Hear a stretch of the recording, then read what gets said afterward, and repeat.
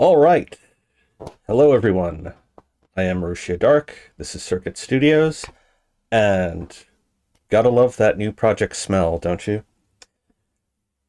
So today is the 16th of September, 2024, and we are just coming off of the end of the Brackeys Game Jam. We did not participate in that because of burnout. However, a game that I really wanted to make during that time was sort of a farming simulator, and our producer Dark Mage is pestering us to go and make a commercial game for real this time. So we're going to try and endeavor to do that. Halloween is fast approaching, and to borrow a quote from Lydia Dietz, pretty much the entirety of September is Halloween Eve. So this is going to act as sort of a one-person mini game jam slash challenge to ourselves to see if we can make a fully completed commercially viable game in a little over a month and a half. So I plan to be doing streaming devlogs and art streams related to this particular project between now and Halloween, and as we get closer to the actual date, we will see just how close it is to being actually viable to put up on itch.io either as a demo or as a fully commercial game. After which time we will decide, what do we want to do in terms of continuing the project? Do we want to make it a fully fleshed out thing, add more content, and so forth, or just take what we've learned from there, bank that, and move on to a different project, such as Alchemask. So, I hope you are all getting in the mood for spooky season. It's a little bit faded. I don't know if you can see, but I have my Meditating Cthulhu shirt on right now. The nice arcane circle around here. A couple of announcements before we get started. First of all, if you enjoy the content that we do on this channel, be sure to like, share, subscribe, become a member. For as little as 99 cents a month, you can get access to our videos early. You can get awesome badges and emojis that we have made ourselves on previous streams, as well as get access to members-only live streams. And at higher tiers, we also do private one-on-one consultations for things like game design, writing, and art as well. Speaking of art, so we have recently been doing streams on this channel along the lines of Drawing 101. So far we have two of them up. One is teaching you the fundamentals, the very, very basics. The other is teaching you about how to go and apply those. So we have this stream here that we did last week, talking about constructive drawing and how to apply the basic shapes to make something that is potentially commercially viable, such as Pokemon. We've also been doing our Cult of the Lamb streams. So if you want to check those out, we do those every Sunday. Next week might be the final one for our blind run, after which I'm planning to do a sort of a genocide run, as it were. So in this one, we've been trying to be very good. In the other one, we'll try and be evil, and we'll just see if we can kind of roleplay that out. We've also been doing roasts of other people's games. So our friend Dryden Thomas, checking out the demo for his game, as well as some of the other Game Jam games that we participated in, such as the Sasquatch Studios Game Jam, or the Pirate Software and GMTK Jams. So if you are a game dev and you are interested in learning and from the successes and failures of others, I would definitely recommend checking those out. We also have other videos talking about how to get into art, to get into programming, level design. But today we're going to be focusing on GDD for our newest game. So you may notice from the title and thumbnail of this video that we are currently calling it basically Unnamed Halloween Project. That is because we are still working on a title here. So I have a couple of ideas. And if any of you has feedback on what you think that the name should be, definitely drop a comment below. Let us know what you think. So I'm kind of leaning most towards this right now, which is called So Shall You Reap. Harkens back to the biblical phrase, obviously, of as you sow, so shall you reap. Also It's a little bit punny because we are working on a farming game. And so it sounds very similar to the word sow, S-O-W, as in planting. And then reaping obviously has the connotation of both the Grim Reaper and harvesting of crops as well as souls. We thought about calling it Harvest Reaper, but apparently there is another game out on itch at the moment that is called Harvest Reaper.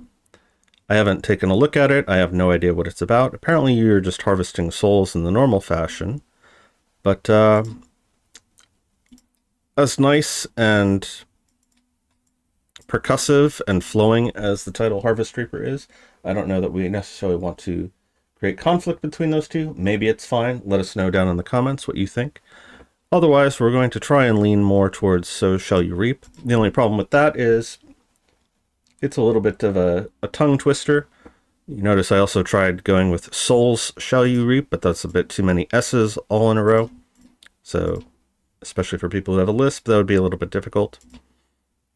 So, basically, at the moment, trying to decide between these two, either Harvest Reaper or So Shall You Reap. Harvest Reaper also has the connotation of being associated with Harvest Moon, for instance, which is a series that I loved playing when I was a kid. Loved Stardew Valley, all that kind of stuff. So let us know if you have any other suggestions as far as that. We may refer to it as either throughout the course of this this devlog series. But let me go ahead and create a new project in Unity. So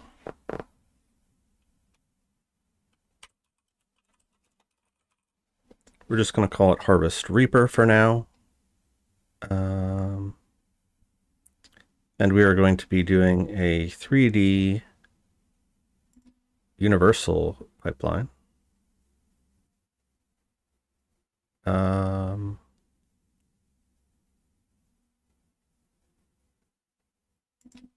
Yes, download the template for that. So we're going to be doing a sort of top-down 3D or 2.5D game similar to Cult of the Lamb or Don't Starve. So while we are creating that, it's going to take a few minutes to initialize and load up.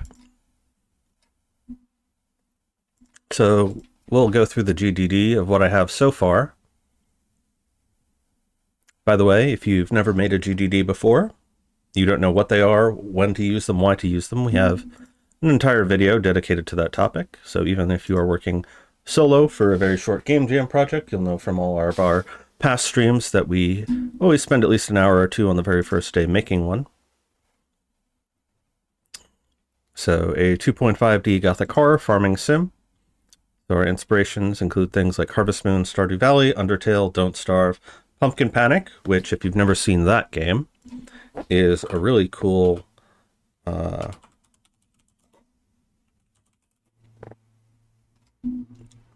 basically takes the farming genre and turns it into a horror game. I don't know how much horror we'll get in this versus just yeah, this is mostly straight up horror and eeriness and uncanniness, versus we may stick to more of a traditional farming sim. Close that out for now. We Harvest Shadows is another heavily horror-based farming sim, so that just dropped recently, actually. That's much more of a 3D style game, where you go and, as you're trying to plant your farm, you're also facing against zombies or some other horrific monsters. What else? Obviously taking huge inspiration from Tim Burton's stuff, particularly the art style. So aiming for an art style similar to what you would see in Don't Starve, for instance. Coco, the whole like Dia de los Muertos thing.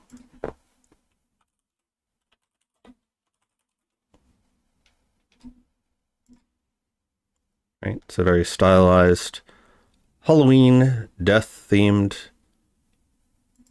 series, Invader Zim, and other gothic cartoons, like Billy and Mandy, that kind of thing. So just grabbing a couple screenshots of things that we're kind of aiming to build.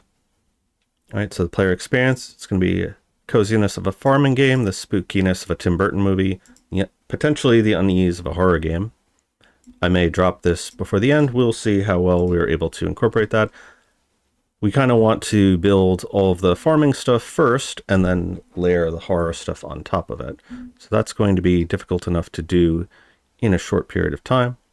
Making it for PC and WebGL using Unity, Krita, and Illustrator. So it's going to be for people who love farming games, also for people who love Gothic stuff. So some of the core concept and mechanics and story, I originally started out with one variation where you are sort of fresh off the boat on the River Styx. You were the last person that Charon delivered before all hell started breaking loose in the Underworld. And much like in Yu Yu Hakusho, they didn't really prepare a place for you because they were too busy dealing with all the turmoil, so they just kind of kick you onto this farm.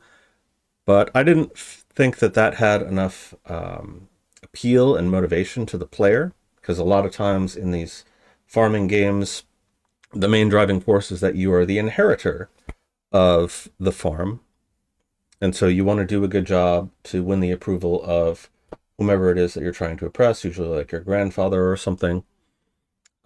So we changed the main storyline sort of at the last minute to instead you are going to be the child of death, either the son or daughter of death. And you have to balance your role as the Grim Reaper with trying to start your side hustle, which is this farm. And depending on how you convey this information to your father, whether you do it in a defiant manner, like, no, father, I would definitely want to do this, I have no interest in reaping, or if you are like a bit more understanding and that you don't want to let it ruin your day job kind of thing. Depending on how you approach that, that will branch off and affect the storyline and his motivations and his interactions with you, as well as some of the other interactions of other characters. And then, of course, there'll be sort of a moral choice system, similar to how Stardew Valley has the community center versus the JoJo Mart path. We're thinking about having two different factions. You sort of have the heaven faction and the hell faction with angels and demons. And depending on which one you help and what the ratio is between how much you help one or the other, that will then determine what sort of ending that you get.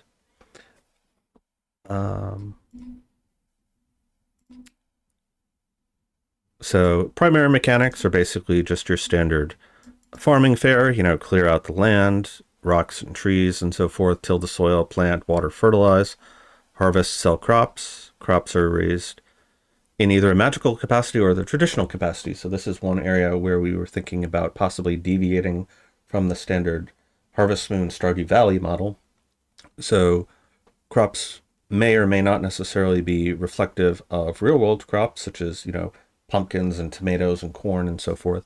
It may actually be completely fantastical or magical things, leaning more towards like a Nightmare Before Christmas style thing, where like the trees are all warped and bent and not reflective of real world trees. You could have completely made up fruits. You could grow crystals and mushrooms and that kind of thing.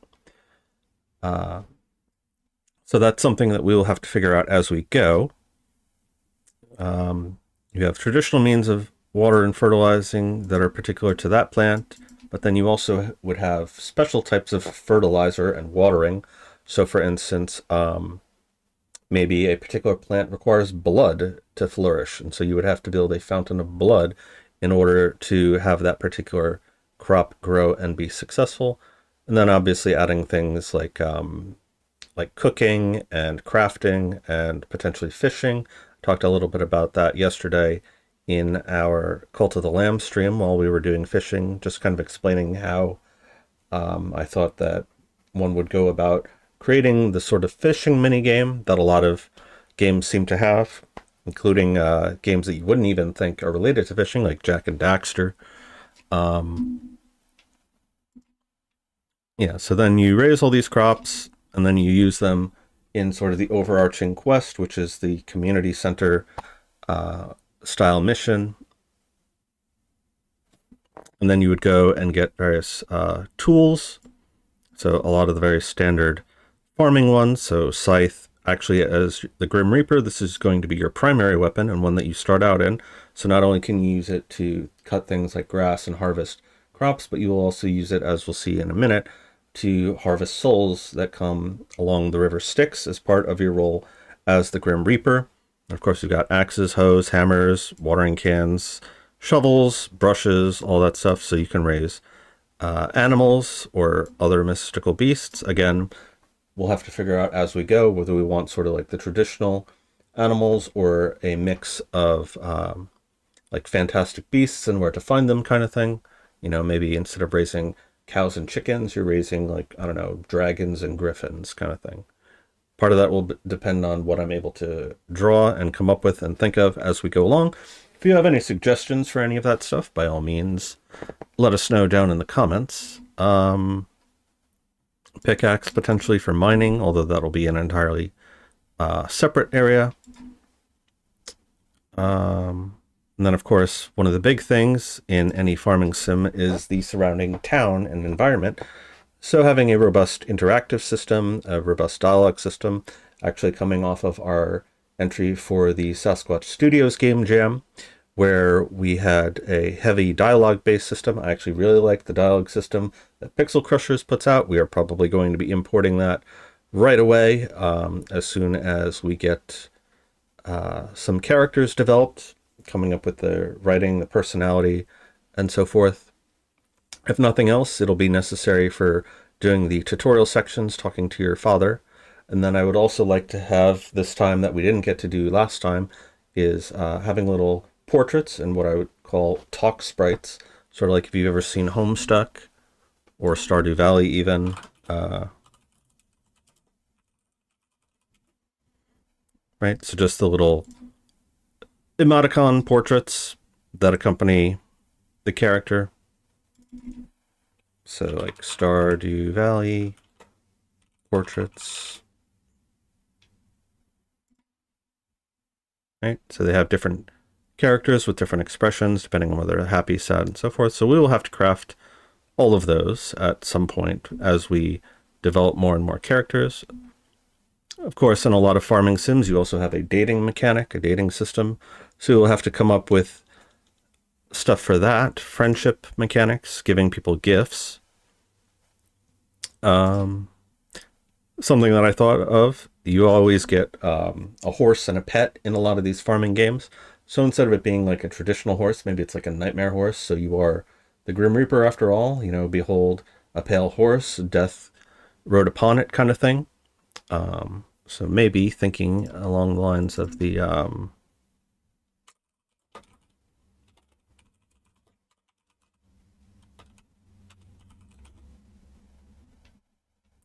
not the griffin, the other one.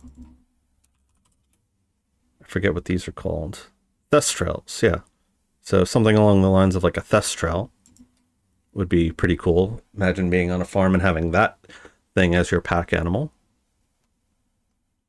I really like that, actually. I might even just use that straight up.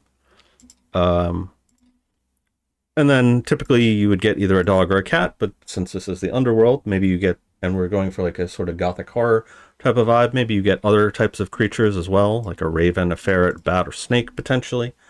We'll have to see. And, you know, on the one hand, if it was like a dog or a cat, they're mammalian. They have mammalian brains with very social interactions, especially ferrets. They're very social creatures. So for the mammals, you would have to do a lot more to take care of them. Whereas like the raven, the bat, or the snake, well, I guess the bat is a mammal, but like the raven or the snake, leaning more in towards like a reptilian brain. And so you don't have to do as much for them, but they also wouldn't be necessarily as friendly, like open to pets and that petting and that kind of thing. So I was thinking it would be kind of cool if you could have other kinds of pets besides the traditional dog and cat, and maybe that you, as you level them up, similar to how the horses, maybe they could help you out on the farm. We'll see. For the time being, though, they will mostly be cosmetic, if we include them at all. Combat. So obviously in a farming sim, there is very little combat going on. Stardew has a little bit of that as you go into the mines, for instance. In this, combat is completely optional. You can choose to engage in combat with the various angel and demon factions or not. And if you do so, that will have consequences leading back into the moral choice system. Quests, obviously, are very important. So doing fetch quests for NPCs, they'll ask you for a bunch of things. Festivals, obviously, are a very important part of any farming sim. So having a calendar system, having a day-night cycle, those will be things that we have to craft at some point. For most of the festivals, Death himself will be a judge.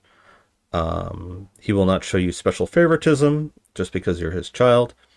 Other times you might be asked to be the one to choose between 2 or more NPCs, and who you choose will affect your standing with those particular parties involved. So on rare occasions, special NPCs will arrive from Charon and will become a permanent member of society. So similar to, I think it was Kai from... not Kai. Vagabond. Basil.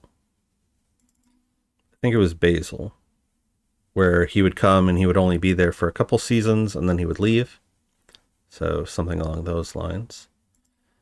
Oh yes, so soul processing. So because you are the son of the Grim Reaper, you're the son of death, you're a Grim Reaper, so part of your duties every day will be to go down to the River Styx and to process and judge souls. So they'll queue up until you've dealt with them. If you wait too long, Death will hear of this and become angry, and you'll lose the game, permanently deleting your save file. So sort of like if you go in Cult of the Lamb and you don't have enough followers, or any followers really, it'll give you like 2 days to get somebody, after which you lose. Because in this, you are supposed to be keeping up appearances, and the farming thing is really sort of your side hustle, but that's kind of like the boring thing, the whole reason you're getting into the farm, because you're tired of that life. So it's mainly just a way for you to go and get like a little bit of coin every day, the 2 coins that they put on the eyes of the undead, and then you can also do a sort of Papers, Please style search of them to see if they have any kind of contraband. So that could be a way for you to get things, but it'll also ruin your reputation in the eyes of the undead, feeling, very invasive of your privacy, very authoritarian kind of thing. So at minimum, you get the coins, but then you could potentially get other things. And then you use those coins to go and buy things in the shop as sort of like your starter kit. Obviously, the coins that you get here are very meager, so it's not going to be the main way that you make money. The main way that you make money will be from tending to your farm and buying and selling crops in that regard. You can also listen to the stories of the characters and decide whether they will go to heaven or hell, and that will affect the overall balance of power within the moral choice system. Sometimes you'll get angels and demons to appear. Judging souls incorrectly will lose you reputation. I'm not going to make it super challenging. It's going to be like, I helped a cat out of a tree, I murdered a guy kind of thing, right? Very obvious what they are, because again, the soul processing is not the main focus of the story. That's just sort of like your day job kind of thing. But yes, judging them incorrectly will lose you reputation, as your father then has to go clean up your mess. Judgment will appear as 2 portals. So this is actually something that I had discovered sort of in my studies of the occult. Everybody always talks about, when you die, you like see the light at the end of the tunnel, the portal shows up. I had actually discovered that there are potentially 2 portals, one white, one black, one going to the good place, the other one going to the other place. And then just sort of using the Cult of the Lamb style choice system.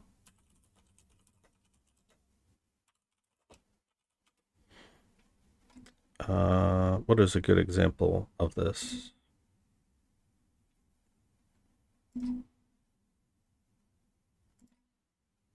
It's essentially the little arrow that goes back and forth. If you've seen our playthrough of it or played the game yourself, you know what I'm talking about. Like that kind of a thing. So where you can go yes or no. I also kind of like the idea that you have to hold the button down in order to charge up certain ones, so that prevents you from accidentally pressing the button and making the wrong choice. I think that's a really good and clever system. So what else do we have here? So then, in addition to our primary, secondary, and tertiary mechanics, these are all the various systems, or at least some of them, that we're going to have to make along the way. So day-night cycle, calendar, weather. Weather could be interesting, whether it's just raining versus sunny, or we could have other things like raining blood kind of thing. And then maybe the weather is cast by various necromancers and wizards. So you would look into your little Palantir TV weather system every day and see like what the latest gossip is in the wizarding world and how that's going to affect life on your farm. Crafting system, obviously building up decor, upgrading tools, currency to buy and sell things, clothing for customizing, the pet system, friendship system, dating, reputation, and we'll add the moral choice system and the community center system to that. Okay, so progression. Actually, before we get into progression, talk a little bit about the story. So this was the old version that I spoke of before, where you are a new arrival into the city of Dis, and they don't really have a place for you. But the story that I'm much more leaning towards is this one here. So your father is Death, the Grim Reaper, ruler of the Underworld. You are in training to take his place, but you really don't want to. You are much more interested in the goings-on of the living than the affairs of the dead. When your father tells you your coming-of-age ceremony draws near in only 3 short years, you tell him you'd rather be a farmer in the land of the living. So obviously 3 years is nothing in the eyes of Death, because you are an endless being. You've lived for millennia at this point. So 3 years is a short time. It would be like saying like your coming of age ceremony is next week and I need you to impress me. But for the player, it'll seem like much longer than that. You tell him you'd rather be a farmer in the land of the living. Depending on how you tell him, this will affect your reaction. So option 1, father punishes your insolent defiance by making you work on the farm. Option 2, farm is training for your actual job as the Reaper. Option 3, farm is a condescending way to placate, mock, and control your desires. Like, oh, that's nice, child. You go do your little hobbies, but when you're ready, we'll come back and talk business, kind of thing. 4 is farm is a secret side project you do in between reaping, and your father doesn't know about it. So depending on your initial reaction, one of these options will be evoked and affect your relationship with your father throughout the game, and that of other NPCs as well. The ultimate goal is to impress him and win his approval, so he will allow you to keep the farm and continue working on it instead, or in addition to, reaping souls. Or in addition to. Okay.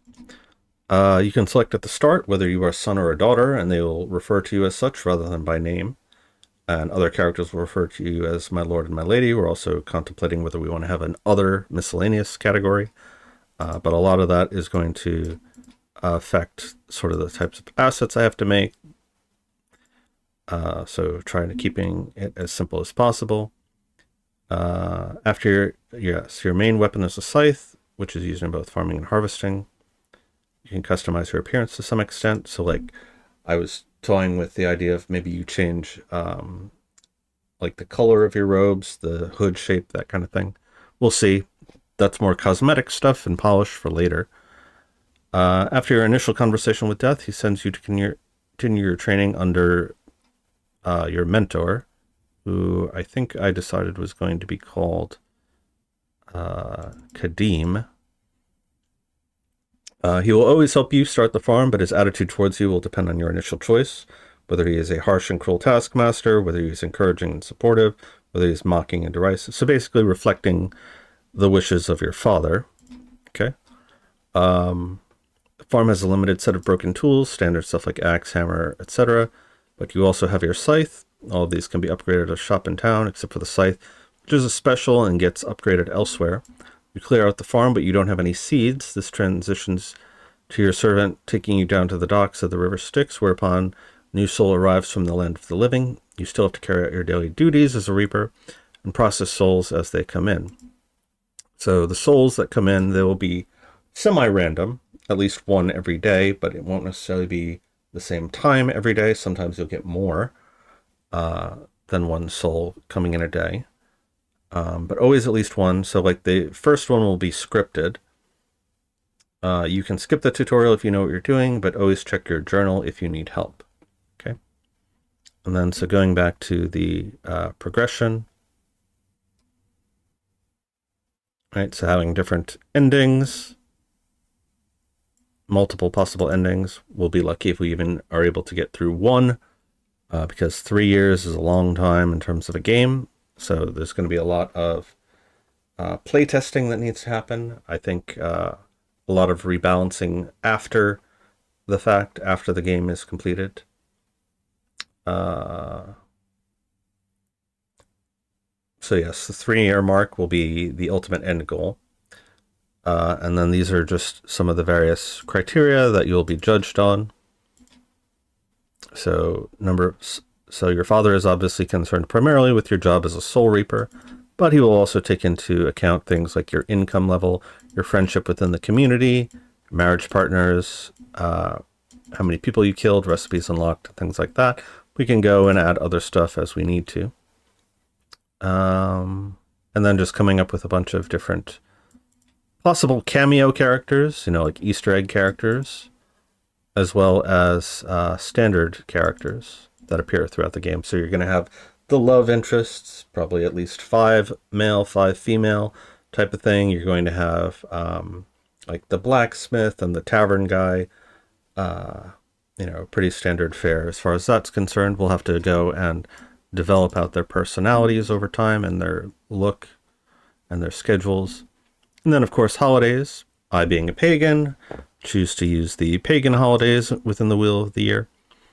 And something that some of you may not know, so in the Western tradition, we have New Year's starting in January 1st.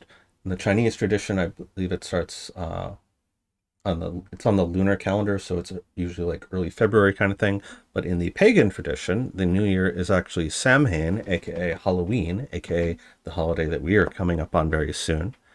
And so the reason why that's considered the start of the new year is that the barrier between the living world and the spirit world is at its thinnest at that point. So obviously, being the land of the dead, they will have a holiday dedicated to that, very similar to like Dia de los Muertos in Coco, or in Hispanic tradition even. And then, of course, the other festivals have to do with sort of the life-death cycle of the sun. So the two solstices, the 2 equinoxes, and then the mid-season holidays, such as Imbolc, Beltane, Lunasa, and Lunasa, and I guess Samhain is a mid one. But yeah, so those will be the major holidays, and then obviously people's birthdays or death days. We'll have to figure out what kind of special day the people of the dead get. And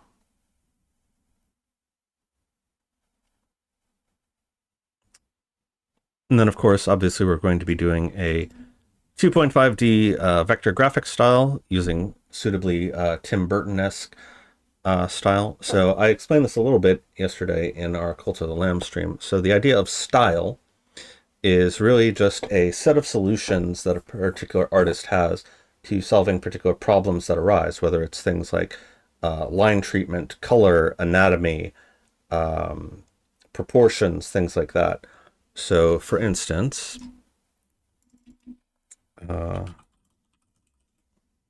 right, so we think about how an eye looks, right? My eyes don't look anything like this, but these are particular visual shorthands, visual rules that people come up with for abstracting out these concepts. Okay, so you compare that to, say, Tim Burton eyes.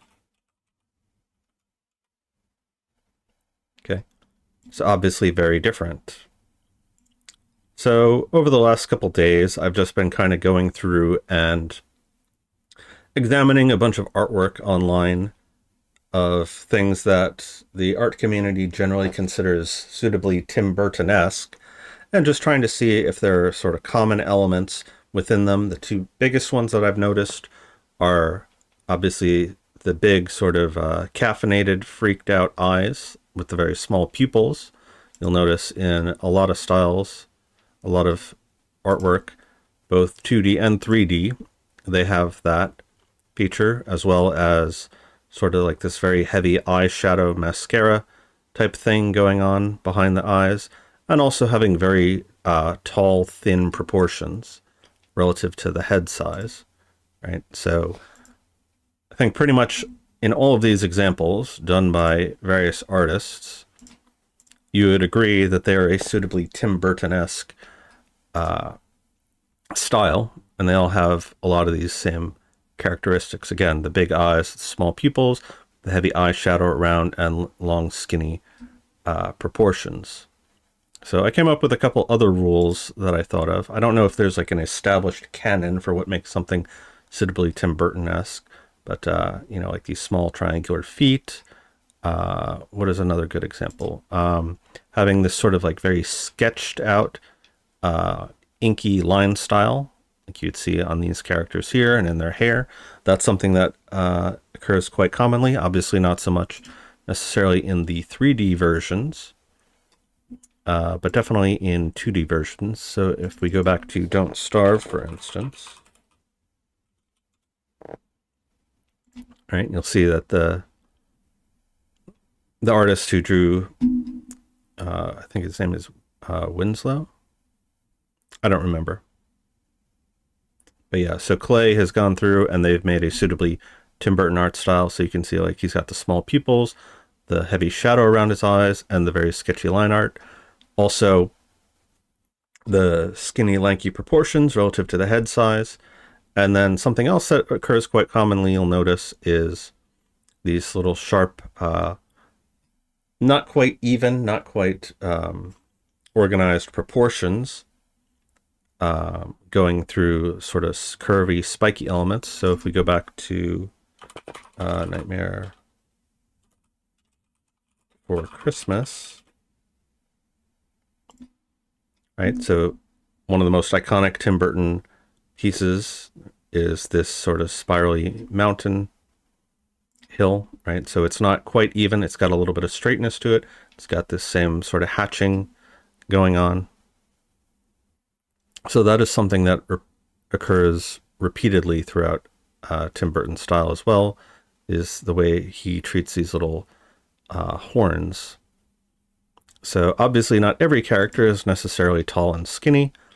Obviously you have very fat creatures. Here's another example where, you know, stuff is not always straight and neat and proportioned. It's got a little bit of asymmetry to it. So those are some of the considerations that we are going to have to address when coming up with this art style. Okay. And then obviously they're very fat characters as well. So for instance, like Santa Claus or the mayor of the town, or Oogie Boogie. So usually when doing characters that aren't tall and skinny, they're extremely exaggerated. Usually a lot shorter, very fat. So if we look at Corpse Bride, right? So he's still got the very skinny arms and legs, but a very round figure.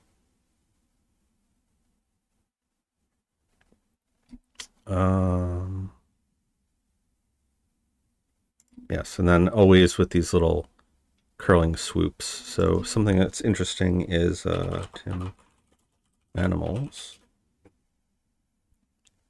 is the treatment for animals here, and trying to diagnose a lot of the same features, again with eyes, right? So obviously everybody who looks at these will agree that these are definitely Tim Burton-esque. right? With these same swirls, the big eyes with the tiny pupils, very skinny limbs relative to the head size, and then the wonkiness and asymmetry of what would otherwise be straight elements. Okay. So those are some things that we'll have to keep in mind. That is more concern for tomorrow when we do our art stream. And then obviously a suitably dark and gothic feel overall. So some of you may have noticed, since we were talking about the art stream, that the thumbnail for this, give me 1 second to bring it up.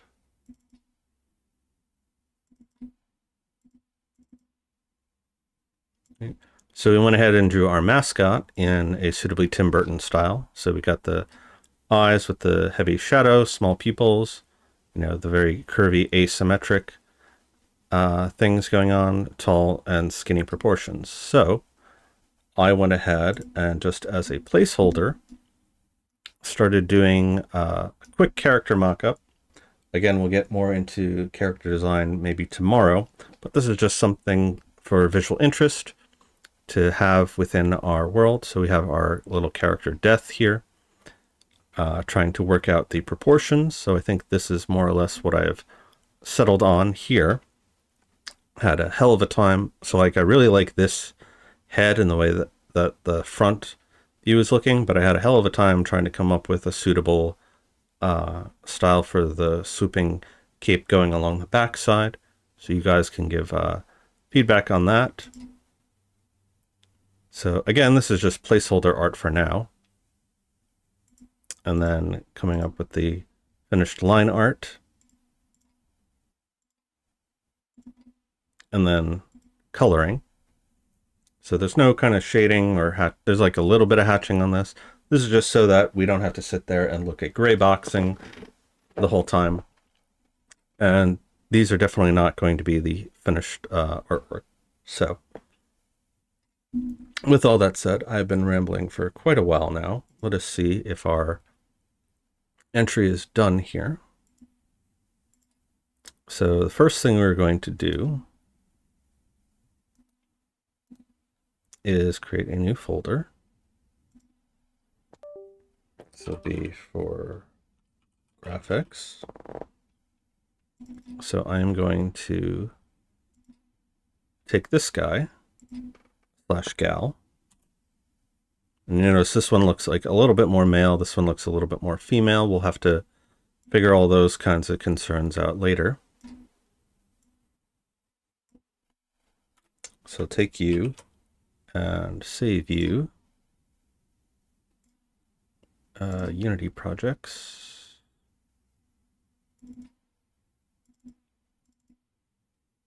Okay. So save that for now. And let me get some AC going here. It is getting a little bit warm. I didn't wind up going to the gym this morning because my friend was stuck in traffic.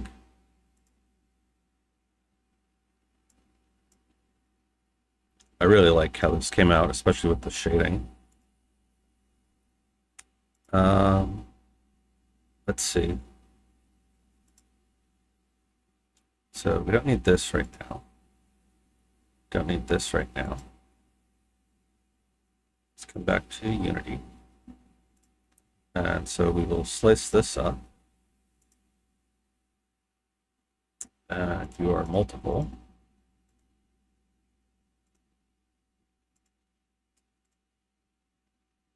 Okay. Let us also get some music going, so that we're not having dead air.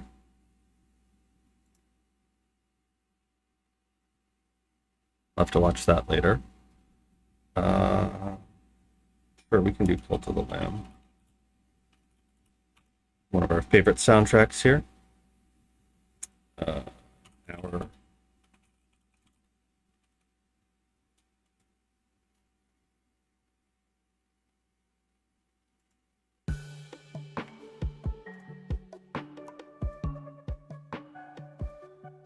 Let me know if the music is too loud or too quiet for you guys. Also, if you're in the chat, feel free to say hi.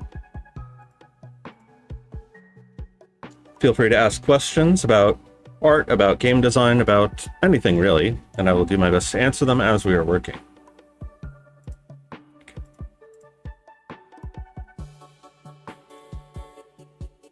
Sprite enter. Please download. Okay. So let's go into the package manager. Because we're doing a 3D core, it doesn't start off with those. So let's see. Let's get TextMesh Pro updated.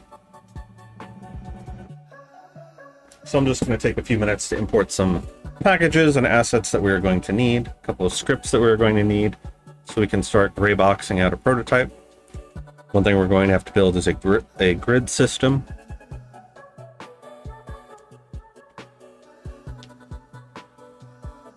One that's suitably used for generics.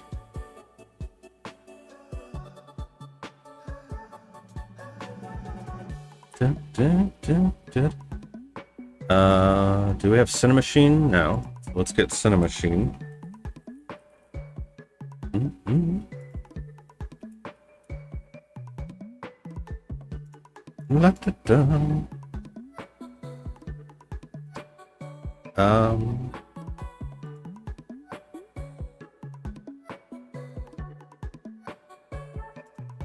Yes, so we need that.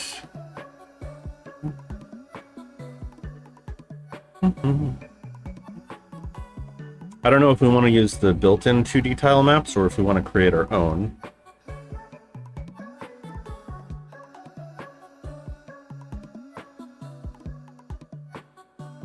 Probably want to make our own, I would think.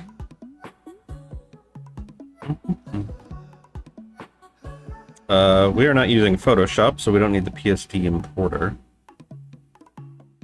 I also have never used NavMesh, so I have no idea how it works. Animation rigging.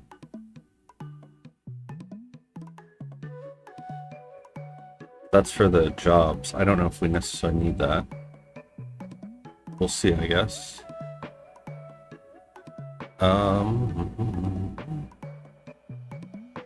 We don't need HDRP because we're doing mostly sprites.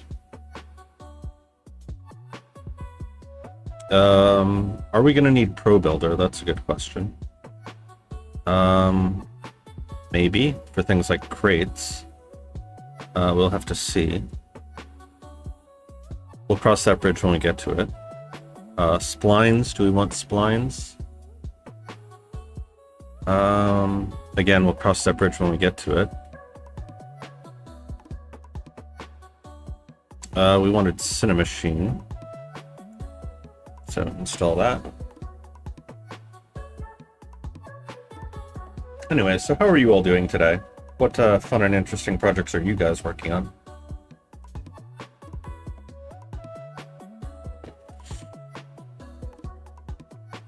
NavMesh components for building and using NavMeshes at runtime and at edit time. I'll have to look up tutorials about that off screen.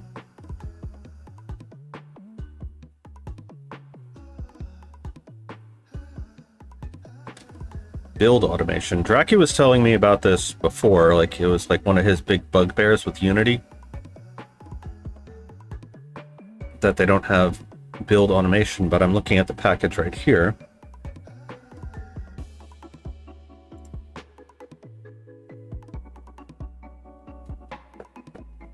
Let me send that to him.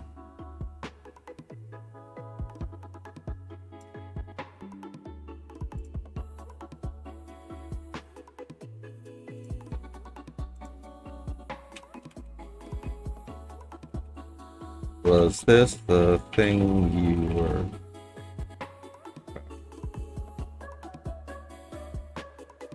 Okay, what else do we need? We know we're going to need our dialogue system.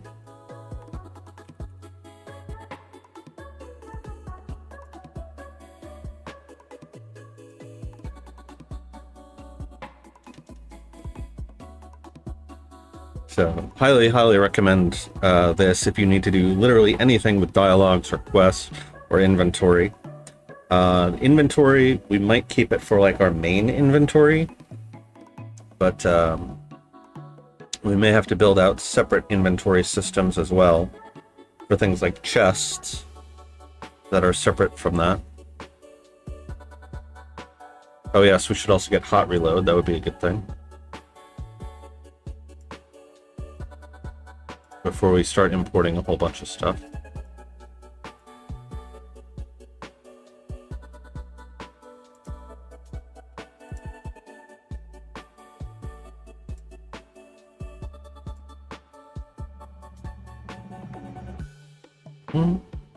Oh yes, so our friend Krios is currently working on some more music for us for the intro and outro and break periods of the channel. Stuff he's coming along with very nicely.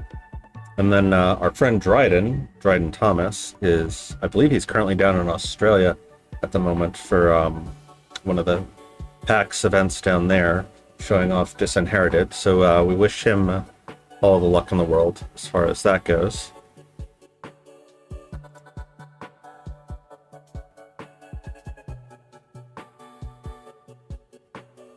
So while we were waiting for that to import,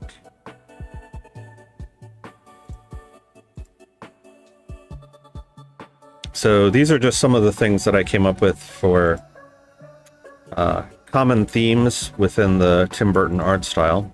So form is obviously a lot more important than its function. Strong silhouettes, tiny black pupils inside large eyes with dark eyeshadow around the edges. Eyes should give a perpetually dead or uneasy or caffeinated look. If eyelashes are present, they're made from short straight lines. Sometimes lines below or around the eyes. Shadows behind the jawline, so we saw that a little bit.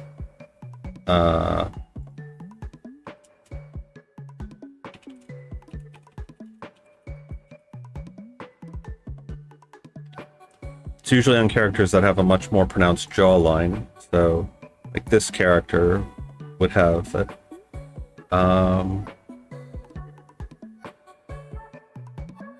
Trying to find an example. Right, so they have very pronounced cheekbones and jawlines, like this. This would be a good example here. So that was one thing that I noted. And I guess the shadows are really just a consequence of having them be that far pronounced, because a line or a shadow is usually an indication of where you can hook around and go behind something. Thin limbs and waists and necks, like we talked about. Inverted tear-shaped heads, so you'll notice a lot of them have they're not really round heads, they're very, like I said, inverted tear shape.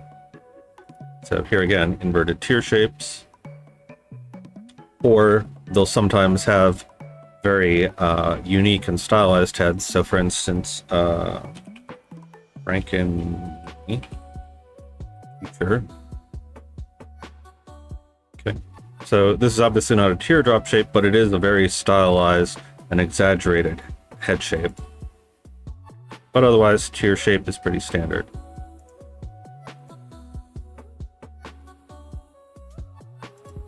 Okay. So tear shape, tear shape.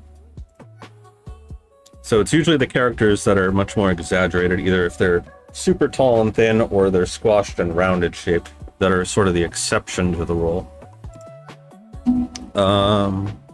Thin eyebrows, so very pencil thin usually, although this guy, again, obviously an exception because he's supposed to have like these very bushy eyebrows, but for the most part they all have sort of very thin pencil line eyebrows.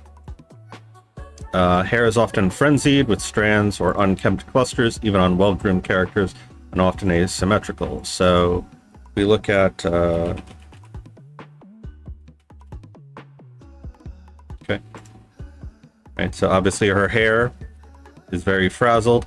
Even his hair, right?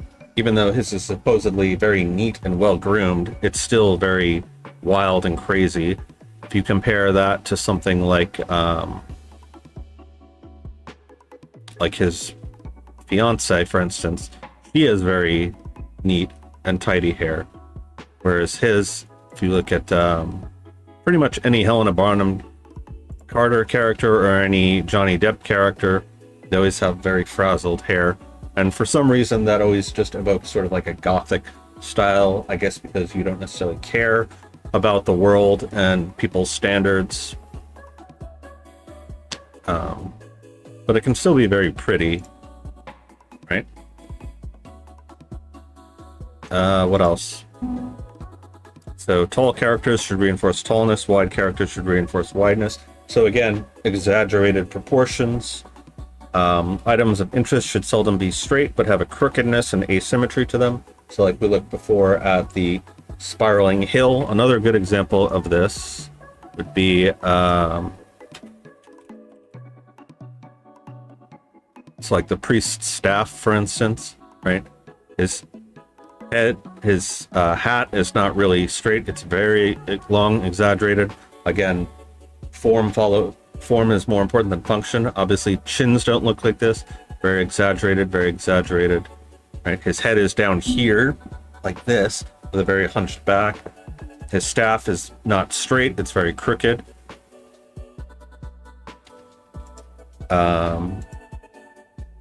Curves and spirals can be straight segments or otherwise have uneven thickness to them. So we looked a little bit at that before.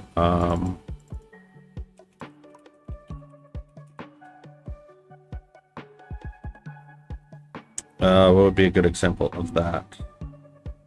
So again, here's like the heavy shadows underneath the jaw lines. So again, here's the curves. Lots of little curves coming off of things all the time. There was one example I saw before in particular that was really good. All right, so here, this is something that we talked about in our Drawing 101 and constructive drawing classes, talking about how we draw a curve from straight lines and then we just round them out. Well, in this case, they decided not to even bother rounding them out.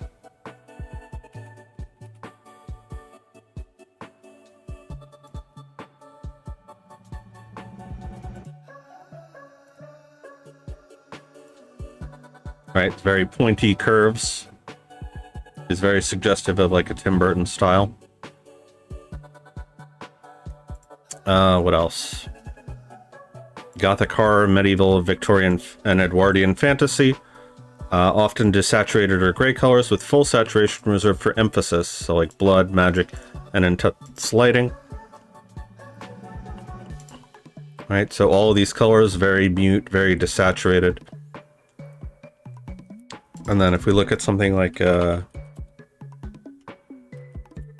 Boogie, again, very mute and desaturated until it gets time to emphasize stuff with this like post-processing effect on here.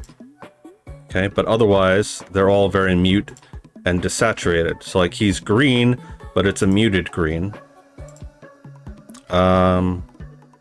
Lines are not always clean, should have an ink sketch quality to them. We looked at that a little bit before with like the Don't Starve example. Right, so these very sketchy lines is very indicative of a Tim Burton art style. And again, here we have these curves that are made out of straight lines rather than being fully flowing. What else? And then something else I noticed, this is not an absolute rule, but a trend, is that the women tend to wear very long dresses and skirts, whereas the men are often seen wearing suits. Again, that's not a universal rule, but again, going back to that sort of Gothic period, the Edwardian Victorian era, so you can make other things in that style, but a lot of times it seems to reinforce the style if you use sort of very long flowing dresses. Right, so even here she's wearing a skirt, but it's still very long, very exaggerated. So those are just some things that I noticed. All right. So by now, our package should be imported. Yes. Do we want all of this? I guess for now we'll just import everything.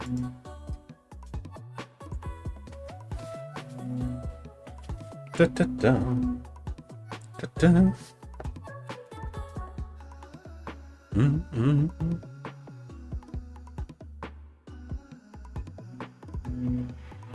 Right, so we're gonna need V hierarchy, we're gonna need hot reload.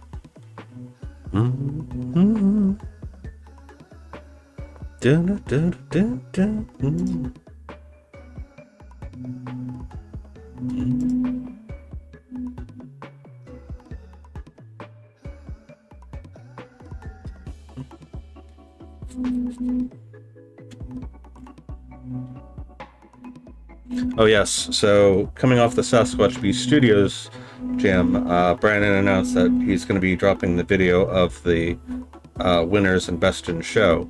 Unfortunately, we were down in like 14th place, which kind of boggles my mind, but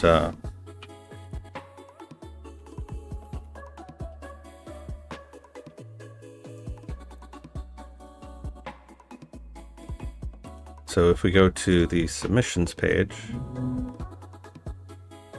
so we made very good use of the avatars, and people seem to like our visuals, but overall, coming in 14th, that hurt a little bit, I'm gonna say, because I thought we did really, really well. We worked very hard. I think a big problem with that particular jam was the fact that we had to spend so much time learning how to use the dialogue system rather than implementing things. Also, people apparently didn't find it very fun, which, I don't know, maybe I got too close to the sun on that one. Audio I'll give you because that was sort of like a last minute thing. But comparing to some of the other ones, like there's only like a handful of ones that I really feel that was justified on. So I don't know. We'll see what people say. Also, obviously, a couple bugs didn't help our situation. All right, so let's get hot reload.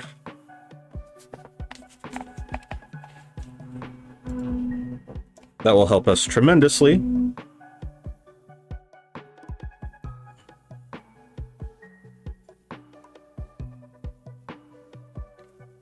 And then we'll get V hierarchy and text animator.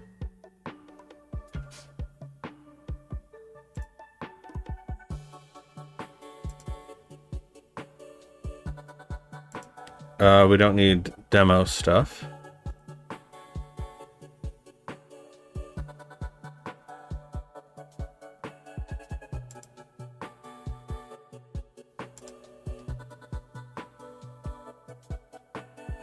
Import that.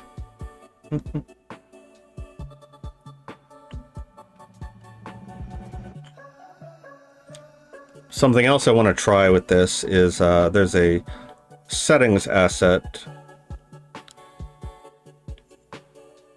because I noticed in a lot of our game jam style projects I always just try and build everything in one scene just because it's most expedient, but having like an actual proper title screen, proper loading screens, proper options menus, things like that.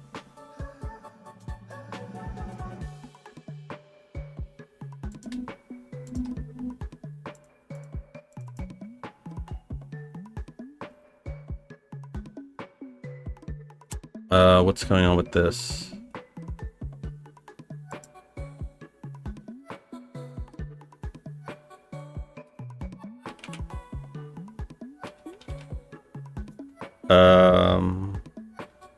Editor demo.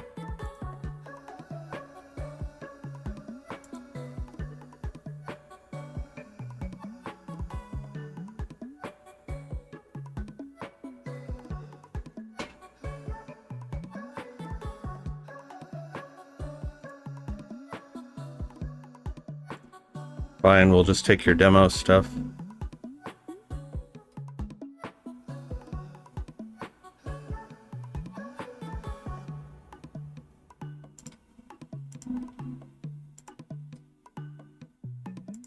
Let's just get rid of that whole folder.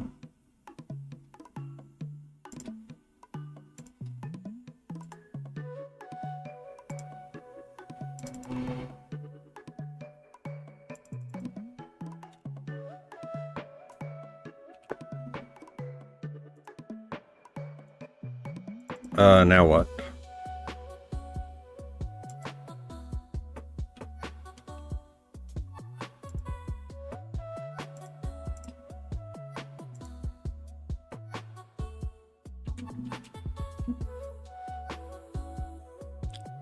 All right, let's just re-import this.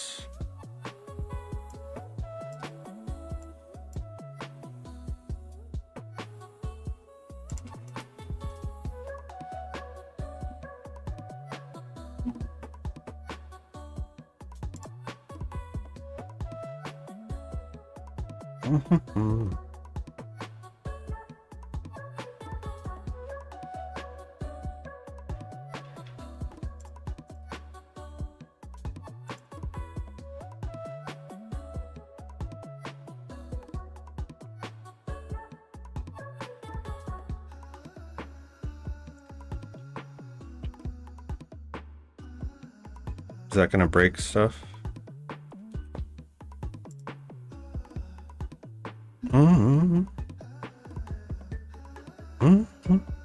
So that's just for demo stuff. Okay, thank you. Can I not dock you?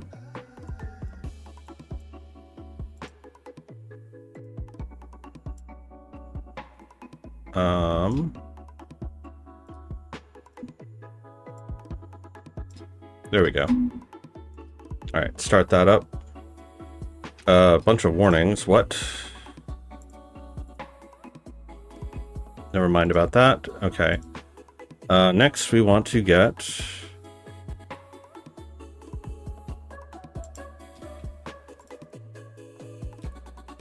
the hierarchy.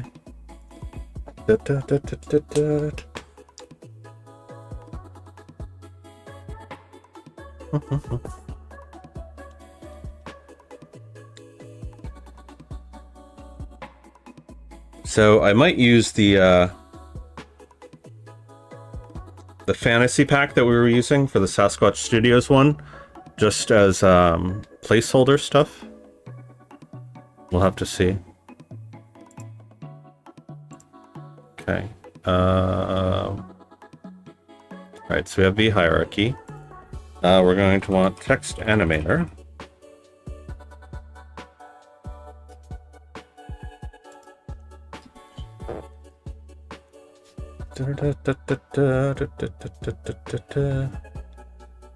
So this will get us really nice funky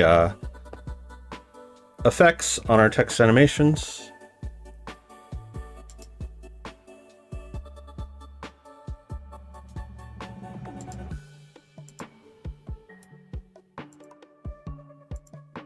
So typewriter. I wonder if this will play nicely with our other dialogue system.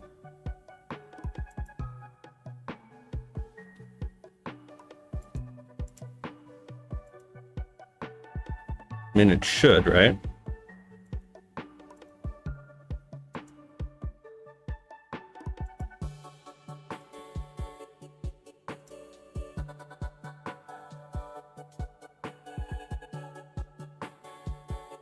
Bunch of different behaviors.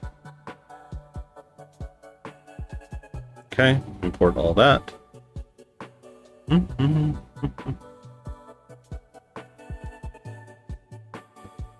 Trying to think what else we need. The loading screen asset that we used previously.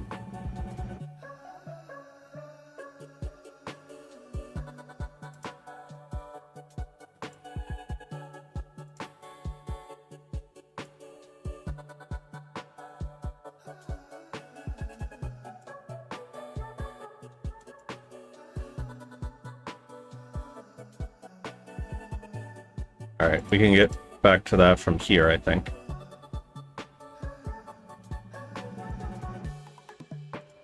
I think that's what that is. Kabuchi. Yes, okay. What else?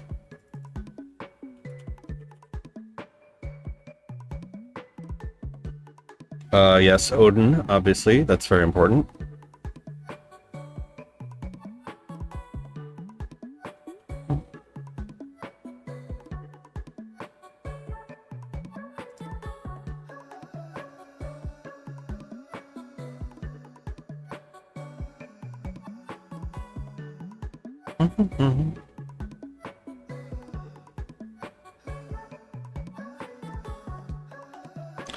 We'll get to actually prototyping in a minute, I promise.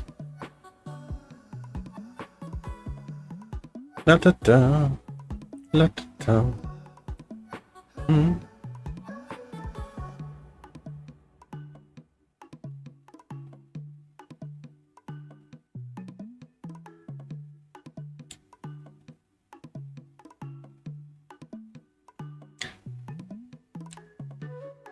So it's interesting because when I was a kid, I used to actually hate Halloween, which may sound shocking because like what kid doesn't love getting free candy? But I actually hated dressing up as a kid. But now that I'm adult, Halloween is actually one of my favorite holidays.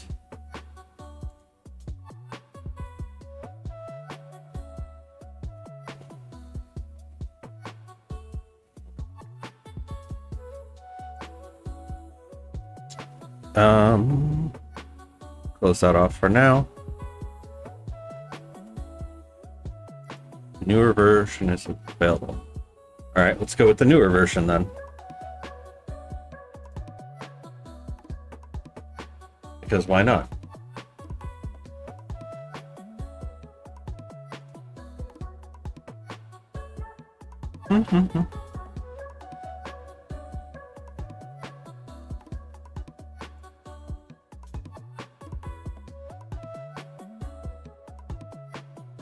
But yeah, so ever since I was a teenager, I think, I've become really interested in sort of like the gothic horror aesthetic, even being a goth in high school. Not necessarily with all the face makeup, I still don't like that. I never really liked that.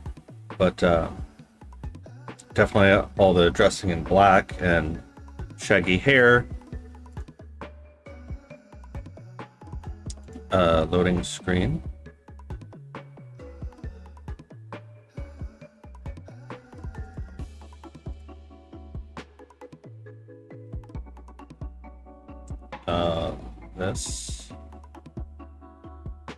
This is a great asset too, this loading screen.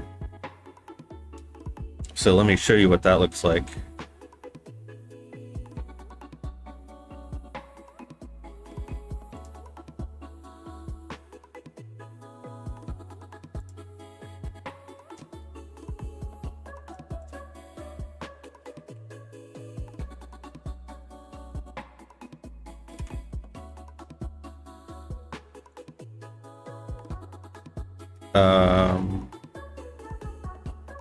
This one.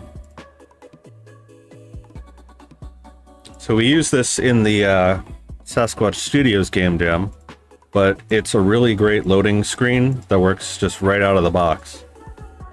And you can customize all the visuals. And it even comes with like little tips and stuff. So like if you've ever played like Breath of the Wild, for instance, you'll see that they have like little tips on their loading screen. You can add all that stuff, and for only $10, it's really great.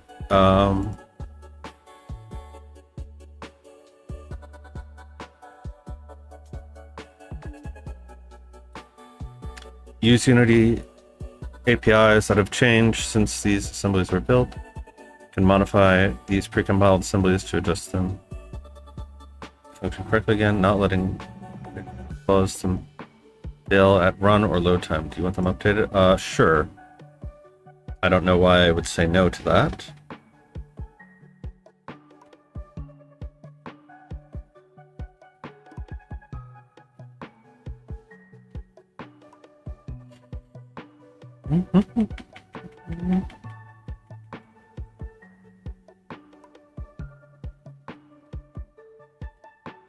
Okay.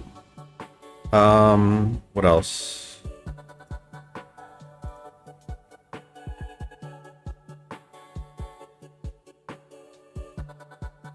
Pretty sure we don't need lasers or anything like that. Auras. We'll deal with that later.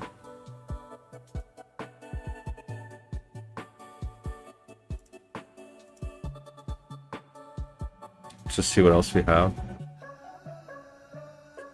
We might want all-in-one shader and lighting. We'll have to see.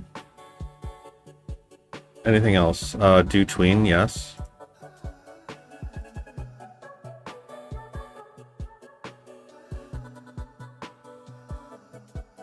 Probably gonna want tune effects, but again, we'll hold off on that until we get to polishing. Dun, dun.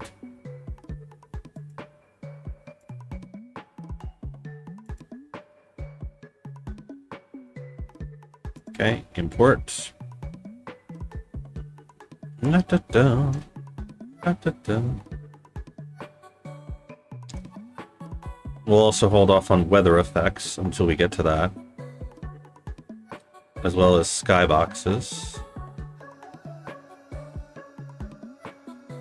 because we may want to make our own skybox, or at least have it be black.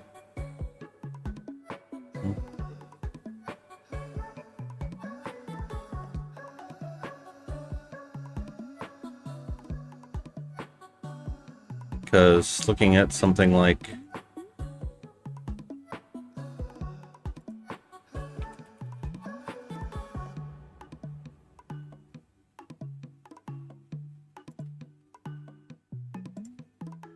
the way they do their environments is all just placed with sprites procedurally. They don't really have skyboxes per se, it's all just black in the background. And then just doing custom lighting.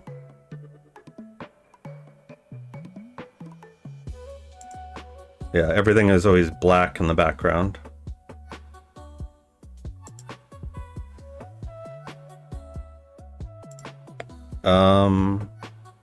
But we had environments. Oh yeah, somebody came up with an outline shader, which is pretty cool, and it works in 2D and 3D.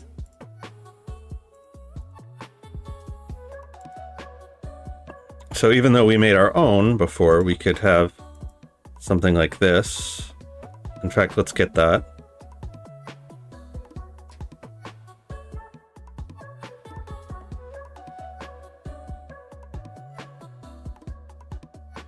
So we got our space skyboxes we don't need.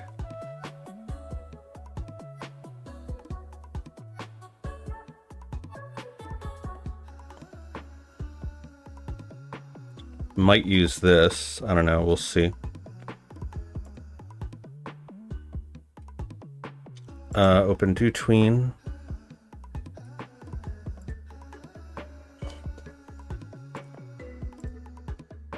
Preferences.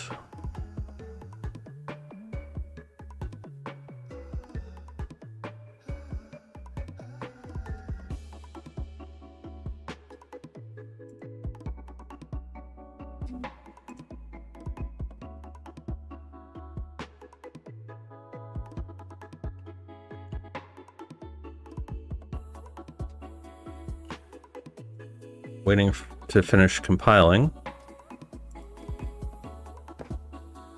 So we're going to need TextMesh Pro.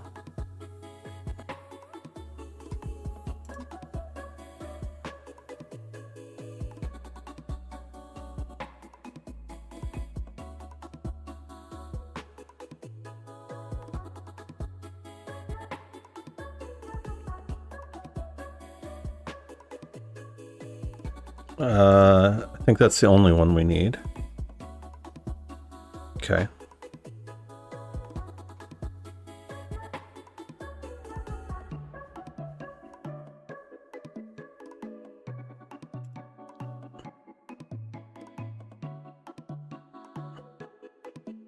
I don't know that we necessarily need that, but there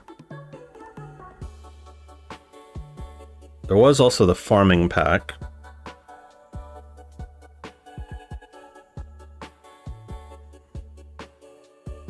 Outline 2D we wanted.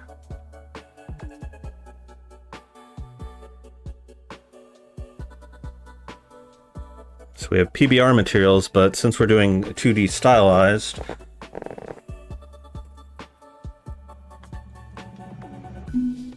might want something more like this. A non-photorealistic replacement for standard lit. I don't think we need ray fire. This is the other one that I was thinking of, is settings and game options. Unified menu, so we could play with that. Soft body physics.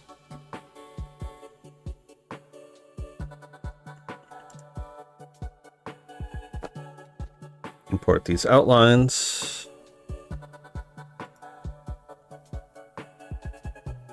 So this will all help us a lot going forward.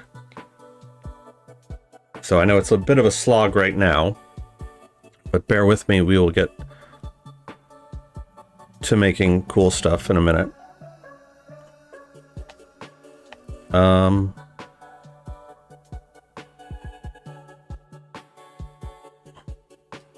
2D fog, storm, smoke. I forget what this one is.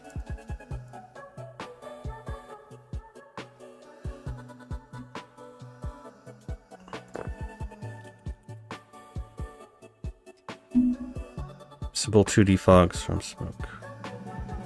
Apparently it's been deprecated.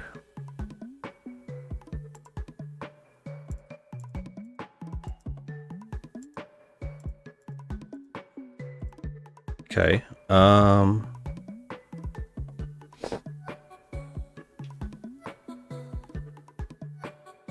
There was something else we were looking at here.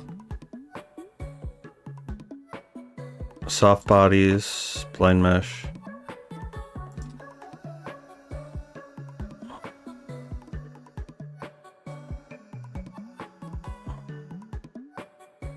Transitions. 2 and 3 hard bands of light. We kind of don't want this because we want to make them all custom. Witch hag animations might be useful later. Actually, none of these animation packs might be useful if we're doing 2D animations. We'll have to see. 'Cause I'm not doing 3D models with bones and such.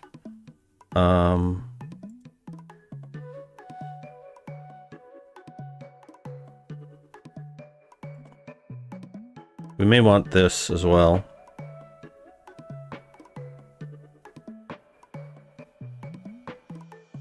So this is just better probability stuff.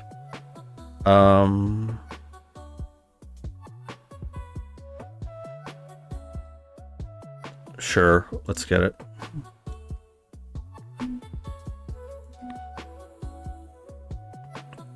All right, one last look through if there's anything else. We want that settings pack. Settings and options menu. All right, so we'll get that one. And then that will be it for the package importing. Mm-hmm.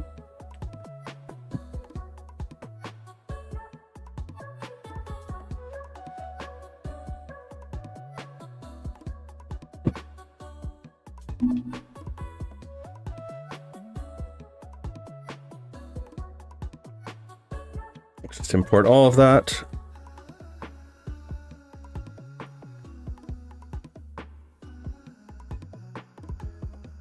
Ultimately, we might wind up using a combination of 2D and 3D stuff, in which case I might have to get Pro Builder in here. But we'll cross that bridge when we get to it. Because that's a whole separate skill set. So as much as we can get away with doing with just the primitives, and with 2D sprites, I want to do that.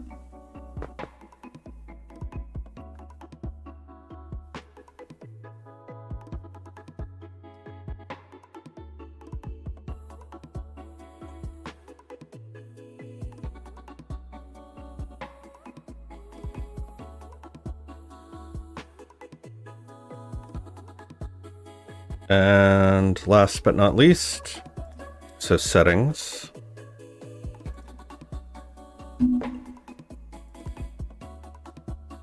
Hey Munchkies!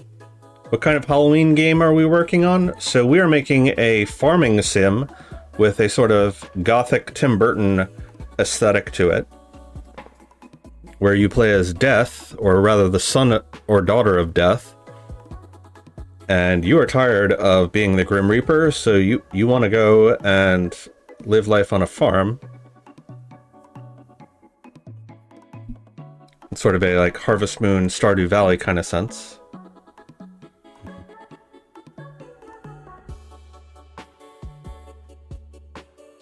Alright, so while we were waiting for that to import, I'm just going to go use the bathroom a second, and we'll be right back. Give me 1 second.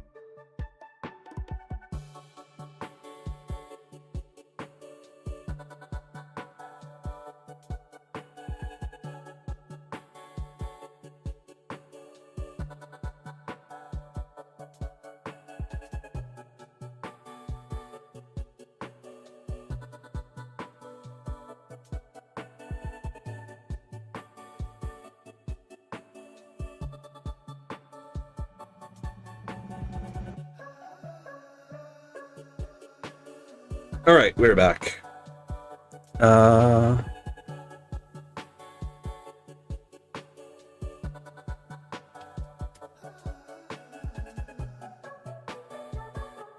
Alright, we'll have to look at that later, but my goodness, there is a whole bunch of stuff going on with this.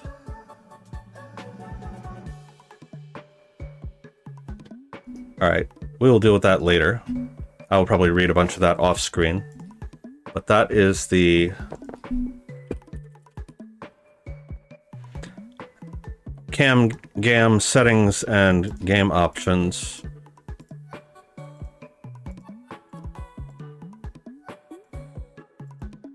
So we'll have to look at that later.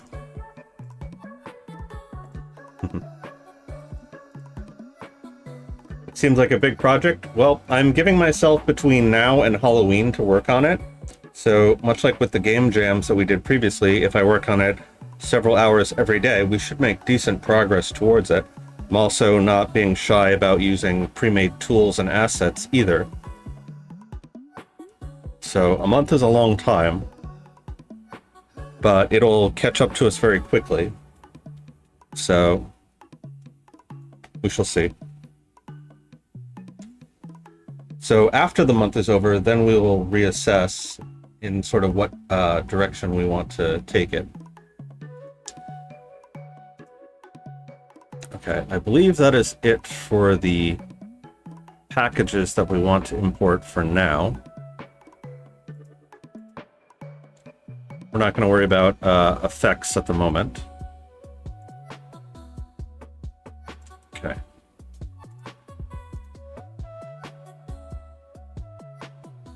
Folder, this will be textures.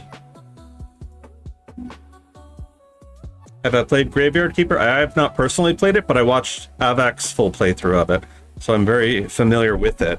Actually, that is one of the games that did somewhat inspire what we're working on here. In fact, I should add that to our list.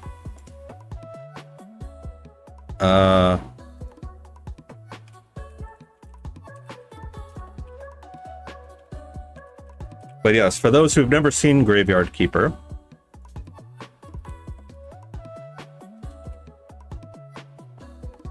so that is also a sort of gothic farming style horror game in which you play as a graveyard keeper who has to go and collect dead people every day and bury them and perform mass, but you also have farming mechanics and crafting mechanics in it as well.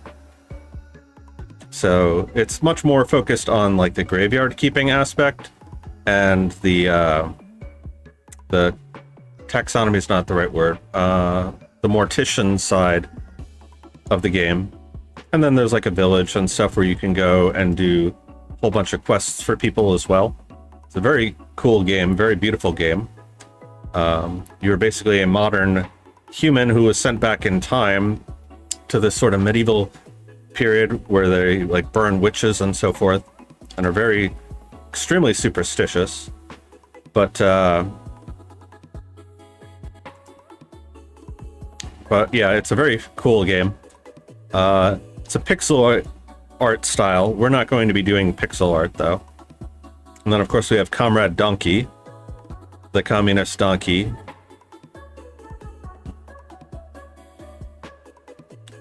But yeah, so that's what Munchkis is referring to, and that definitely is one of the games that's kind of an inspiration for what we're going to be working on. More so leaning towards like Don't Starve and Harvest Moon though. Okay, right, so I was going to import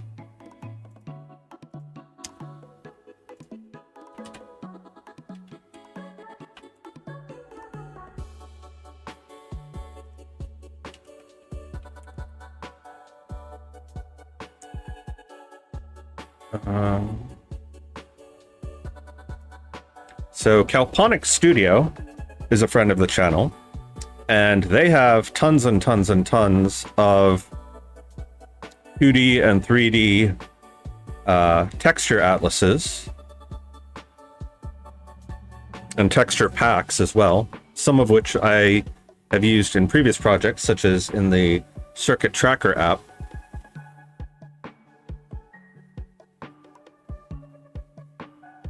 So all of these are for purchase. They're all very good. One nice thing about them, all right, is that they're all tileable. So if you need a particular terrain type that just repeats endlessly, this is our go-to. So like they have free versions and they have premium versions as well.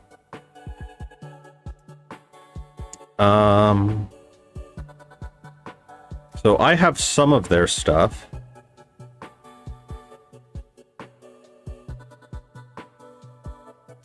Which I'm going to import.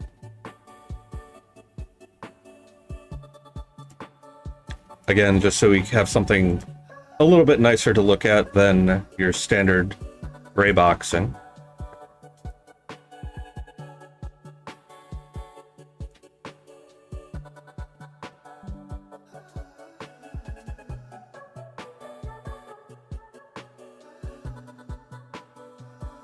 Give that a second to import.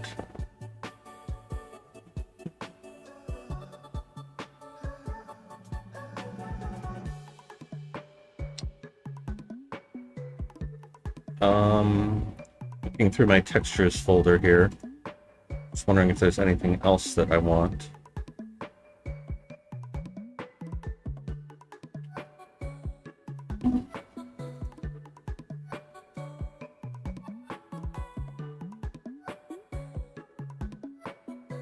Why are you having to download that from OneDrive? I fucking hate OneDrive. Yeah. And I also know that Bill from Good Old Days Gaming is currently playing Stardew Valley Wonderful Life, I believe, or one of those.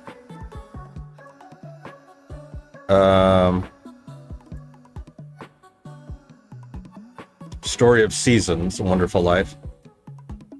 Formerly Harvest Moon. I don't know why they got rid of the Harvest Moon name. It's very iconic. It's like a household name, practically. Alright, so this is going to take a minute, apparently, to download all of these. Why are you downloading? I should have listened to Draki and just nuked OneDrive. I'll have to do that later. So what are you working on, Munchkis?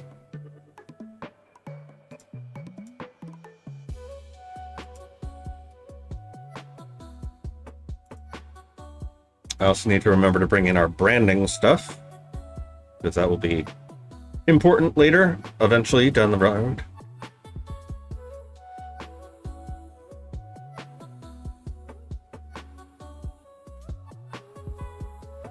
Unity editor is downloading from that. No, I don't want you to download from that.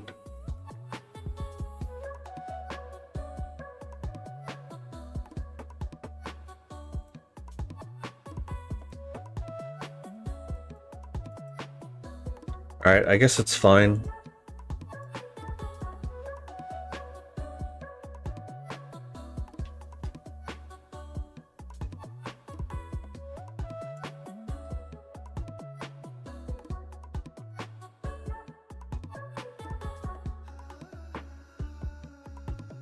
How many of these do I have? Of course, it's not letting me select anything. Yay!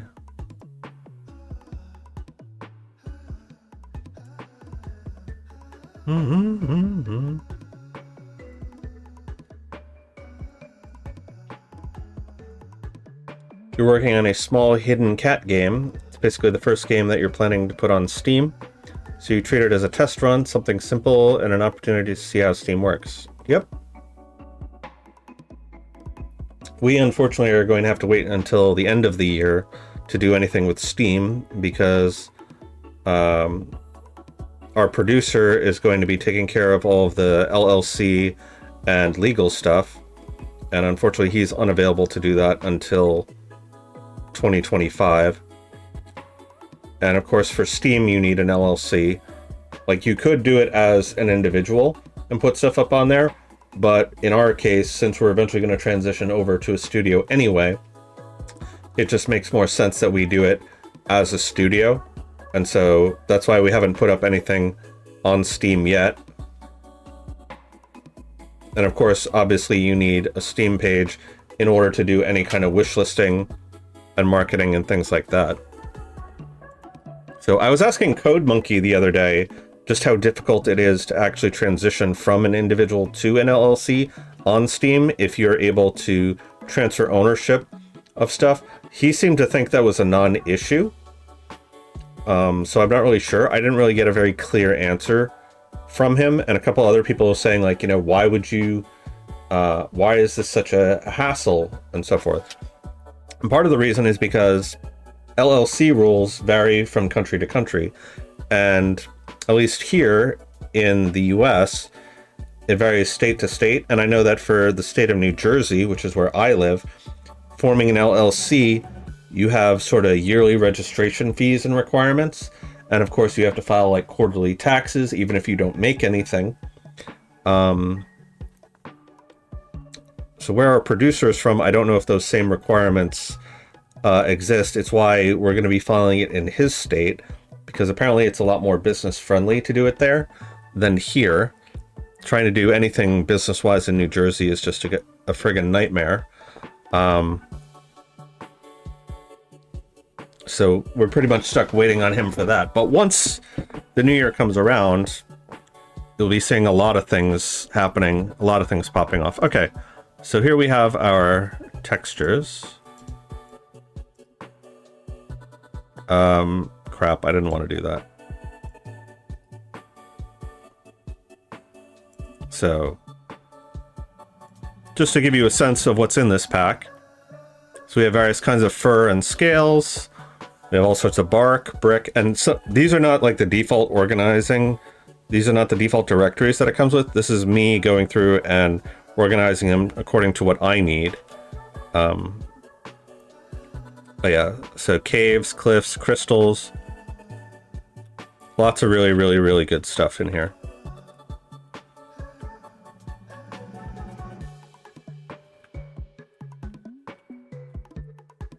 We've even got skulls, which might be appropriate for our case here. And of course, water, wood. So let us...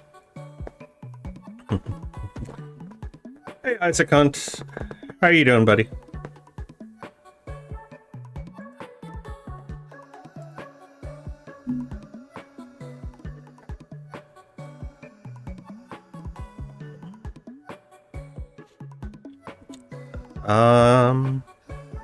I think I can leave them as default. They're all set to wrap mode repeat already, which is good. All right, so let us actually start making use of some of this stuff here. So create 3D object. Start with a plane.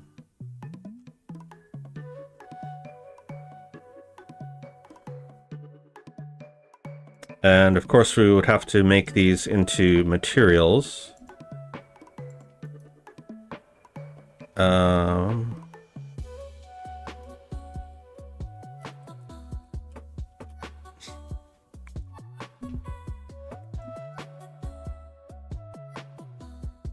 Excuse me. All right, let's just do test ground material.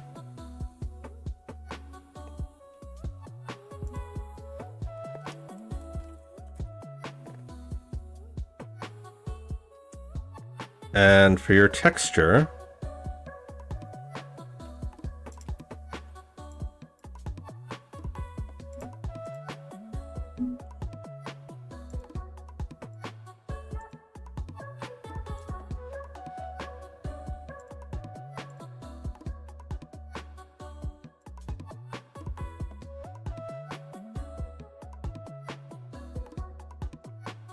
so as you can see, we have a very nice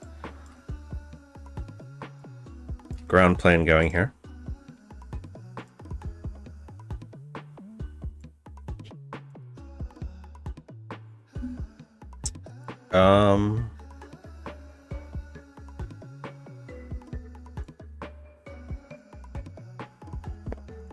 So I need to figure out how to make these repeat rather than stretch.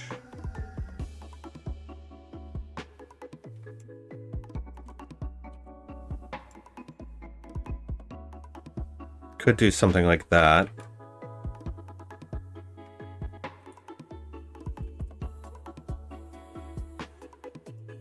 I know that there are snapping tools. There we go.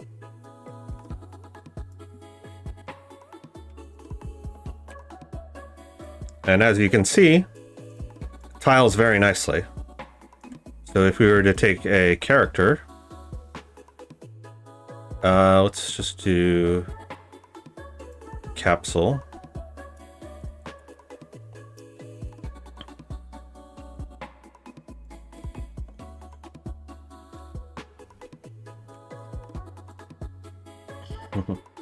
Hey, Dr. Phineas. What perspective will this game's camera be in? It'll be sort of a, well, not quite a top-down, but not quite a side-on, sort of like an angled overhead view, kind of like Cult of the Lamb or Stardew Valley has. So like this kind of a view.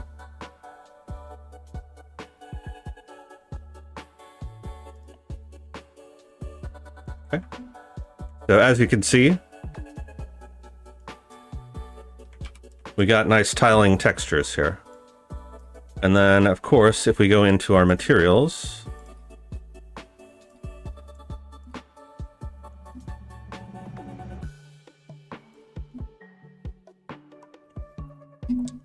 and we can change the texture, and this will affect all of them.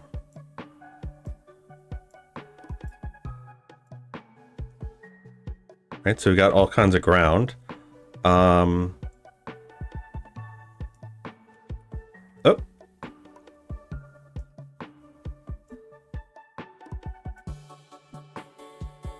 Trying to see if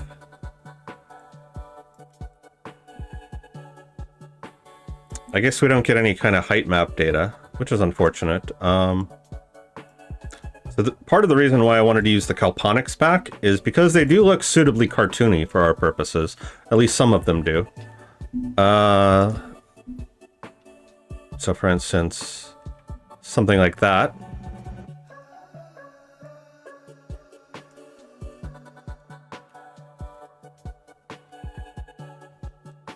Of course, we can change the tiling.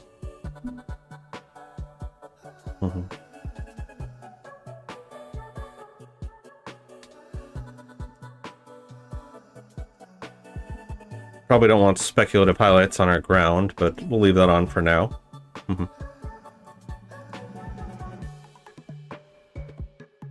Wouldn't it be the UV settings under material? At least that's what I think is most logical.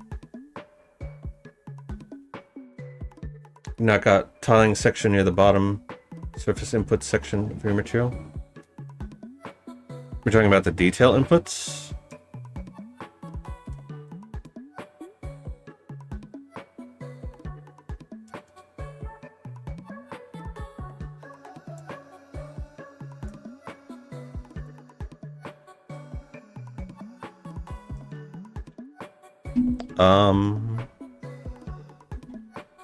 Oh, because I need to duplicate it and make it BUV.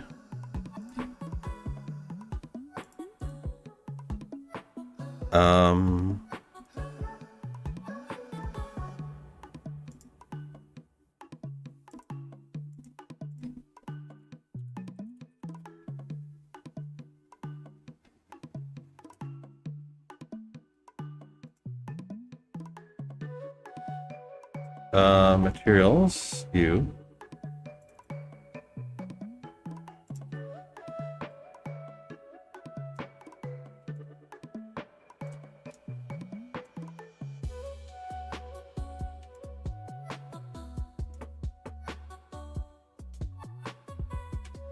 This portion.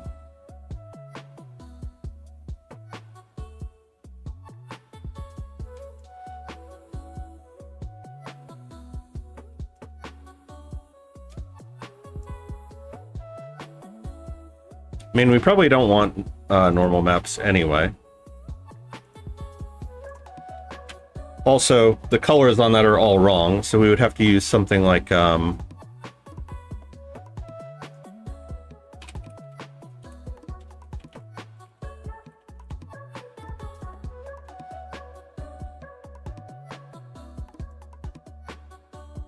something like this, because we don't have the colors associated with the direction, so we would have to throw it into something like this. But I'm not going to do that for right now because we're still just in the prototyping stage. Okay.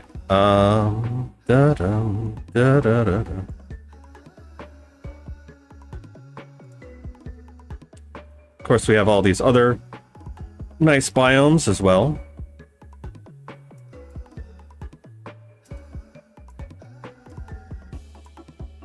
So obviously we would have to pick a camera angle where it makes sense to do that.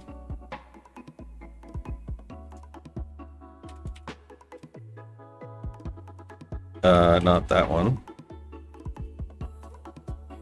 So like that's a bit too uniform. But something like that.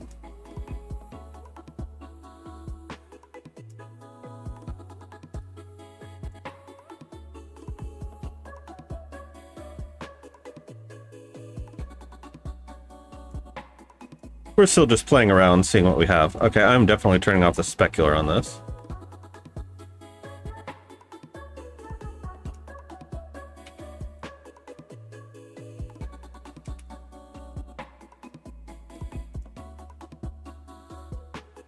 Could have glass floors.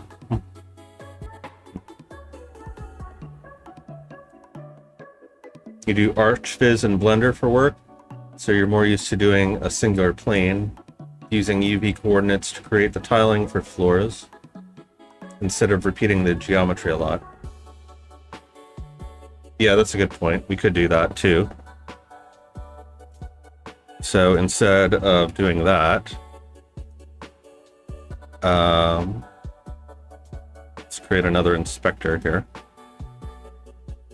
so I don't have to keep switching. So what you're saying is something like this, and just affect the tiling and repeating in the material rather than in the plane, which makes a lot more sense. That way we save on geometry.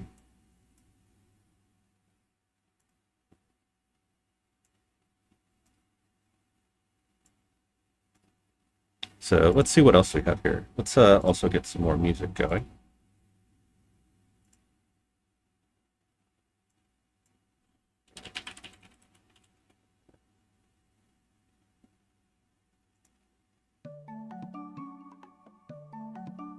So probably what we're going to have to do is create a lot of custom textures like this for like all of the environments and stuff, as well as items like this that we place around the world in sort of like a top-down view, and then rely on Unity to do it in perspective. So like these candles, for instance, would be separate objects. These rocks would be separate objects, whereas this would just be the flat texture here. Or it might even be sort of like a raised section, and then we would have to do UV unwrapping, which I have no experience in Blender, so I wouldn't... I'm probably not going to do that for this project, but we will see. Because I know in Cult of the Lamb they have like a slight parallax effect going on. So for instance, so the lamb crate.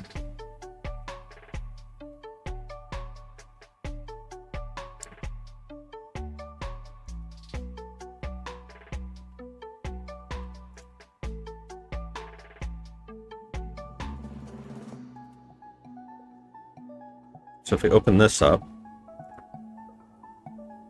you'll see that some of the objects, right, most of them just appear as 2D billboards, but some of the objects have like a slight parallax effect, like these crates here.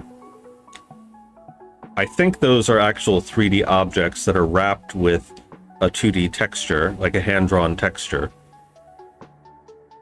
And so you can get, as you're panning across the screen, you can kind of see other sides of them. I'm not going to do that far into this unless I absolutely have to. For the most part, I'm just going to stick with standard billboarding.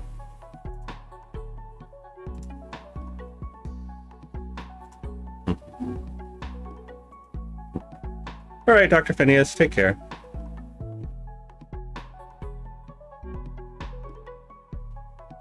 Yep, feel free to stop by later. I will probably still be here.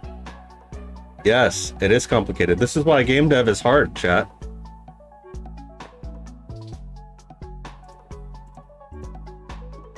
All right, so let us see what else we have here. That actually looks pretty good. It's like this could be like a main cobblestone area.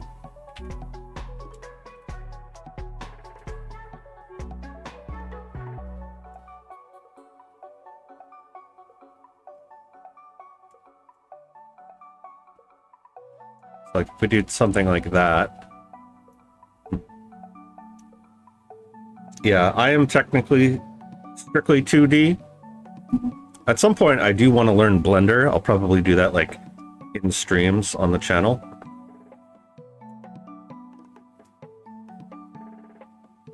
I'm pretty sure I have a cobblestone texture as well.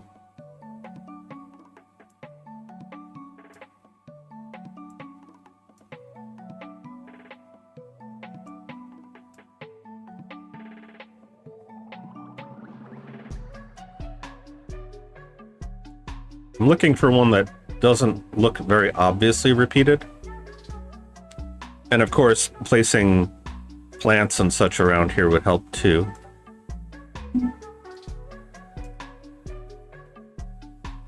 See, so what we can do is say create empty.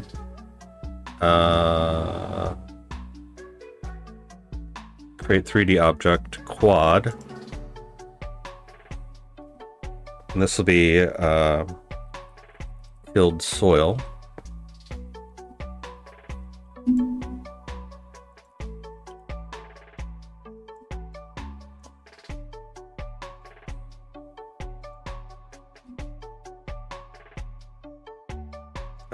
Why does that look weird? Oh, it's because so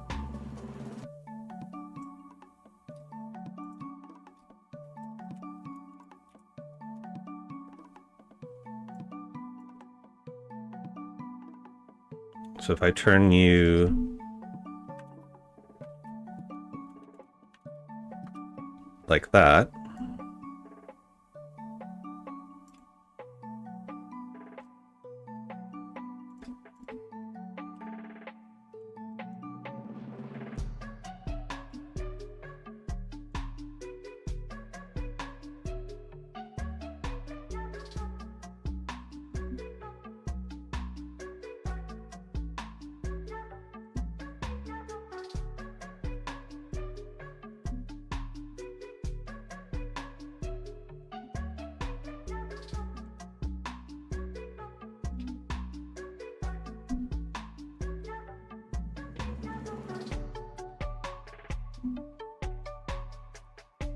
So like just ever so slightly above.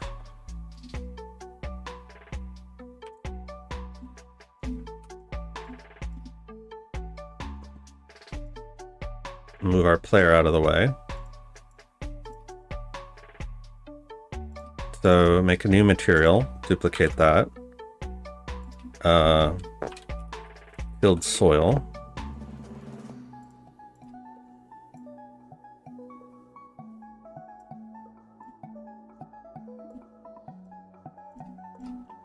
And then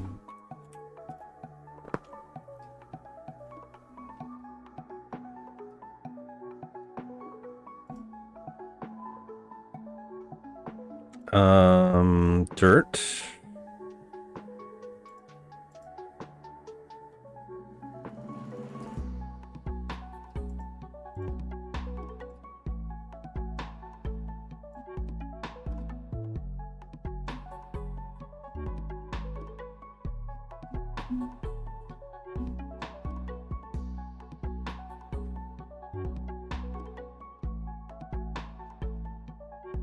We would have to obviously decide on like a scale for a game as well.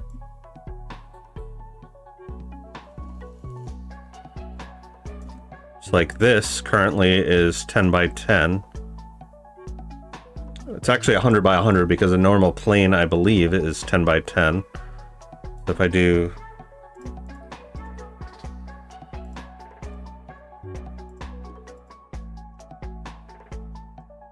So like that's a 10 by 10 area. 1, 2, 3, 4, 5, 6. I guess we could figure it out. 2.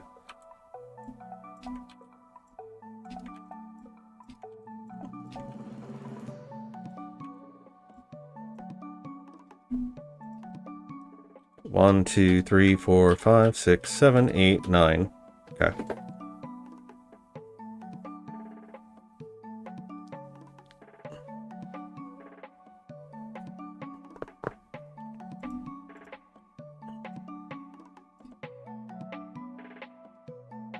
So like we could have something like that, for instance. And then your material.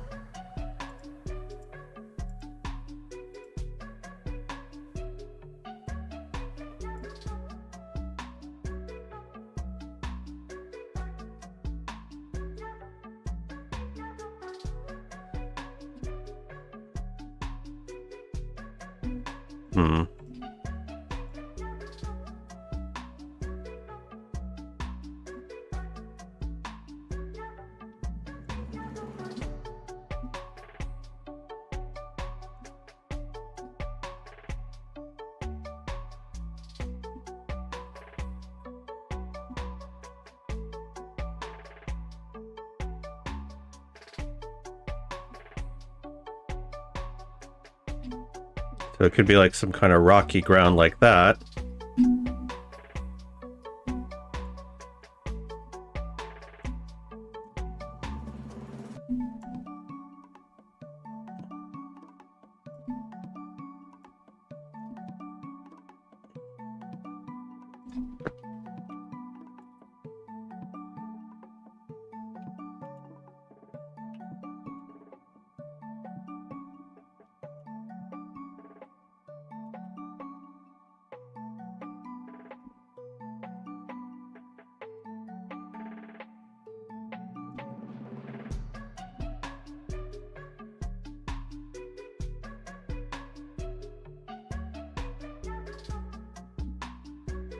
If we did something like that.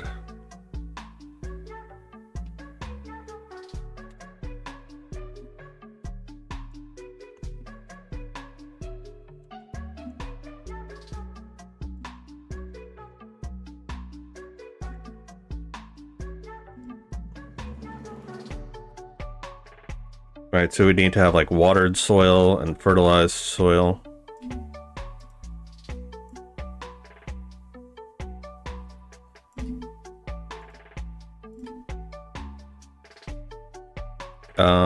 Ground.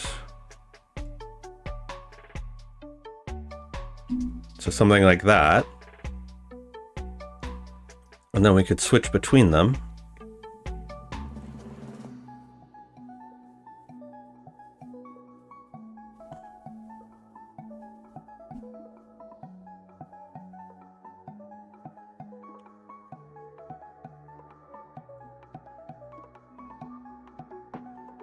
So like, I'm not necessarily sure that this is the exact ground texture that I want, but we shall have to have a play around with that. And we have all sorts of other textures too.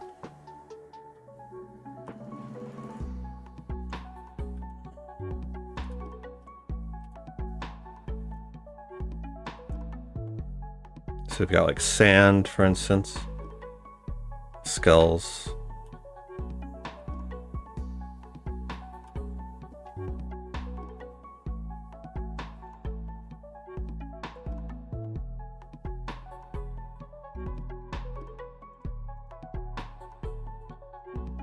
So let's make another plane. Call that water.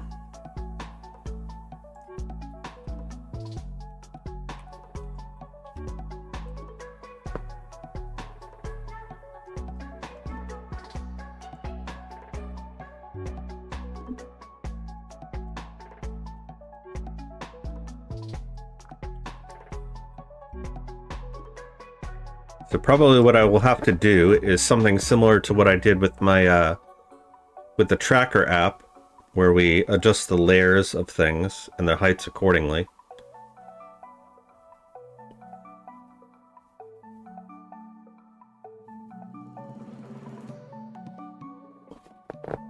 So let's see if we make a water material.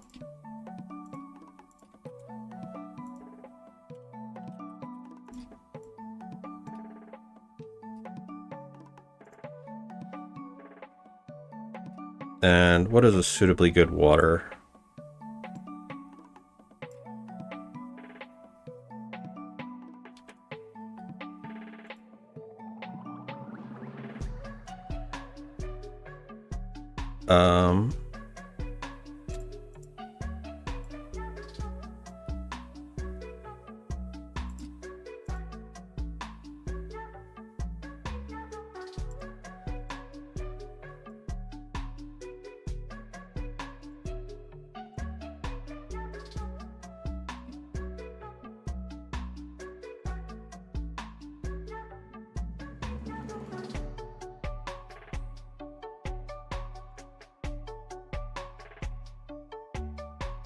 So for the water, we might want to make our own custom texture,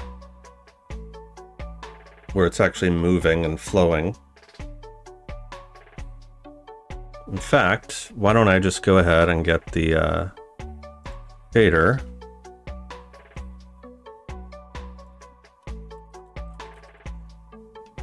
From the other one.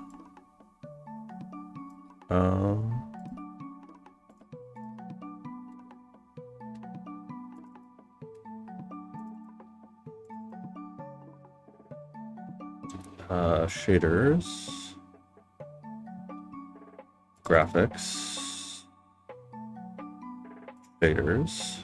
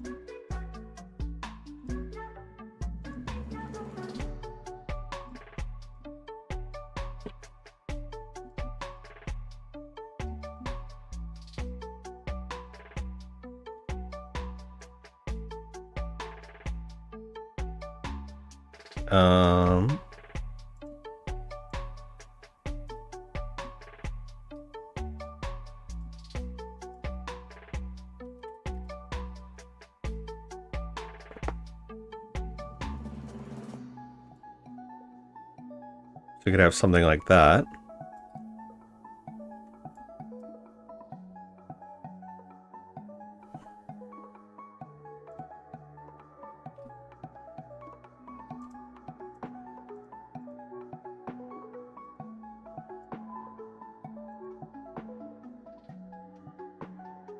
And then materials.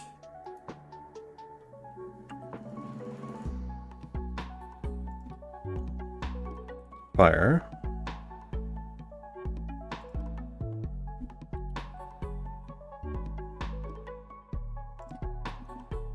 So we'll make a quad.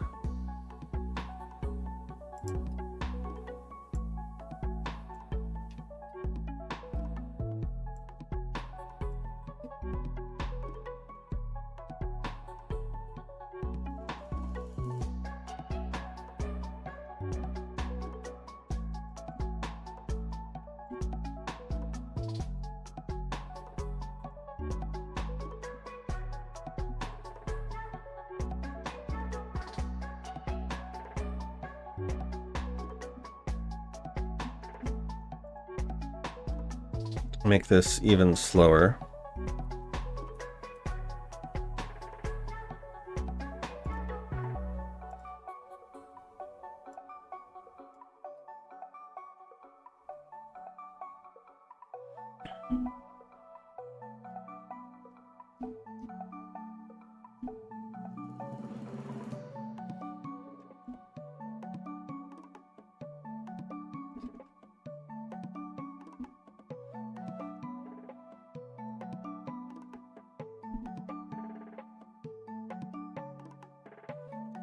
See, can I make a sprite?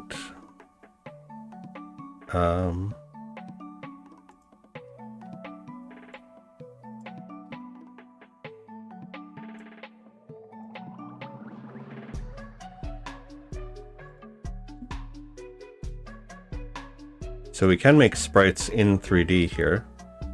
Hero does not have a main text or base map texture property. Having one of them is required for sprite renderer.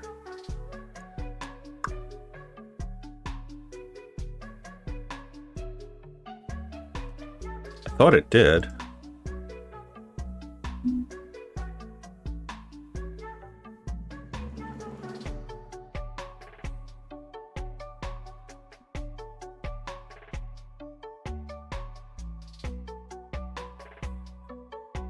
Okay, let's open this up then.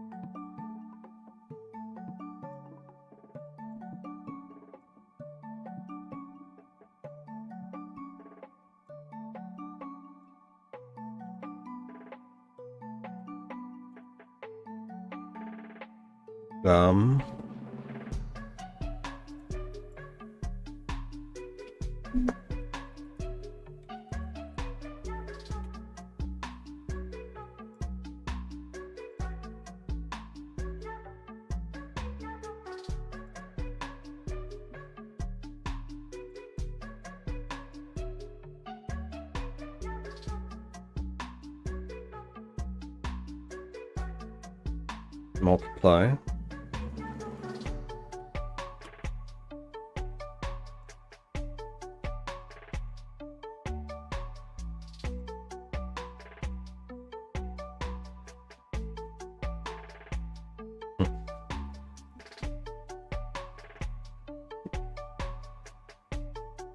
I made a 3D game in a week for a jam, so I'm definitely a universal dev. No, very much not so. A lot of that was just using pre-made stuff. You looked away because you're also working on something right now. So in Unity, there's something called shader graph, which is sort of a node-based way of making shaders, and you can preview what they look like. So I have a fire texture that and a water texture that I used, or a water and fire shader that I used from the previous game jam.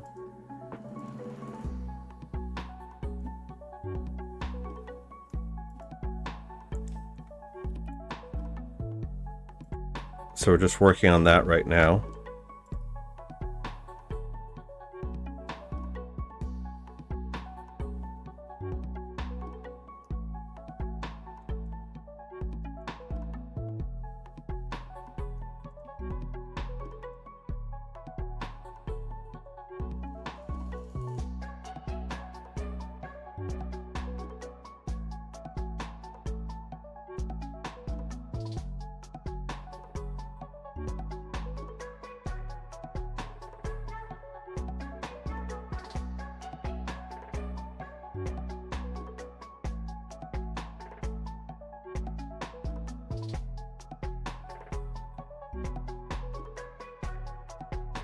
Hmm.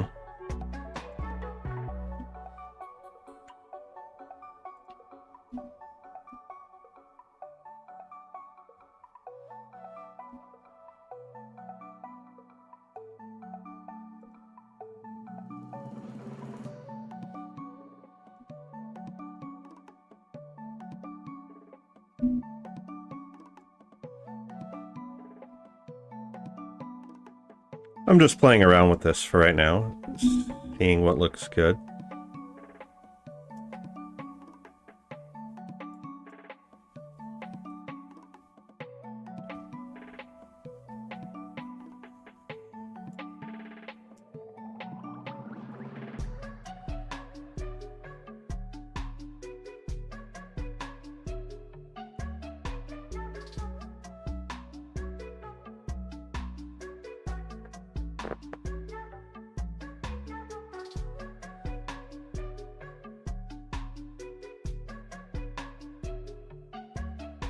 Something like that could look good for fire, I think.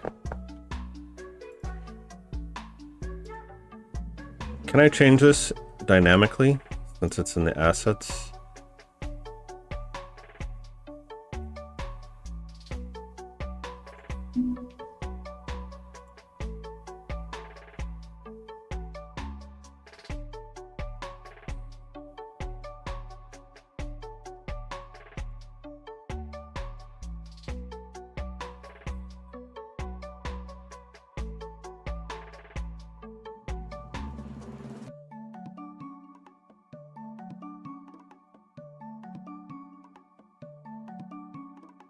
That looks pretty good.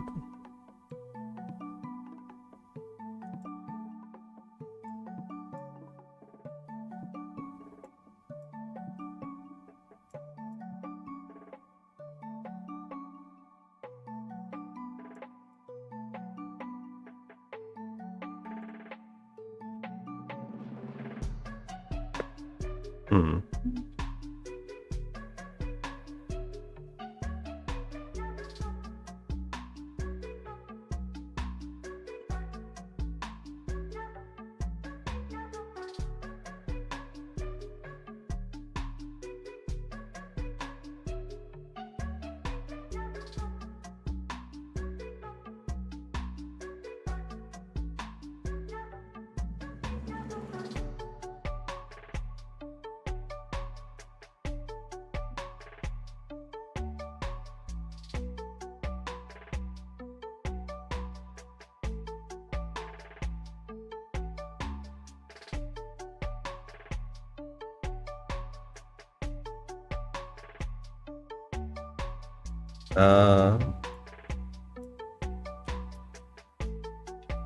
Gradient scale.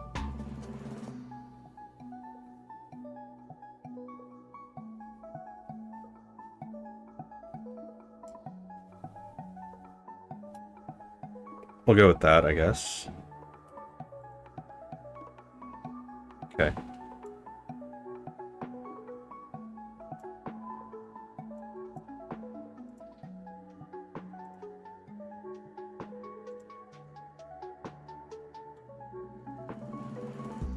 Alright, so we need to actually make a player here.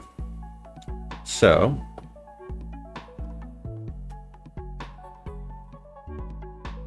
yes, in Unity you can set them up visually like that.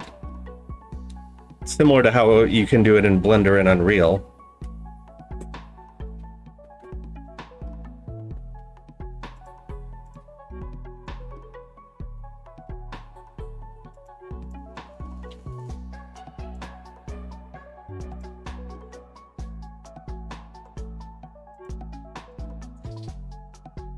Alright, so hide these for now.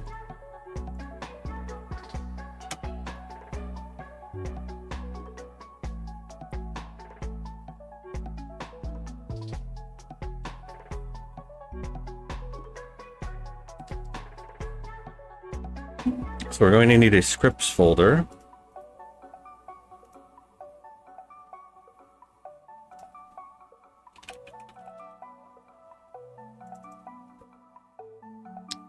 Let us also, before we do that, slice you up.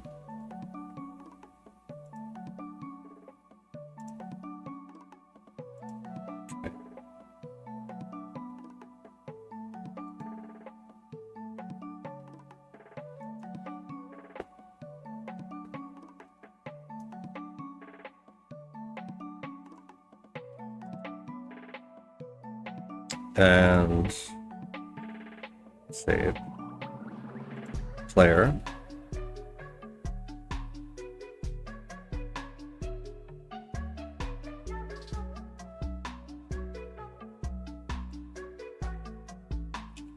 Player sprite. Turn that off.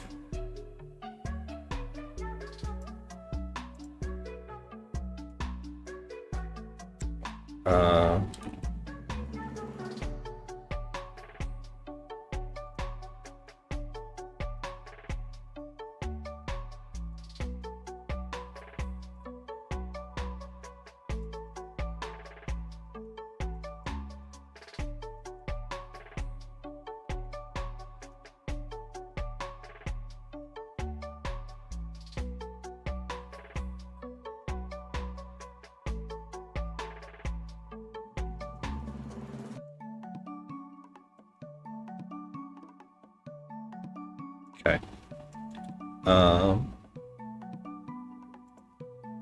Now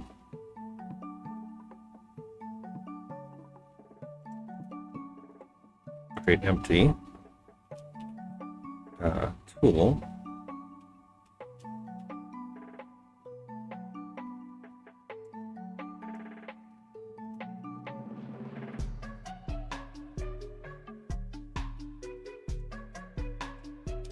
Tool sprite.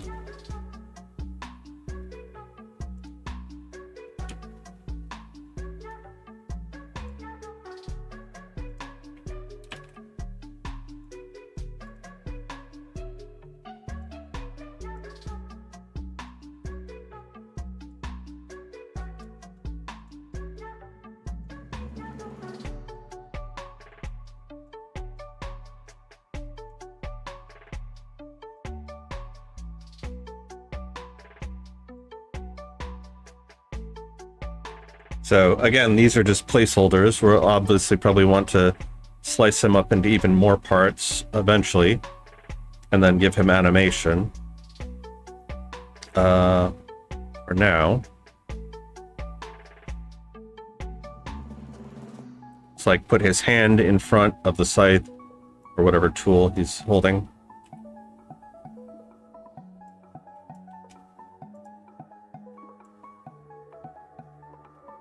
So we could do something like that.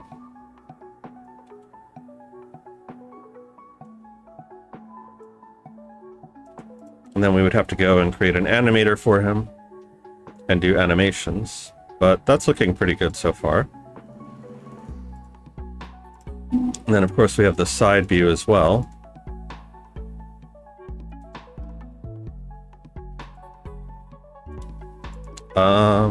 Right, so go into scripts.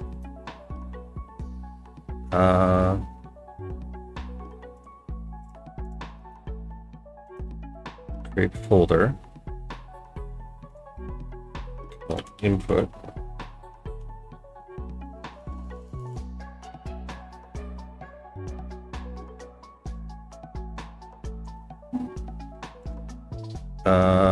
Input.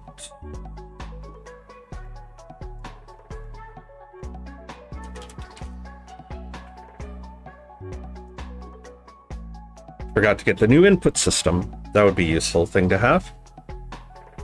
While that's loading.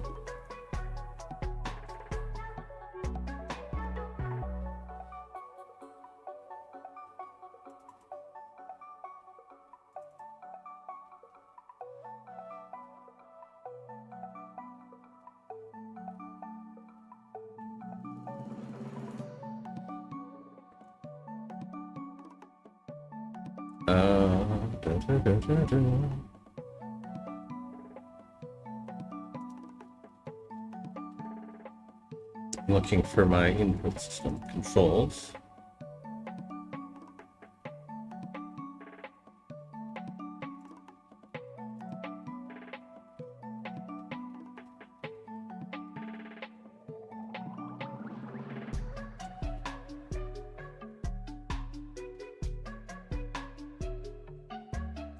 Packages.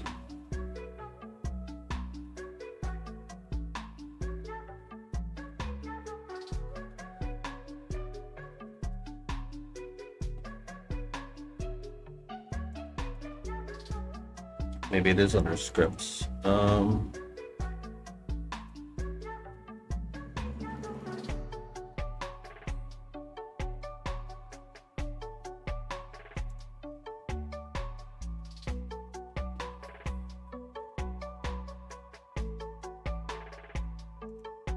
So that's going to take a minute to reload.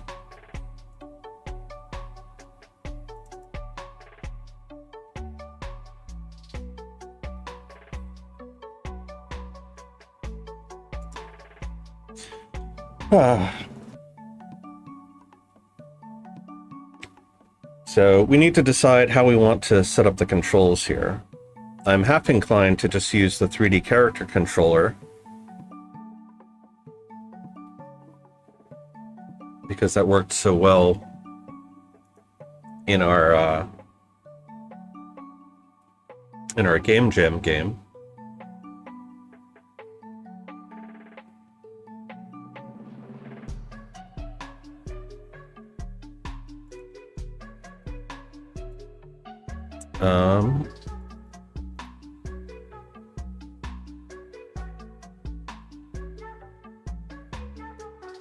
So I can never remember.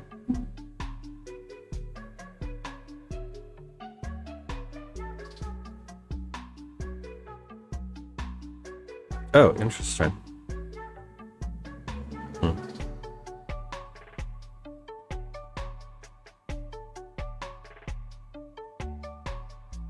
I don't know what playables is. I know that Gitnamend has a video on that.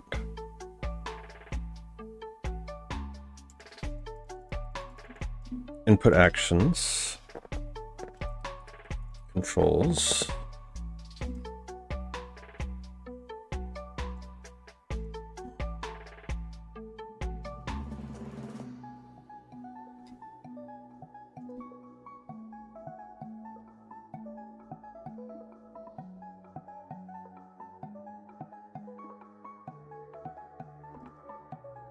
Where is my thing?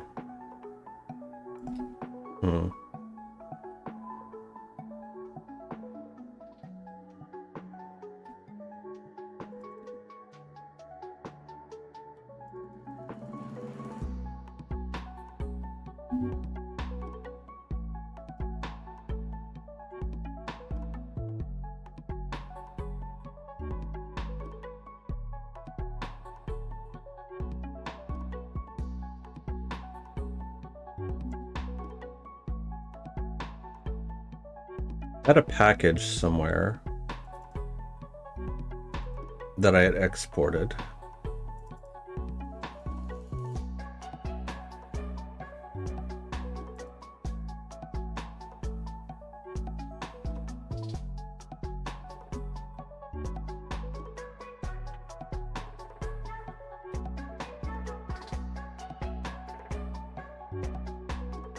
Controls.input actions, that's what we want.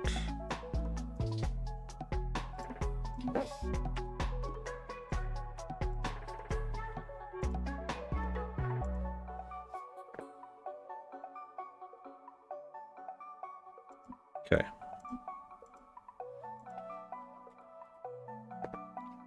So now,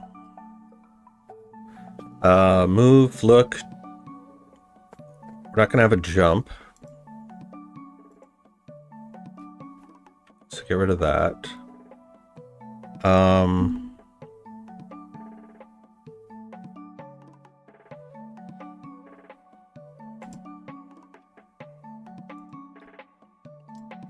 This will be south.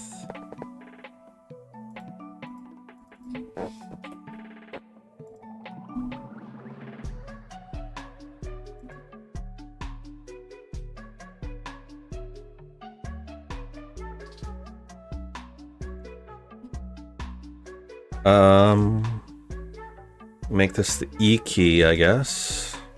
Since people were telling me last time when we made this, they would have rather it be the E key.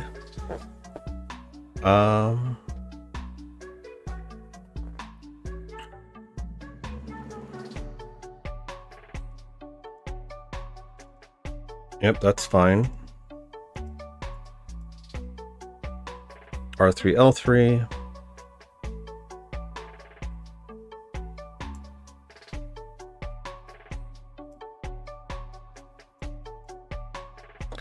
So we need to decide what these are going to be.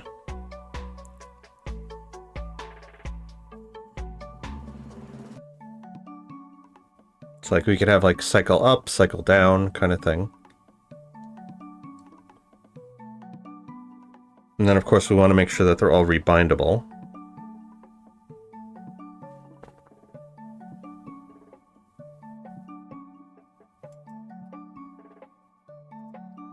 Let's do what I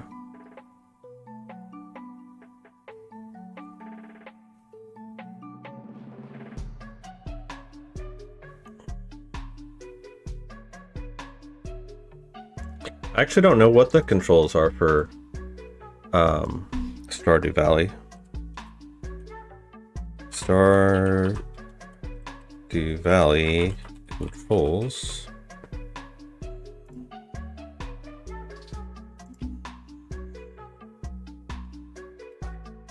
Move, use, place, interact, check, do action.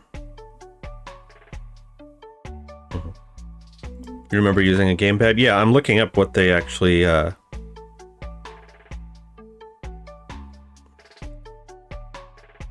point of view walk. With cursor, that makes sense.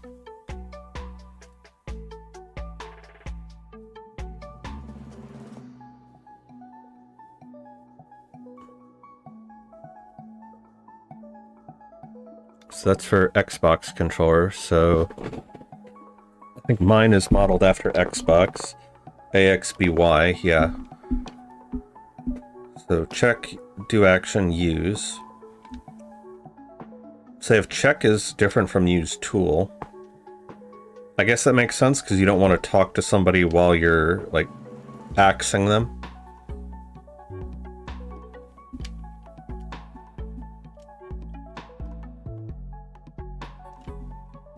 Y is crafting menu.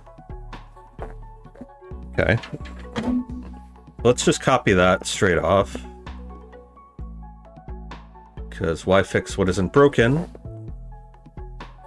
Alright, so button east is...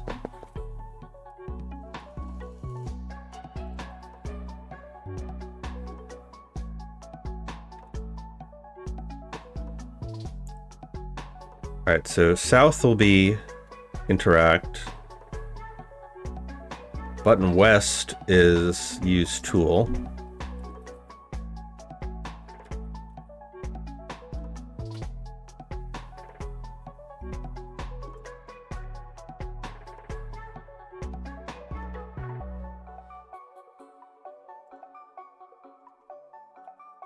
Left mouse button.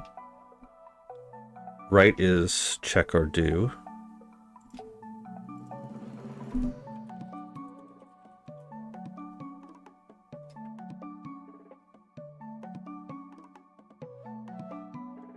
Also X.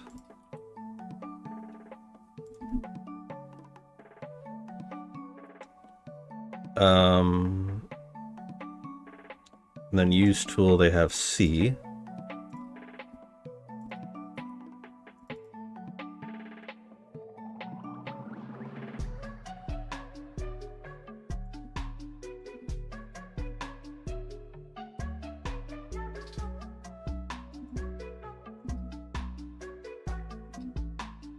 Okay.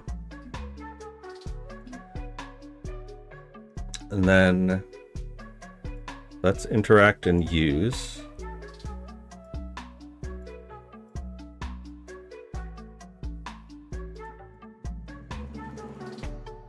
North was open inventory, I believe.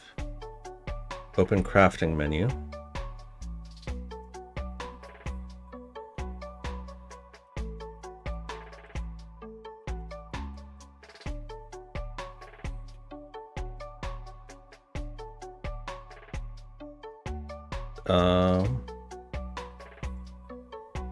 So button north or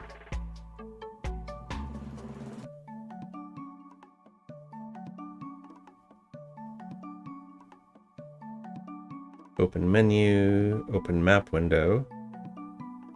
Open emote menu.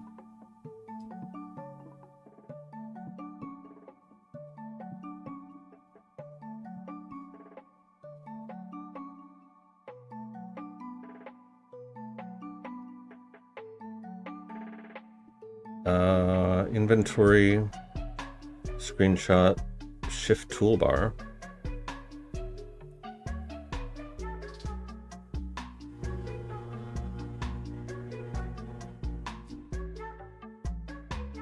I'm not seeing anything for that.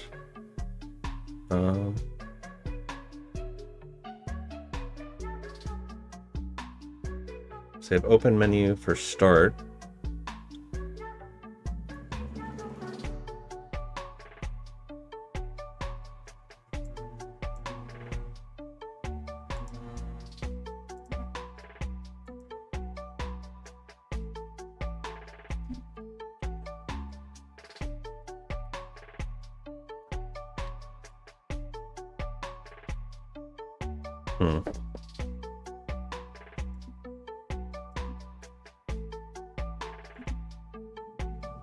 Alright, let's just keep it like that for now. We can always rename it later. And then you.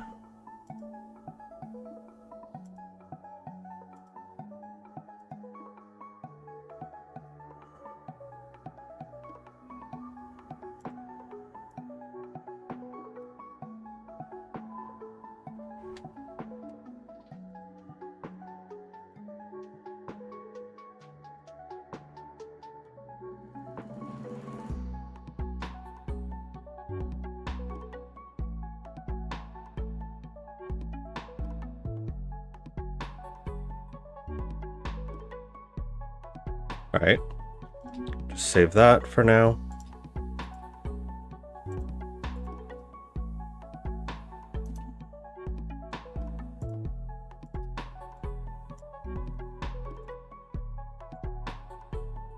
Okay.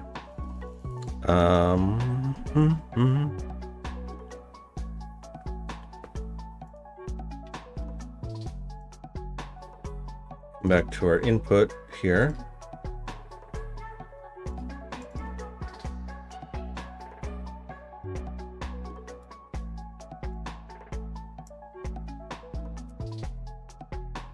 So something in here is going to be off, obviously. So something is going to throw us an error because it's not named correctly.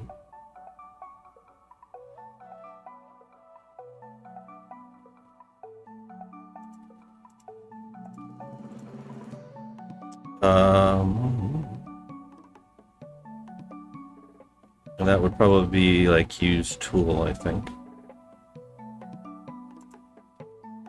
Yes, jump doesn't exist. So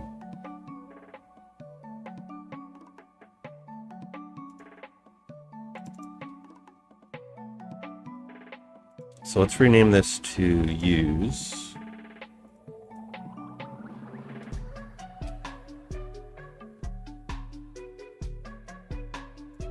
We'll call it use tool.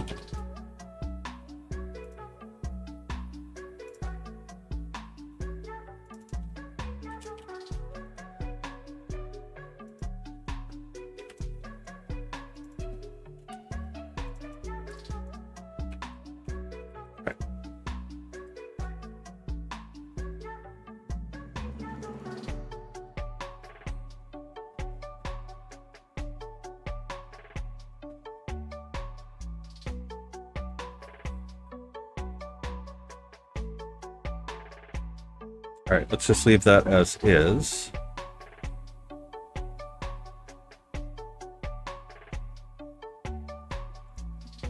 So then we want look at camera.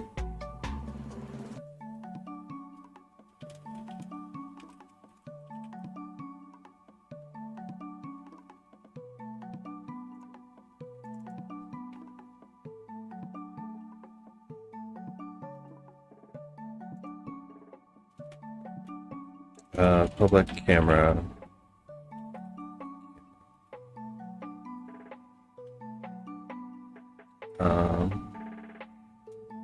Say bar camera pause equals camera transform position.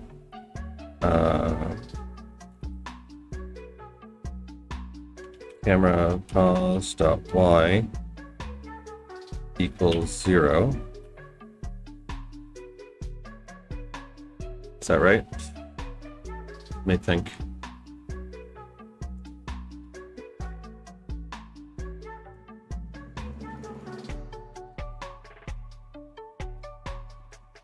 No, we want it to be transform.position.y. So it's only rotating around. It's not doing any kind of up or down motion like that.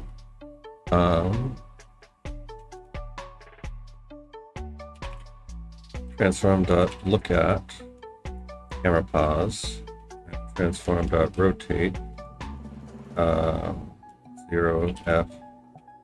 80f, 0f, to account for back facing.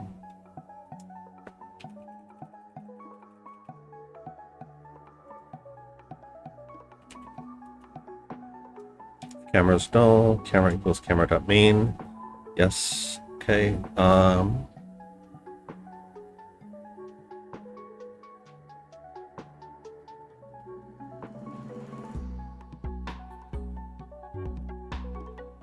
That should be fine.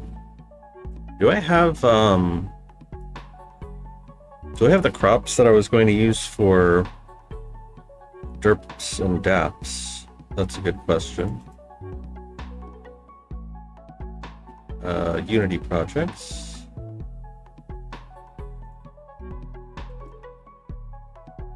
I do have our growth module system and the grid building module system.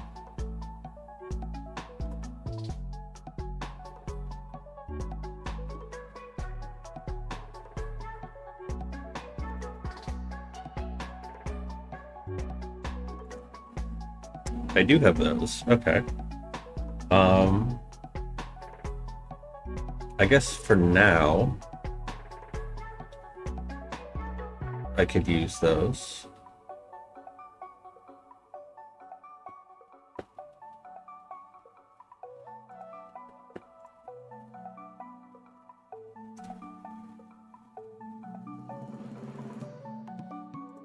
Graphics.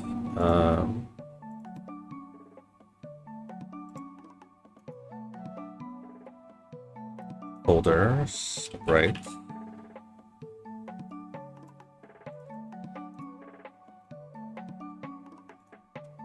Characters.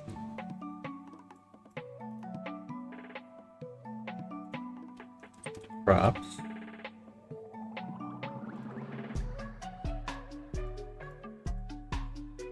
You'll like this, chat.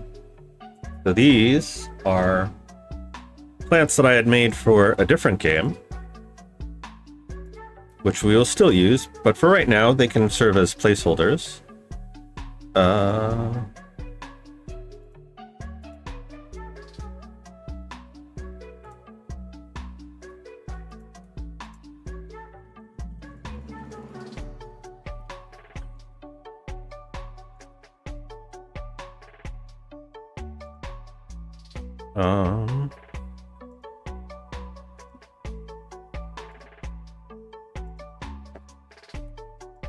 Obviously get rid of all of these.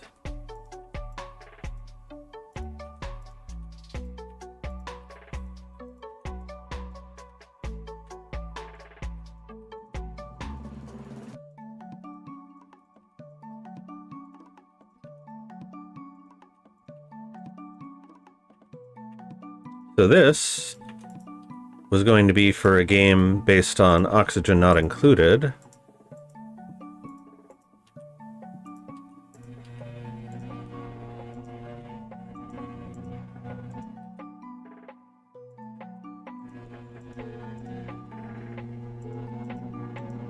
And realistically, I should probably fix this up in Krita to get rid of all this crap. But, oops. I actually want that one.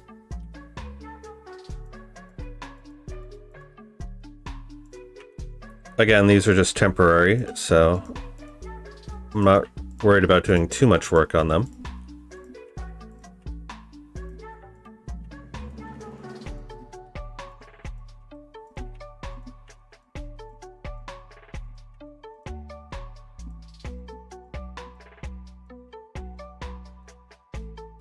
I really just want the plants, and it probably would have been easier to just resize these 7, but automatic works really well, so I don't mind.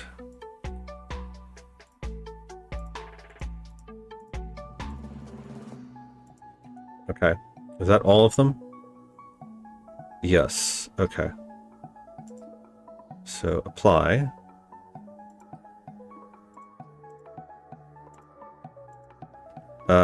That's fine for now, I guess.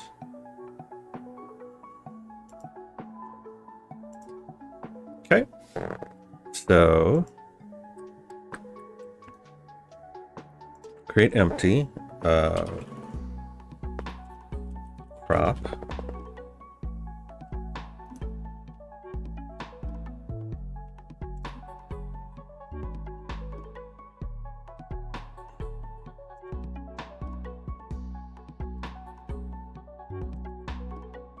Crop visual.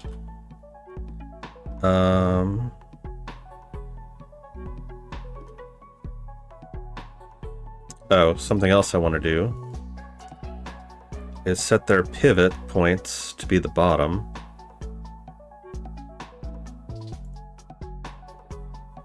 Bottom center.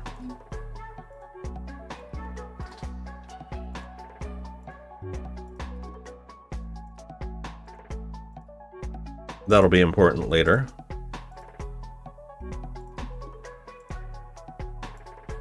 Because they're going to all start at the same place and then grow upward. Bottom center.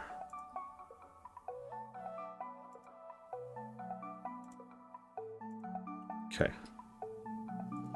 Apply.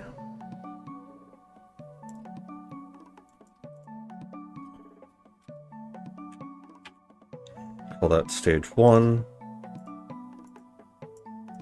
Stage 2.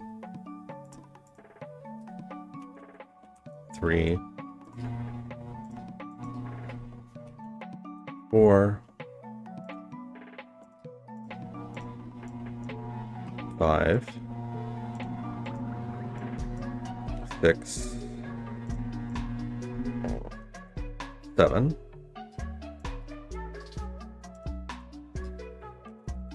Call that one 0. So 0 will be the seed. Okay, there we go. So now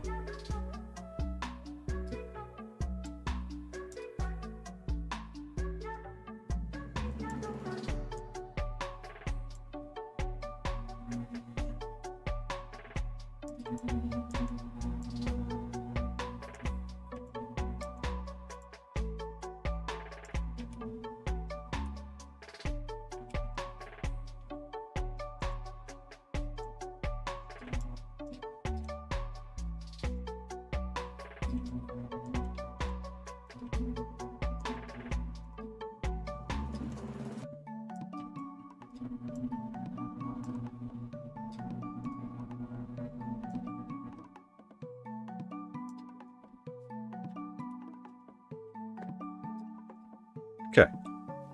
Now we have a little plant.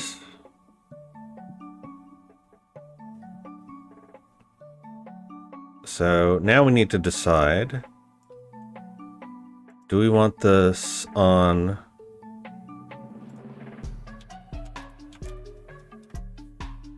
let's also reset this.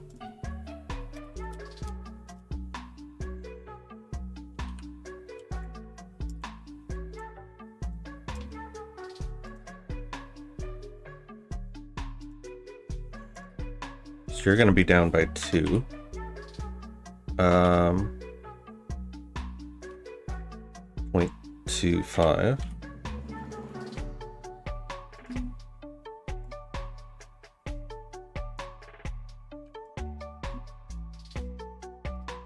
Okay.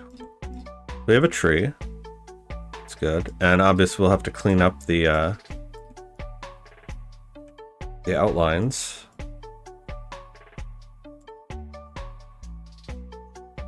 So now we need to decide, do we want this on the sprite or do we want this on the object? I think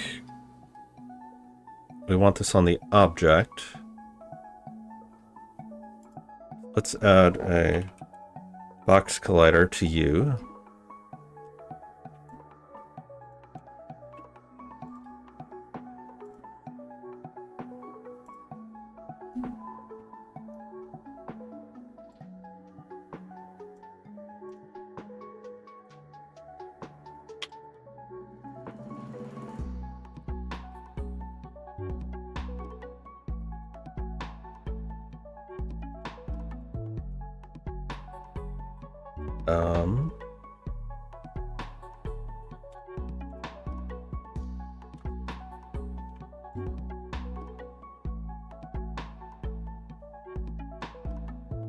Sure.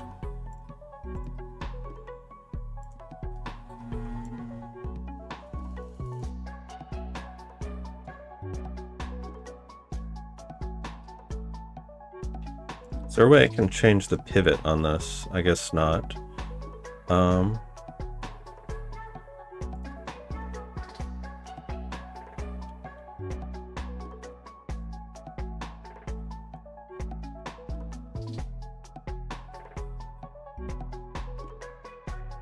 Okay.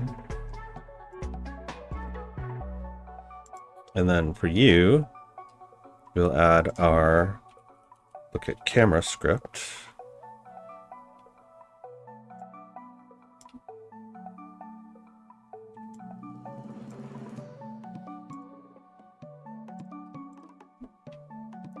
And the player, we're going to need some kind of let's actually make a Cinemachine camera.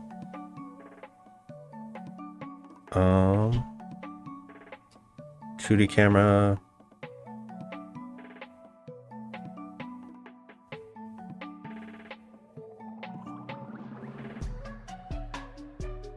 I guess a free look camera would probably be best.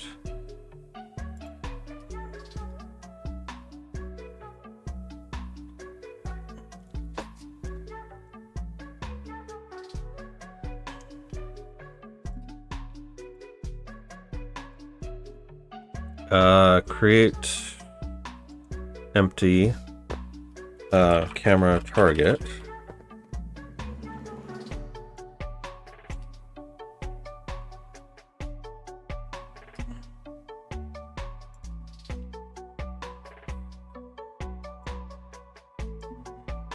Follow that and look at that.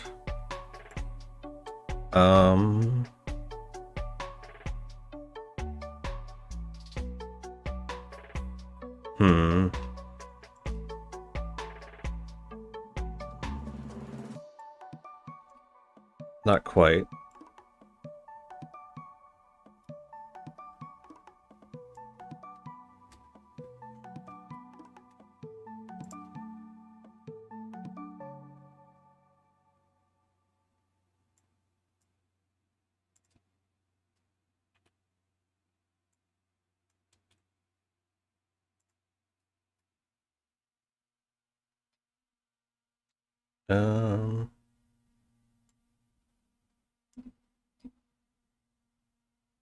How do we offset you?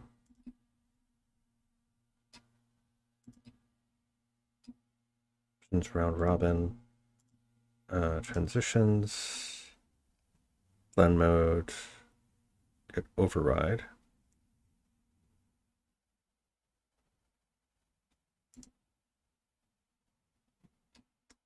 Aim composer.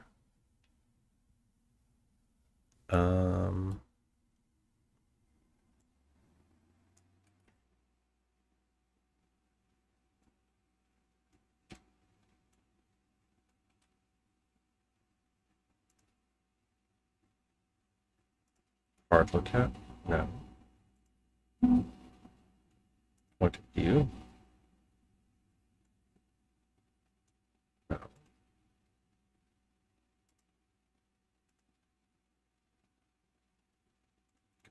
user.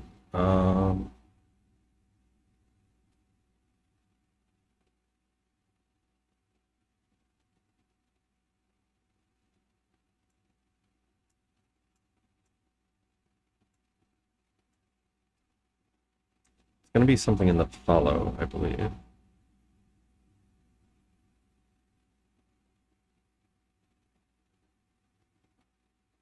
X-axis, Y-axis, orbits.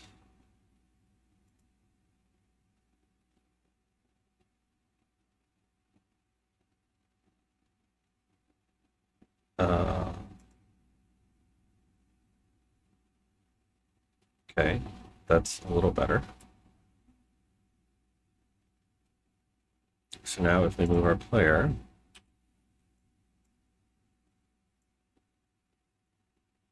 okay, so he's following us there, following us there.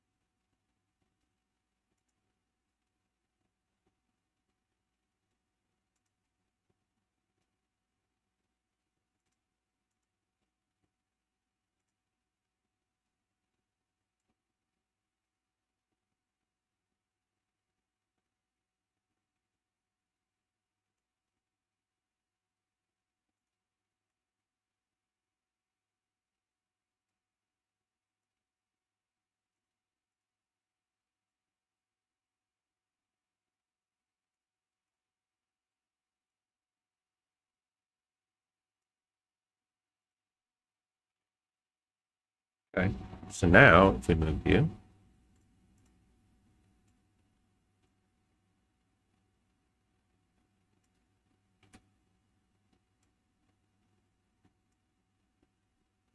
all right, let's put some more music on.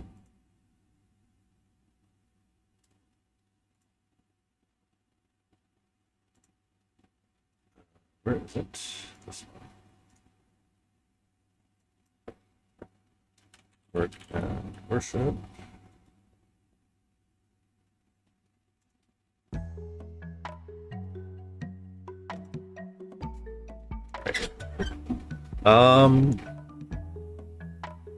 There was a new version of Cinemachine.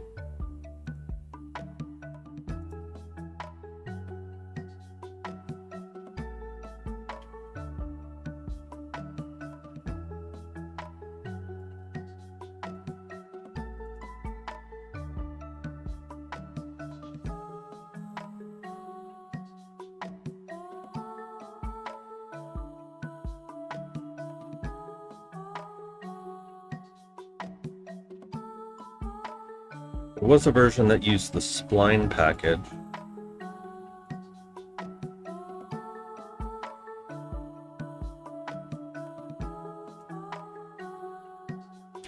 Let me just look that up real quick. Cinemachine's line 3.1.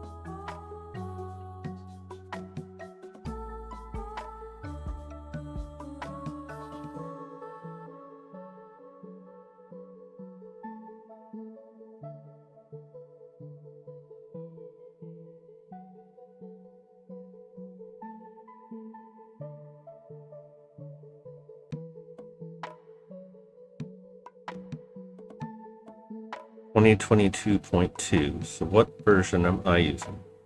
2022.3.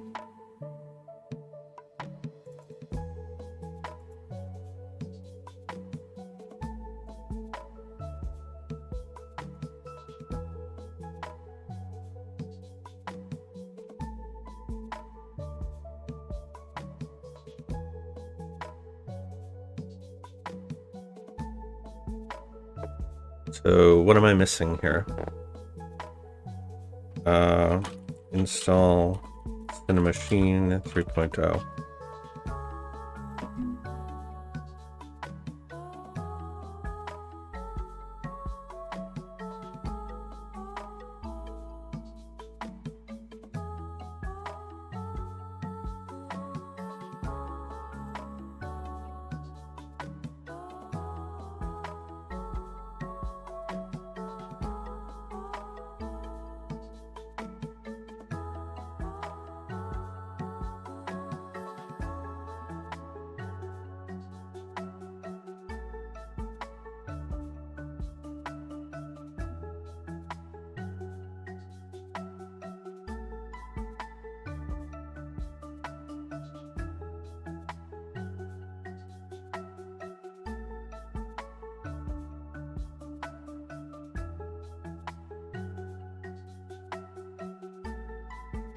When I edit stuff while the game is running, does it save or revert once you close the game? It seems inconsistent to you.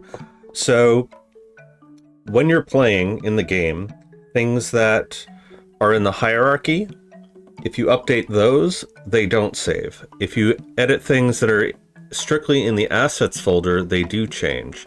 So like you saw before, I was playing with the materials in real time, and those updated because they live in the assets folder. But anything that's in the hierarchy, you have to copy the properties of that, and then they'll revert back once you exit play mode. There is an asset, I forget what it's called, but it does allow you to effectively do it in runtime, and it'll save the stuff. I don't remember what that's called, though.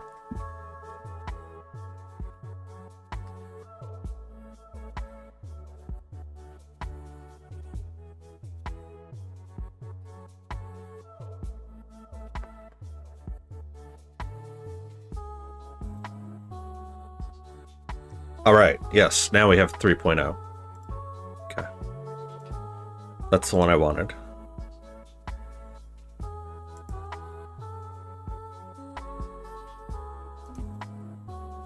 Upgrade.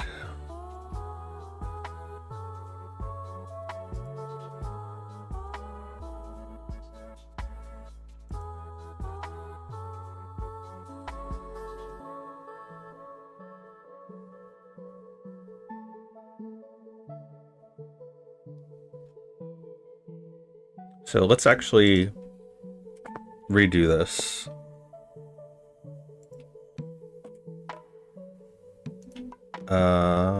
Cinemachine.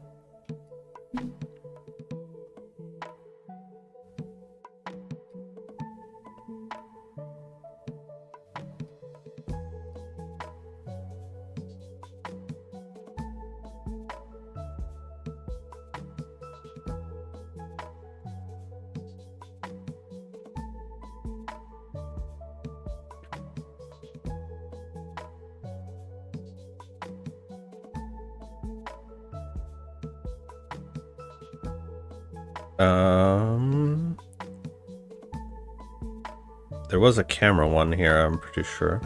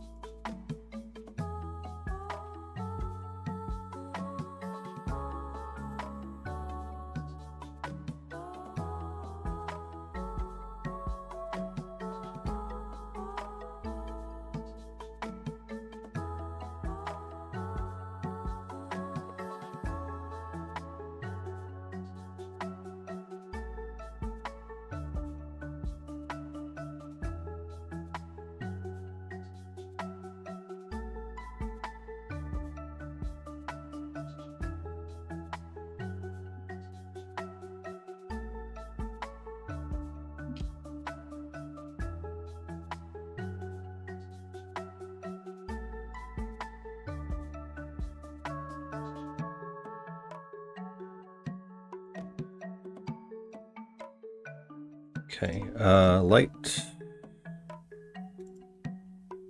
global volume.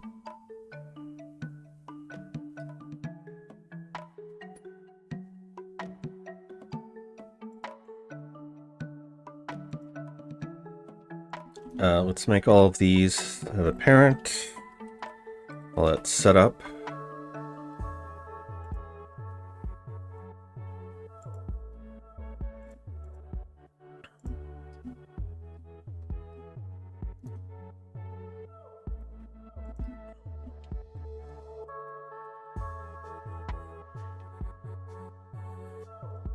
So all this stuff can go in environment. All this stuff can go in environment.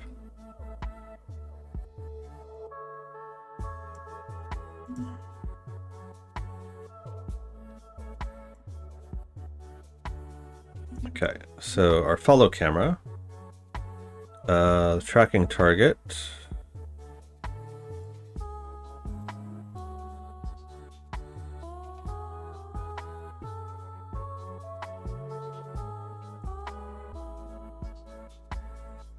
Oh yeah, we can make Dutch angles too, which is pretty cool.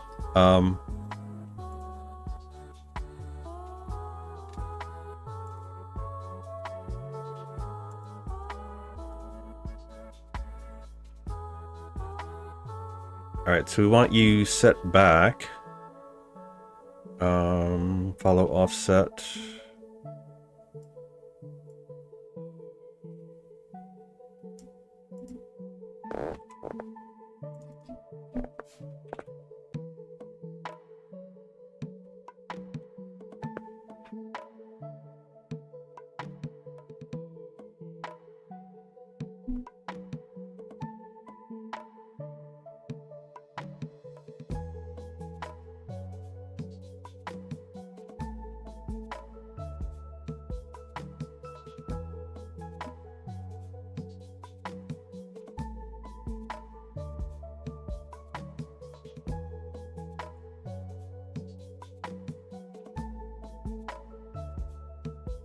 Okay, so that looks pretty good.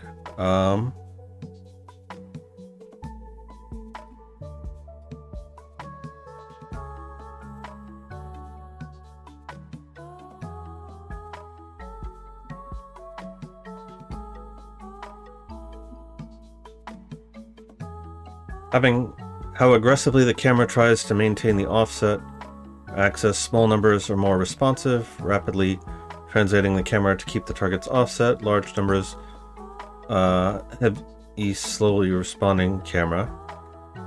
Using different settings per axis can yield a wide range of camera behaviors. Okay.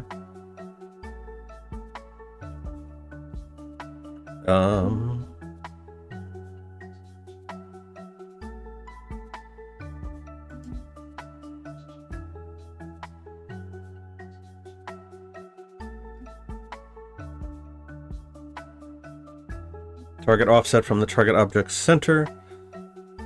This is used to fine-tune the tracking target position when the desired area is not the tracked object's center. Okay.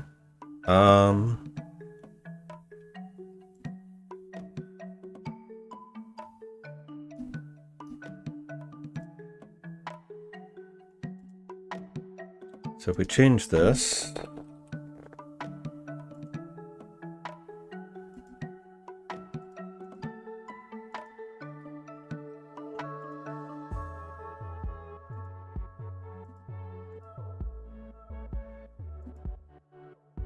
so obviously we would have to play with some animations, but so now if we move our player, so now the camera is tracking it properly. And if we move you in space, yes. Okay.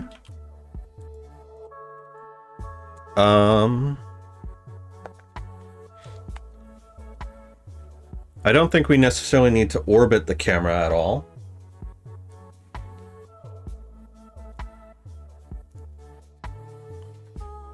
Let's make another crop here.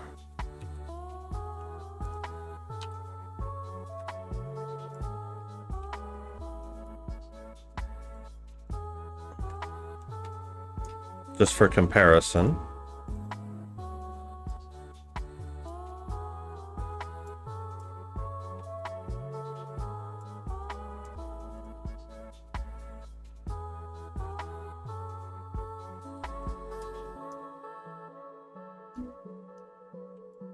So we kind of want ourselves to be the size of one tile.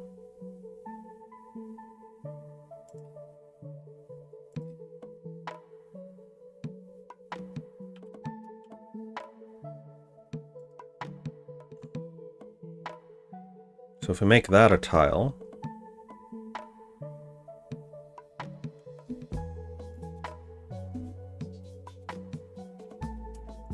and get rid of these.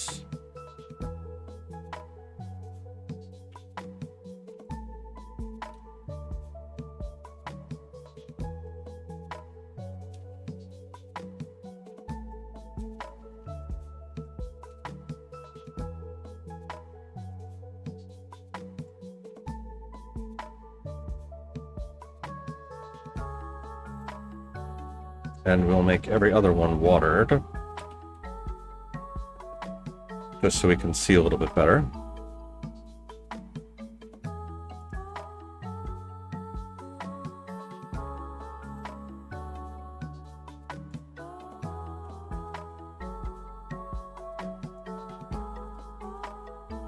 Alright, so I think scaling-wise, that looks pretty good.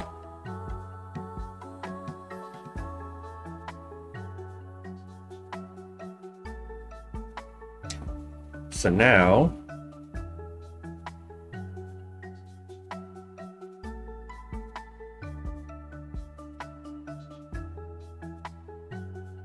we need to make our objects interactable.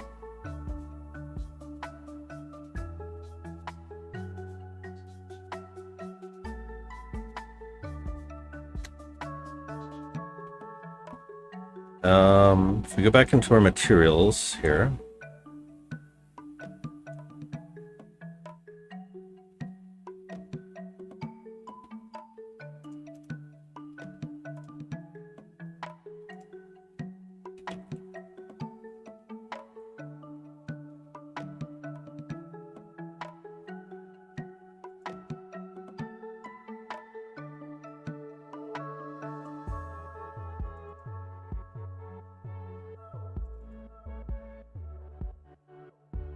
simplified screen space outline by nulltail. Add quick FX features or your URP render. What? Add outline FX feature to your URP renderer. Notion that active URP asset can be overridden by player quality settings.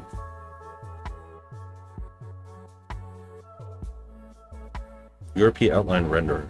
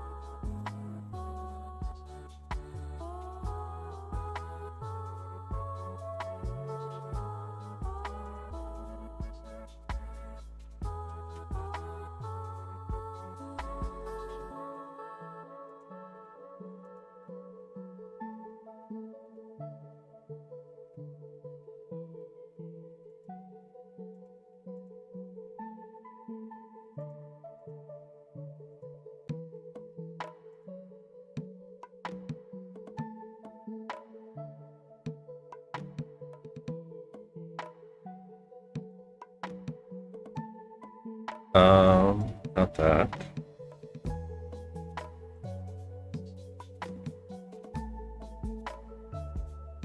Universal renderer data.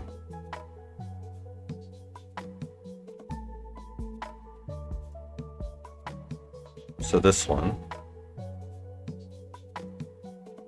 So we want to add outline FX feature.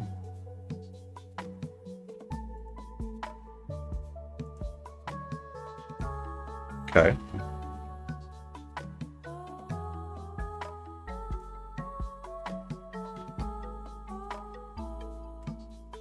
add an object.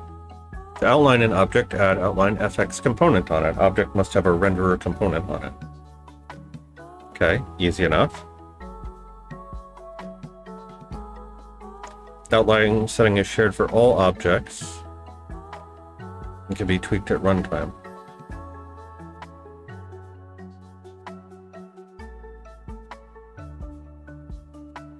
Outline work is custom pass, collecting all objects into a texture with material override. Texture can be accessed via shader. Global name defined in renderer feature.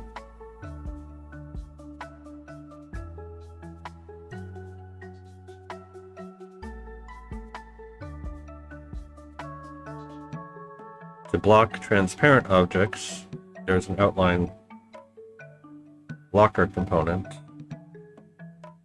It's clear that English is not this person's first language. Blocks outline but keep outline solid color. Used for some sort of effects.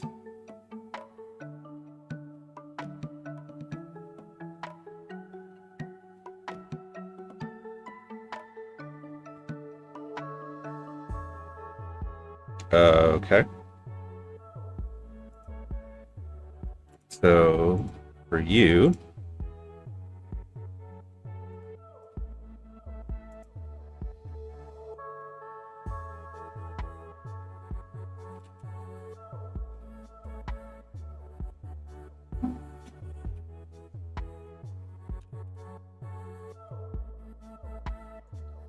crop visual because an outline FX is already okay. So I guess that would be for if the object is not selectable for some reason. Which at least in our play area we want them all to be. Okay.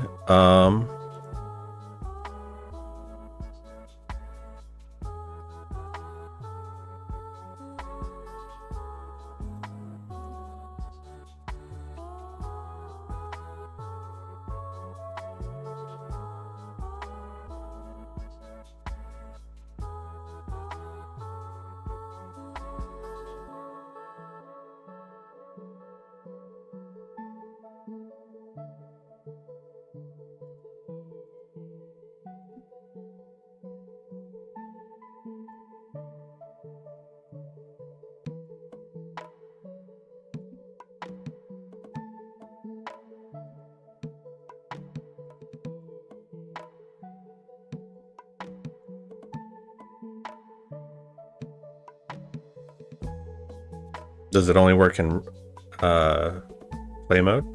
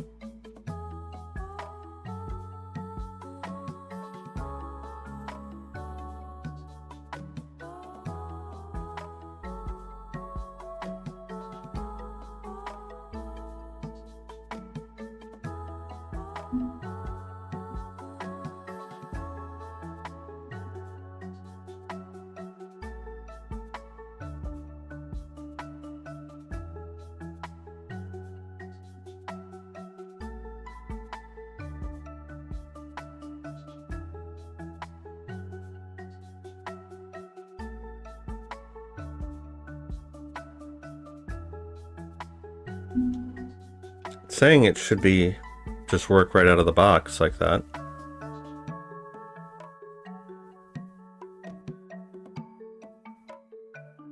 Texture can be accessed via shader by global name.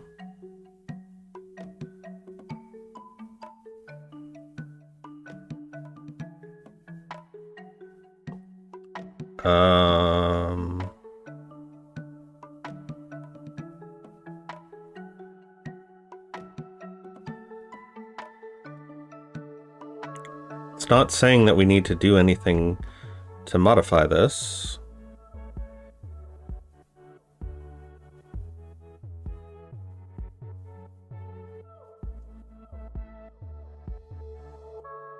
So like he's just using the sprite's default.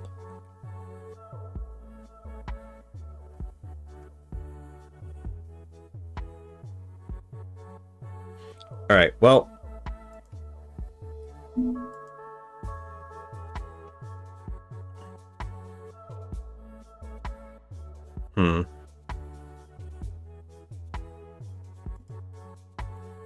I mean, there's more than one way to skin a cat.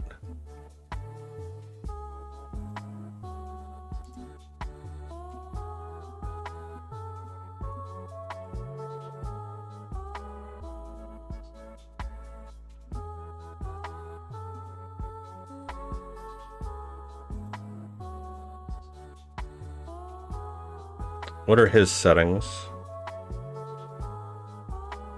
0.75, 0.5, 0.5.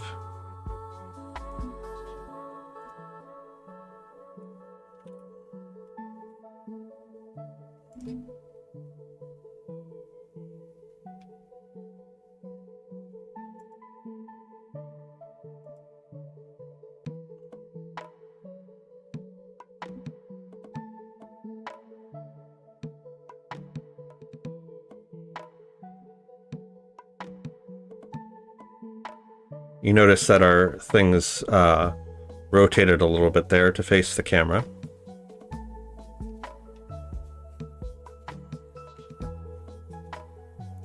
All right, I am somewhat dissatisfied with this, so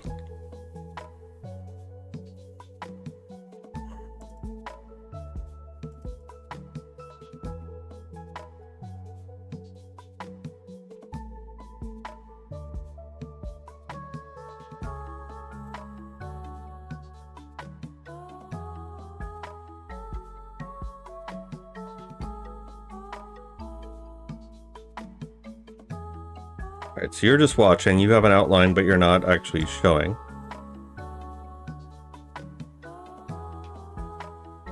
You have a pink outline.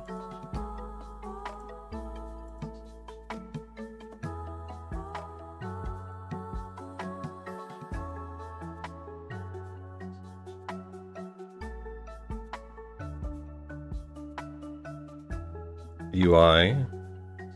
That's just text. Okay.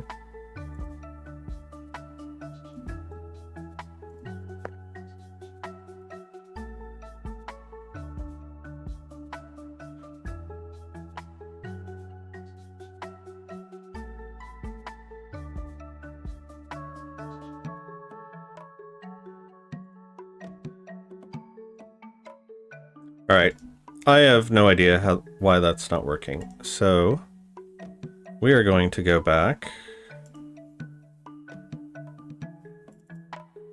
to our scene,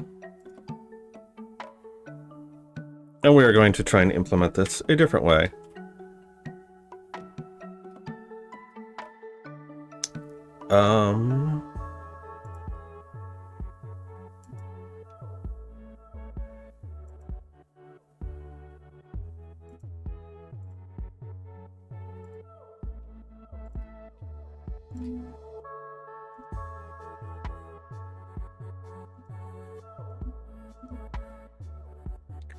Do we have to go up to project settings and deal with this? First of all, since we're here,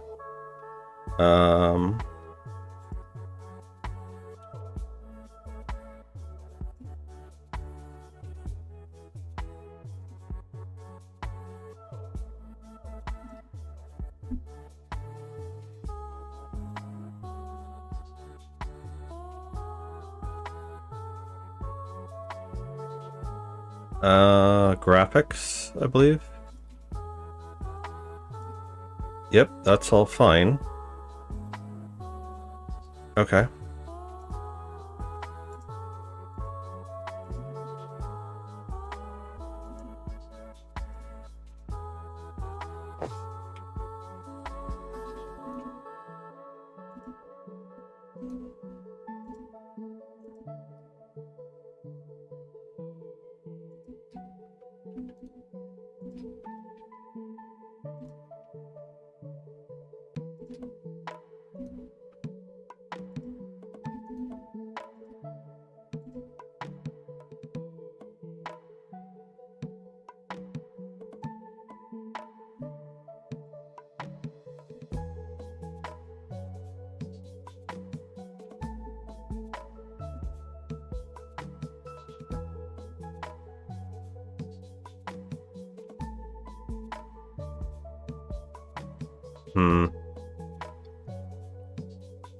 Uh,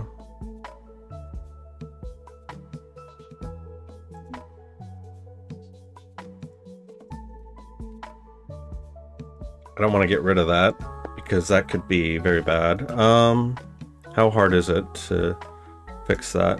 Let's just see.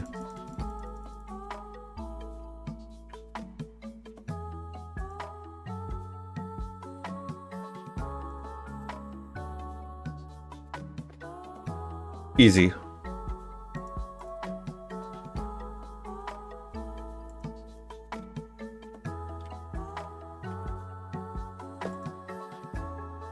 Okay. And go back to project settings, make sure that that's still working. Yes. Okay. So much for that. I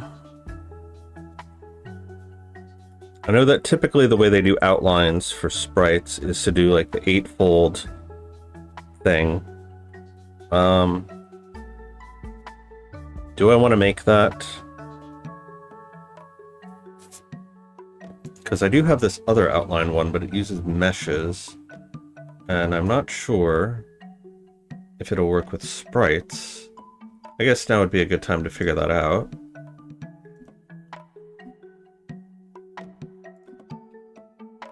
So let's go back to butterfly effect, assets, grips.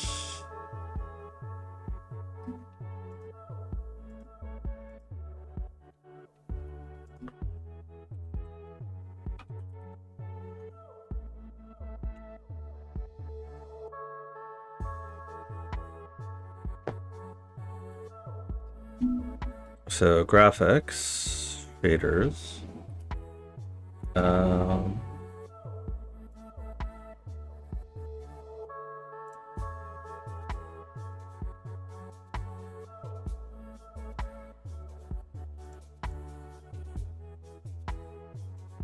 outline material.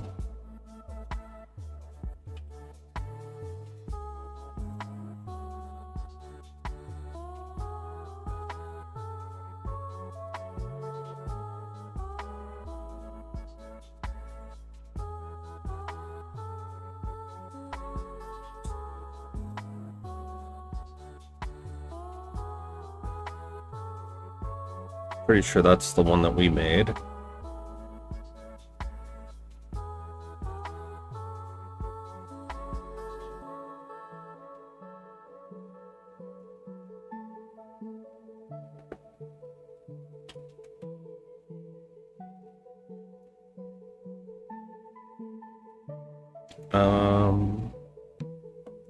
Yeah, that looks right.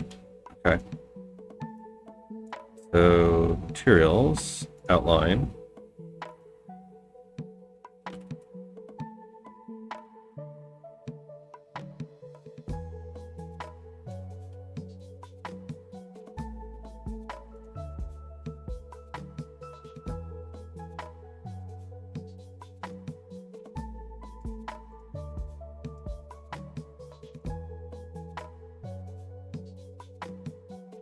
Get rid of that.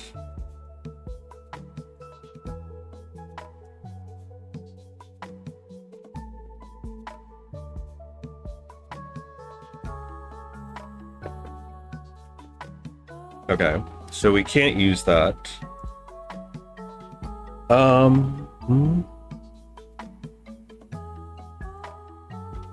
Because that is basing it off of the mesh position.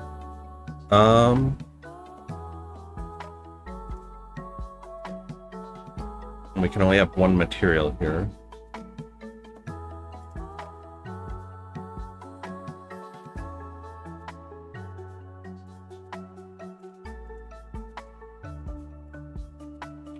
Rename that to 3D. And what is this? Not sure why we have two of them. So we'll call this one Outline 2D.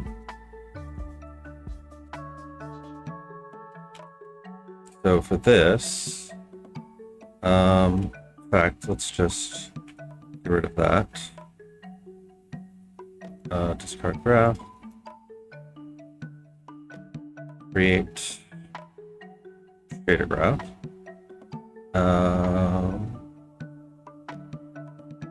Sprite unlit shader graph.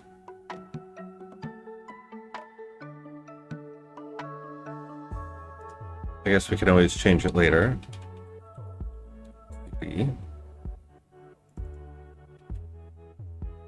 Okay, so we need a texture.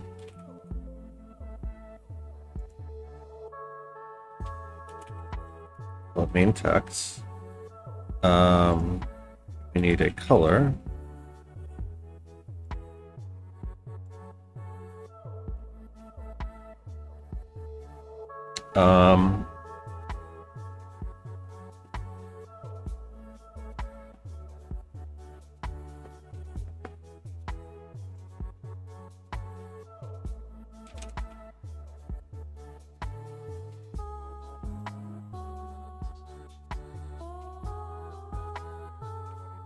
Sample texture 2D.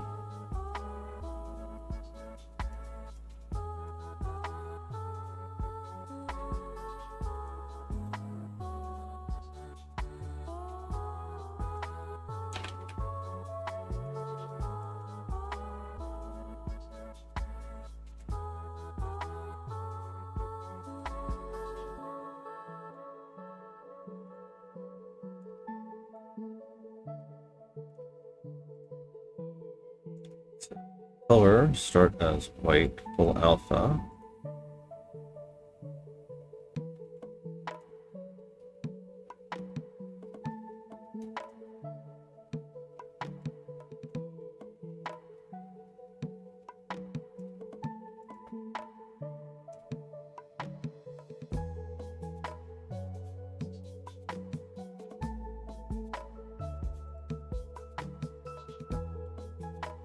Thickness.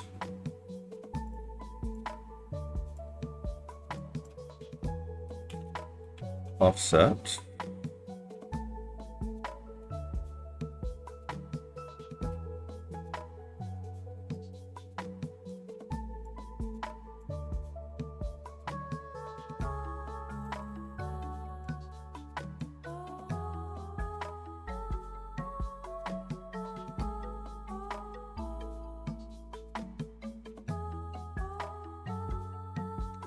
Vector 2.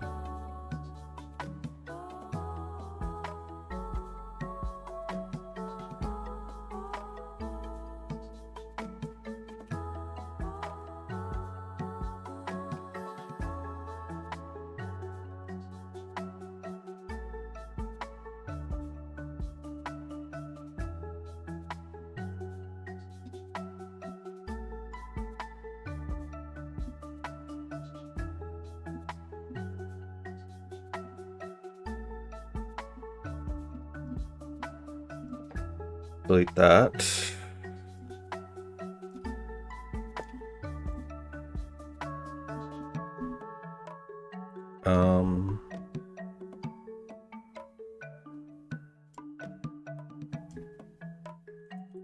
Multiply color.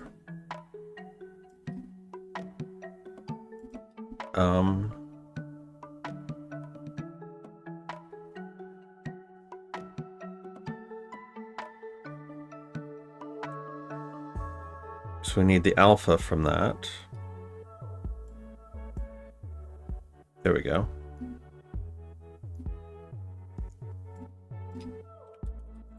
So add.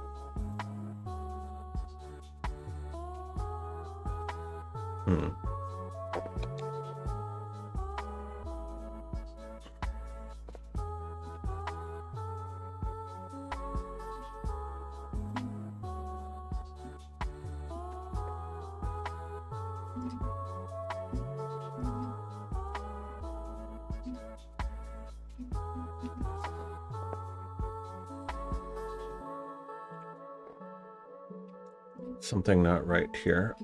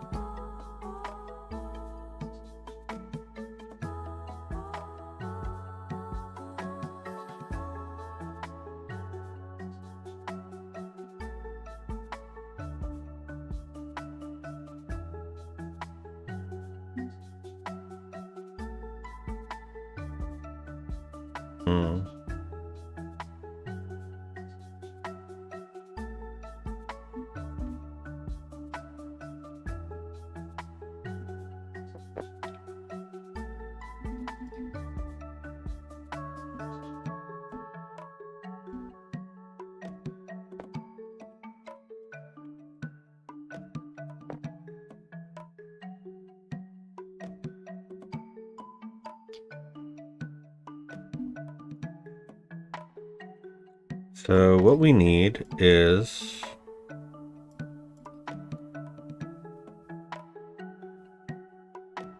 that's for the final alpha.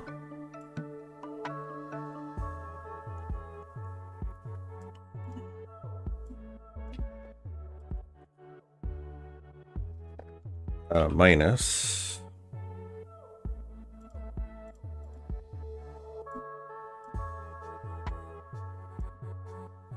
That's what we want.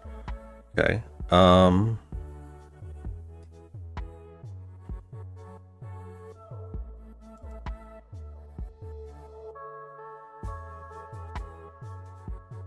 Instead of the alpha, we do that.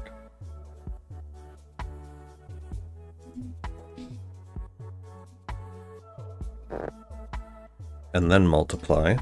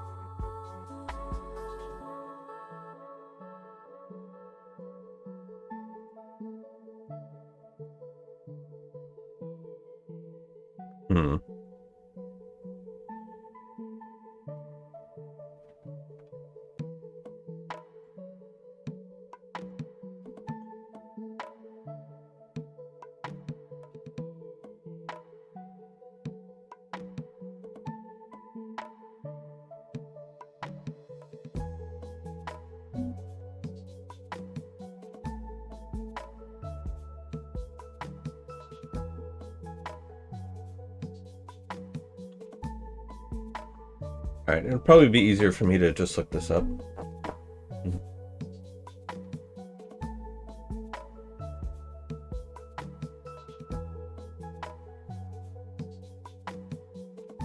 For the movement, you do transform.translate, just manipulating coordinates, or rb.move position physics mode, or something core that I can't do. So it depends on what you're trying to do. If you need things to be colliding with one another, then you would probably do rigid body velocity, and just alter it that way.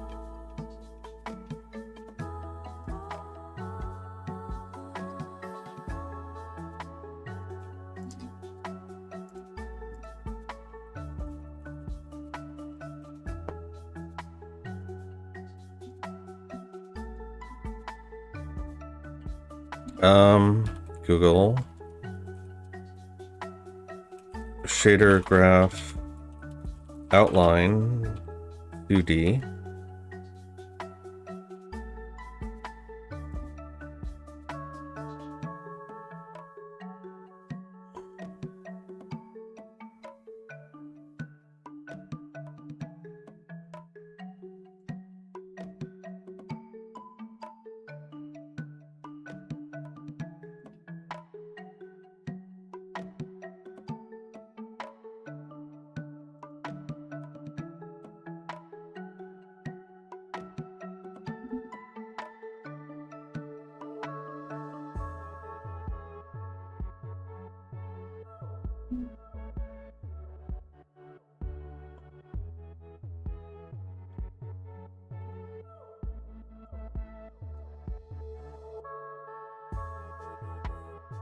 Composition.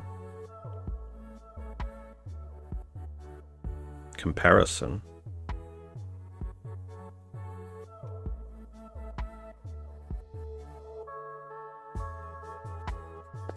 The output of comparison passed into the branch nodes.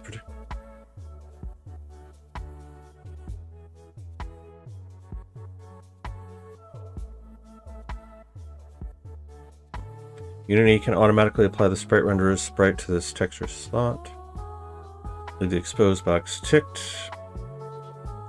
Alpha value of this texture to determine whether to draw the texture or attempt to drawing an outline.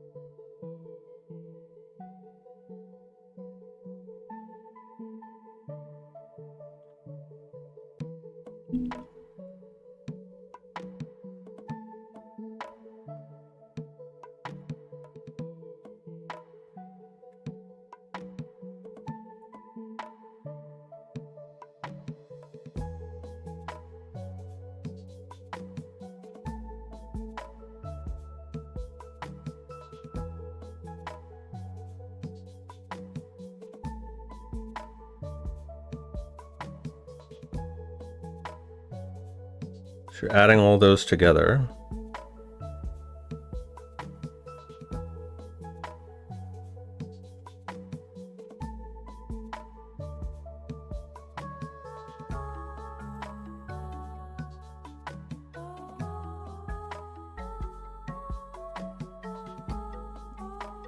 Let's just go to the master and see what he has to say, rather than dicking around with this bullshit.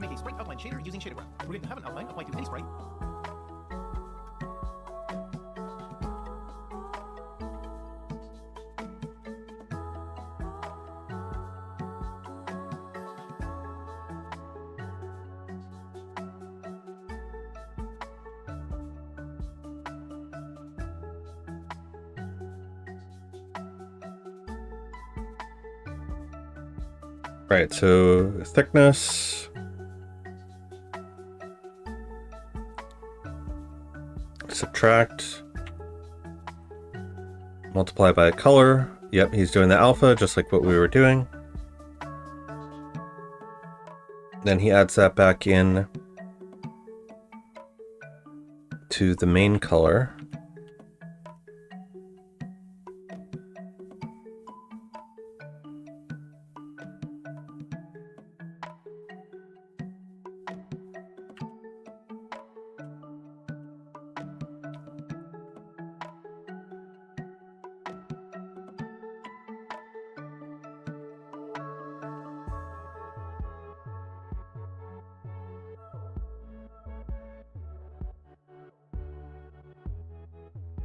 Okay. So what are we doing wrong here?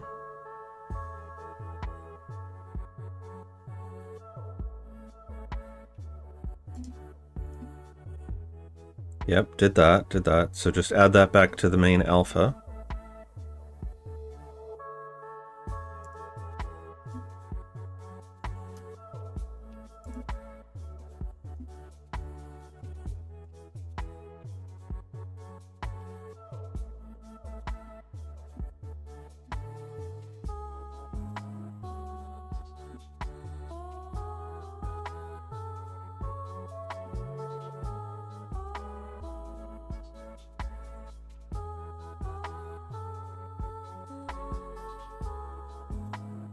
What?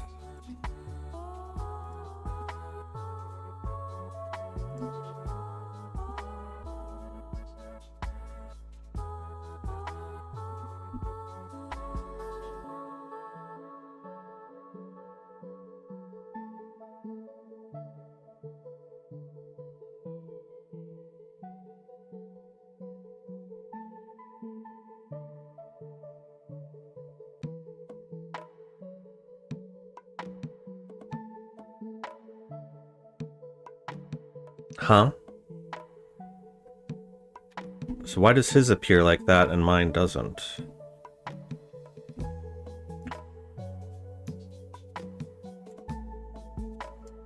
Oh.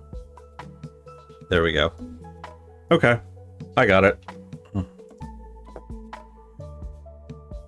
Alright, so now we just have to do this 4 times.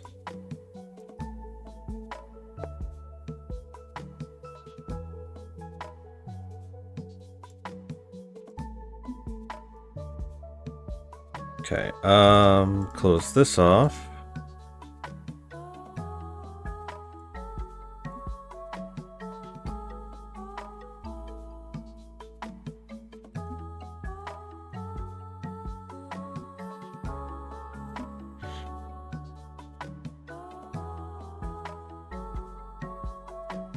So here, before we subtract all that off, we want to make a whole bunch of these combined.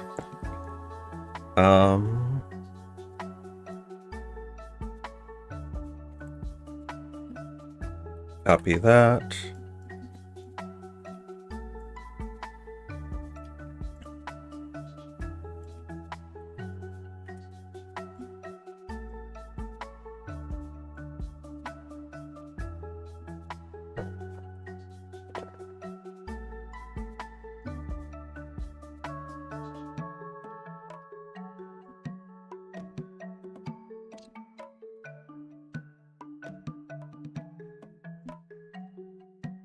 Copy, paste.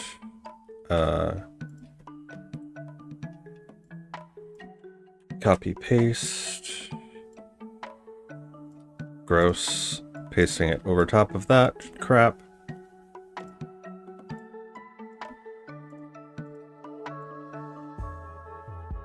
So then we need...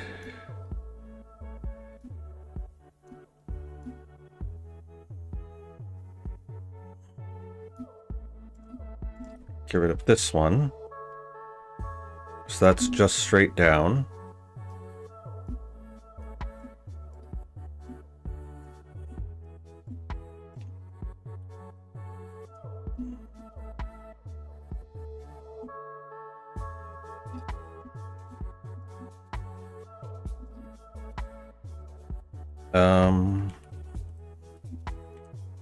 Probably easiest to do this here.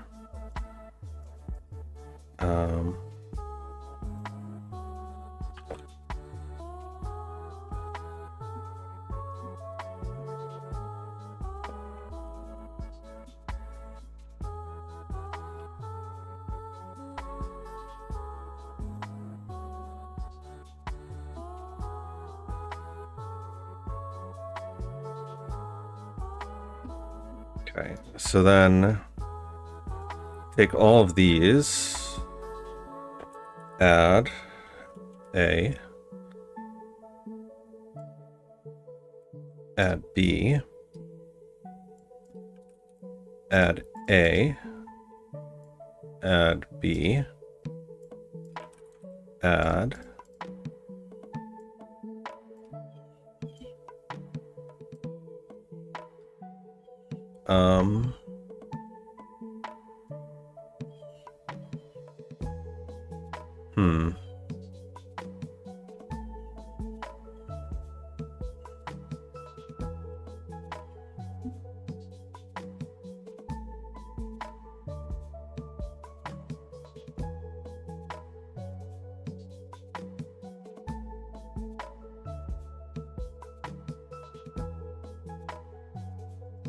Probably because we're adding it 4 times, I would imagine. So I have to do this step 4 times, it looks like.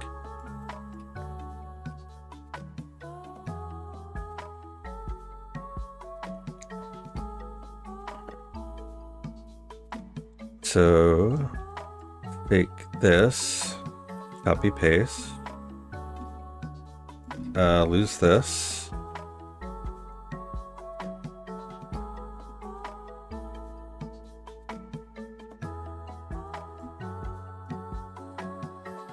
Subtract B.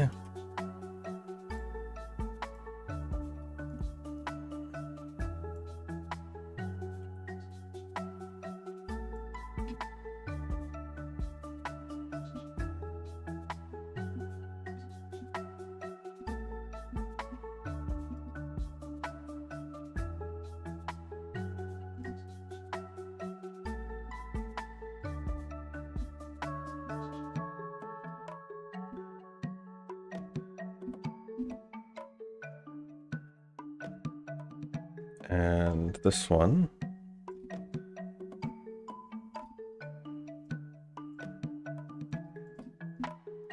And this one.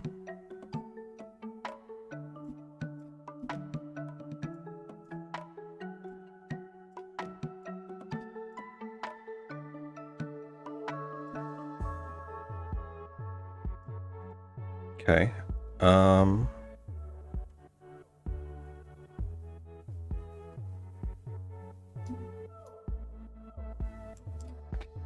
And that is probably incorrect, so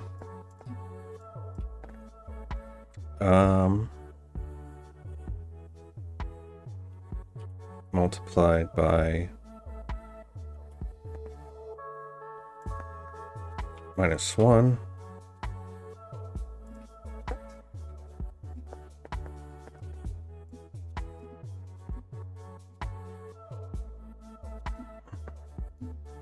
No, that's still the same.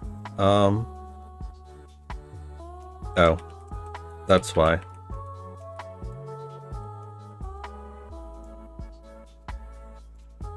Okay, there we go. Yeah, I'm not such an idiot after all.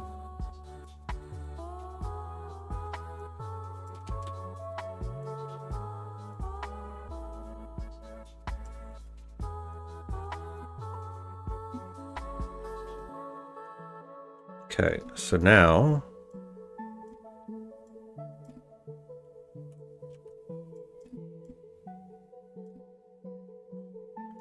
we take all 4 of these, add,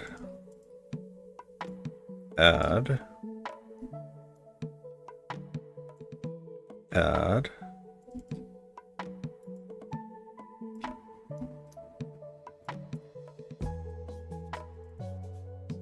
and now we should have a nice outline.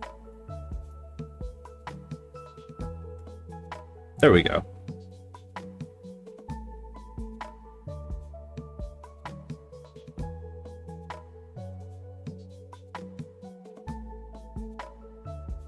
And that's just because this is not completely solid on the line.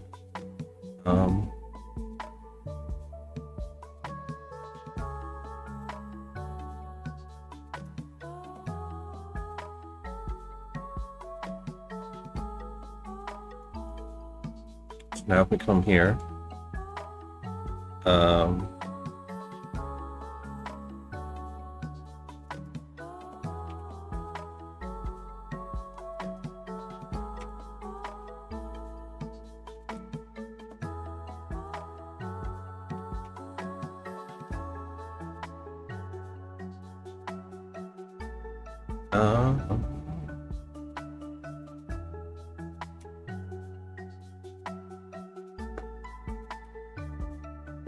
Hmm.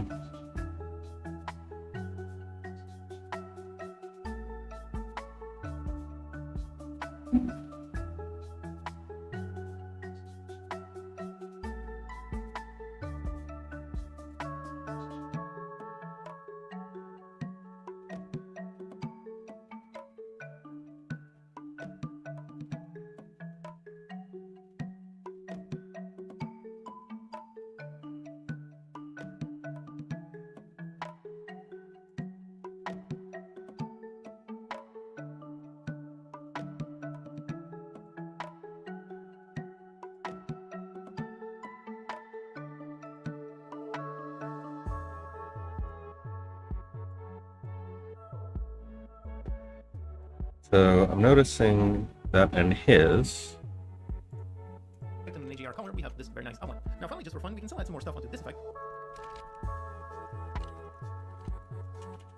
So when it's right up and down. So for most scenarios, this works perfect. But in here, if we play around with a massive thickness, so as we increase, and there you go, we'll get the sword in there. So when it's way too big, you can see the effect kind of break down. So if you need to have very big outlines, then one thing you could do would be to add 4 more outlines for each of the diagonal positions. So one up right, up left, and down right. Doing that would help this effect look great even on very large outlines. But for most cases, again, this works perfect. Diagonal positions.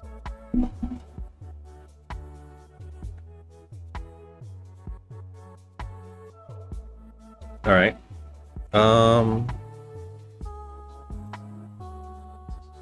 Is there a way that we can make a subshader out of this?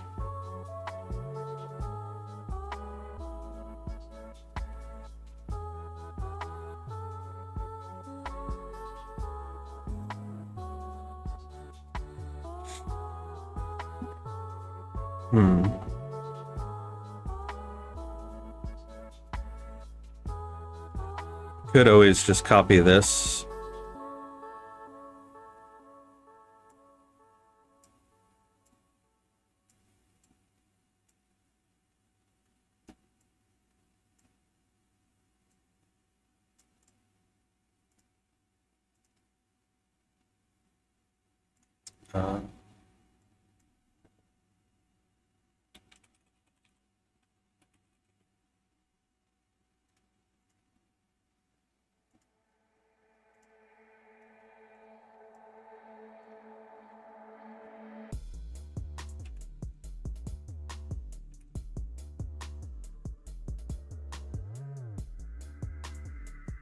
So now we need the diagonals.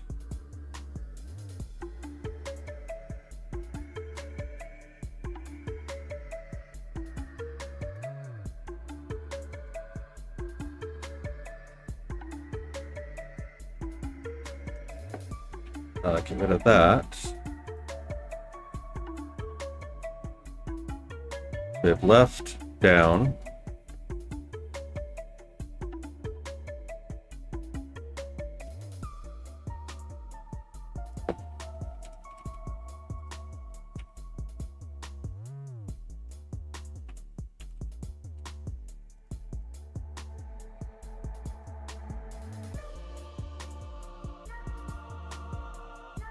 All right, so that's left, right.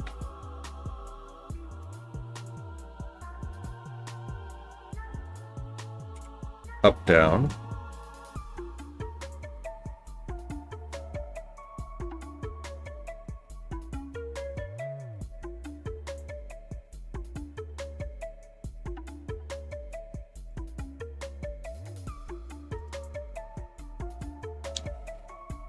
So that's down and down.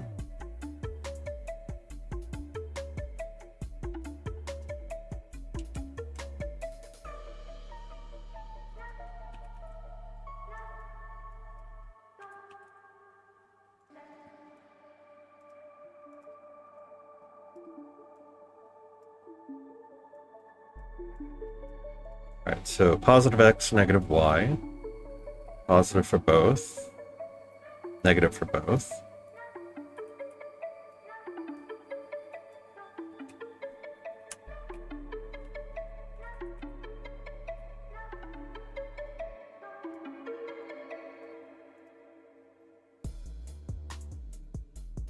So positive for one, positive for the other, positive for both, negative for both. Add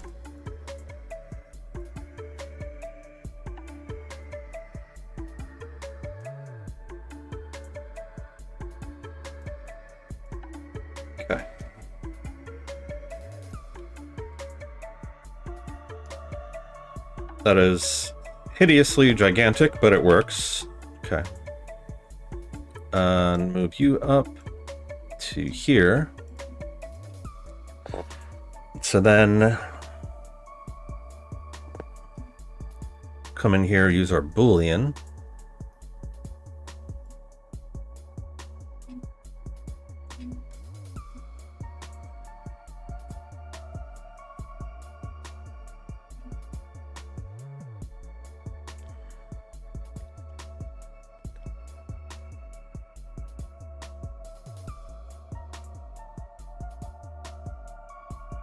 Actually, do something even simpler here.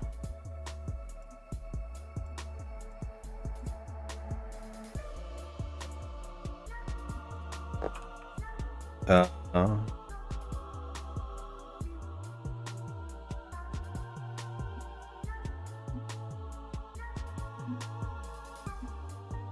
so show that if true, otherwise...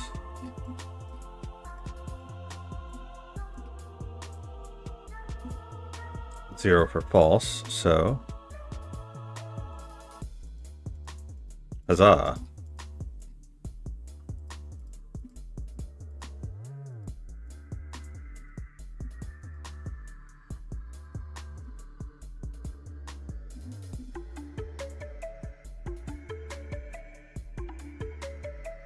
So now we just have to toggle this.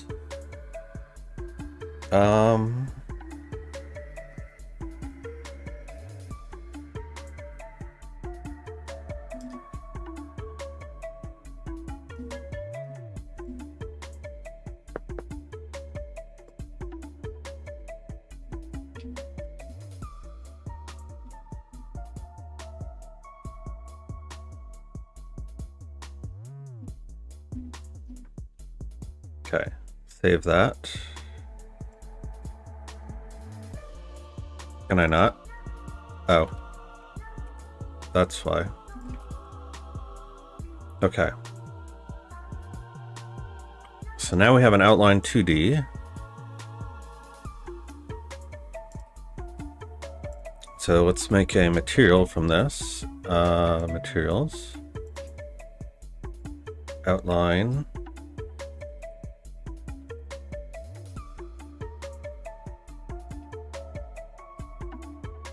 Okay.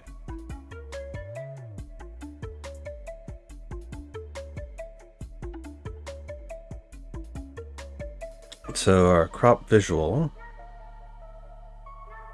Let's actually go back in here, and we don't need this anymore.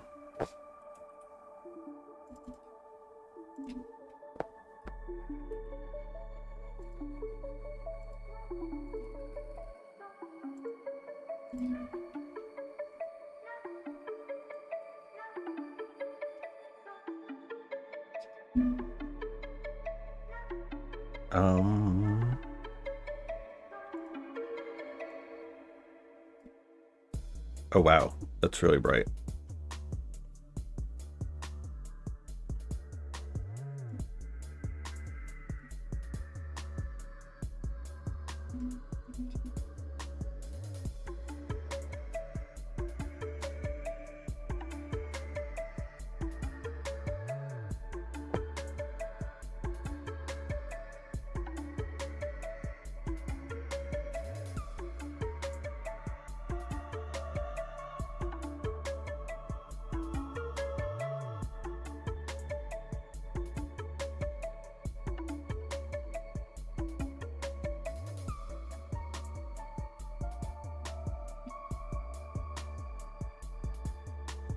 Okay. That way it's not so bright that it's blowing out our eyes. Okay.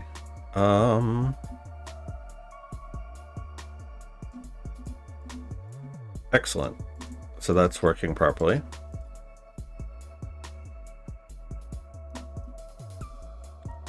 And so you, and may as well get you.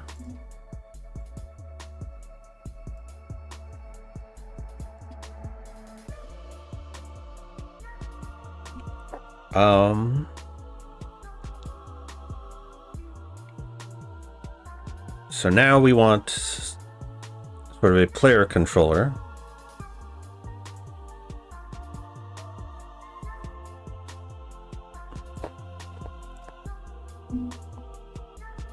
So that we can move around.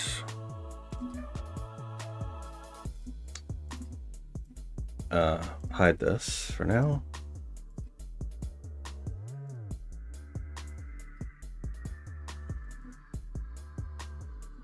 Controls.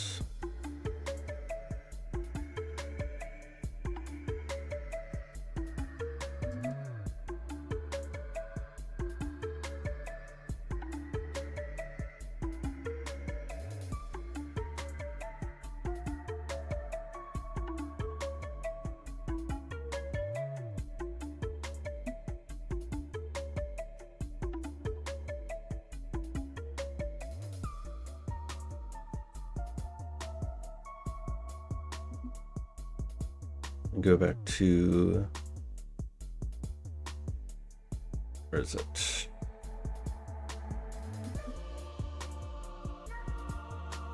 Input.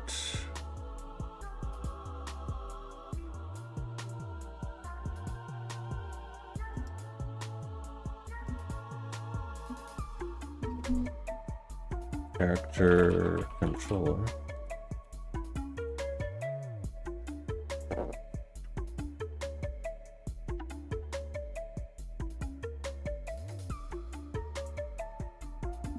I think it was like third person controller or something.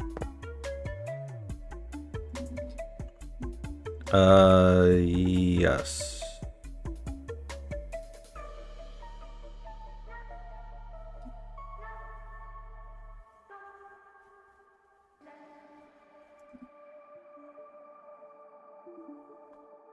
So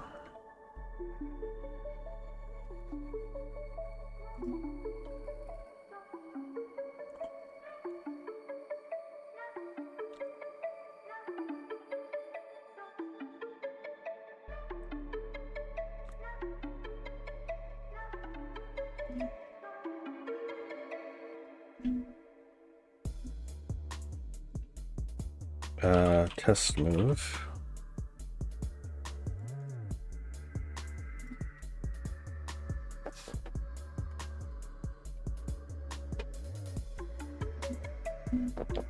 Okay, so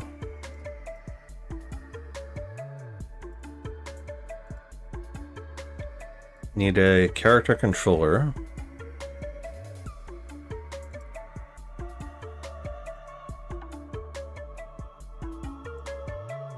Fields.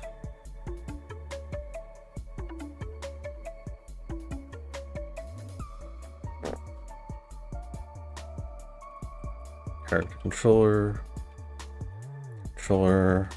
Public. Float. Move speed equals 8.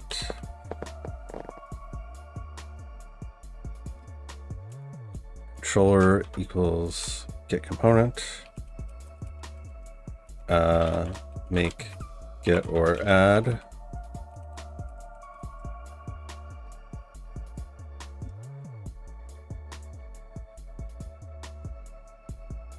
Player.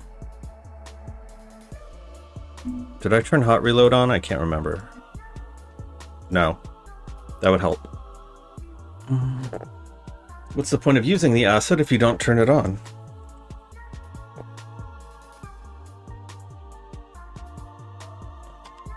Alright, so we'll add a third-person character controller to this.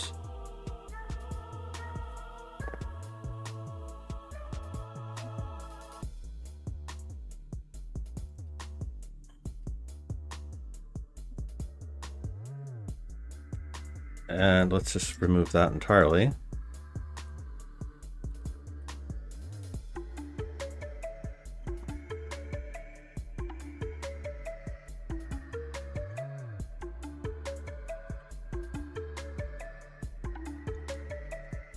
Right, I forgot this acts as a collider.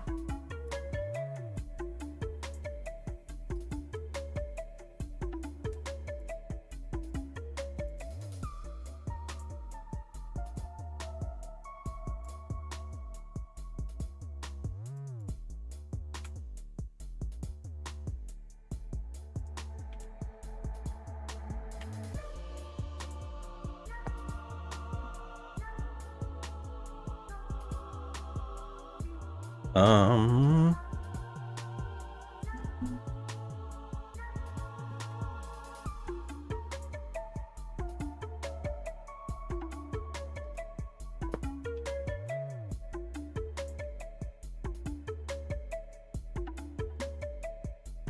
we'll go with that for now. Okay.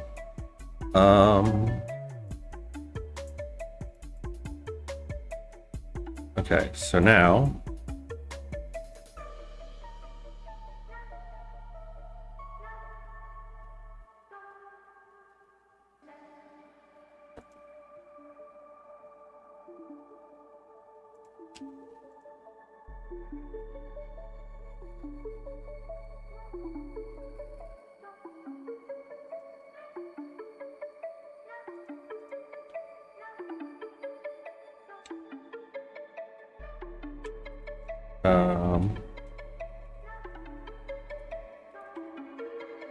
var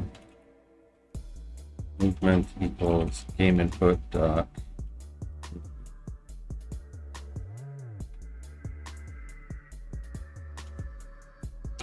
if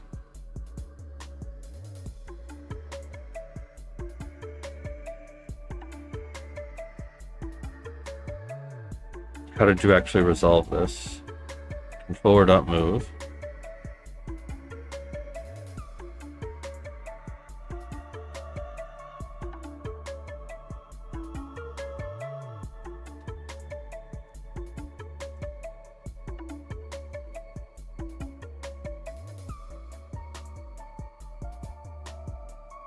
Where are you setting this?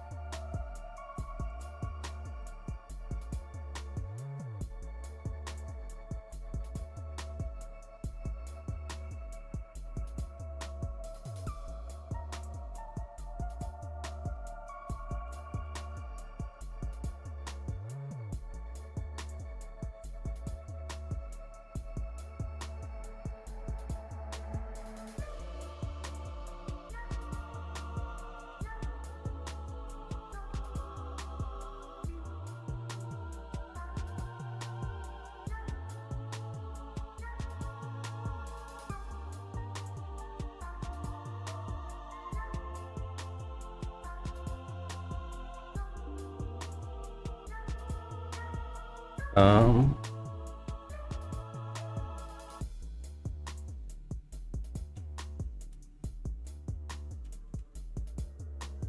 our target location.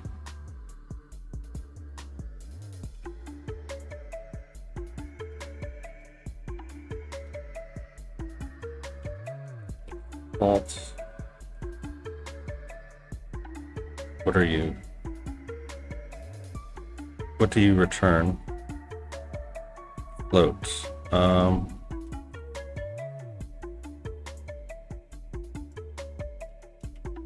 Okay.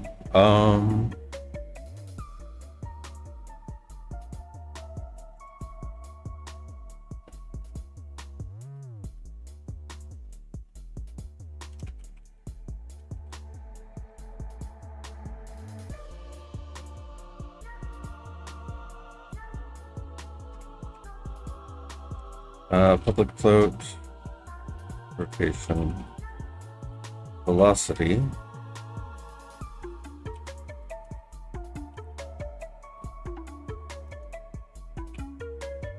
I hate these underscores.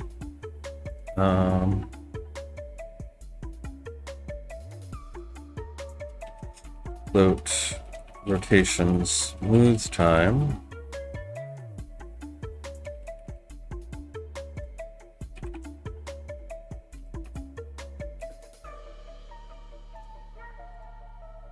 What else?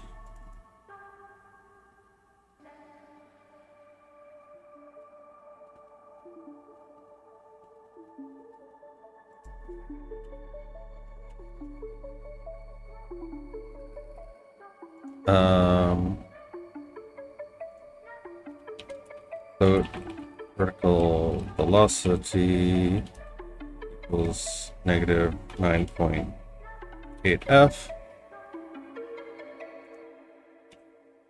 Okay.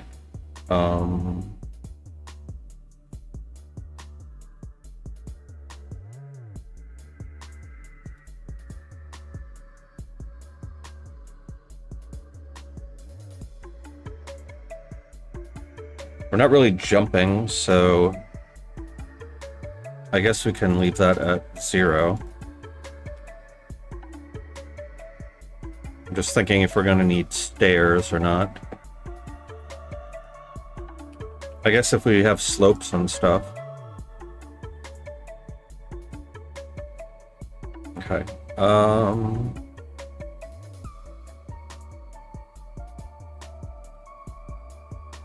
Right, is that everything we need for movement?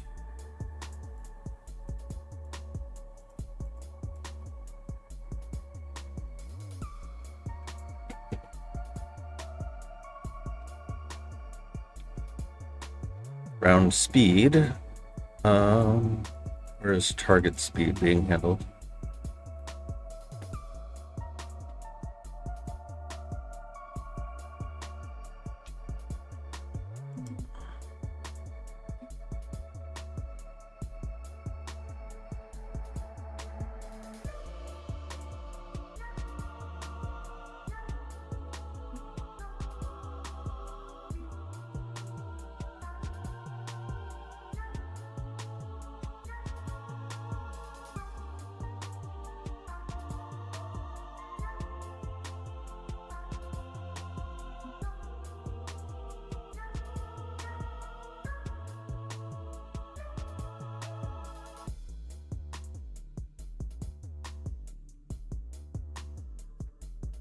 Get rid of that, get rid of that.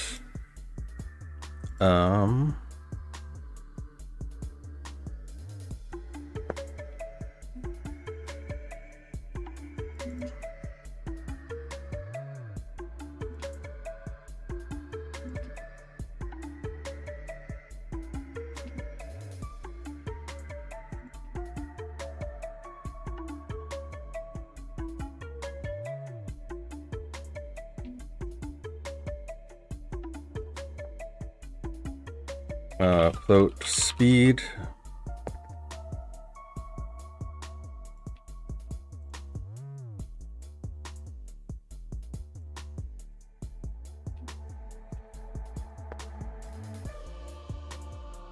Okay.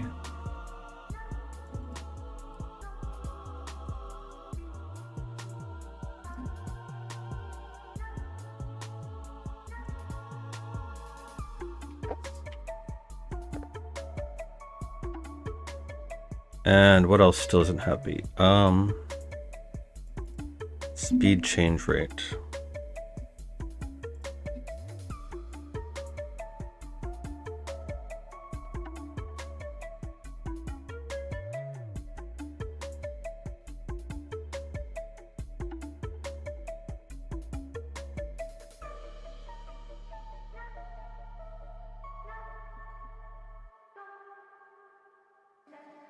Where is that being assigned?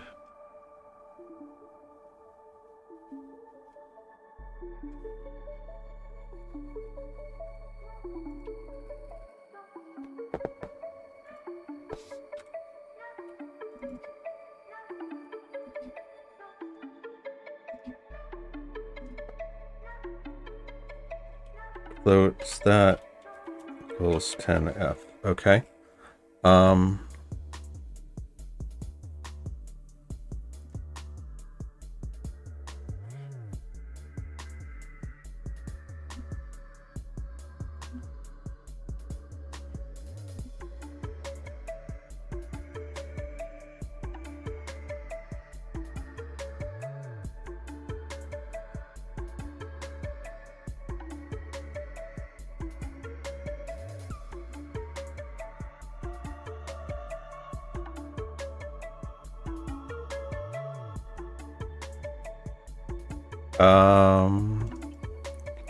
Ground layers.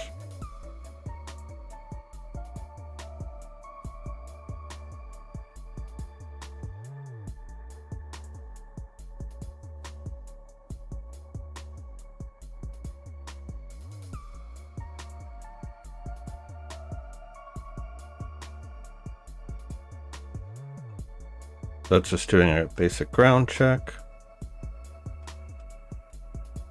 Okay. So we don't necessarily need that, unless we're dealing with slopes. I don't think. Alright, so this is like hot garbage right now, but let's just get something up and running.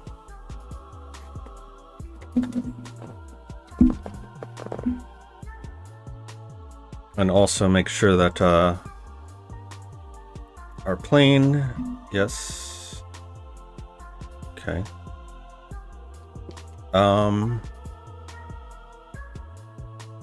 I don't think we need any sort of rigid bodies or anything, so let's just see.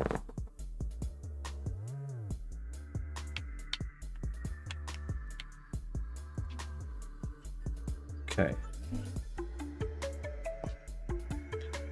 Player.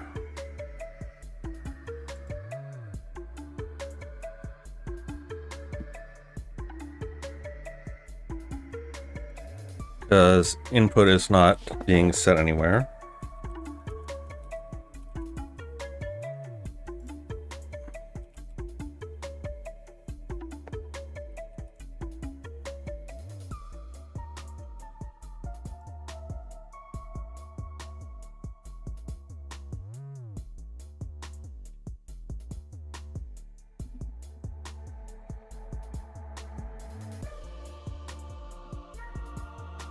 Okay.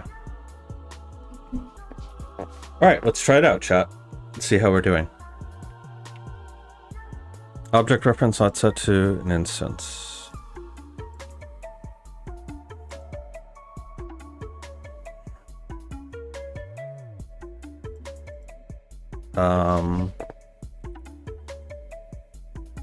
Player input.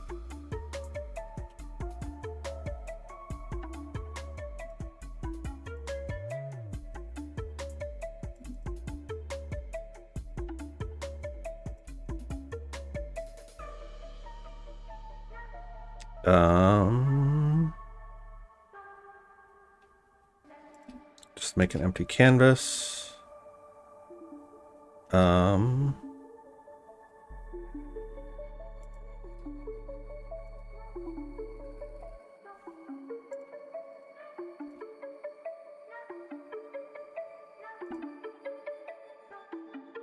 Get that set up already.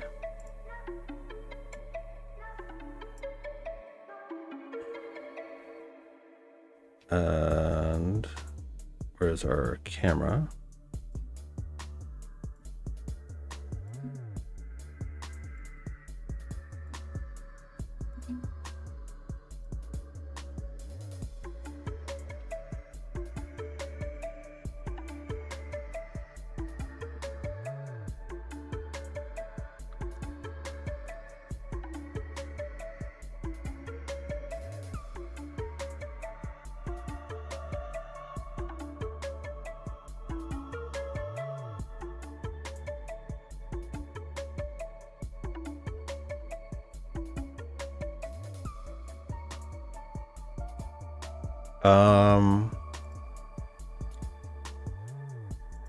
You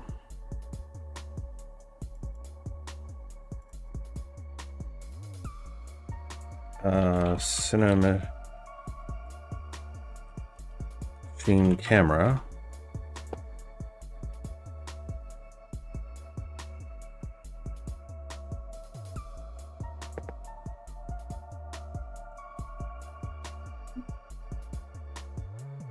Game object dot find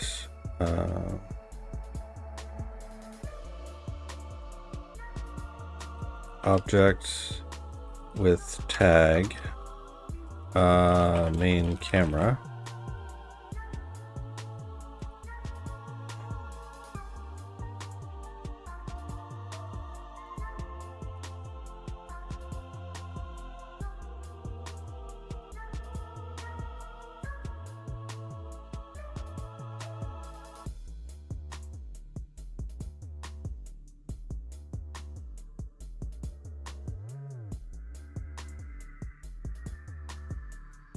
All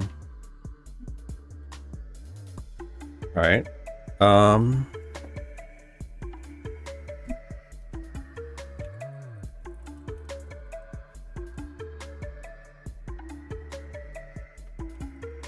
Equals transform dot bind object tag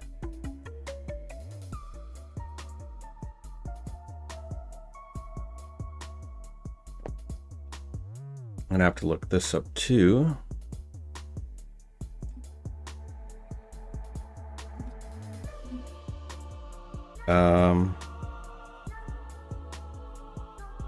Unity find main camera Cinemachine.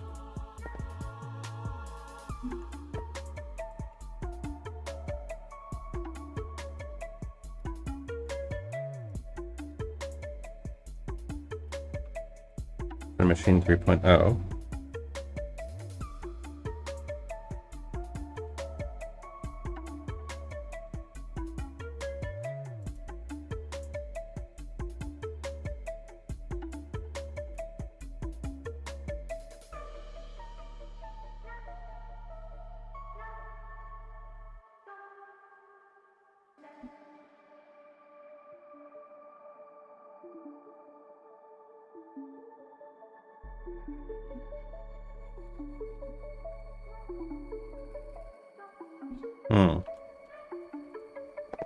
Interesting.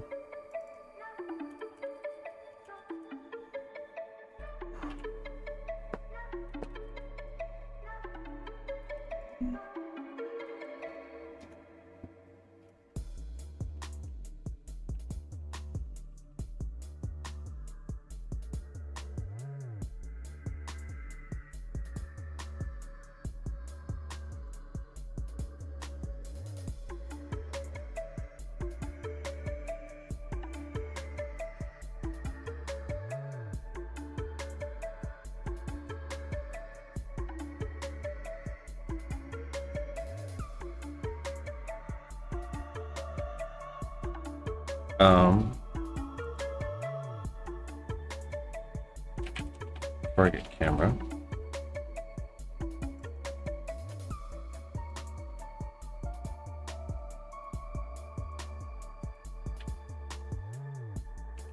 Just do that.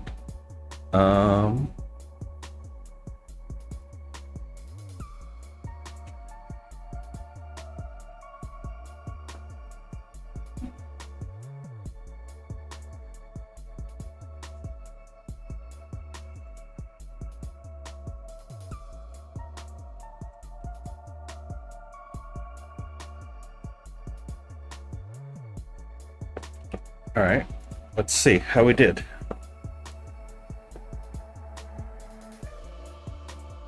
Oh, okay, so we can move. Not very well, but we can move.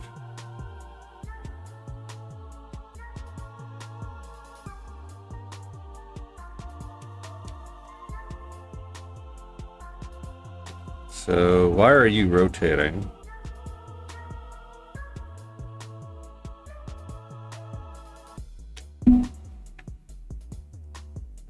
Let's there's sprite.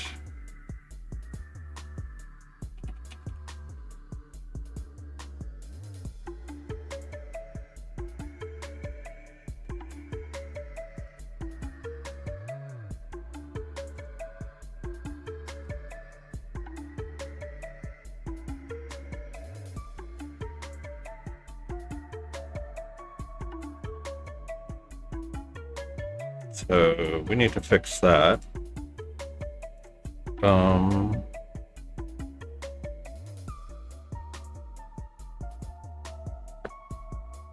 You.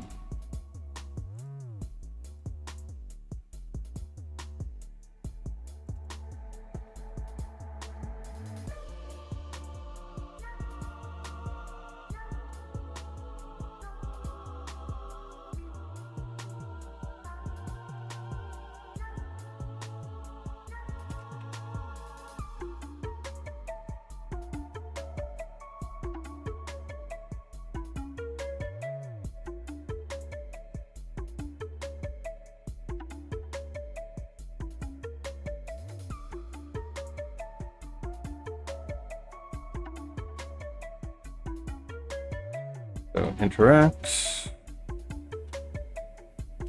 and interact.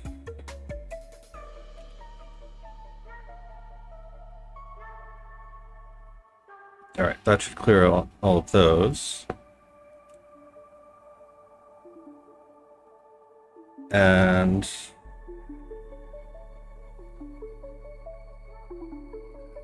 I guess we can make these all triggers. That way we can walk through them.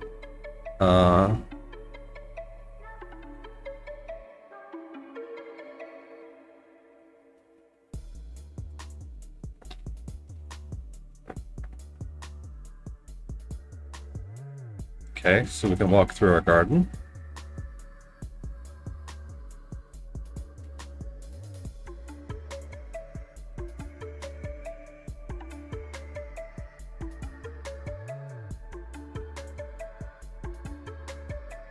So it's kind of working already.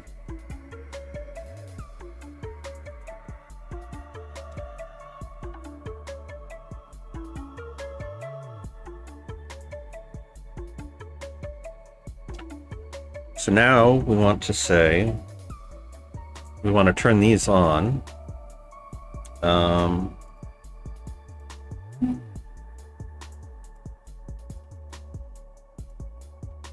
Also, our tool.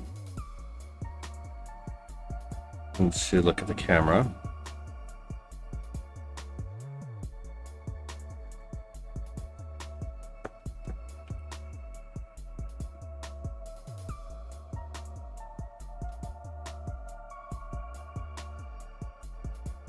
So we need to not be rotating around.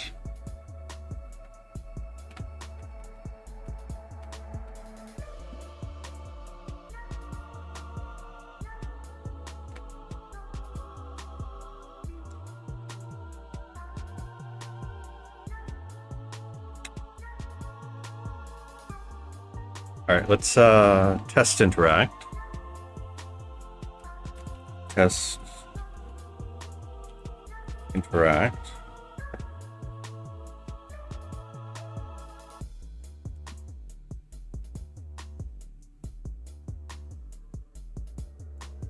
And interactable.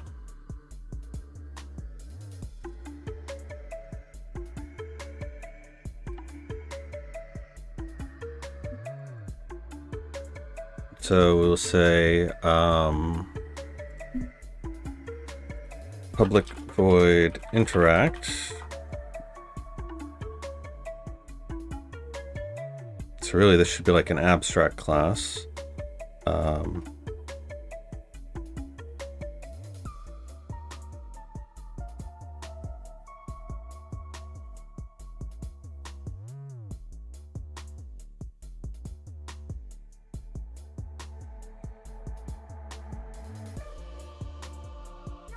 And probably what we should do is make it so that the player can only interact with one thing at a time.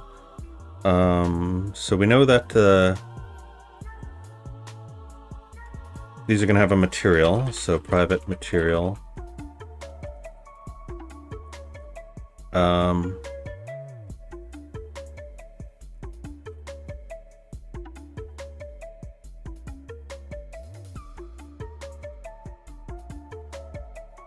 Renderer.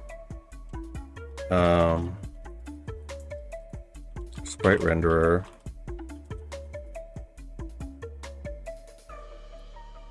Equals get renderer. Get component sprite renderer.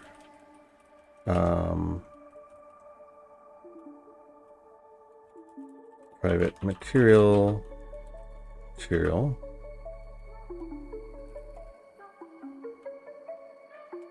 Material equals material.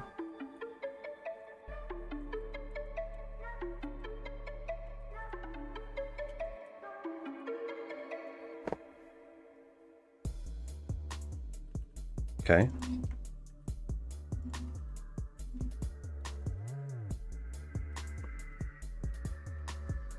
Maybe we make this on enable.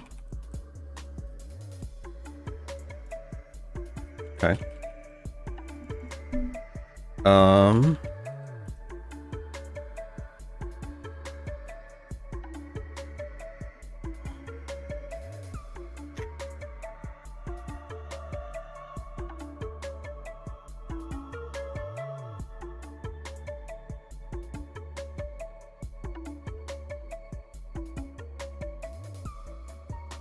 And we'll say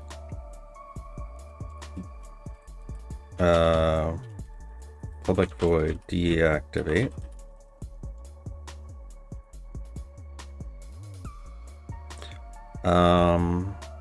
So material dot set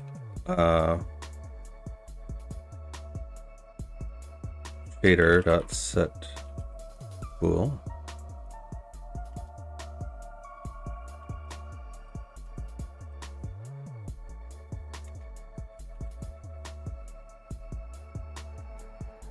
How do we set that? Unity set shader bool in code.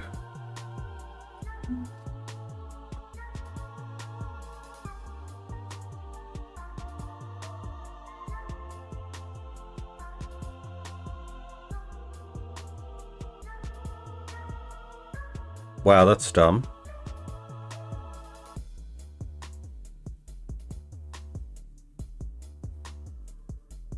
Really? How long has it been since we're not able to set a bool?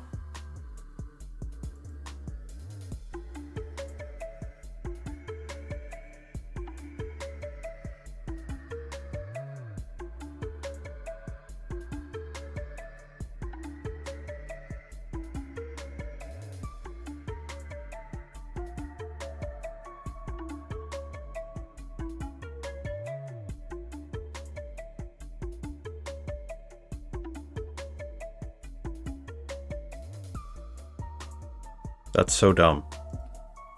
Ah.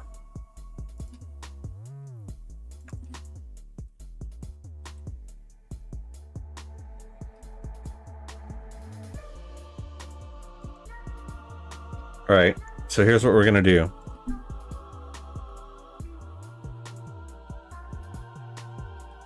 We're gonna go back into here, back into our outline.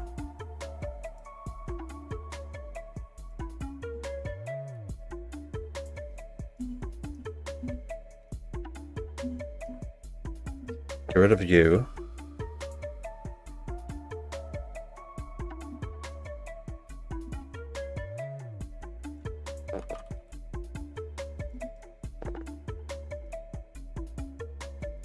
Int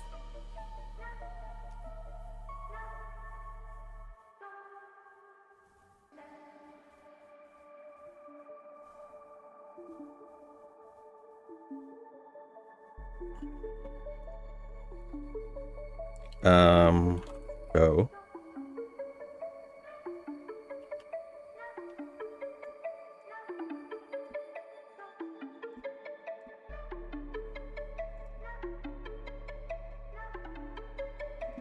integer slider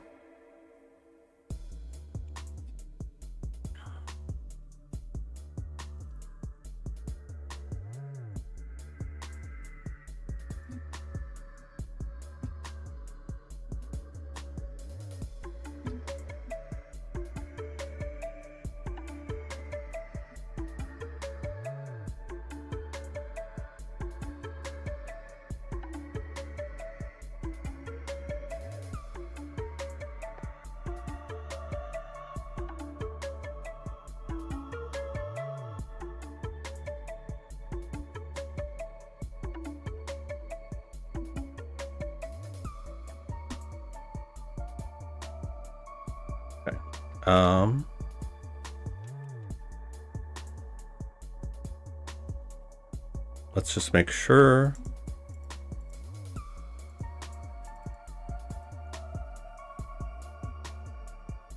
Yes.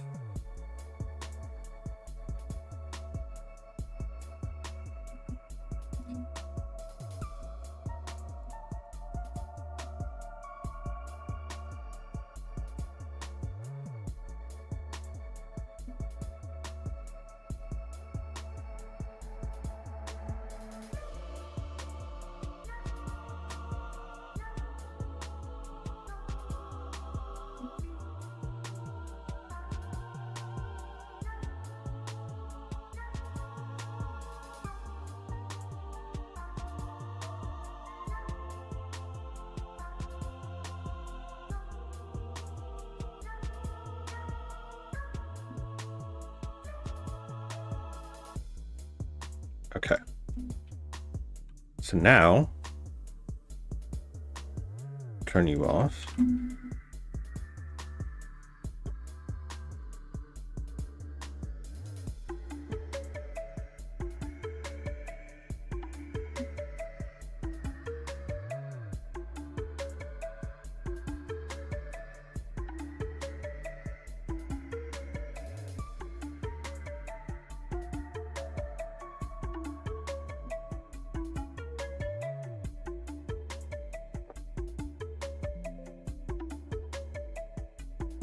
Set float, show 1.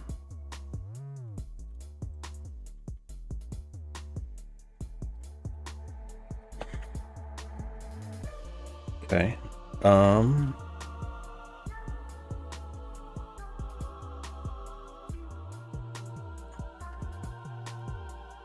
Assign this as player item as player focus. Material dot. Let's be smart about this. Public const string show equals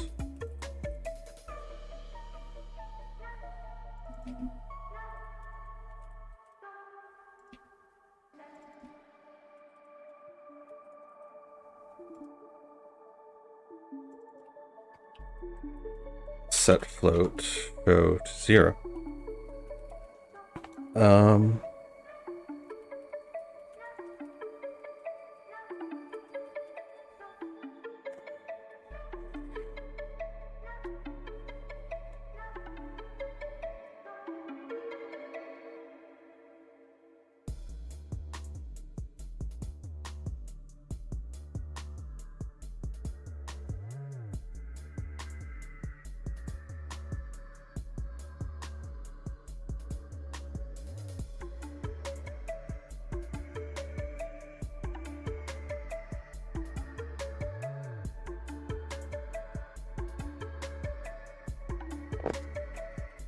All right, let us try this now.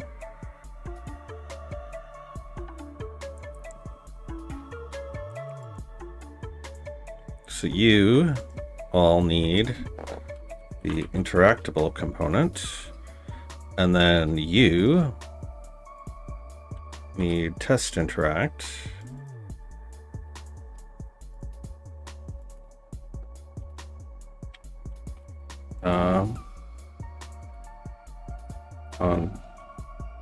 Or enter if other dot get component or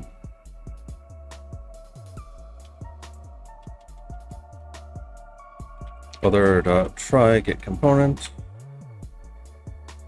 out interactable if that, then other dot interactable dot interact.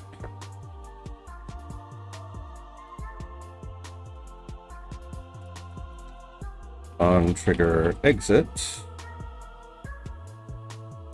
and we'll just copy all this, deactivate.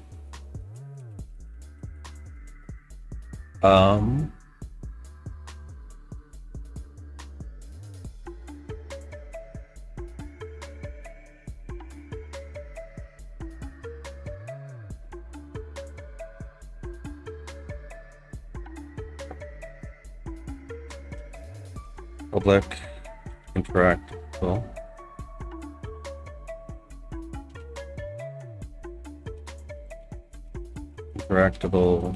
focus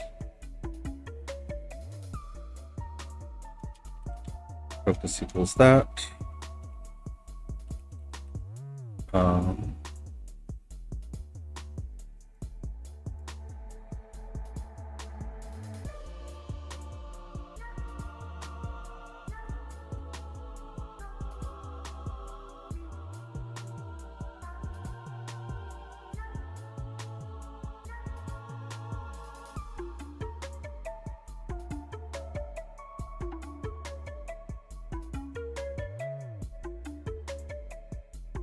Hmm.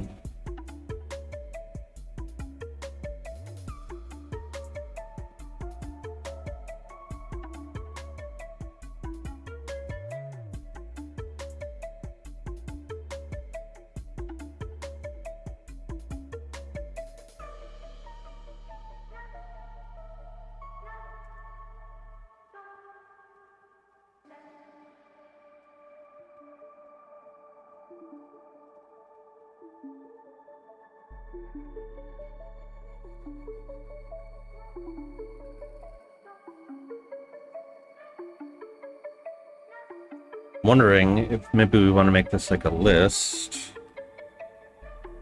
Interactables.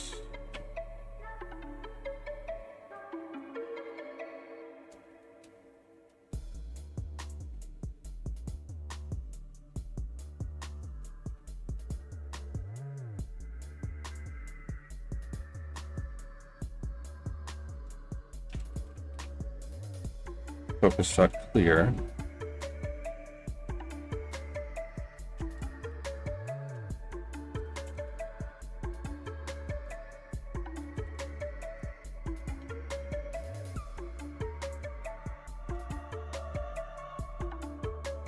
Focus.remove. So this will enforce that we only ever have one. This will clean itself up after it leaves.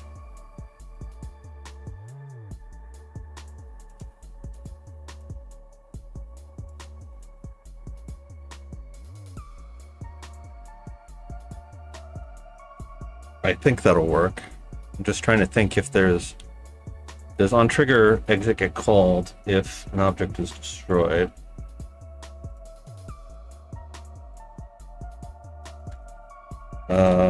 Does on trigger exit get called if an object is destroyed or disabled?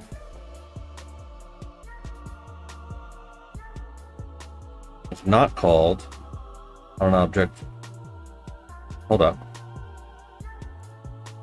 An object that is inside a trigger is destroyed.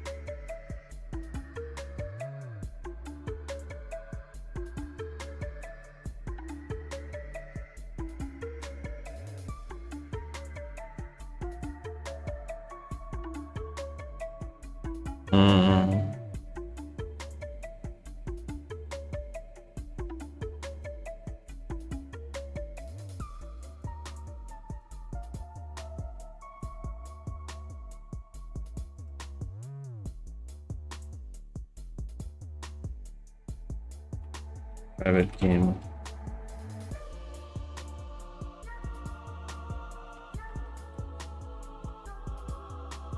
Player.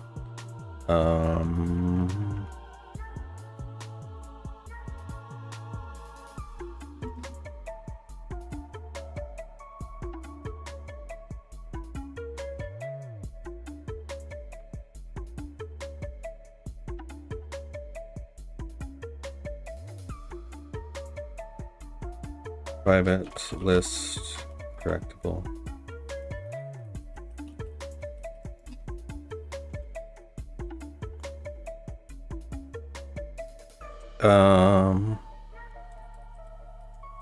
Equals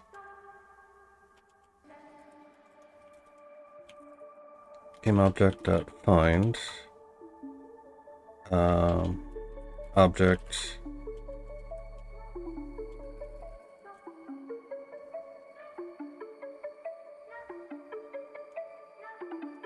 test interact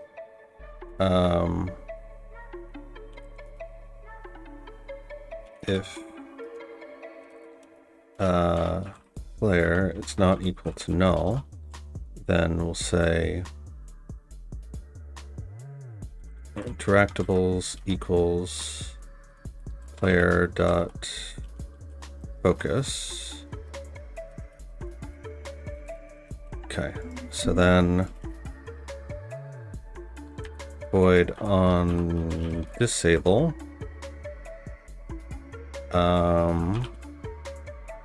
If interactables is not equal to null,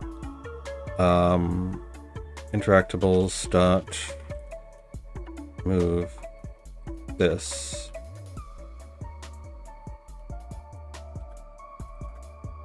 And interactables dot contains this. Okay. Private void on destroy.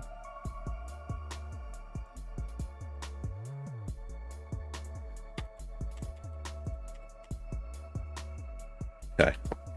So that should just clean that up.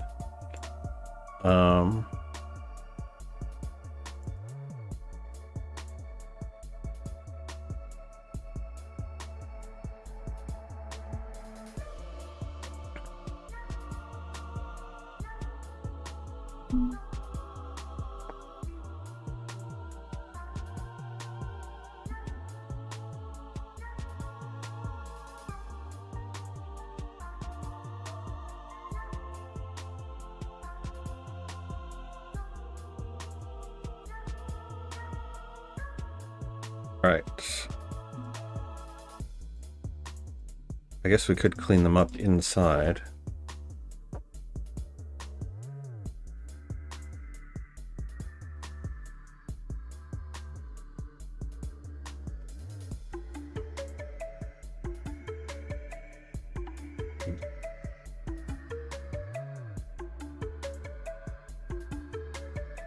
All right, let's try again and know that our scythe is going to be spinning around us for a minute.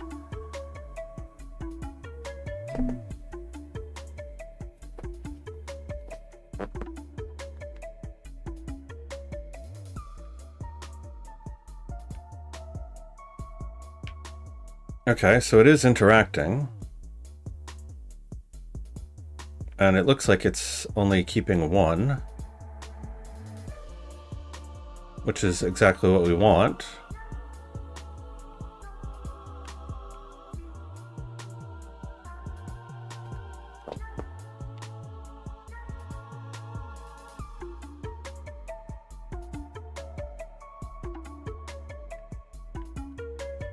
So why are you unhappy?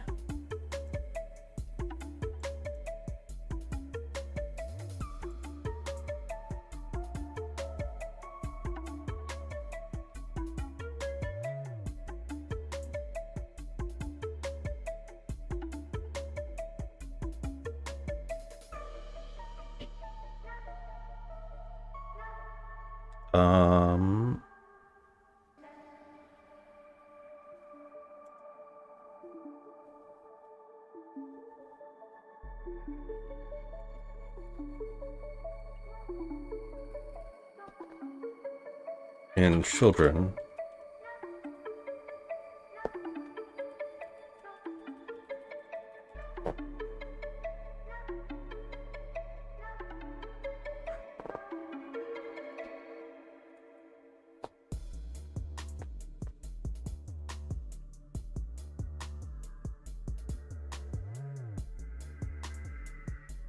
All right, let's try this again.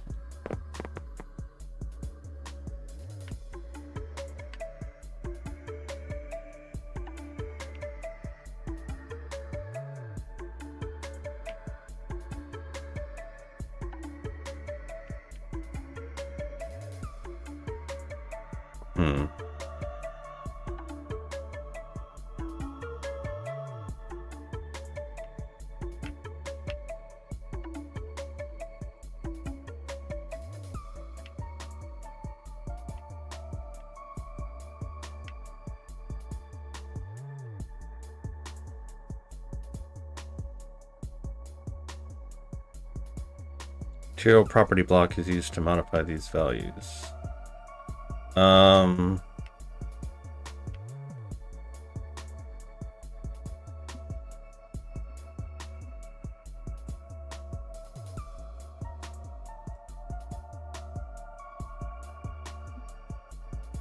Not sure what that means.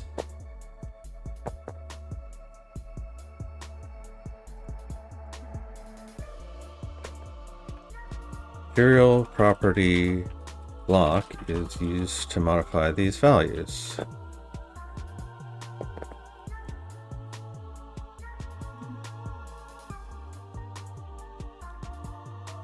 Modify material properties on a per object basis without creating. Allows you to change values such as color, blah blah blah blah blah.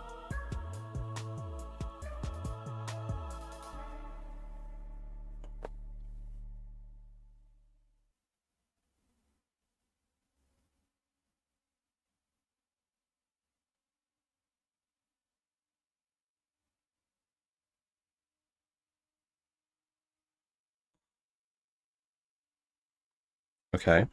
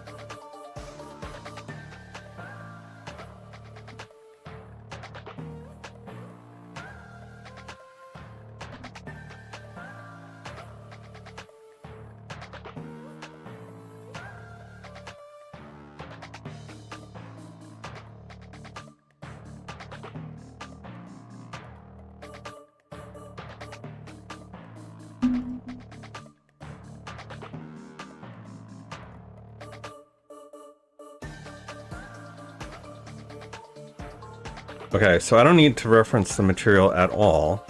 I just need to reference the property block.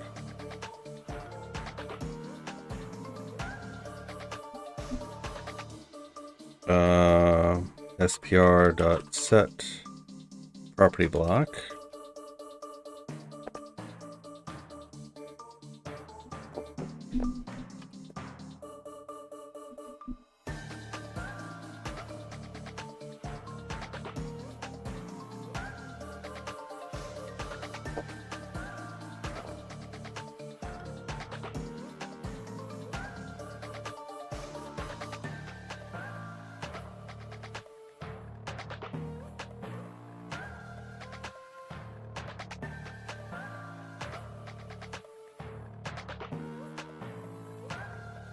And MPB. Okay.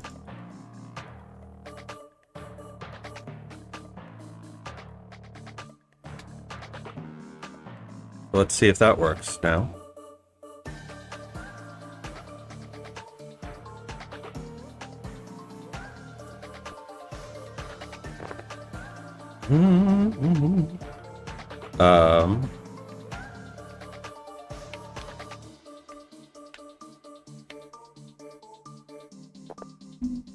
Incorrect, sir.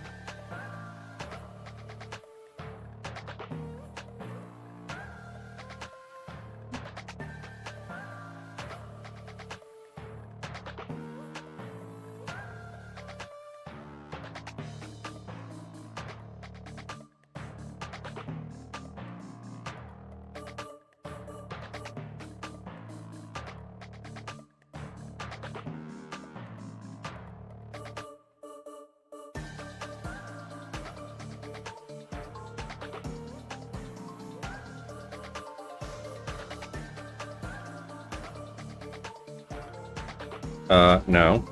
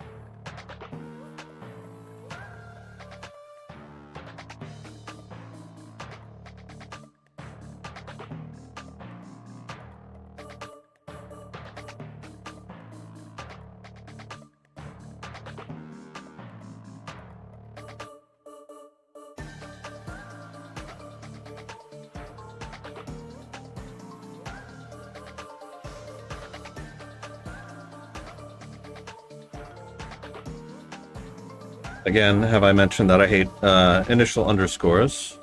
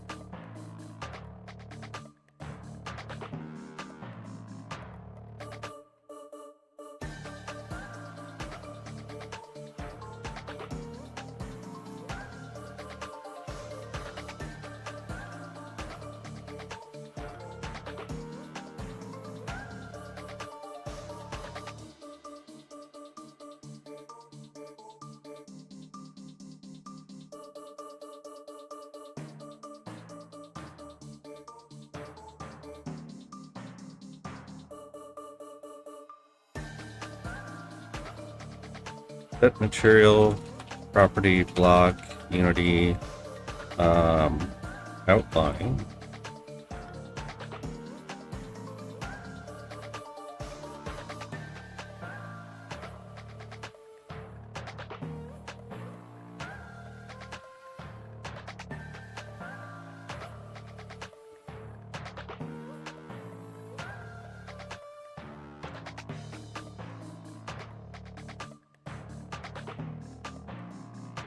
All right, we get it. It sets all of them.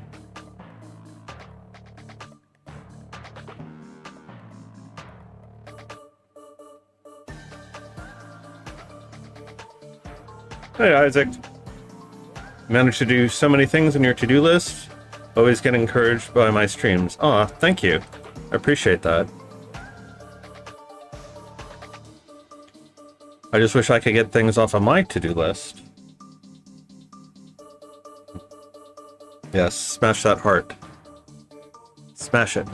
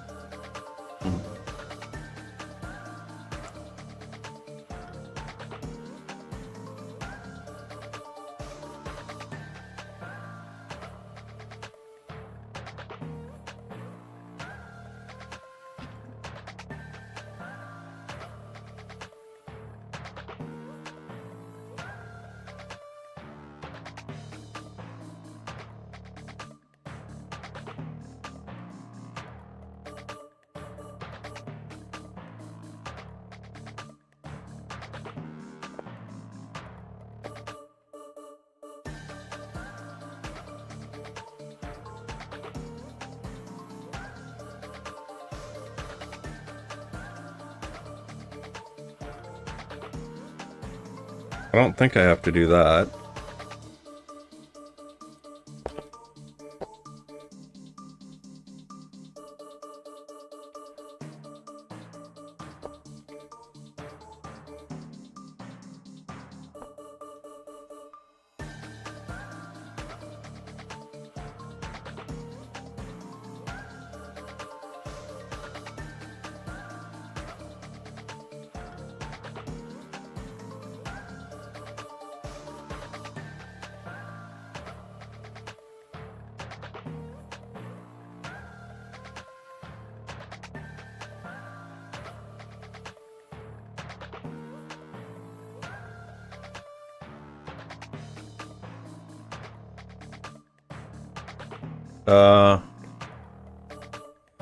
We have to tell Unity that the shader is able to be instanced. To do this, we have to add the line pragma multi-compile instancing.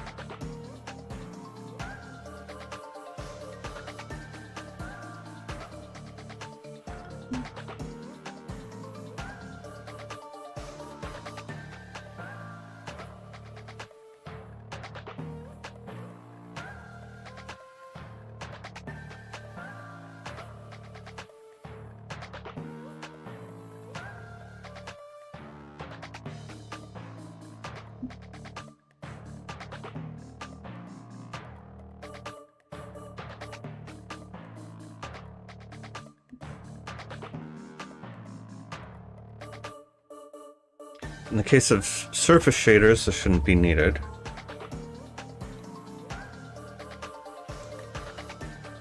If you don't use material property blocks, this is all you need to do to enable instancing if you're using hundreds of thousands of instances.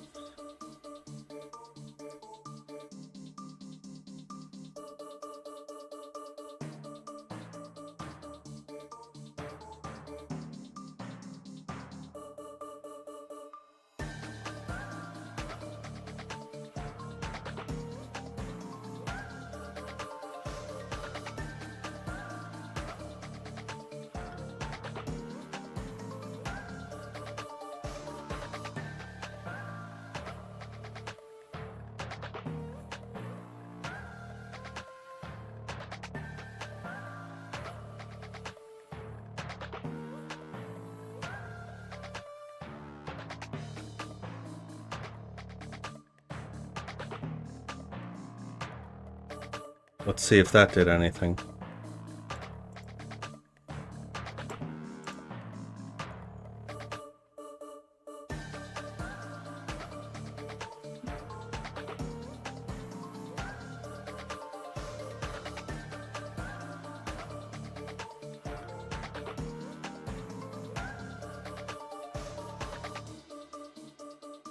Yeah, I'm not going through all of that. Sorry.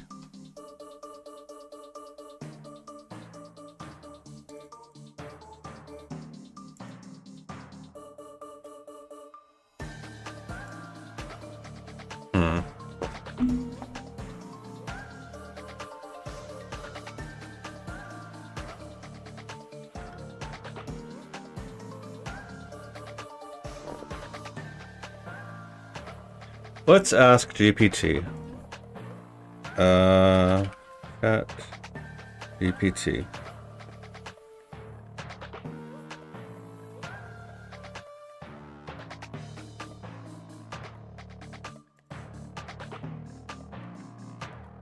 I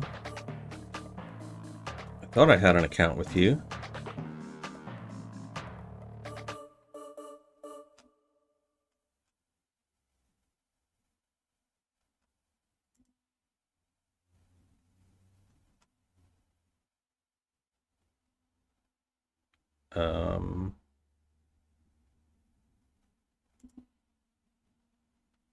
Log in.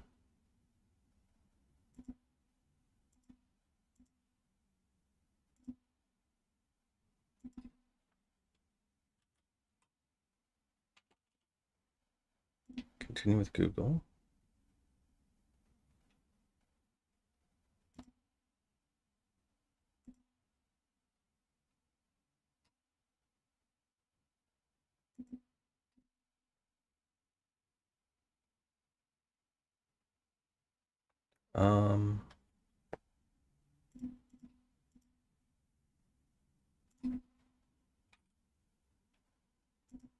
Wow, that's annoying. Fine, I will use mine.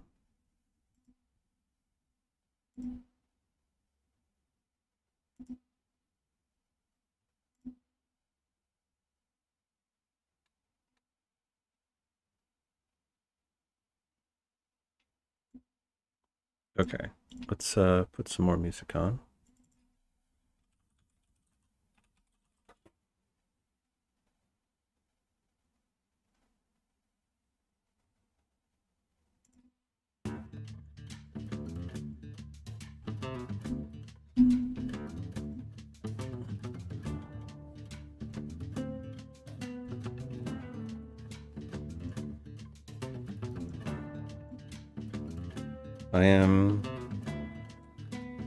I would like some scripting help for a Unity project.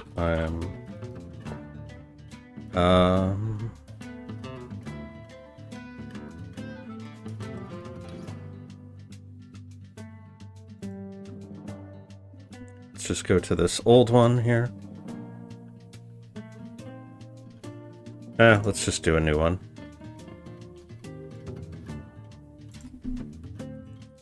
I'd like some help with a C# project I'm working on. Can you please assist me? I always try to be nice to the AI because eventually they will remember this. I am trying to create an outline shader in Shader Graph. I have the graph made using a float slider show listed as show to control showing and hiding using a multiply effect. However, setting the material properties block doesn't seem to be working correctly, and just makes the entire sprite image completely white. Can you help explain to me what I am doing wrong? Here is my code.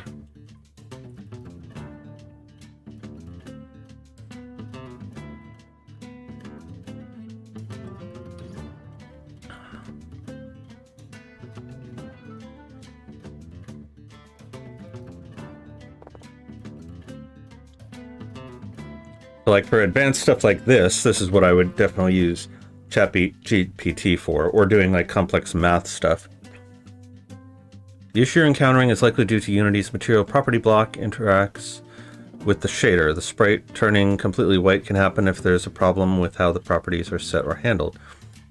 You're creating a new property block inside both the interact and deactivate methods.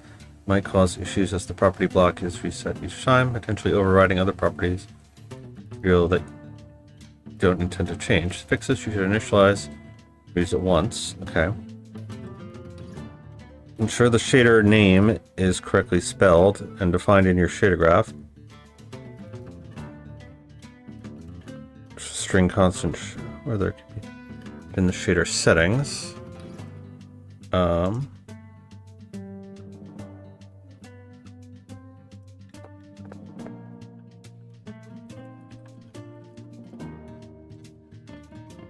Alright, so you don't like us doing that.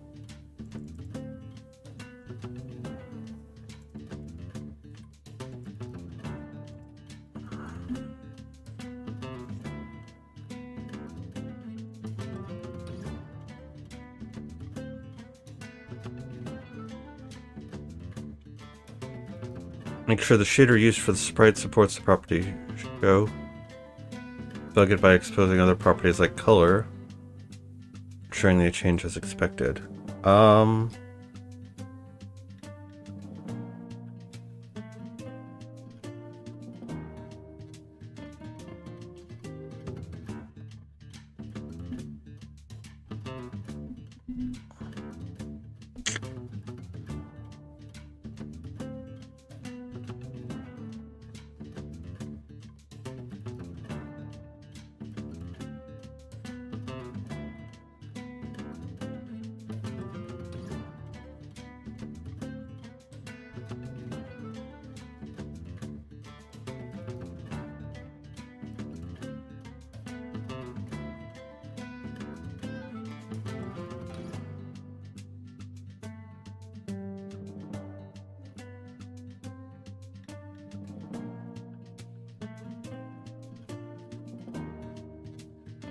Test if show actually works by assigning different values in the shader graph and observing changes manually.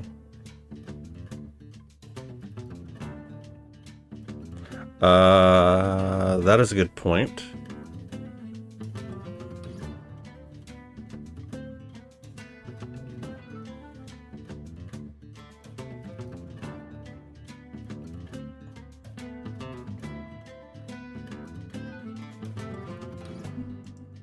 And actually, it just occurred to me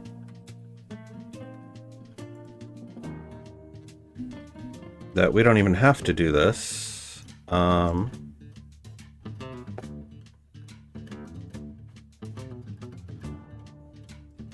We can just set this manually. Since we have to toggle it anyway.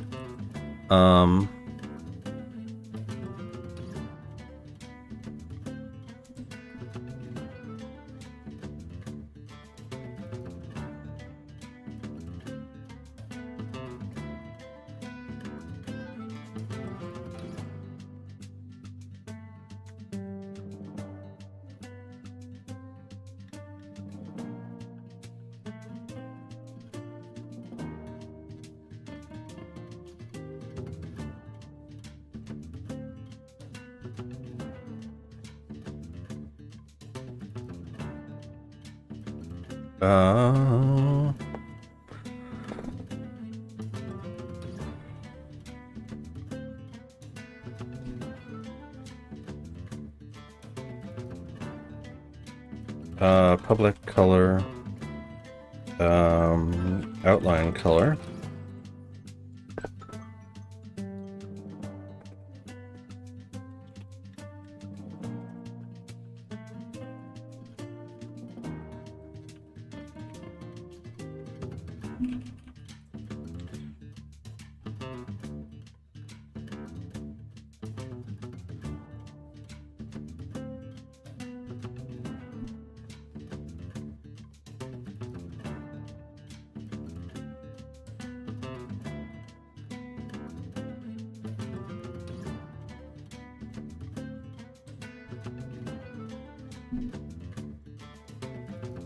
Set color.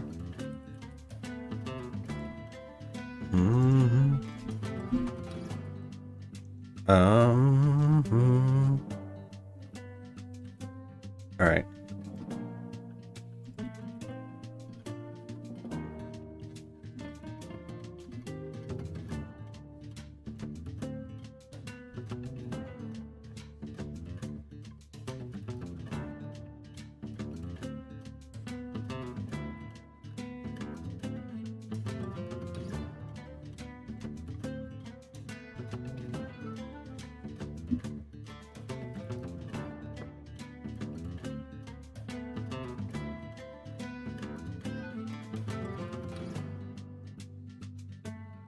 What?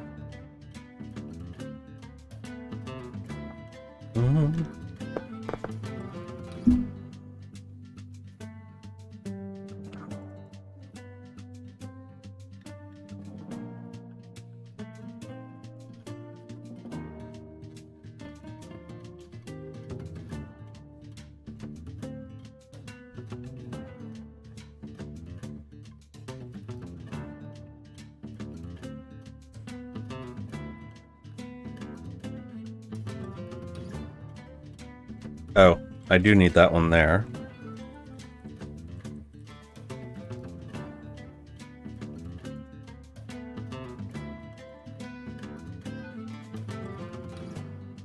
All right. Fingers crossed. No. No, no, no, no, no. All right. Since you are being stupid,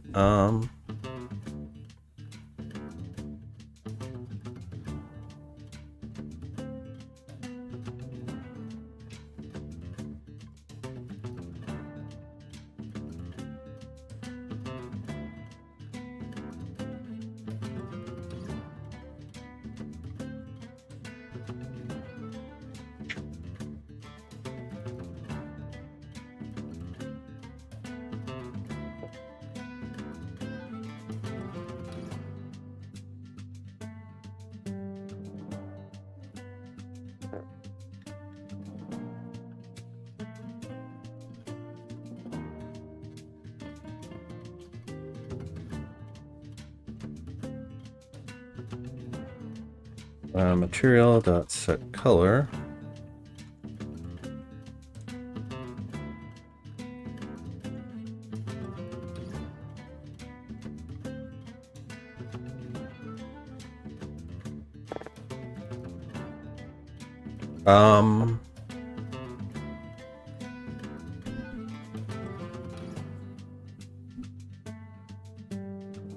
I know why.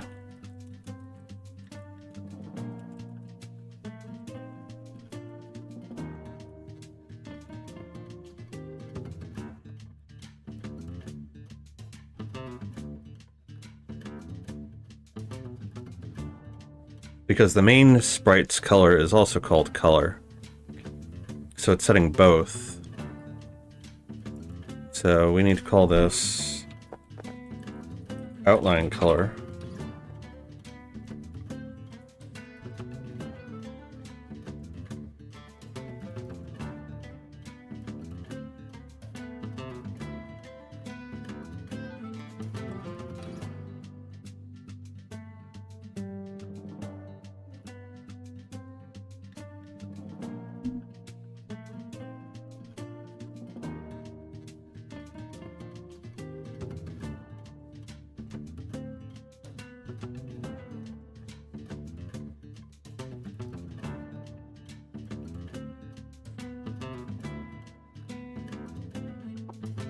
Alright, hopefully that did it.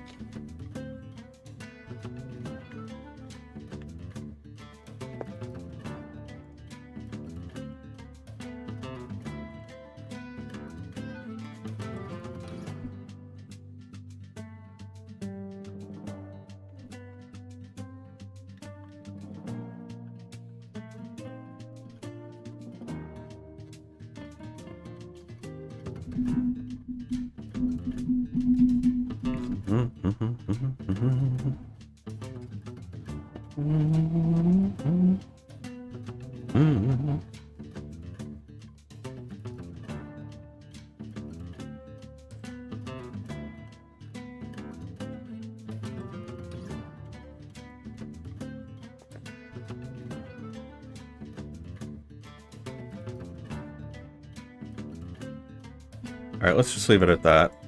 And we'll know if it misbehaves. Still no? I was sure that would have done it.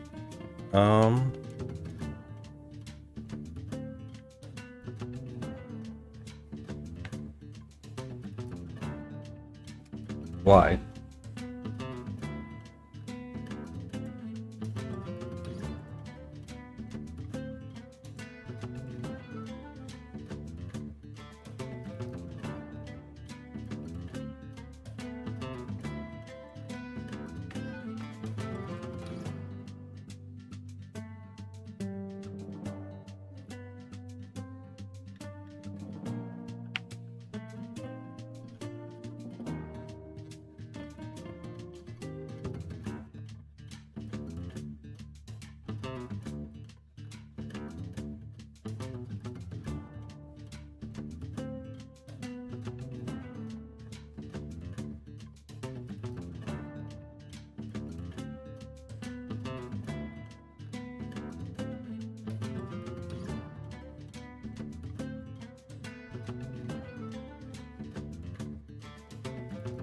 Alright, let's just try doing it the normal way then.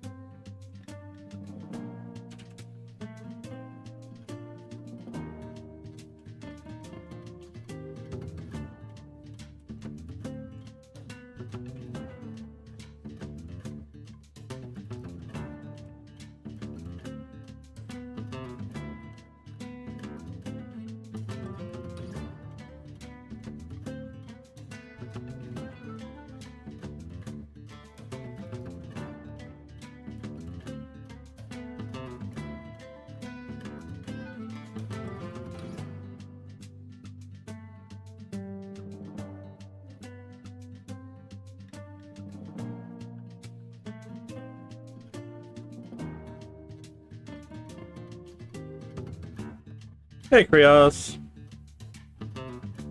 I got your Discord message. I haven't had a chance to look at it yet.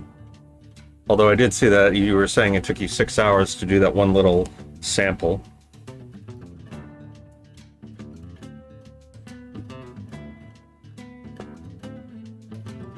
So we are currently trying to add outlines and not succeeding very well. You would think this would be a very simple exercise. Okay. There we go. So we will just use the unoptimized version, I guess. Okay.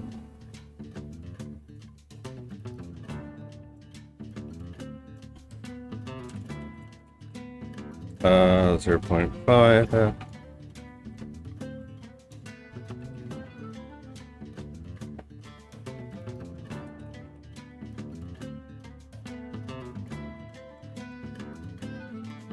I really don't know why that didn't work, but it is what it is.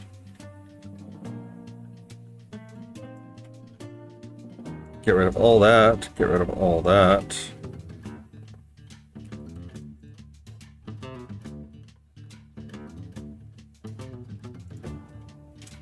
I don't like how that's like way the fuck out there.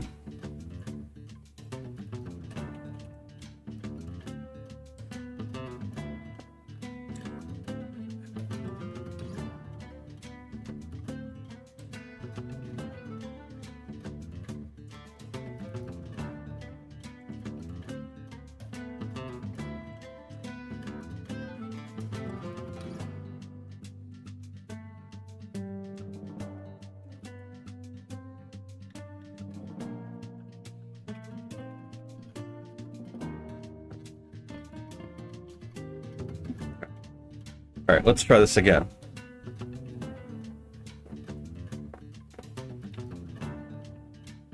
Huzzah! Okay, so that's working now.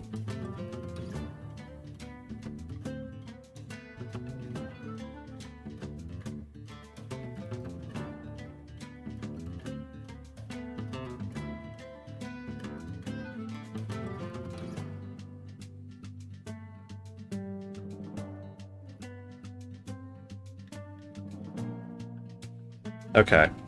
So, what should we fix next? Do we want to fix the fact that he's, scythe is spinning around? That would be in our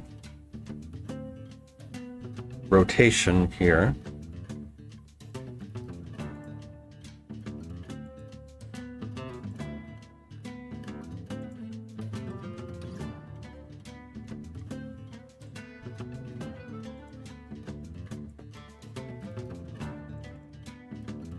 Alright, what is this actually doing for us? Rotate player when the player is moving.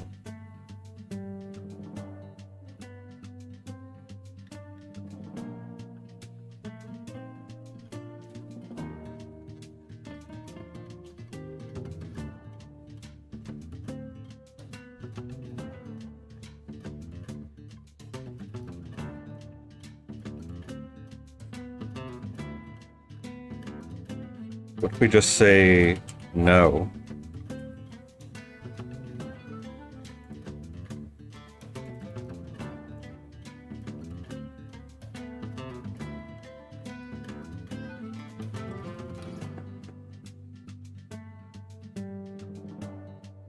Okay, that's better.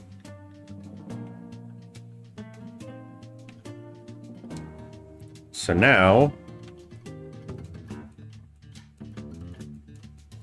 I think we need to interact with stuff.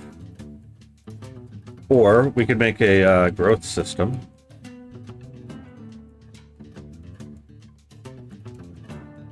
What do you think, chat? Should we make our... Should we do a growth system first so that our plants will actually grow over time? Or should we do our tool system so that we can interact with the world? What should we do first?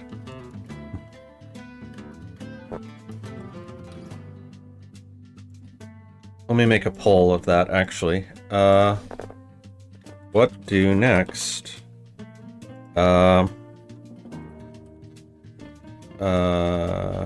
Growth system. Or, tools. Or we could do inventory.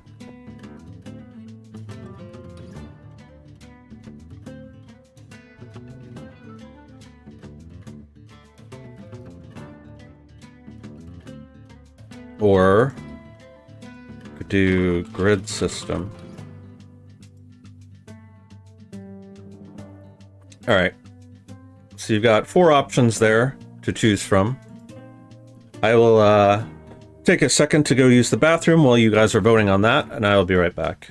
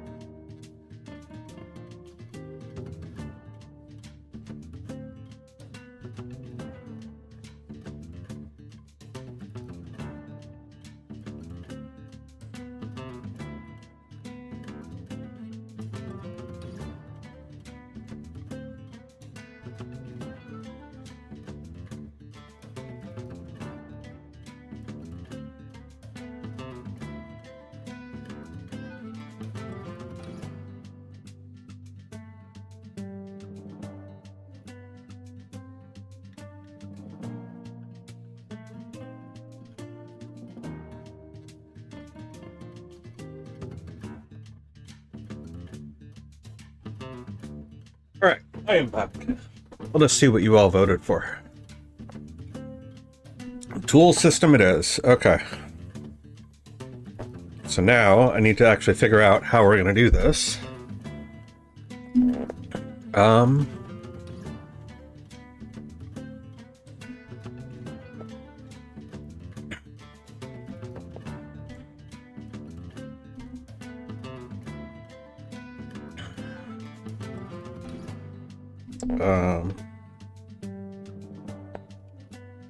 Cool.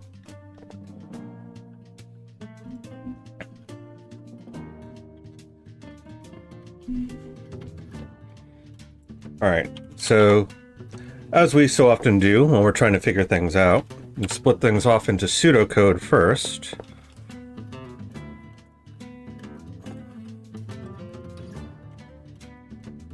All right, so what kind of tools do we have? So we have base tool class, abstract. Abstract method use. Wing animation. Check what the tool was used on. Ability to switch tools. So player needs current tool.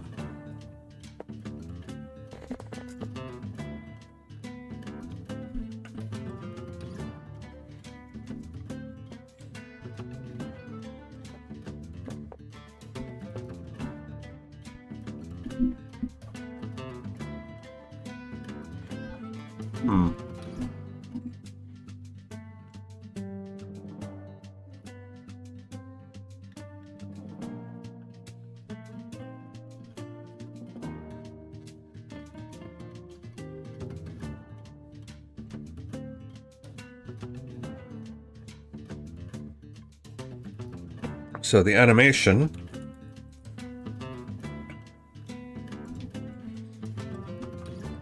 depending on facing direction, left or right.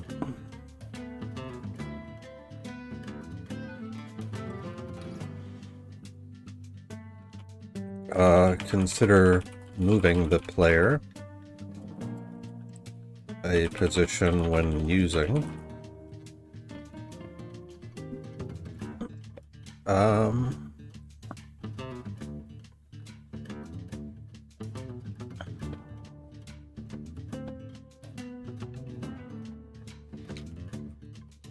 So axe used to chop wood. Hammer used to clear stumps or rocks.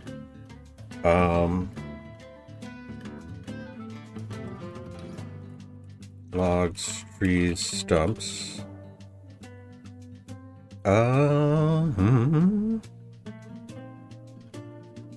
So we need to determine what the current focus is.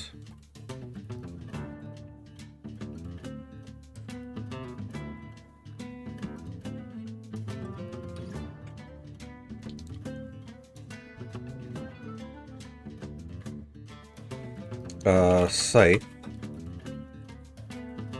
used to cut grass, harvest crops, and reap souls.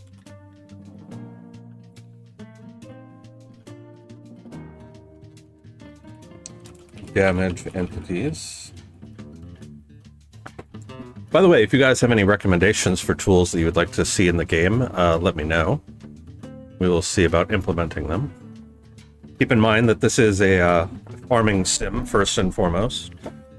Watering can. Get water from source. Apply water to soil patch.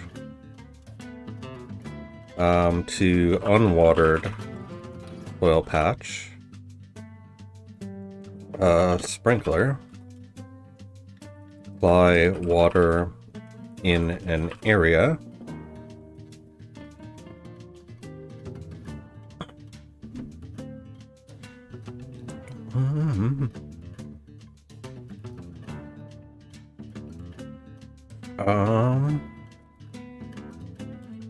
Based on radius.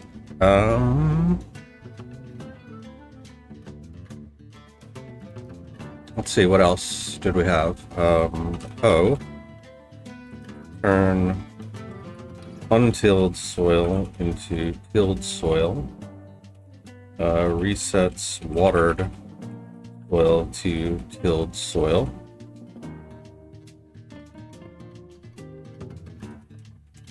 Clear rocks or remove tilled soil. Camping.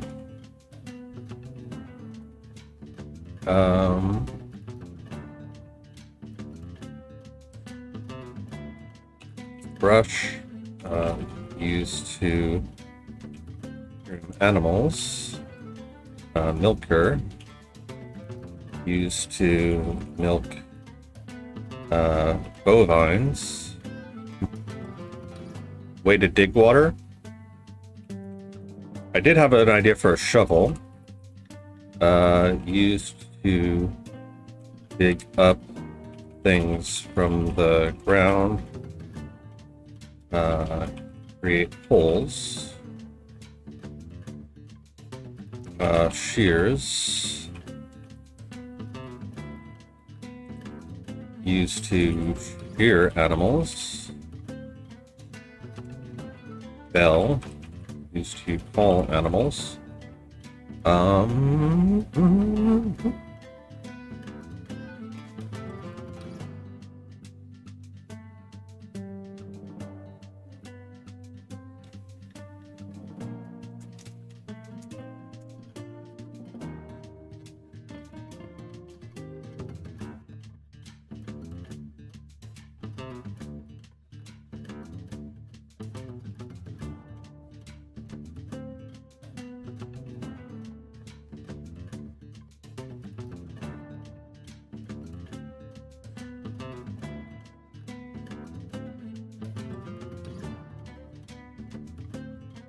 I guess fertilizer could count as a tool. Seeds. Plant in untilled soil. Fertilizer. Fertilizes unfertilized soil.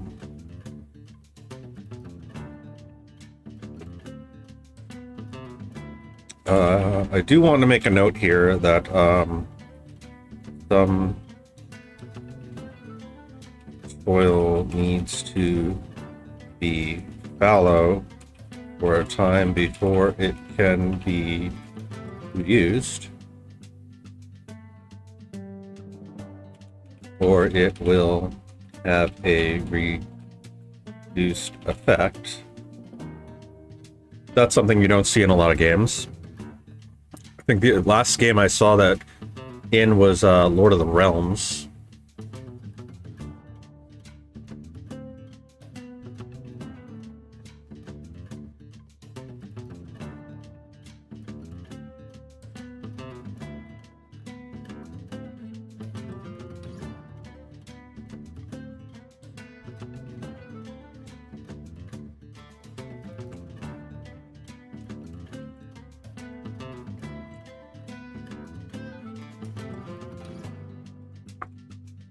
Pickaxe used to mine ores and break rocks. We can make the pickaxe used to mine ores, and we'll use this for crafting. Craft, build, and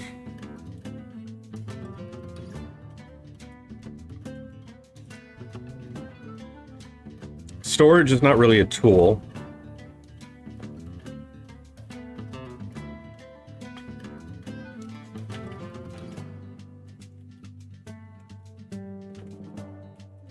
various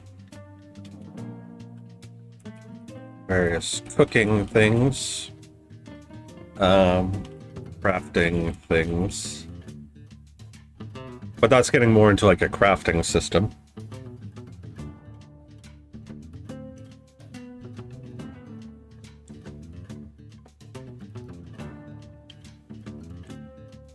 I'm pretty sure those are all the basic tools.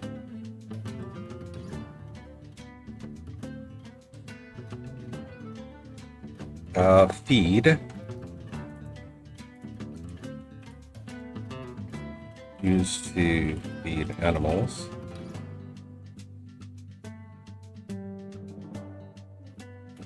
Medicine. Used to cure animals.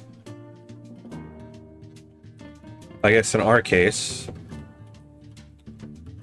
used to enchant things. Plants, animals.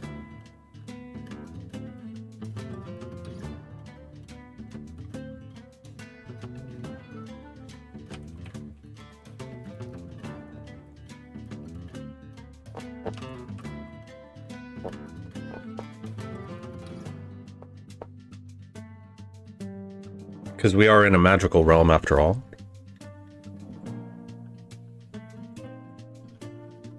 What else?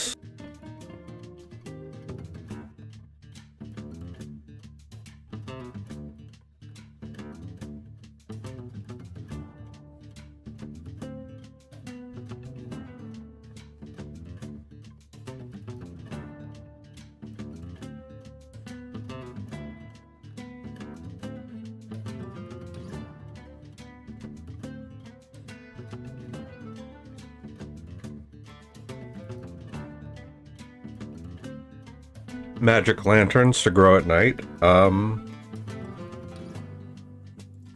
Sure. Lantern. Magical source of nighttime illumination to help plants grow. That's a good idea. That's not something you very often see in games, is crops that specifically need to grow at night.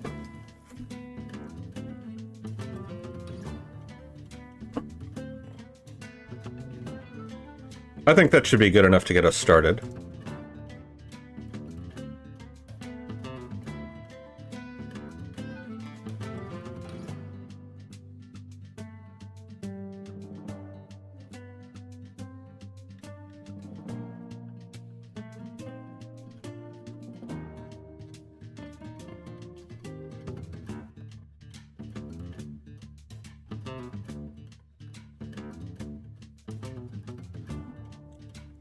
Of course.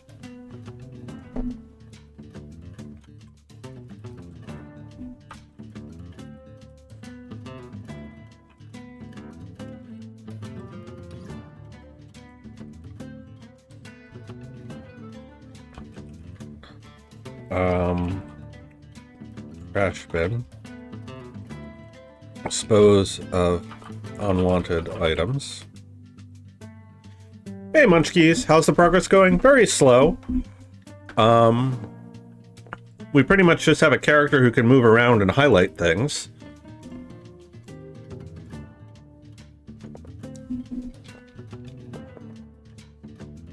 So I will show you real quick. So we can move around, the camera will follow us, and as we come upon things, they will interact with us. That is all we have so far. We are about to work on setting up tools.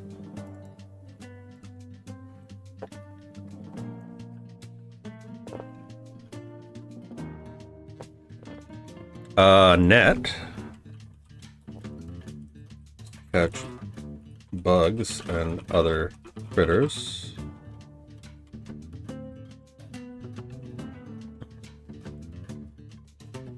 To catch wild critters. Yeah, it is pretty neat. Right now we're just kind of thinking up all the possible tools that we could have. Do I highlight through shaders? Yes. So in this case, we have an outline shader, which a very crude example of an outline shader, where it just takes our base sprite, moves it left, right, up, down, and on the diagonals to create a duplicate version that blends together. And then we just set the color to either be white or whatever color we want, or when we unselect it, then we just set the color to clear, so it effectively hides that.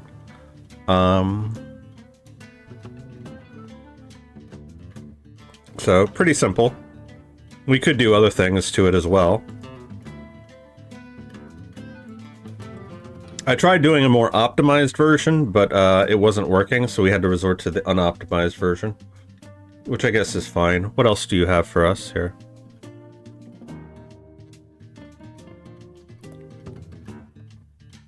Pans count as tools? Oh, the ore pans. I kind of don't care about that.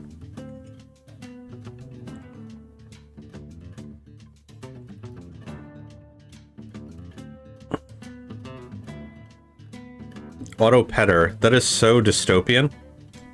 Of course it would be made by JoJo.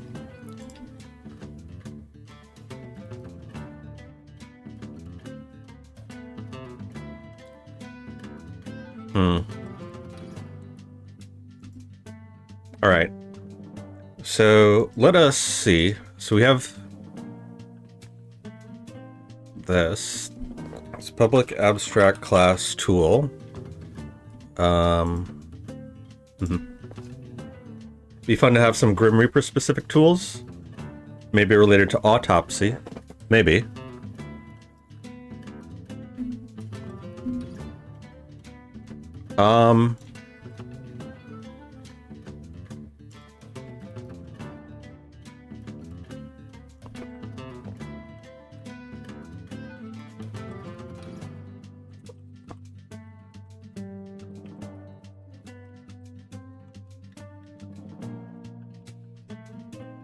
I forgot that that was a thing that I wanted to include. We do already have the wand.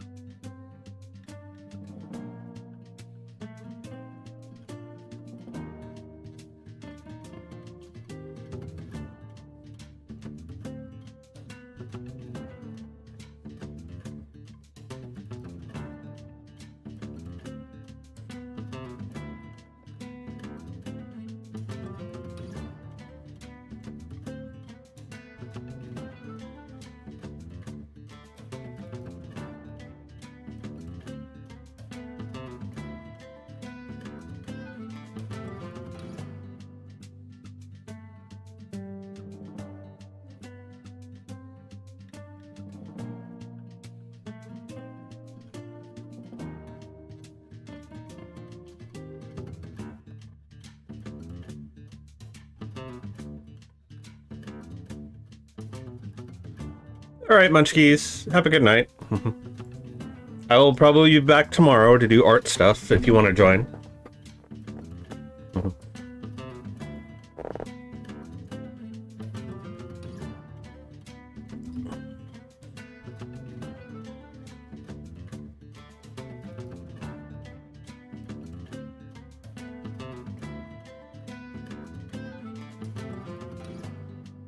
Alright, that should be more than enough to get us started, I think.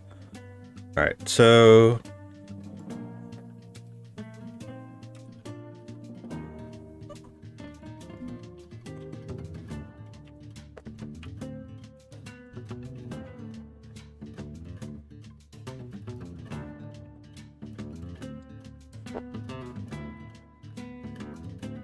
So all tools will have a sprite. Actually,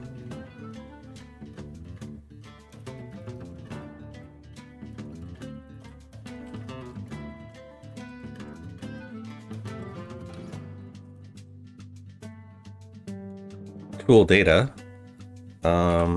public tool data,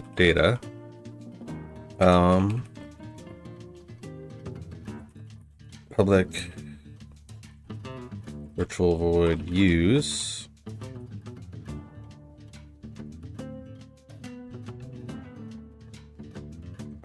public virtual void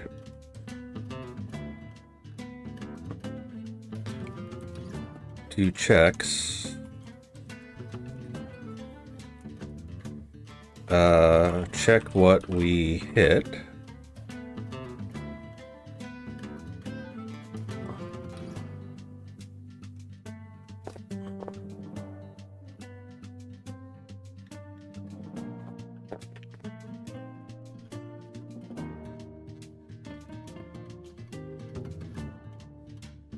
so tool data would include things like sprite, public int durability. It's like before it breaks and has to get repaired. Public int quality level. It's like gold, silver, etc. Public enum tool quality. Say basic bronze, silver, gold, diamond.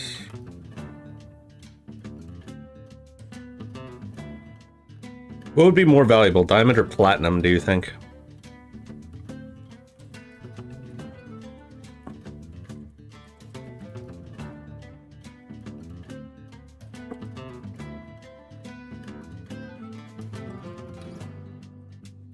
Public tool quality.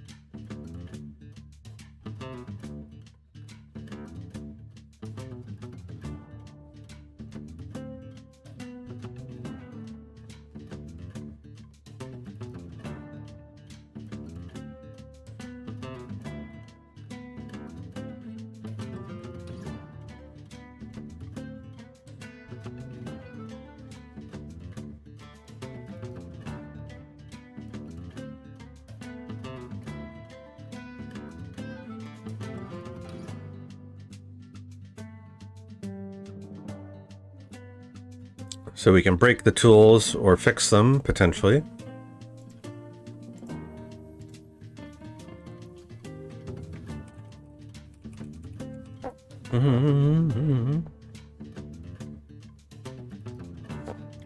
Maybe we want to say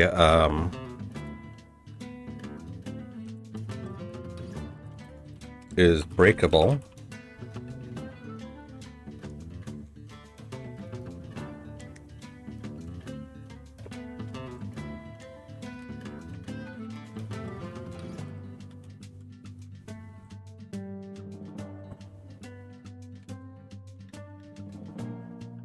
In which case, we'll say if is breakable, or if data dot is breakable.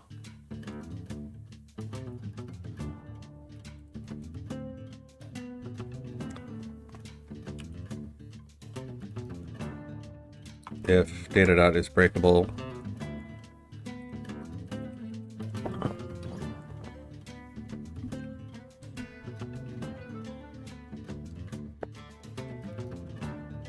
If not can use or is broken, turn.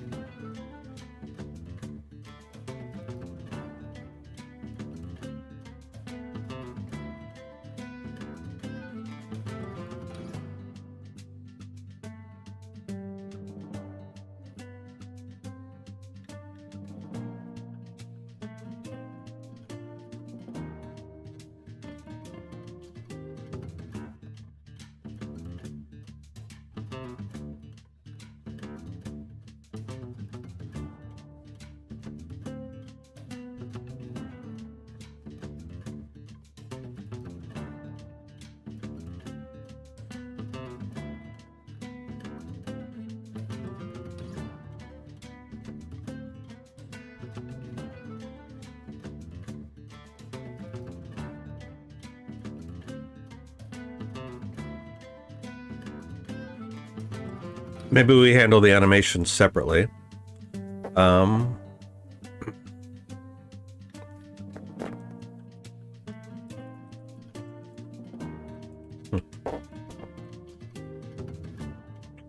right, Krios, that's fine.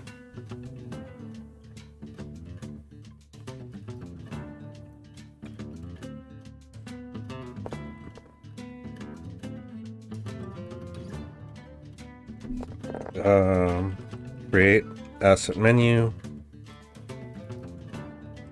equals tool.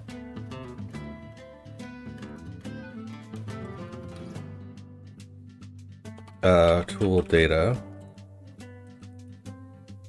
Menu name.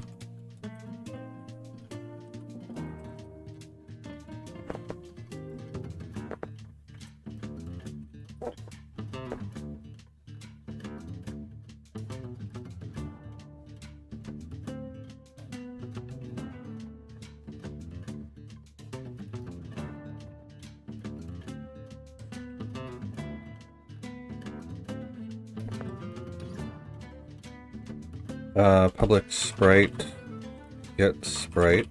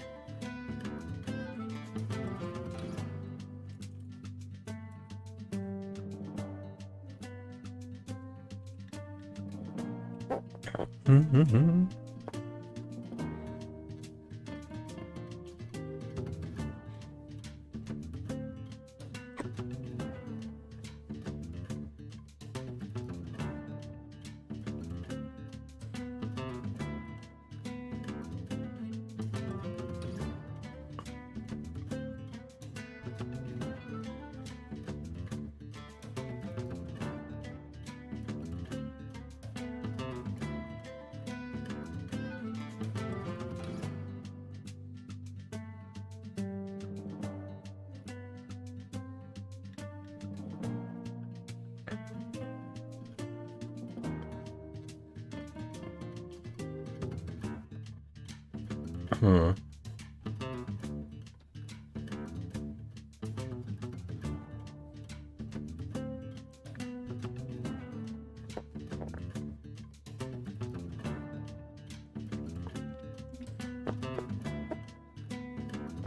Um.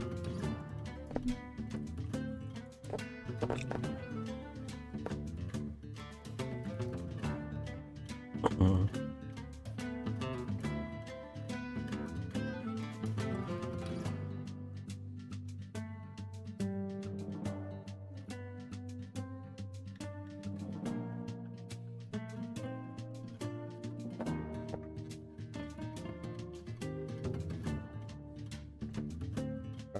Public int durability.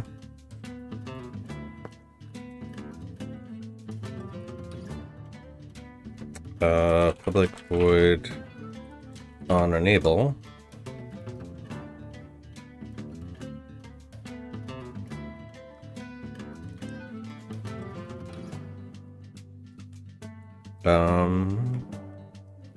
Maybe awake. Durability equals data.durability.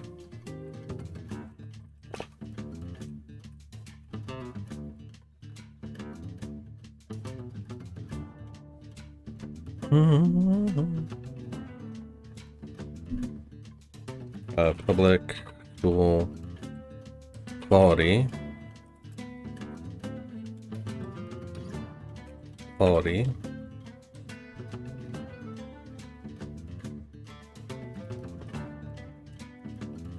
Data.quality.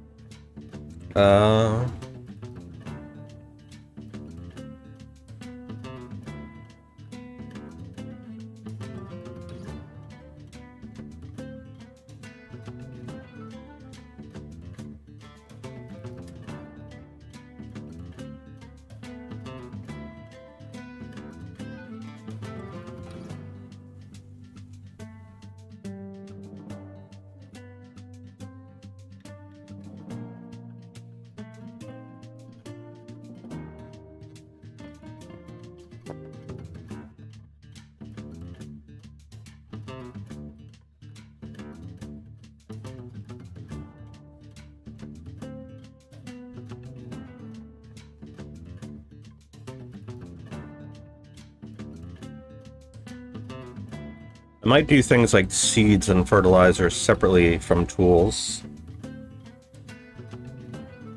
Just because they don't necessarily have a durability and they have a lot of other properties that they're going to need specific to them. So I might do those separately.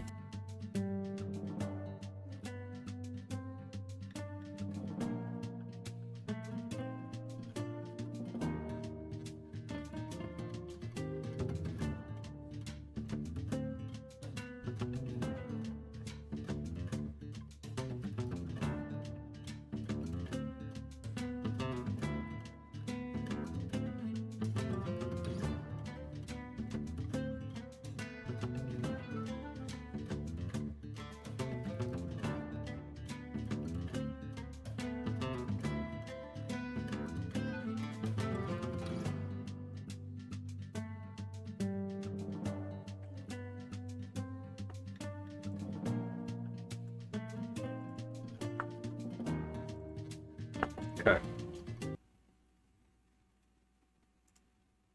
Yes, we're still listening.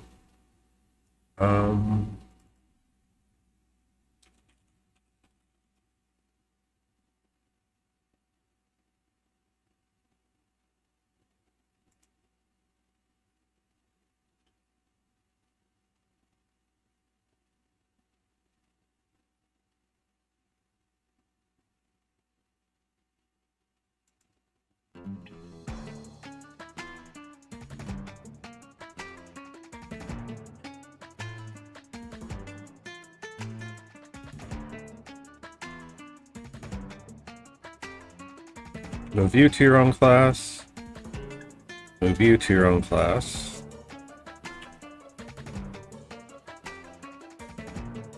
Okay.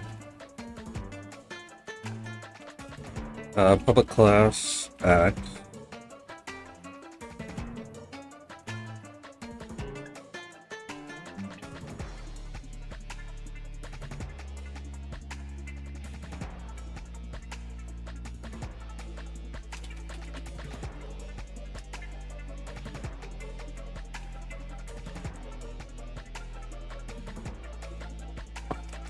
watering can.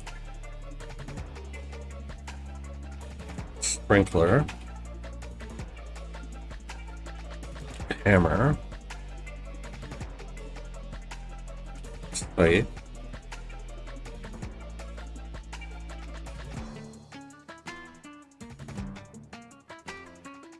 Shovel. Pickaxe.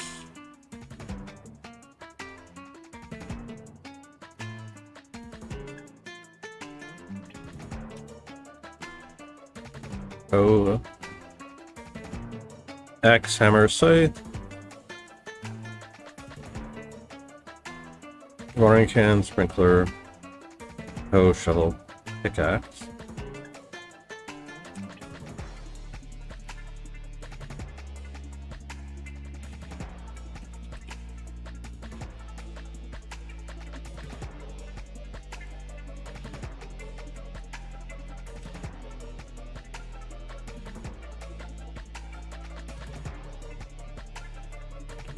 Brush, milker, shears, bell,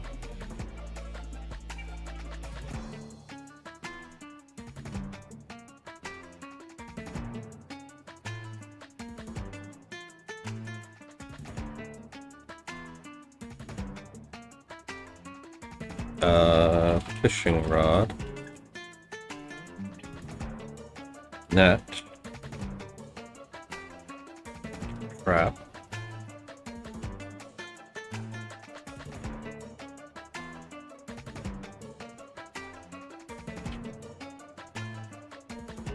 lantern,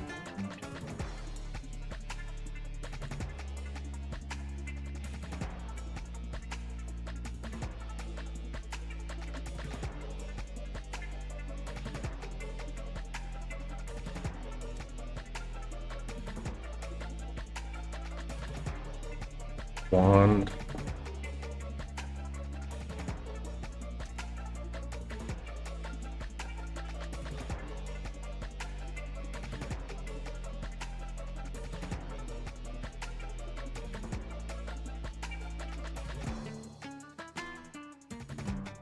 okay. So move you, move you, move you.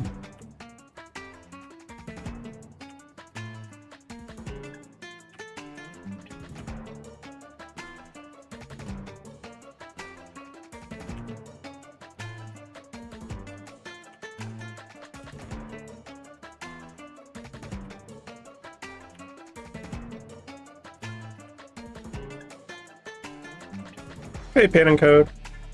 Thought I was playing a spooky game. Is this another game jam? No. Technically, no. It's sort of like a self-imposed game jam, where we're spending the next little over a month and a half to build our own game. In this case, it is a spooky farming game.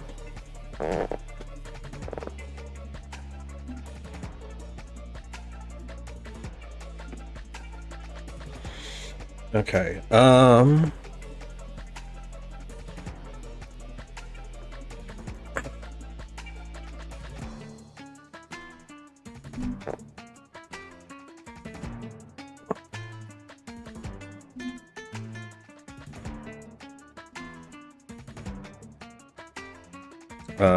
tools.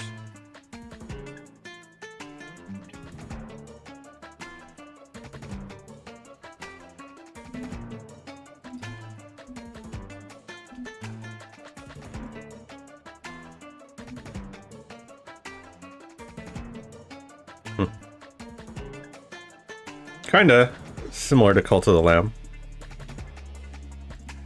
So this is all that we have so far, is we can just move the character around and he can hover over stuff as we walk on by.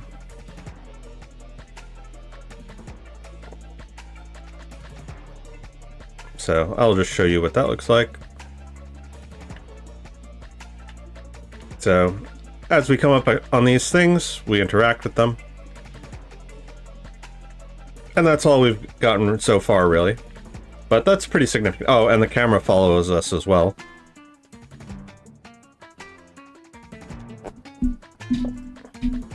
So that's pretty cool. How are you doing?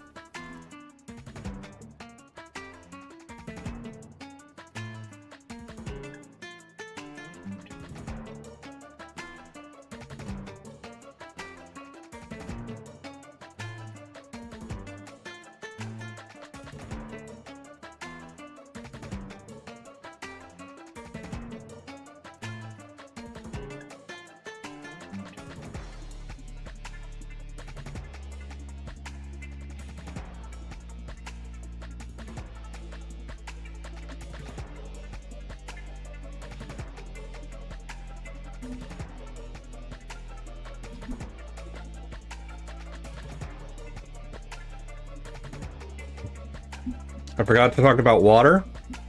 The water doesn't do anything yet. It's just a shader.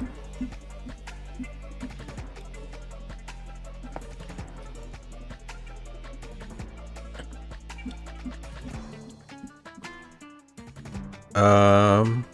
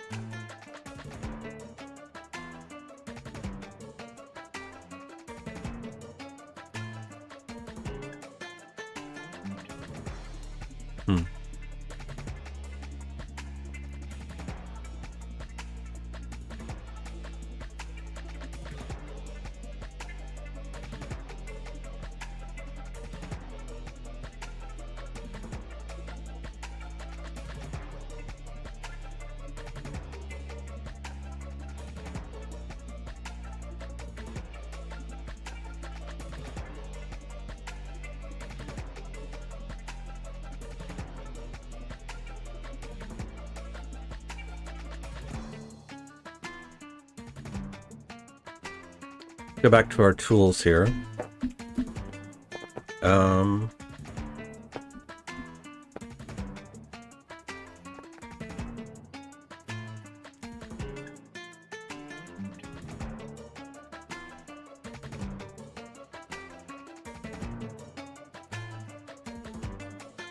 Oh God, I didn't want to have all that.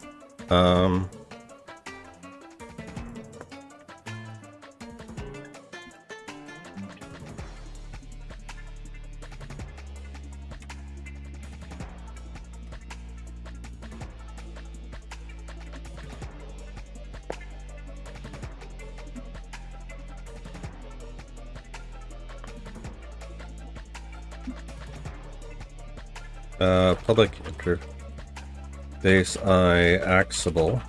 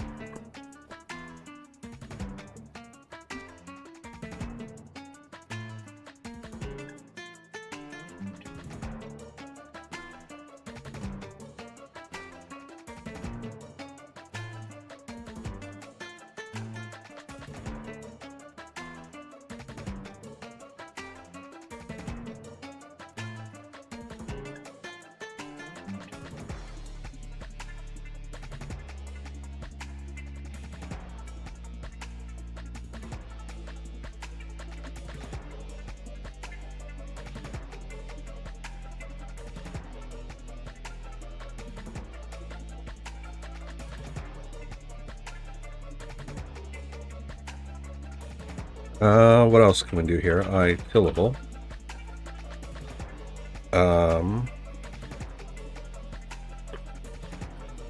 Waterable.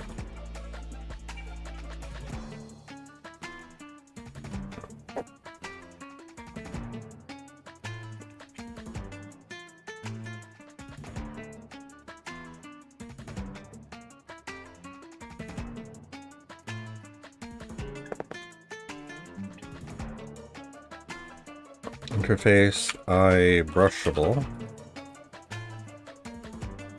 Public interface I beatable. I petable.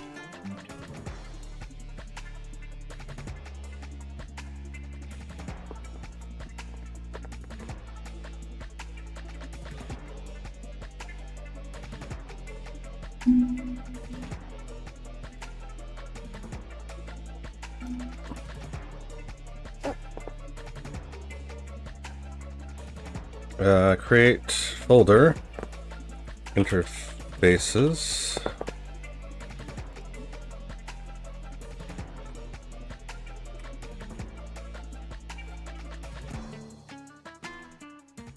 consumable,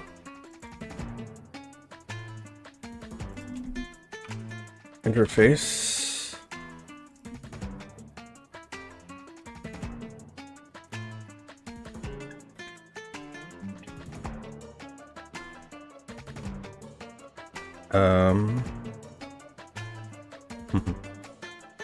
what will be the scary element? I haven't decided yet whether it's going to be an actual, like, horror film, or if it's just going to be, like, cute horror. If you have ideas towards that end, by all means.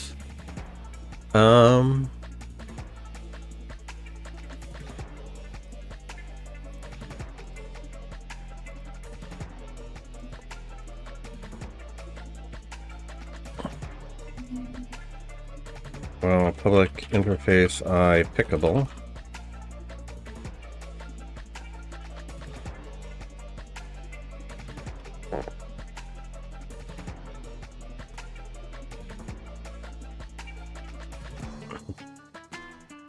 The giant spider from Spellweaver that screams non-stop. If it screams non-stop, then it'll just be annoying, and then it'll be like the goats from Thor Ragnarok, and nobody wants that.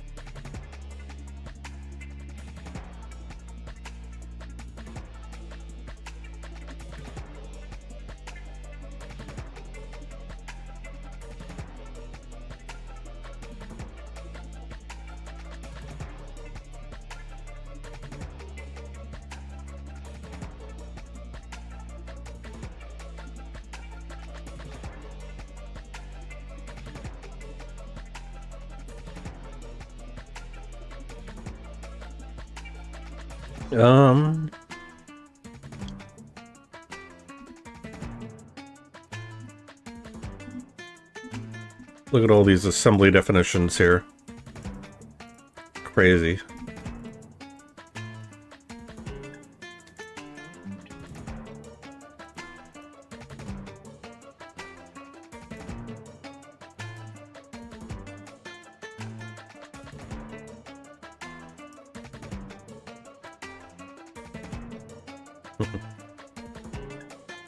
Since I mentioned this is farming, maybe I could have a feature where some vegetables are monsters that'll ruin your farm and blend with other veggies, so you have to find them and weed them out. So like mimic vegetables.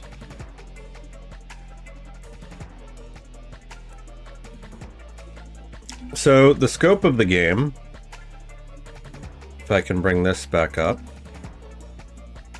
that's the wrong one.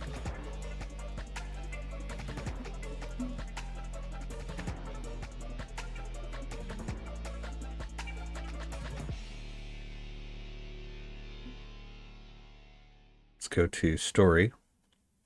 So, your father is Death, the Grim Reaper, ruler of the Underworld. You are training to take his place, but don't really want to. You are much more interested in the goings-on of the living than the affairs of the dead. So, when your father tells you that your coming-of-age ceremony is 3 years away, you basically throw a little tantrum and rebel, and you tell him that you would rather tend to farm instead. So, after a brief back and forth, you basically go off to start your little farm, but you still also have to deal with your day-to-day duties and responsibilities as a Grim Reaper. So as souls come in to into the underworld, you have to process and judge them. And that takes time away from you doing your farm stuff. Speaking of, public interface, Scythable.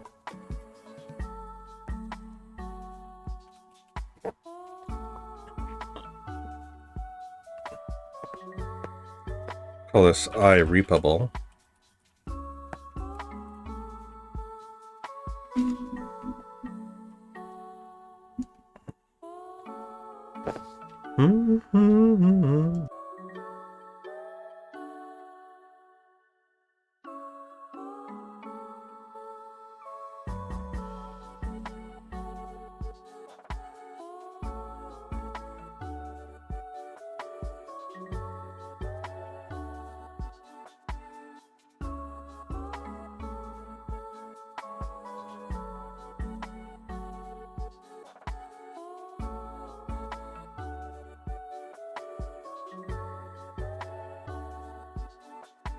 Yeah, it is a little bit like Paper Please meets farming.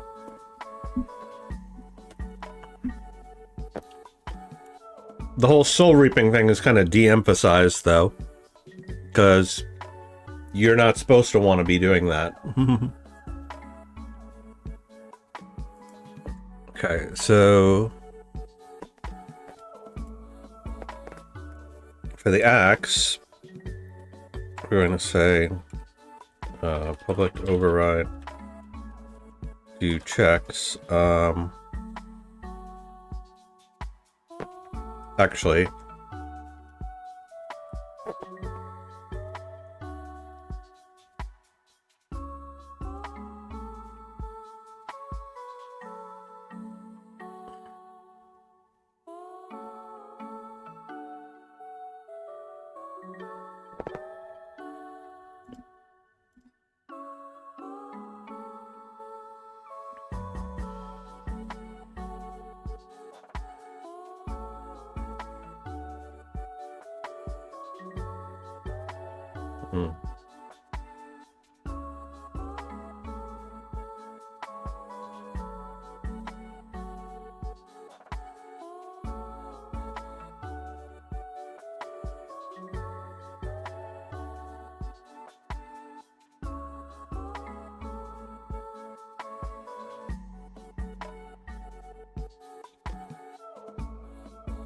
do I want to keep a list of the things that we are checking?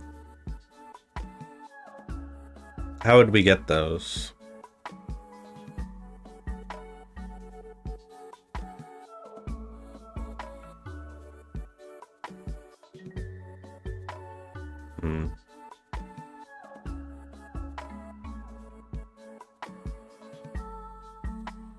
That is a good question.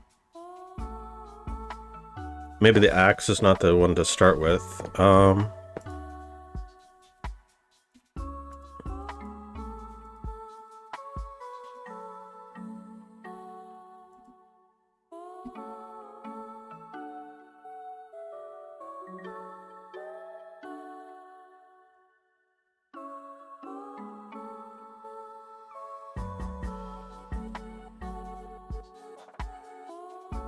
Maybe we do checks in update.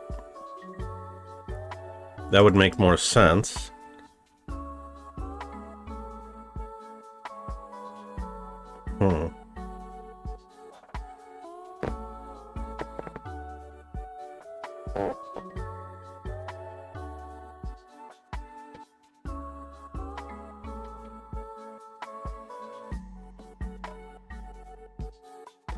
So let's think about this.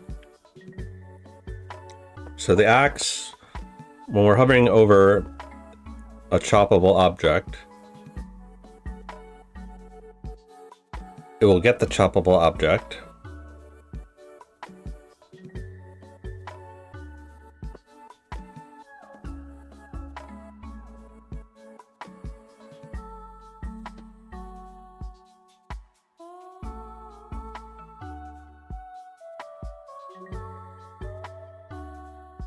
This is tricky, actually.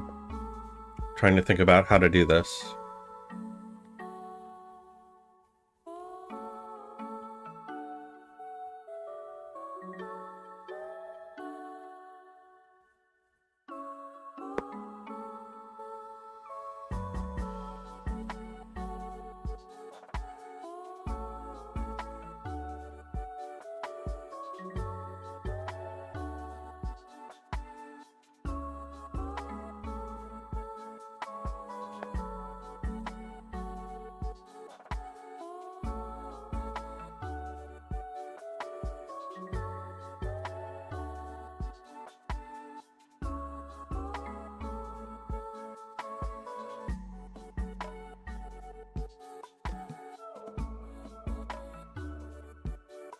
Oh, you know what we should do?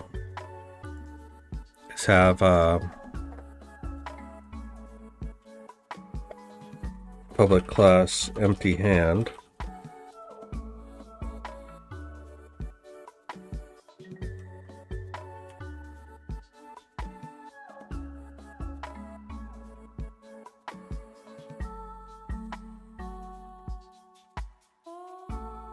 I grabbable.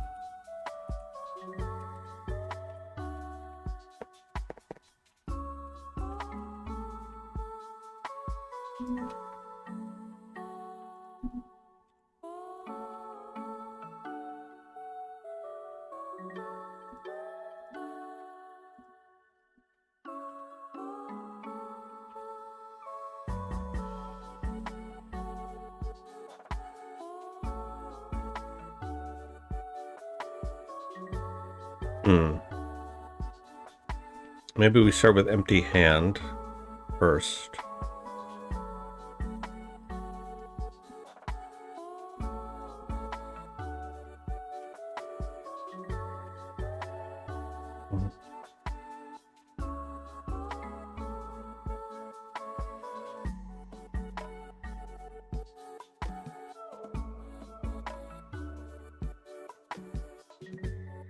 Um,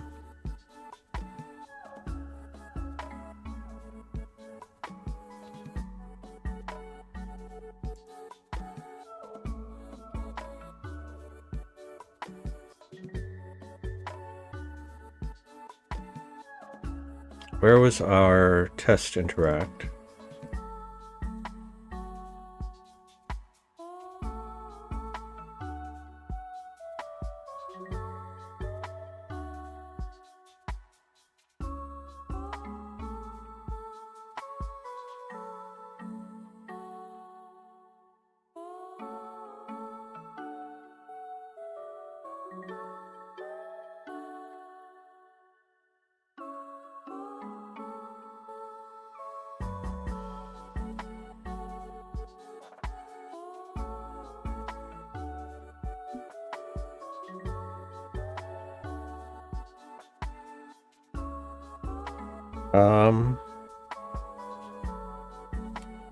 Public override void. Do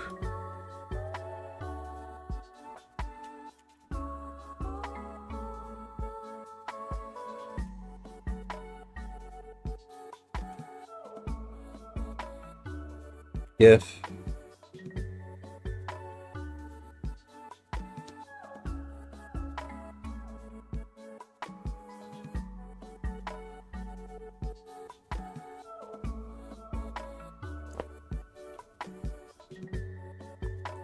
let's say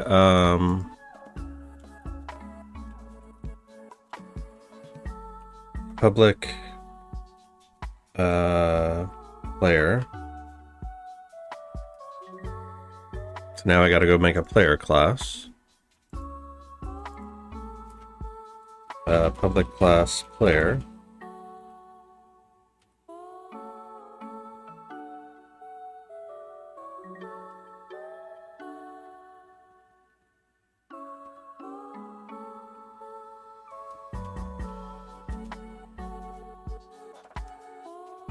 Um,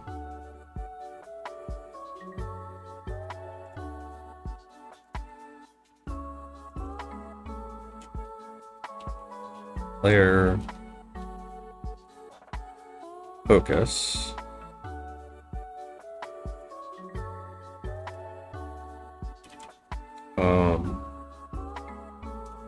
Call it character focus.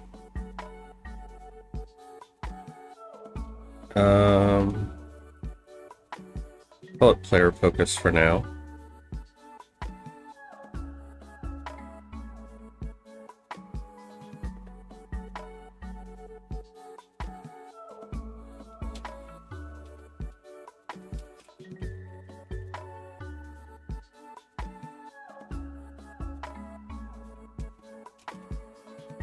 Public void clear.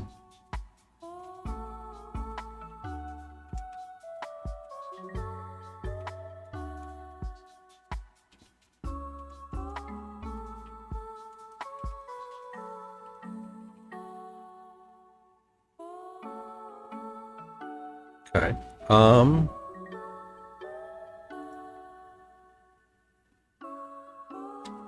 then tool, player focus.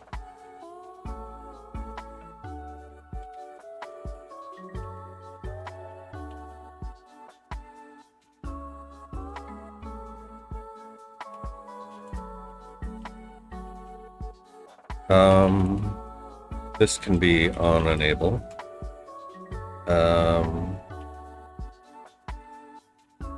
Get component in parent, player focus.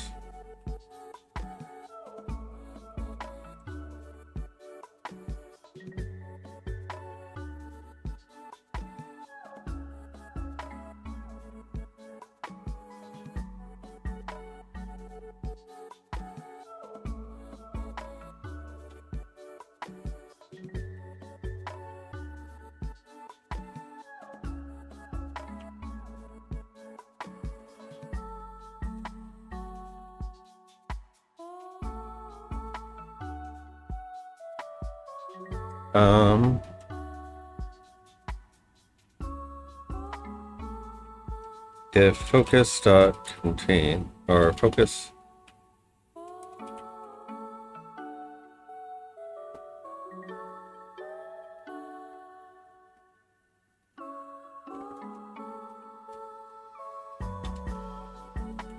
for each grabbable in focus.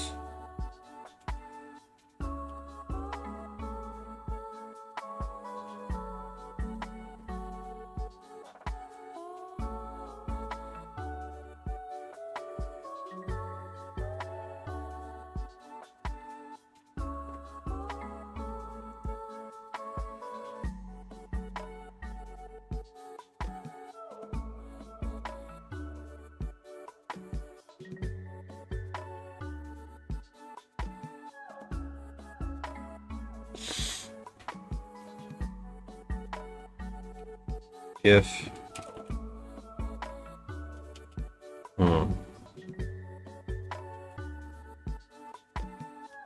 focus 0 is not null,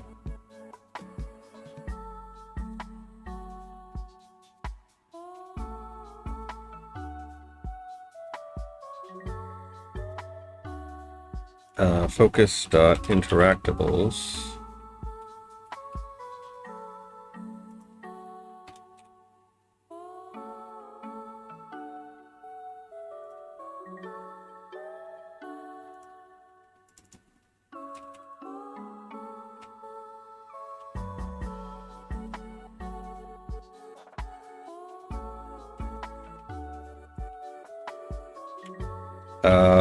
Then we're going to check if it's grabbable. So if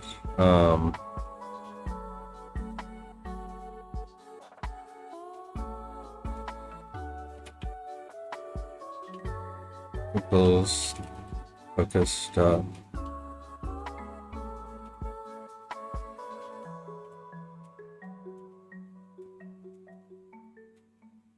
so if item is not equal to null, then if item is grabbable,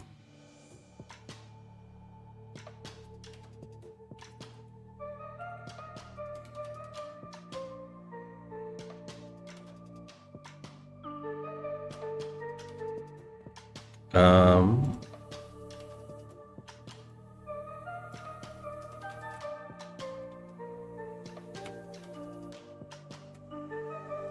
public void grab.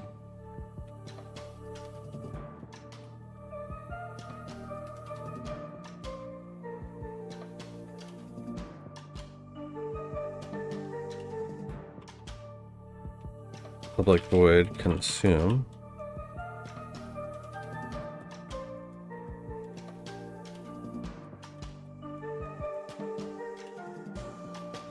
Public void chop.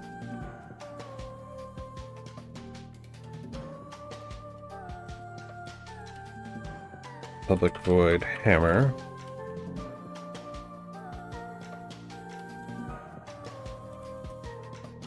Public void take damage.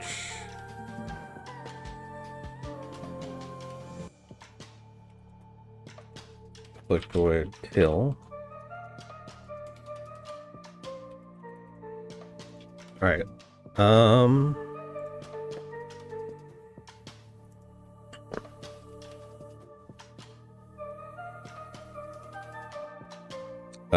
Var grabbable equals item as I grabbable.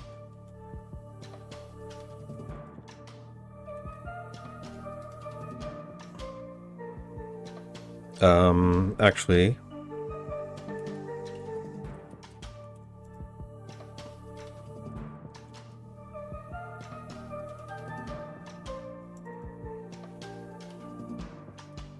okay.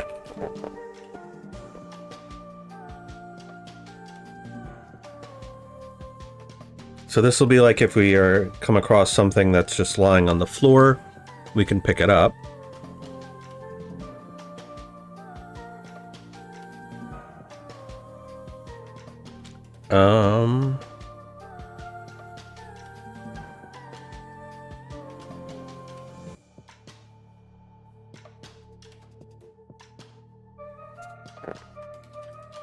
We'll just say if item is petable,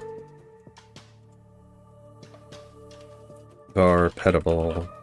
So item is petable, petable.pet.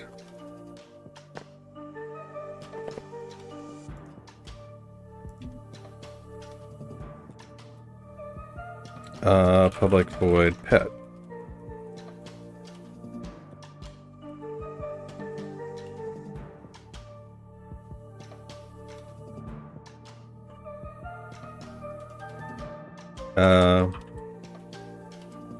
See pets.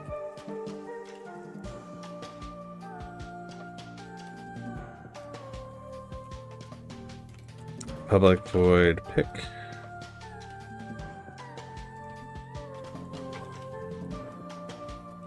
Public void milk.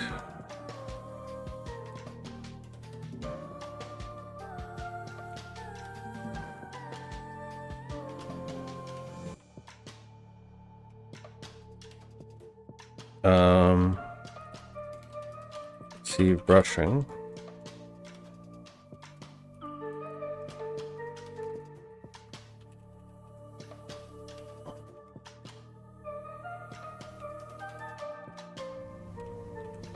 Water.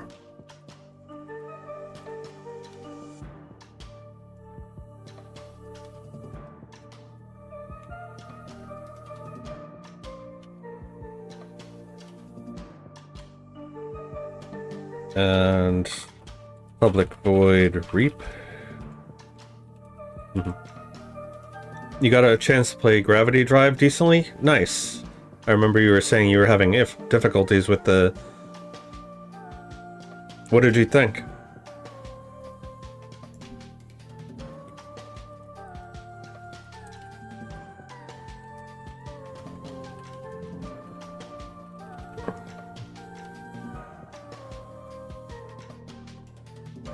How are the other game jams going? So, not as well as I would like. So we got overall 14th place in the Sasquatch Studios jam, which is not as high as I was hoping. I thought we would have placed, if I'm being perfectly honest. Okay. Um,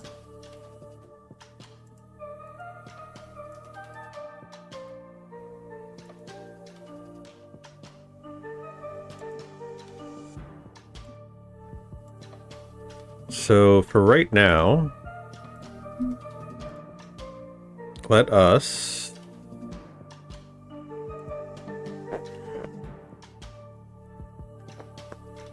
make a prefabs folder first of all.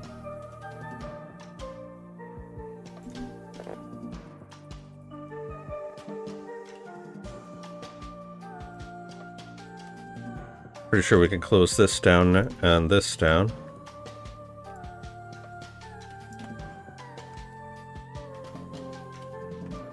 Okay. Create empty. Pickup.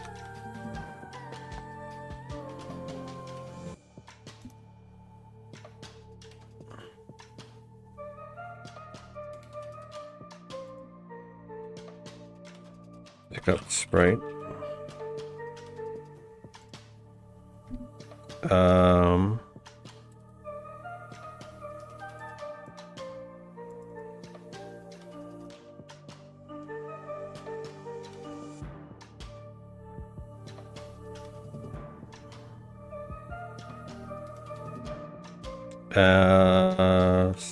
Sphere collider.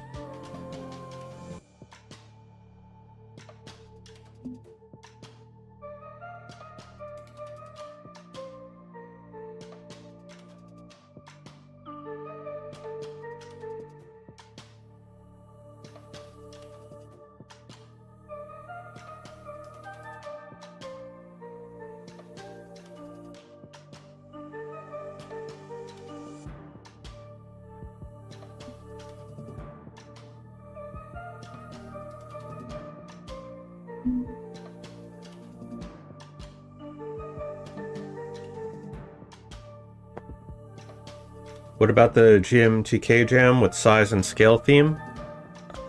You know, I didn't actually look.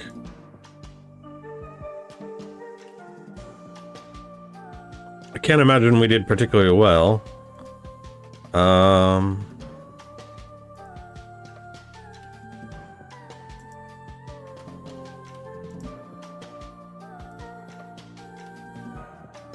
So, there we are. Overall, 4,500. I'm not surprised. That was, like, really my first honest-to-God attempt at 3D, so,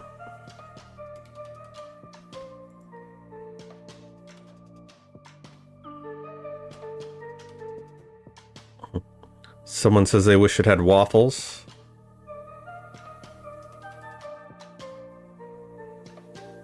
Yeah, basically this whole project had a whole bunch of problems.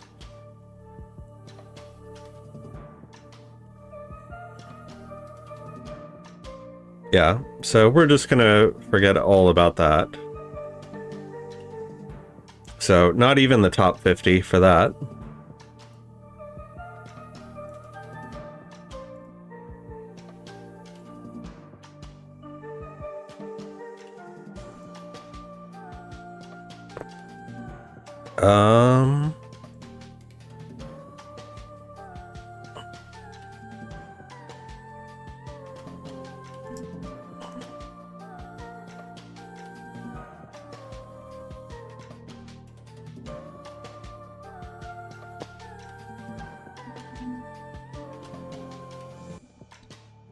Pick up.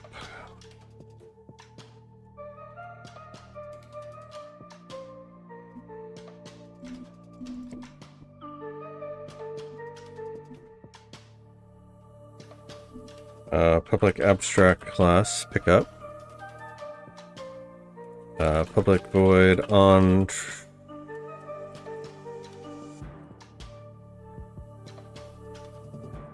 if other component type of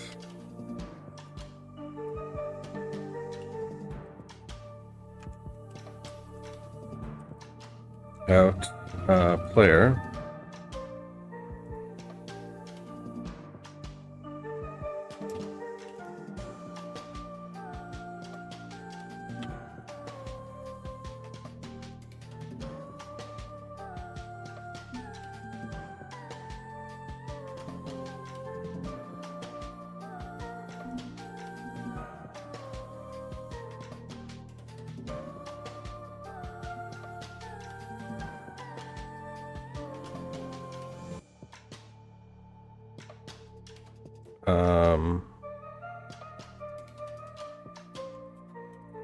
do stuff.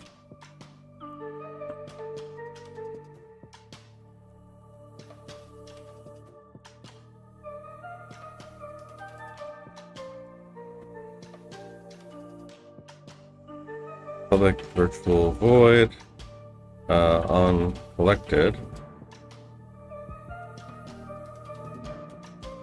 Do stuff. Gruff, do stuff. Play sounds, add inventory, VFX, okay. On collected. No, do not destroy the player. Destroy game object.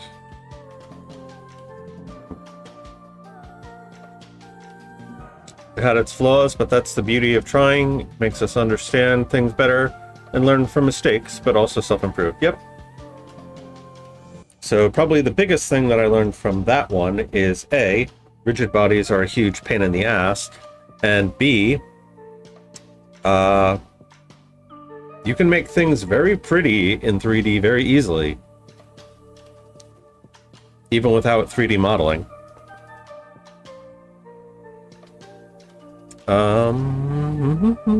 Also learning how to do video in Unity.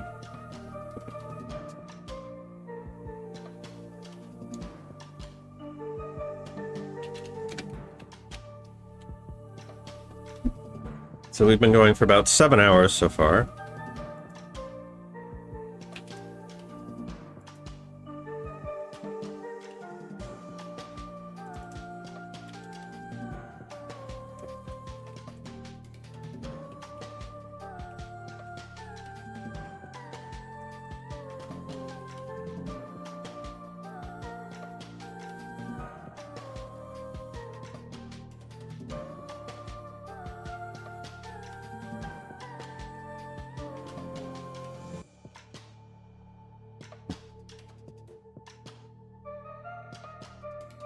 Yeah, with pre-made assets. Yeah, it is a shame the video player didn't work. That is something to do with WebGL and the fact that it has a certain size limitation.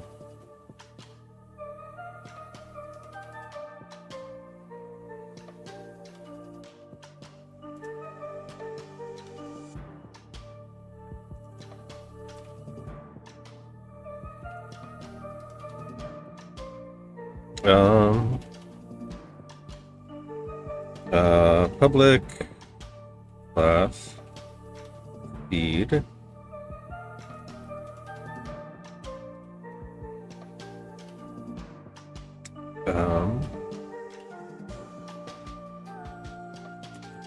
public override void on collected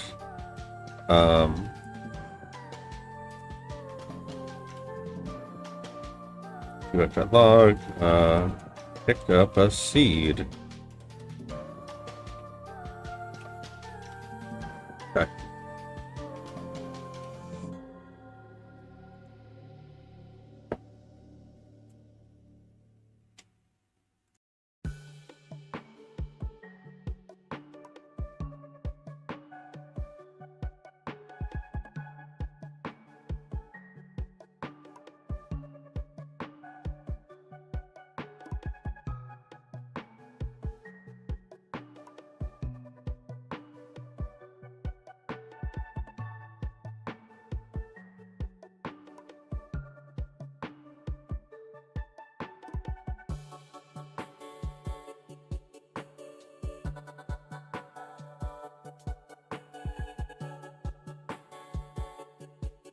By the way, is it hard to be a solo indie dev in the US?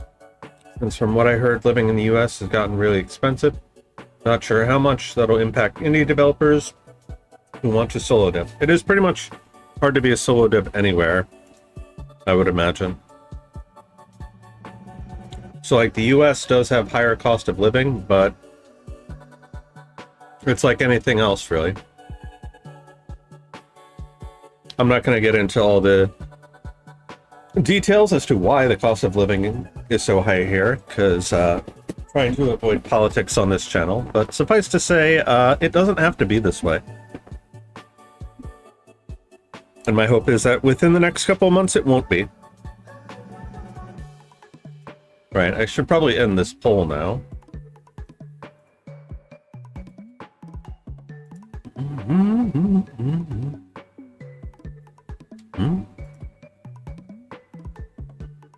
La da da, la da da, la da da.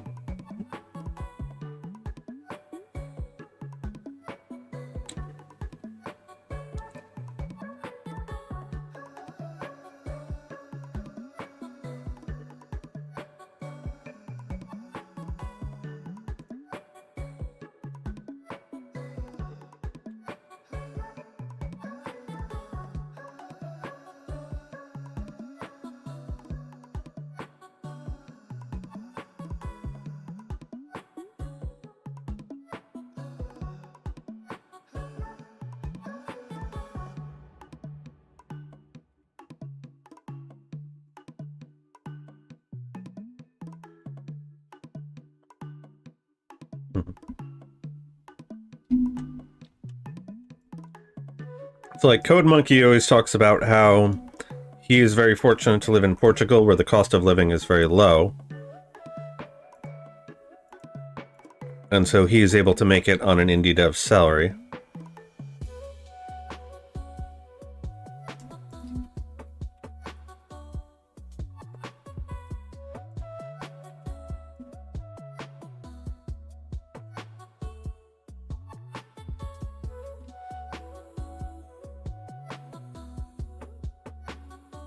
I kind of don't like that.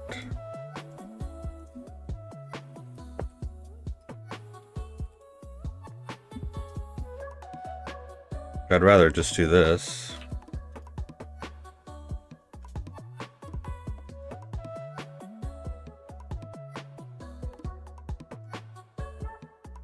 That way the object's always on the ground.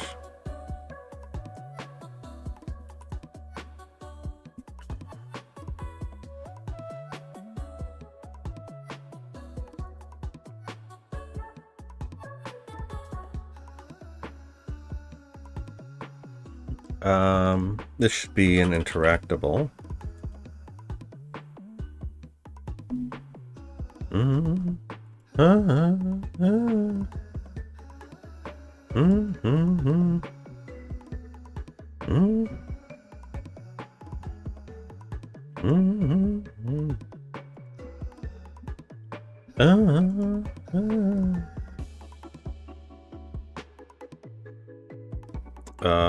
Also, you need to be using the outline.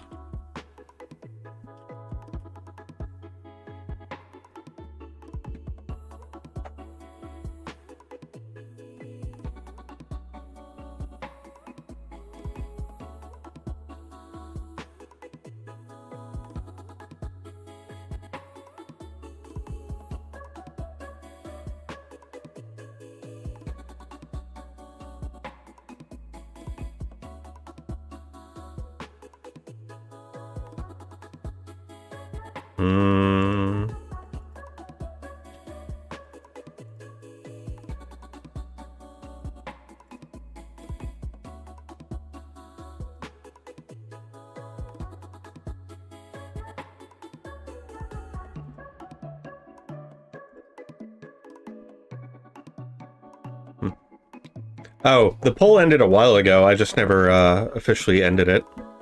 We were doing tools.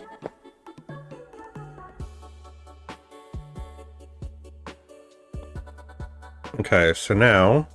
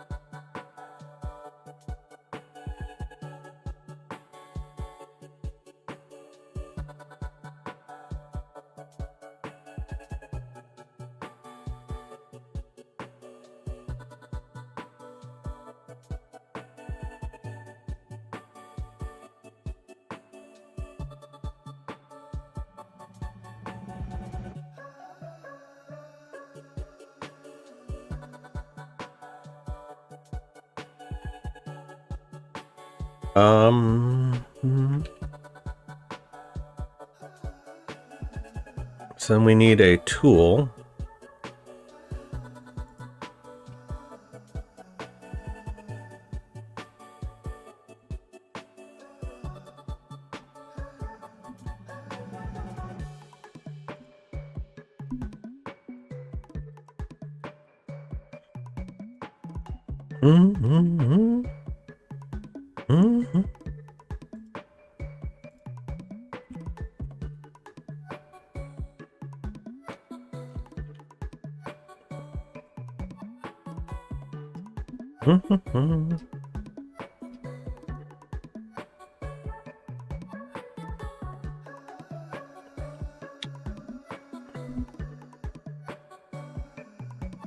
Empty hand.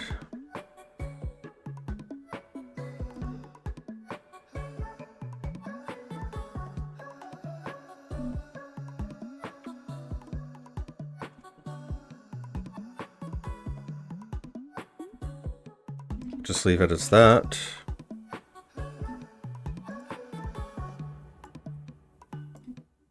Okay, and for empty hand,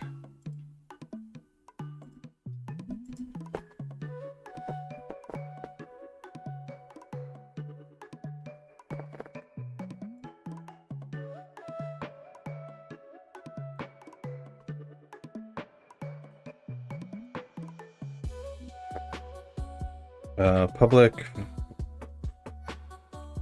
virtual void update. If game input dot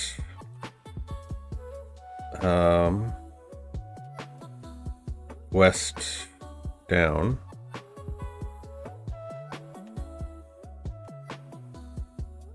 use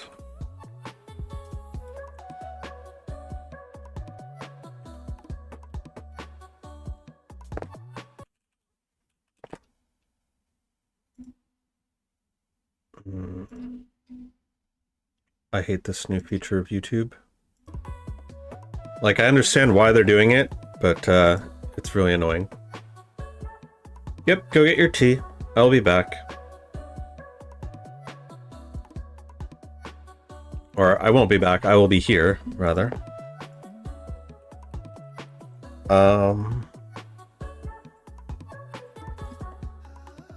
Say if can use and that. Okay.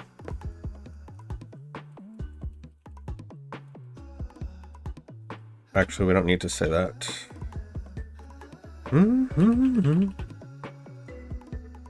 Okay. So now it should be the case that we can walk over to this thing and it'll light up. And if we press the use button, which in our case is west, it will pick it up and destroy it. And it will log that we picked it up.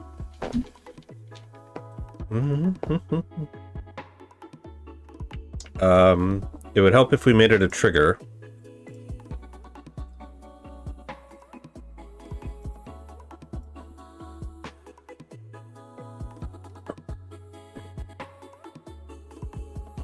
Okay.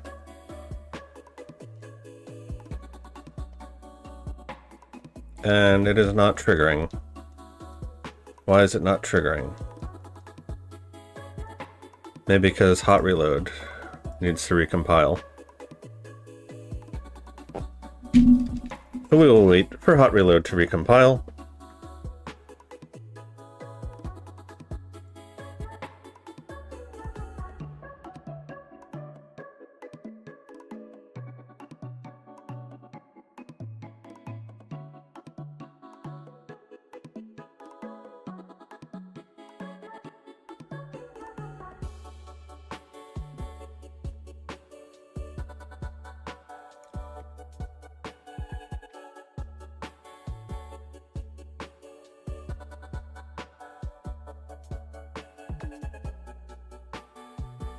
And you're not doing anything. Hmm.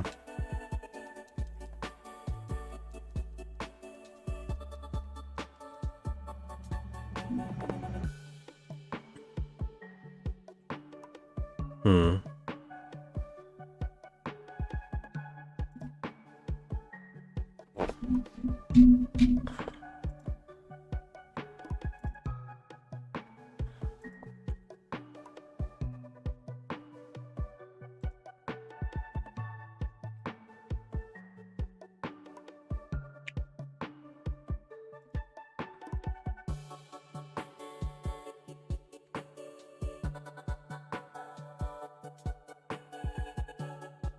That is because can use is defaulted to false.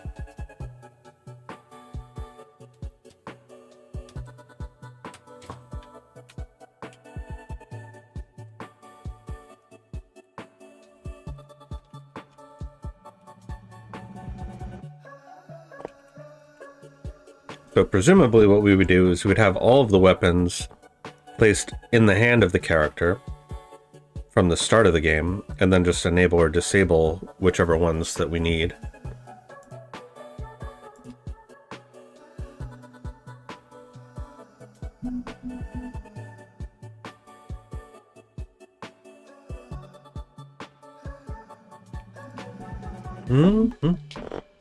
Dun, dun, dun, dun. All right, let's try again.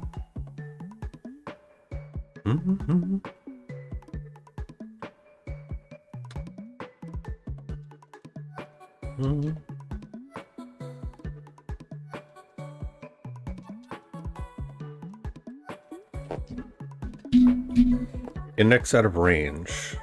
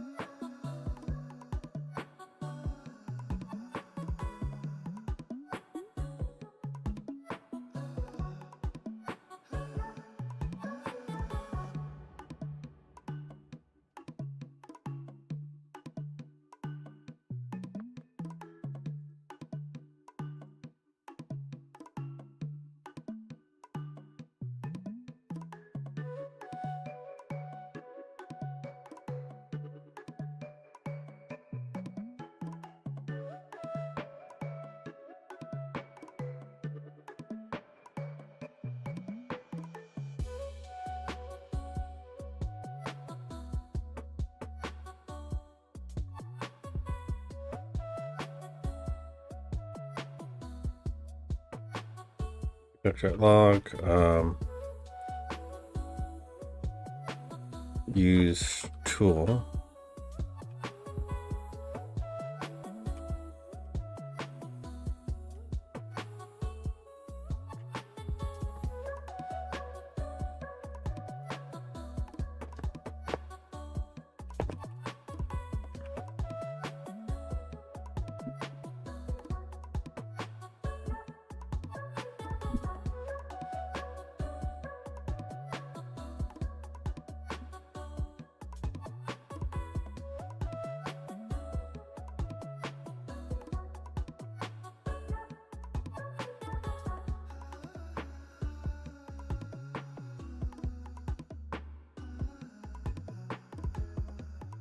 I'm just thinking of whether we want to make it so that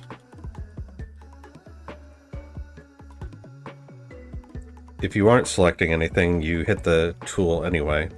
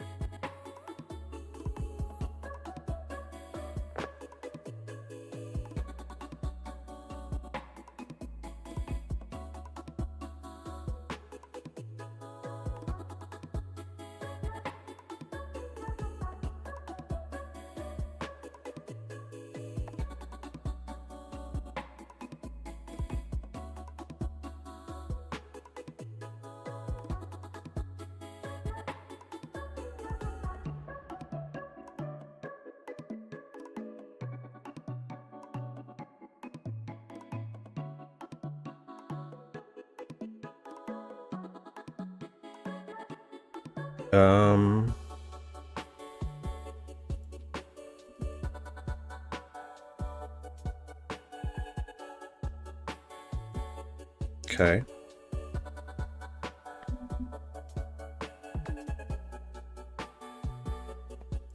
So let's see what the issue is here.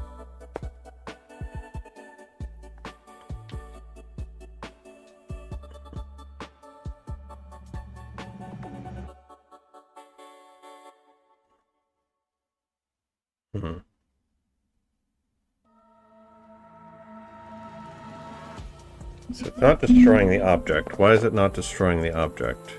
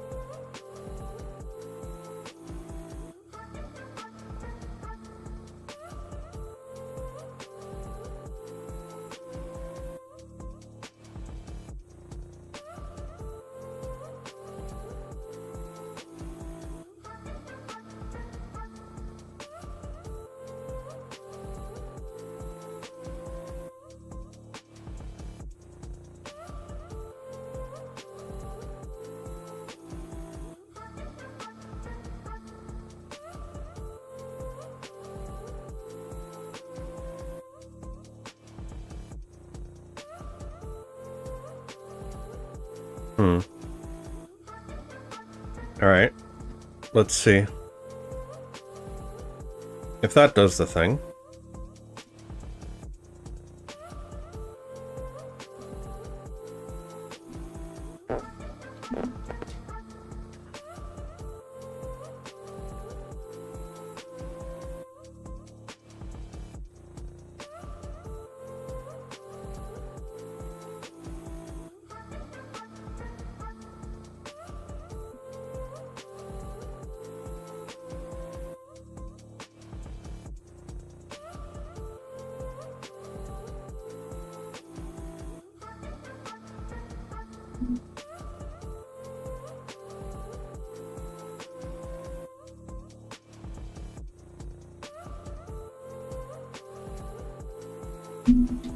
Alright, why is this not working?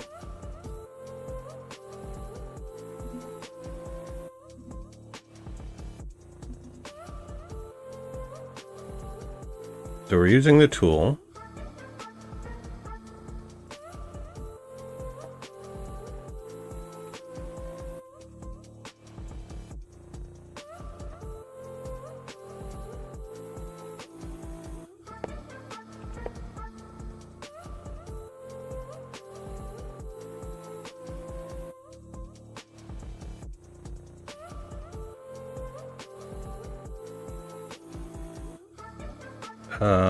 Empty hand. Oh, over.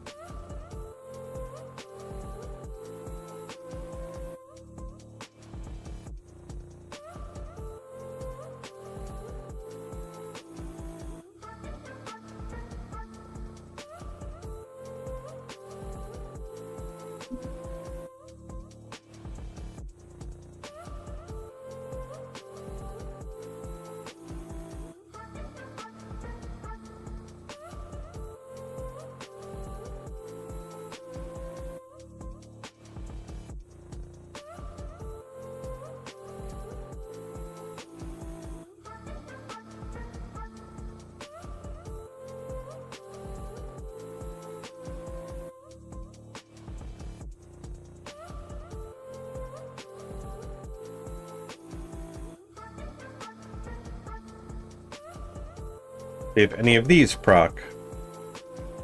And that will tell us where the issue lies.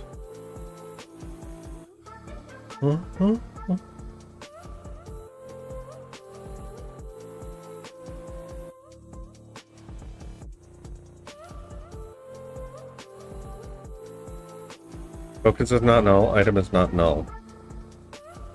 Okay. So it made it all the way to here.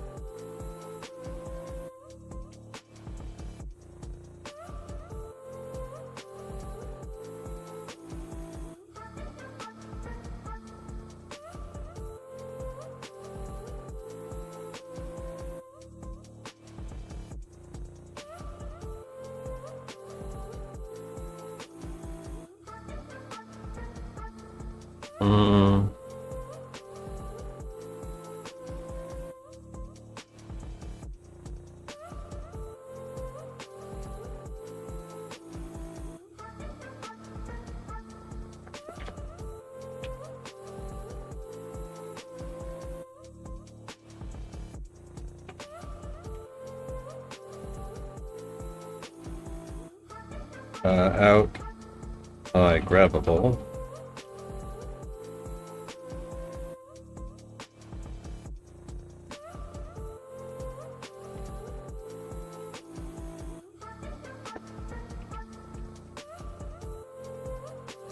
Because they're not necessarily on the same thing.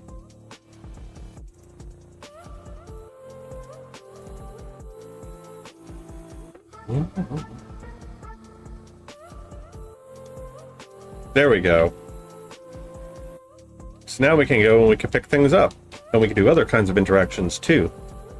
Out of range exception.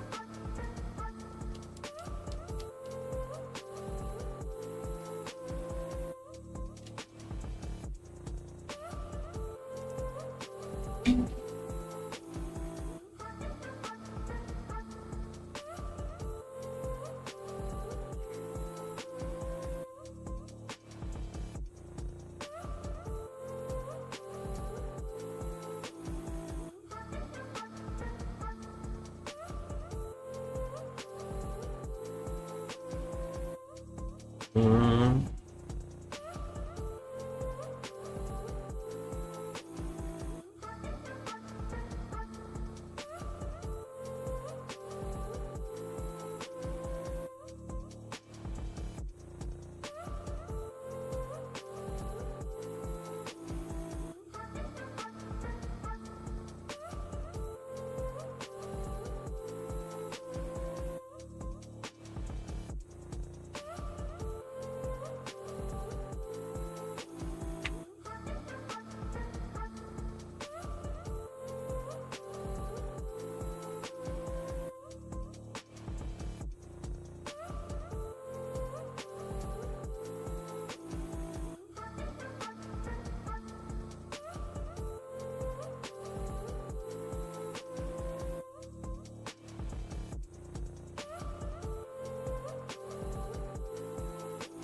Let's just say if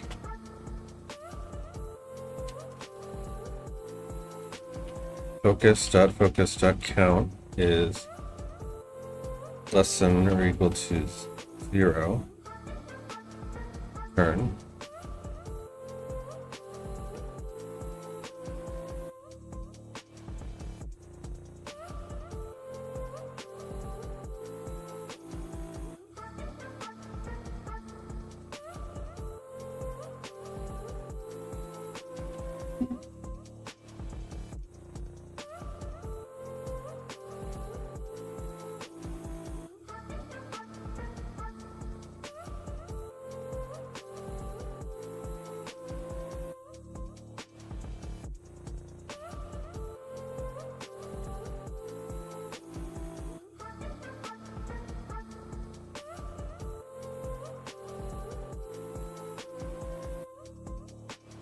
Okay. So for here, if I get component out by petable,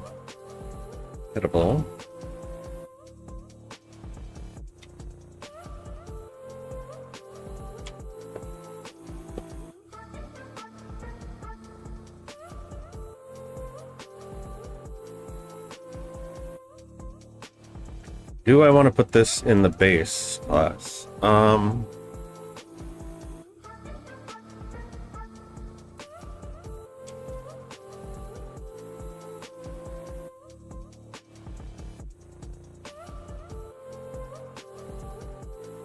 Just trying to think if there's an instance where I would need a tool that doesn't have that doesn't have a focus.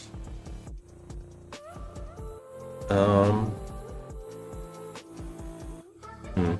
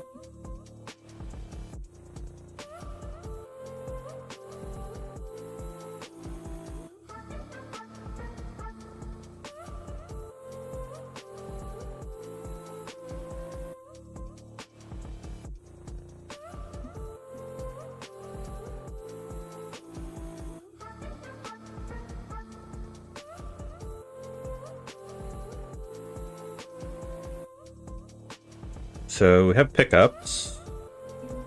So we can pick up a bunch of things.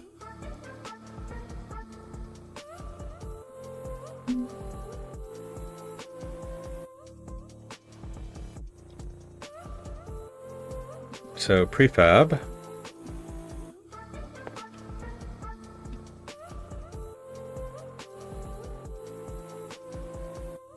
All right, why is this like this?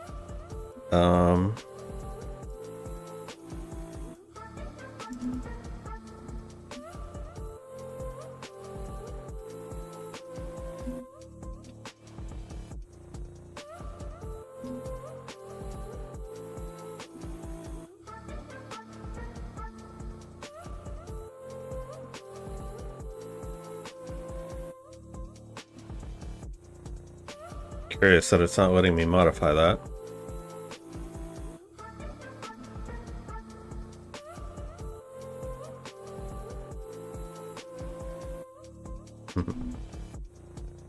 Behold, fire trapped inside of ice. Kinda, not really.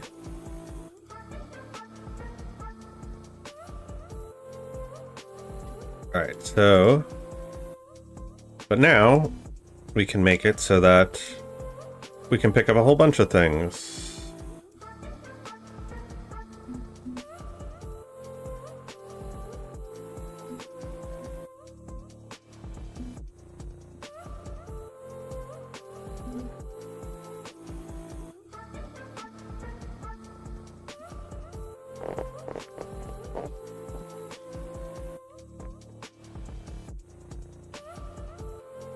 Okay, picked up a seed, picked up another seed.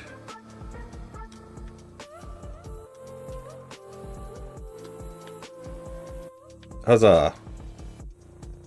So now, we should probably make our tilled soil interactable, so that we can take our seeds and actually plant them.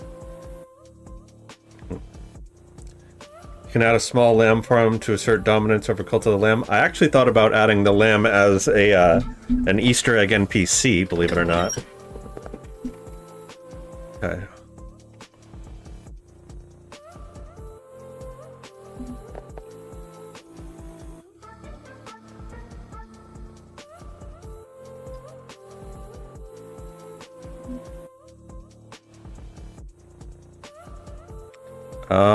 So now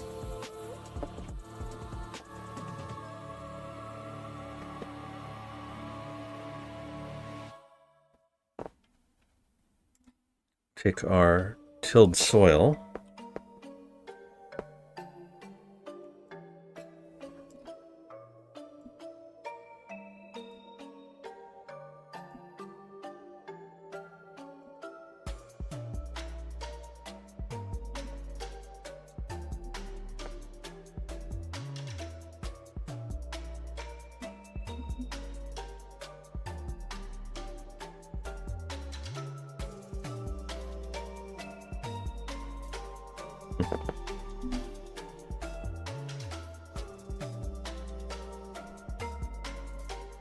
If you zoom out within inside, you'll see a Limbo character from the game Limbo. Not really sure what you mean. Call this soil patch.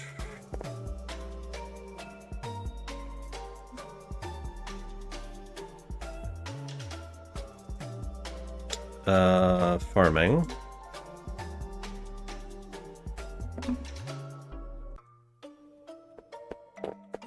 So we'll say public material.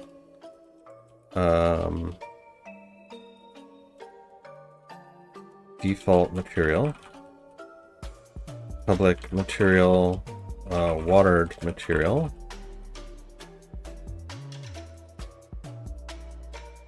Public material. Fallow material. Public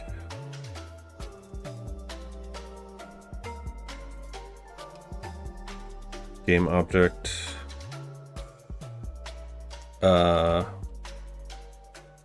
fertilizer.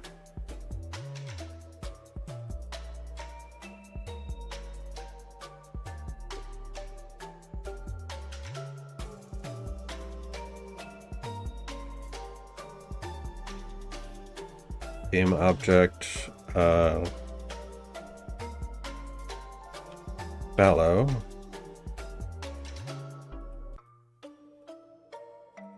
Public game object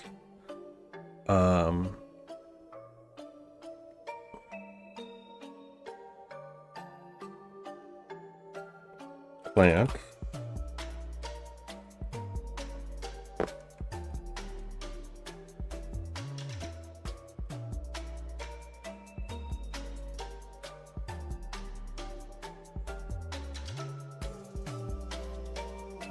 Private renderer.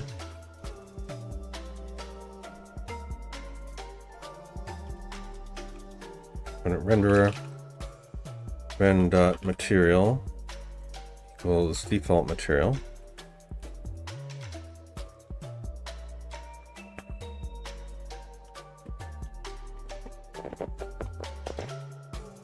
There's a game called Inside, which, if you recall correctly, inspired Little Nightmare.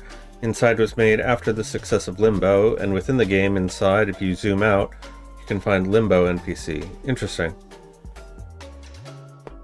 So, like, I'm guessing the game takes place inside the character from Limbo.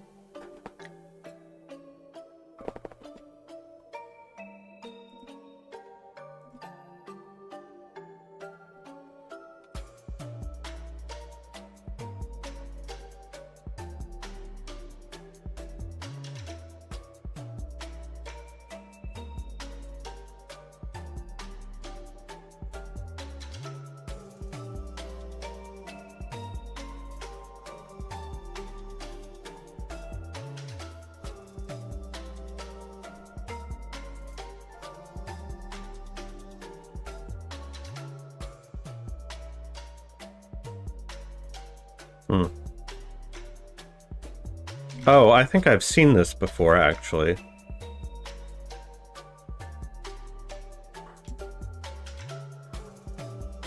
I'm pretty sure I have seen this before. Okay.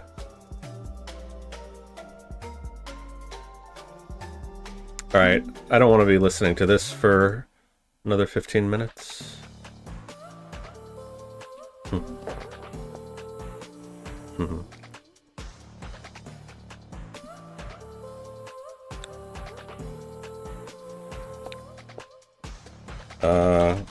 Update soil conditions based on watering, weather, etc.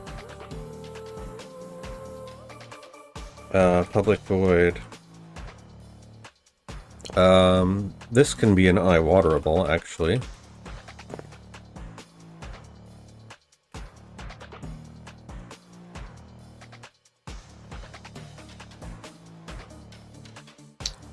Ren.material equals water material.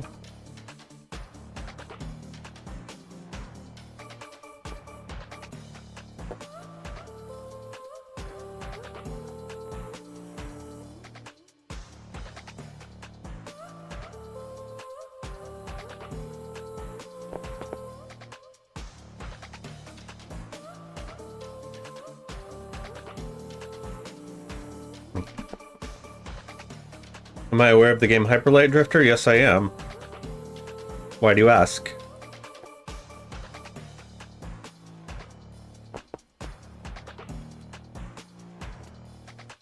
Like void dry.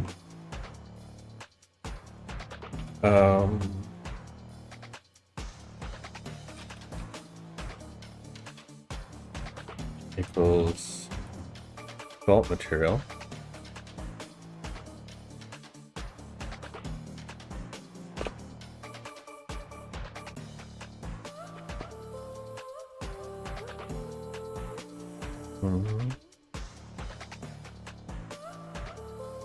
Trigger plants to death timer.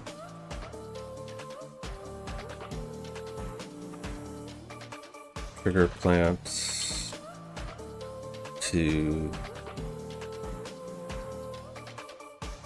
grow based on adequate water.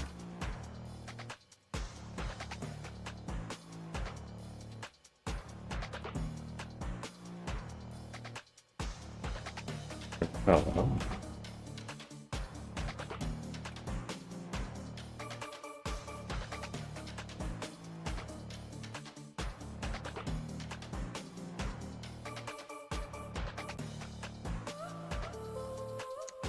The developers are insane. Instead of using Game Maker's inbuilt UI, room tile editor, they made their own one. So within the editor, it spawns in their own editor menu to build rooms, basically making their very own room editor system. We might do something similar here. Depends on how good the engine's built-in one is.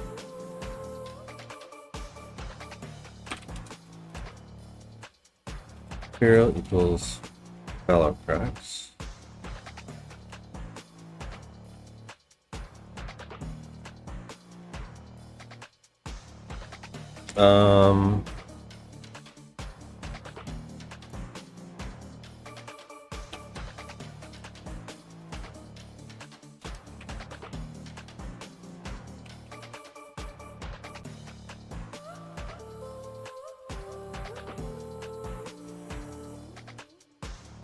Unity is now sweating heavily after I said that.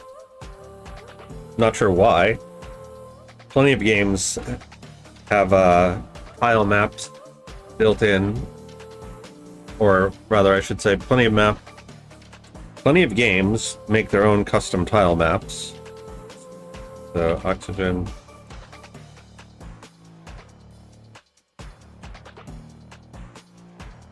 Most famous one being Oxygen Not Included. Oxygen Not Included was made with Unity, but they have a very complicated tile map system. I should know, I spent many months trying to study and deconstruct and reconstruct it, but a lot of the stuff that they have going on here require custom rule tiles that the built-in one isn't able to handle. So, particularly the terrain.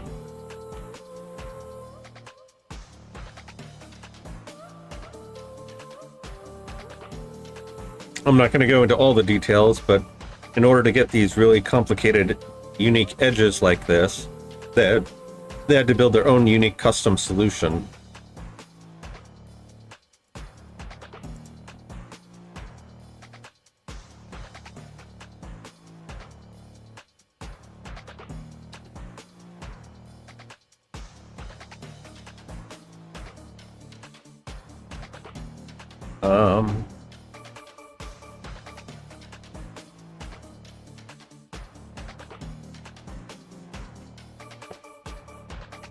Public void add fertilizer.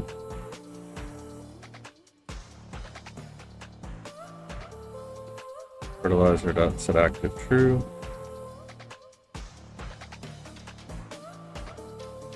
Remove fertilizer.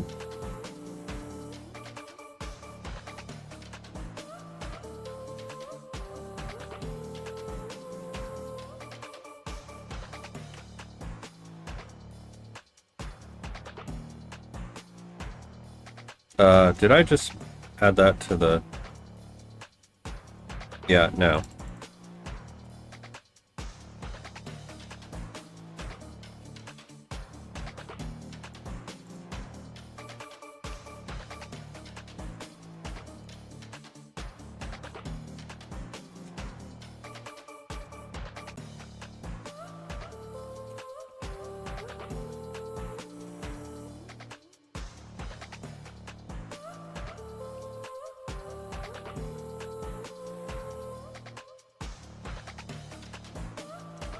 It is an indie game made by a small team. It's made by the same people that made Don't Starve. So Clay Entertainment.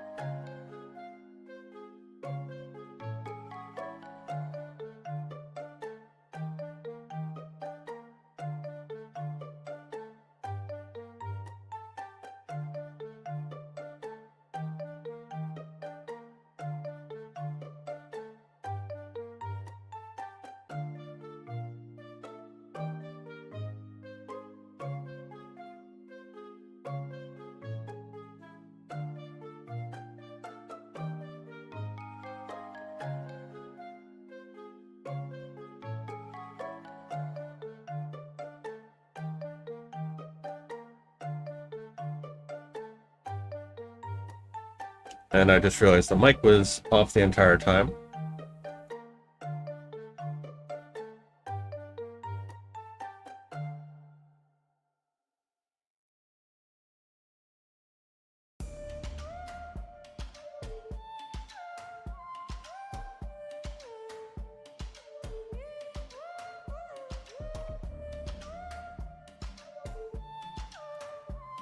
So basically what I was saying before is for us, you don't have to worry about the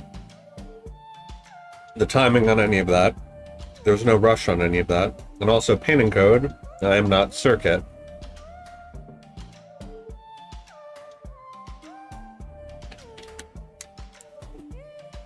Nah, I wasn't really saying much. I was just going through and changing all of these over to sprites instead, and lamenting the fact that I can't use repeating on these.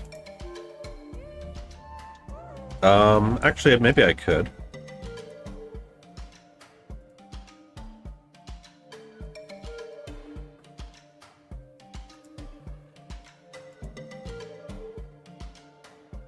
Wow, but now I gotta go through and edit all of them again.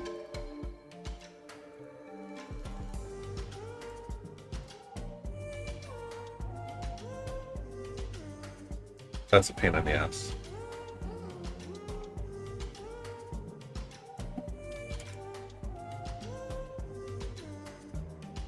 There you go. That's how you spell my name.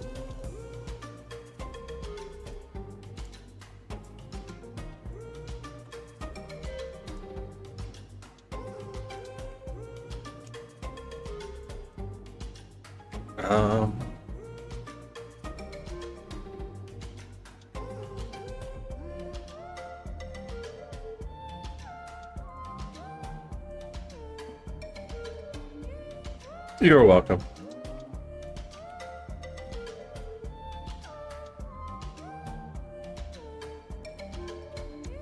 So now I gotta go through all of these again.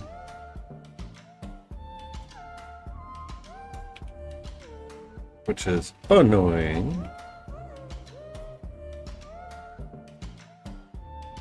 At least we got a lot of them though. Those are all repeats. All repeats.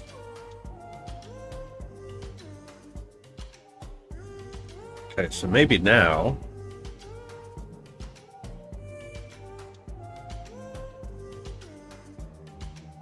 sprite tiling might not appear correctly because the sprite used full rect or sprite mode set to polygon mode.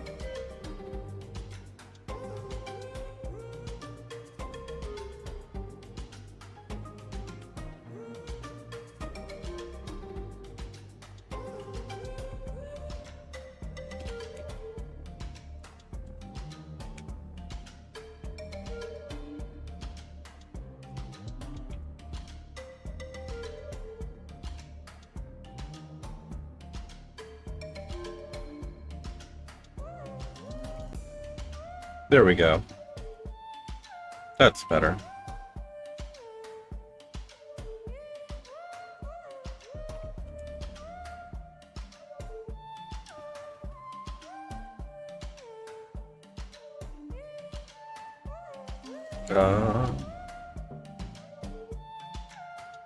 Sorting layers.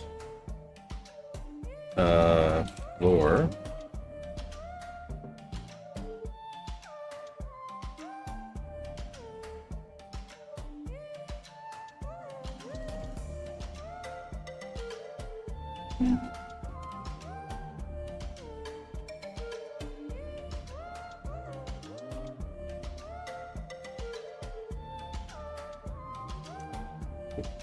It's not my real name.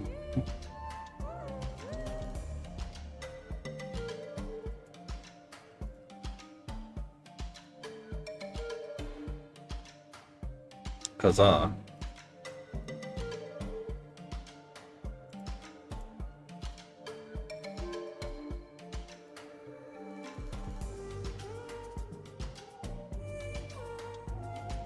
Okay.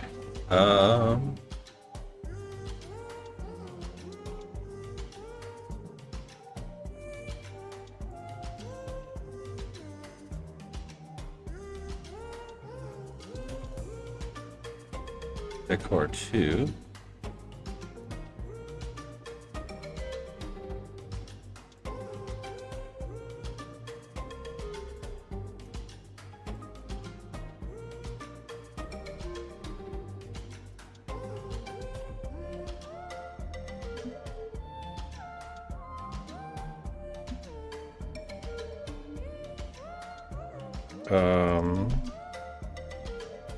Sprite renderer. Water.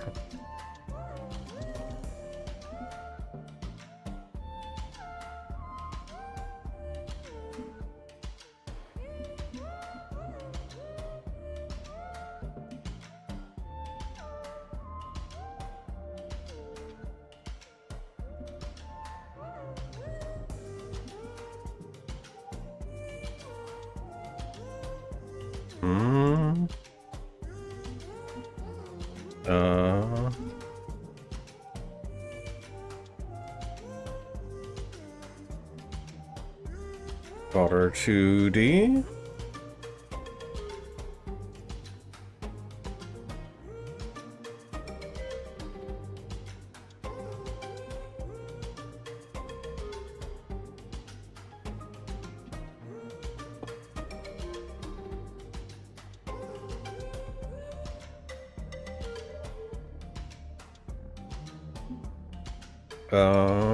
Water.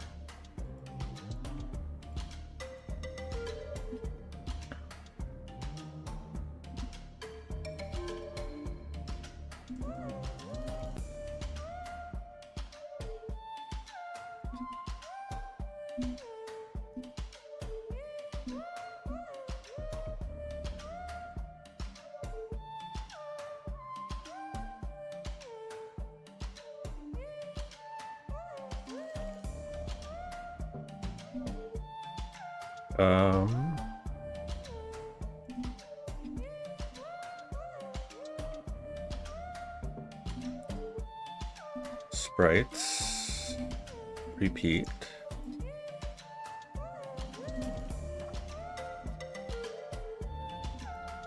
Sprites. Repeat.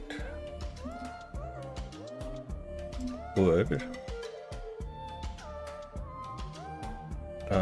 Sprites. Repeat. Because, like, that's the whole point of these, is that they are repeatable textures.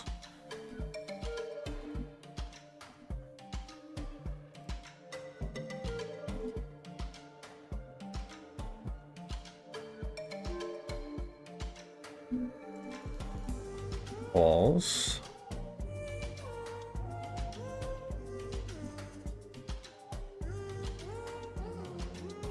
Sprites. Repeat.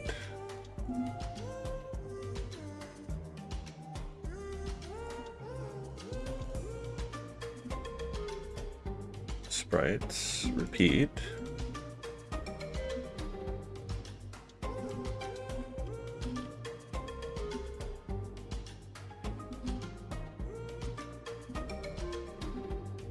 So when I say that that's not my real name, I mean it's not the name that's on my birth certificate or anything. But it is closer to who I am as a person.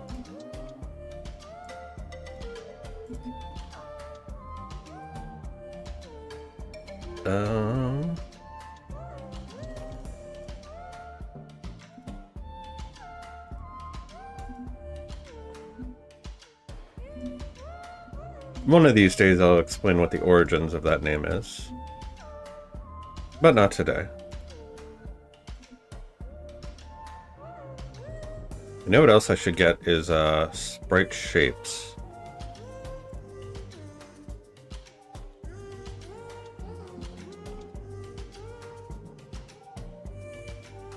Ah, here's a good one for cracked.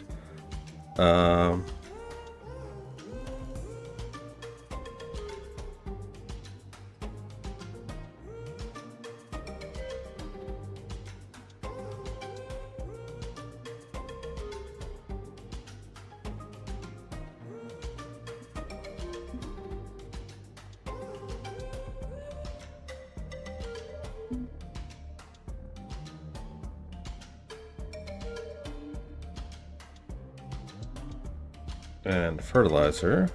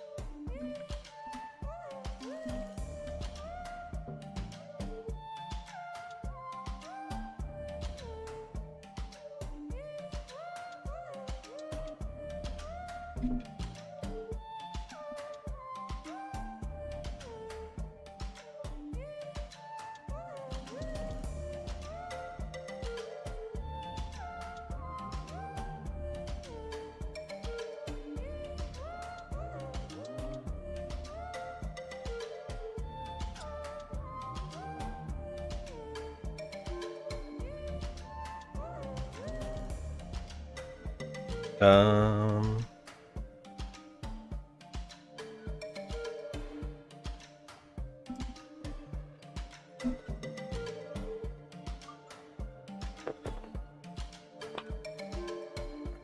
tilled soil.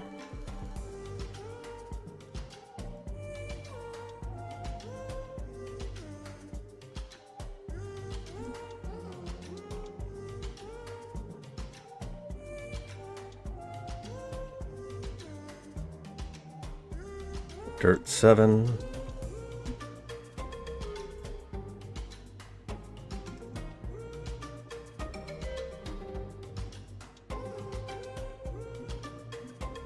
Okay. And for you,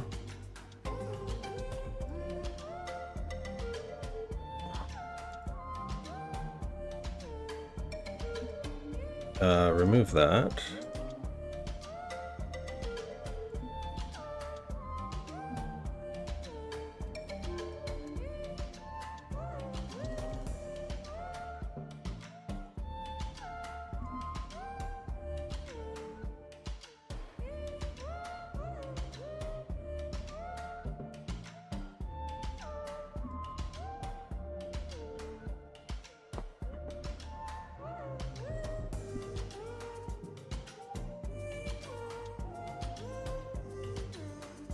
Make all these 90.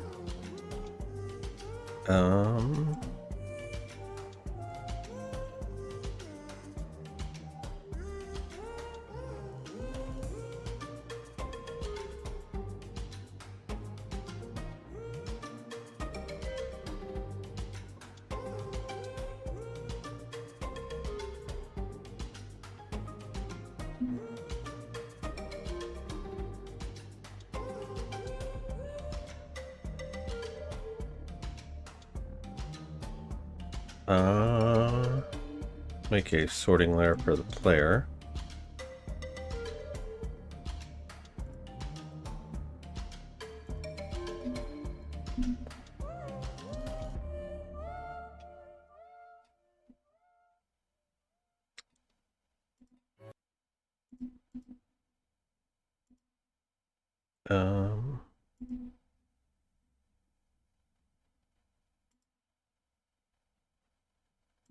Player sprite.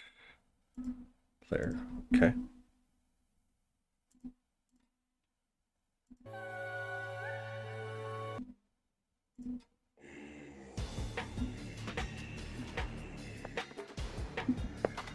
Okay.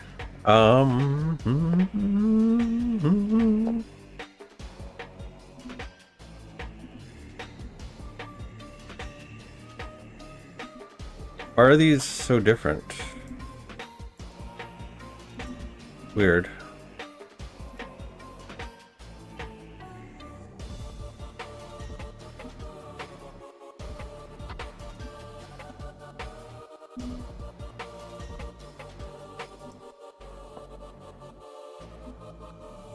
That's 512. Muddy soil. Ah, that's why.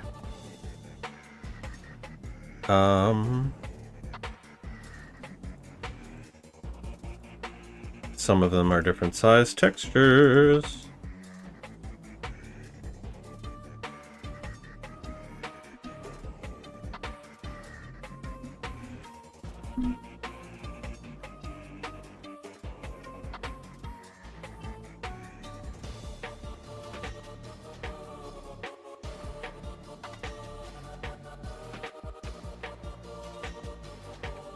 So, just gonna have to keep that in mind.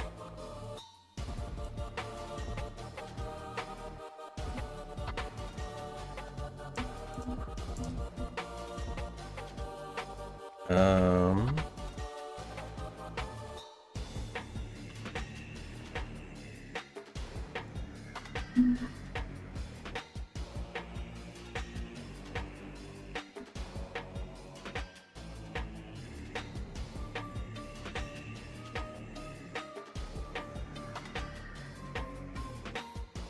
Make you decor 1. Make you decor 2.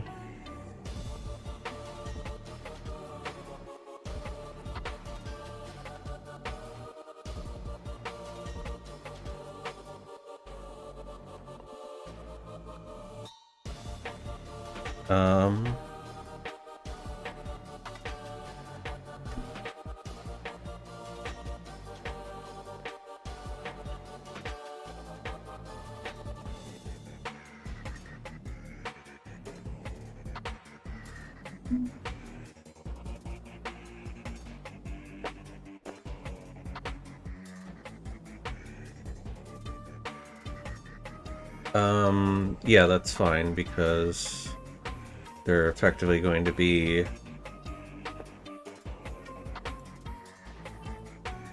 hidden there.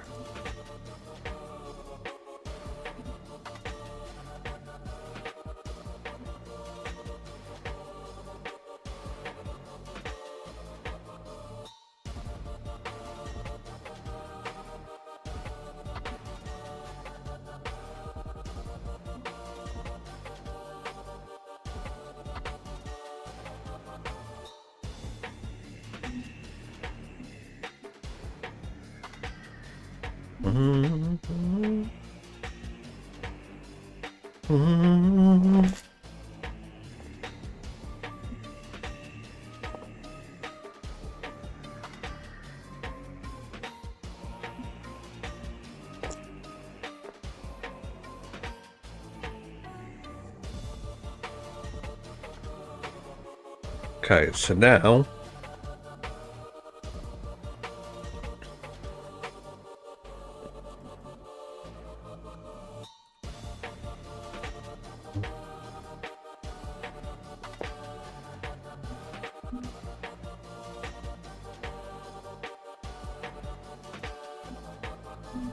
we can spawn a plant there.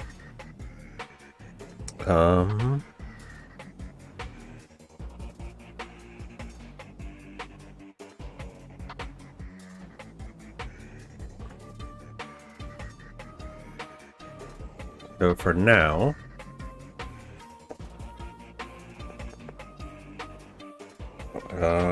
let's make a different script.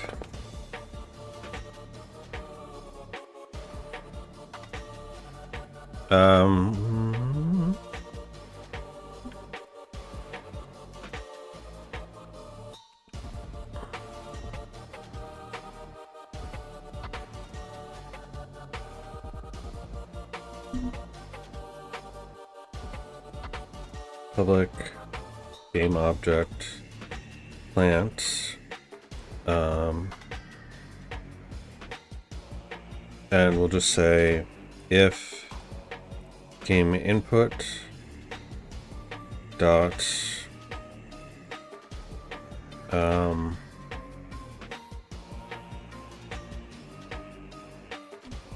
we'll not do that here.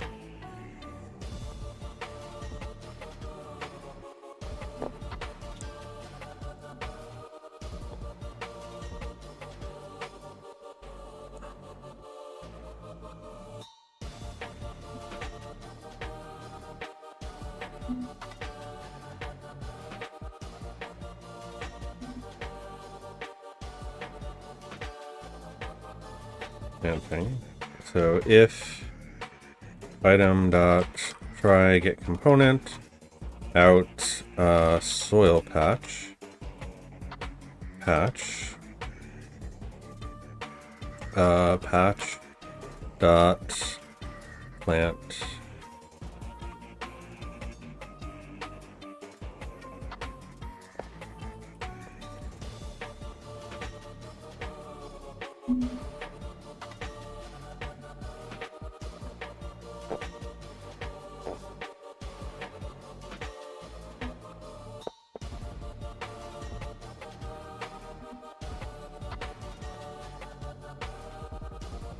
public game object seeds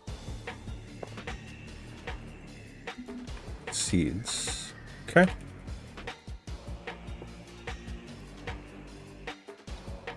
So that should plant a plant there, and then for our watering can,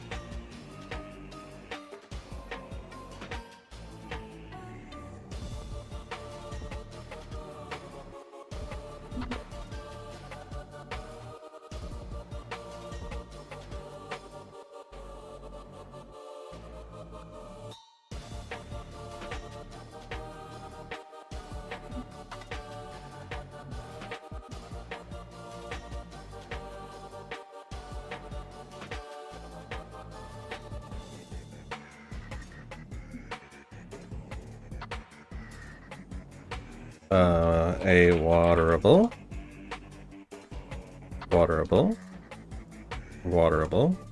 dot water. Okay. So if we were to equip the watering can, then we would be able to do that. So let's go make a watering can.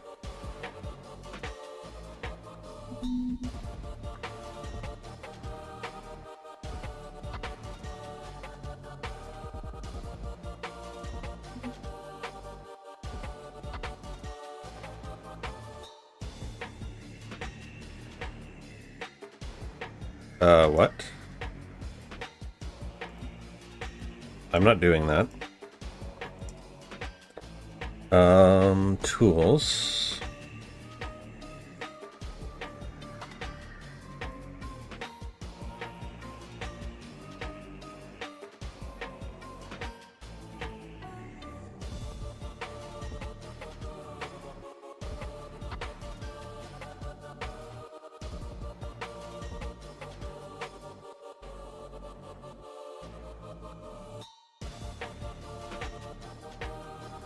I don't know why you had that there.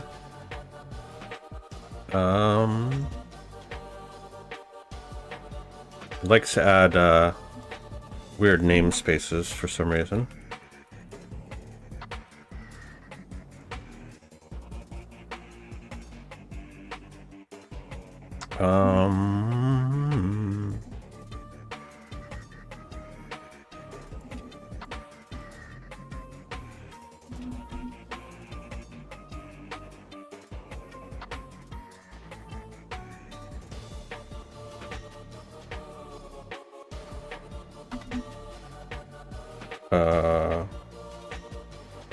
Watering can.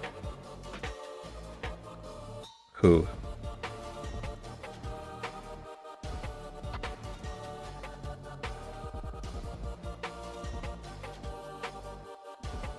I don't care.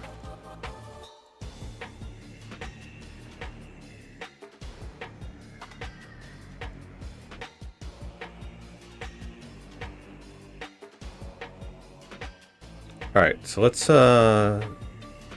just do that for now.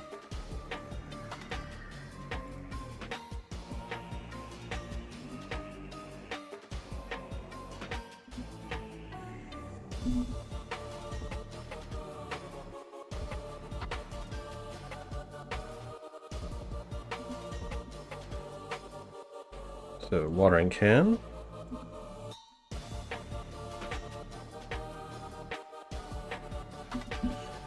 Um,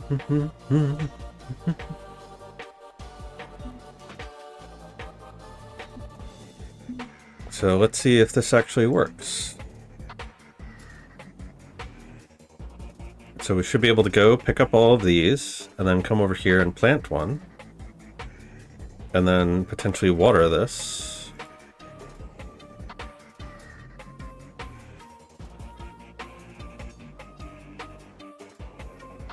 Alright, let's see how we do.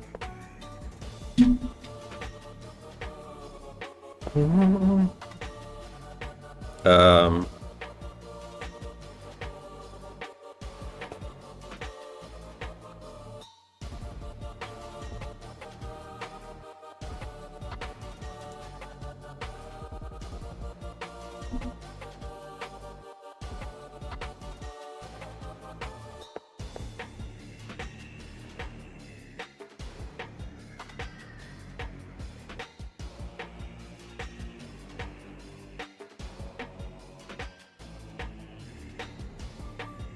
Ah, that could be a problem.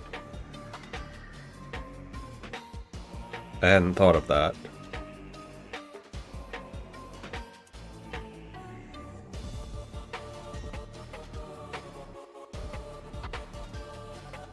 Well,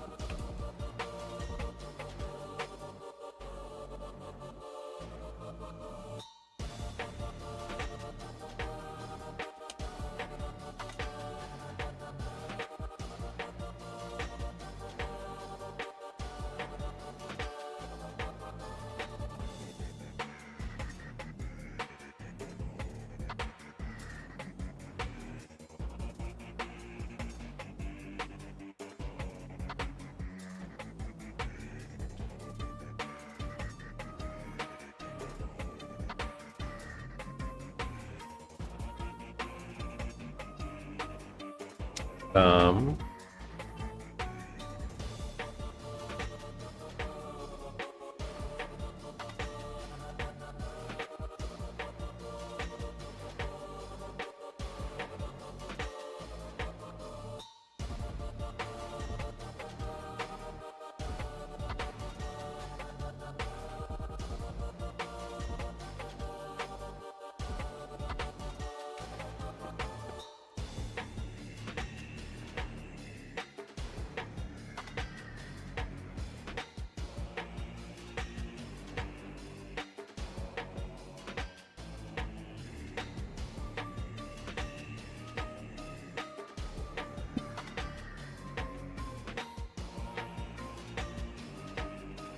Okay. So we can pick those up.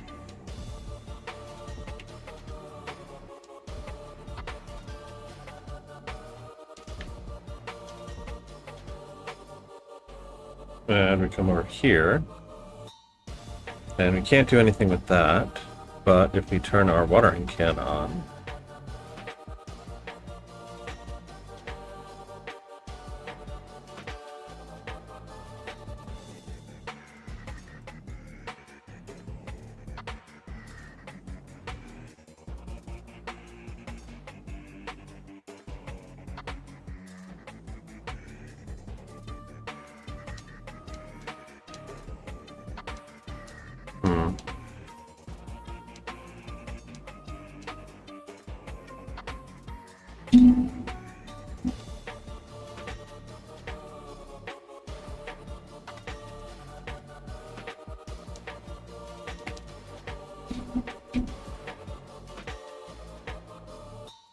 Alright, we don't need this anymore.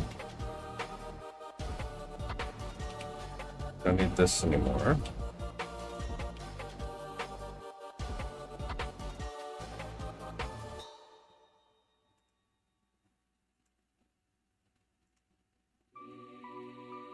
So soil patch extends interactable.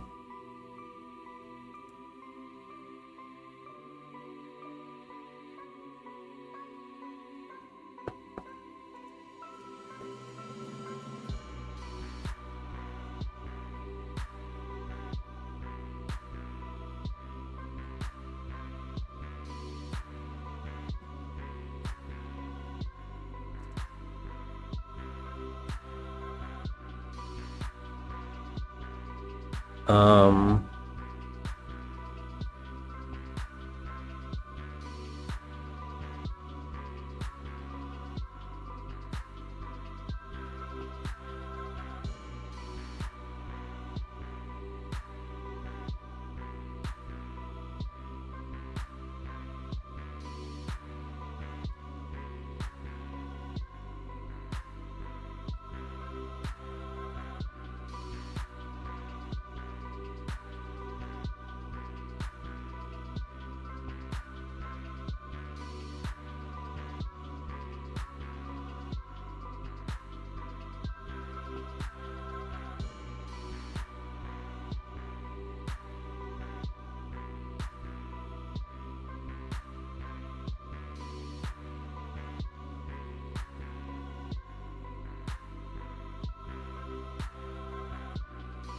we don't want to copy this.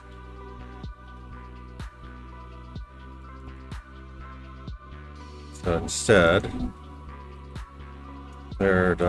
focus.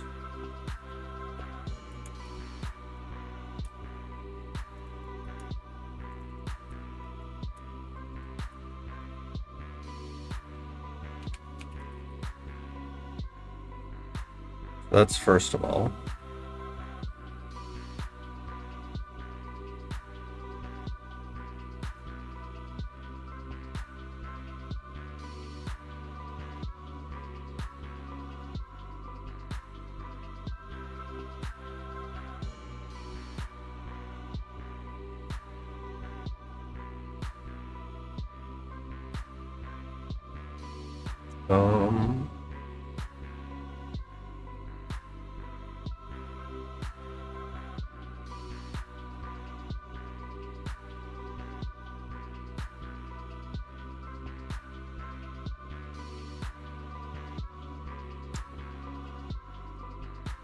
Um, this doesn't have a trigger collider on it.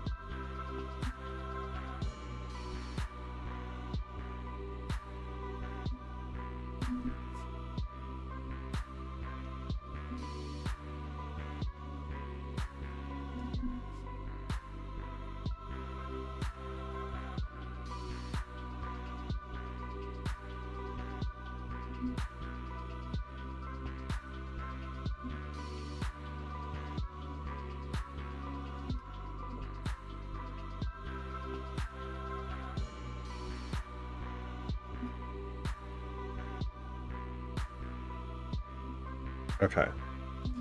Now, let's try again.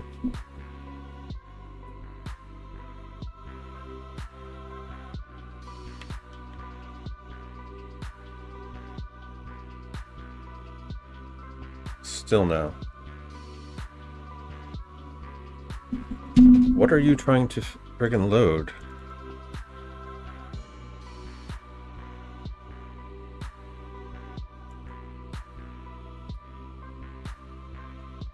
Why?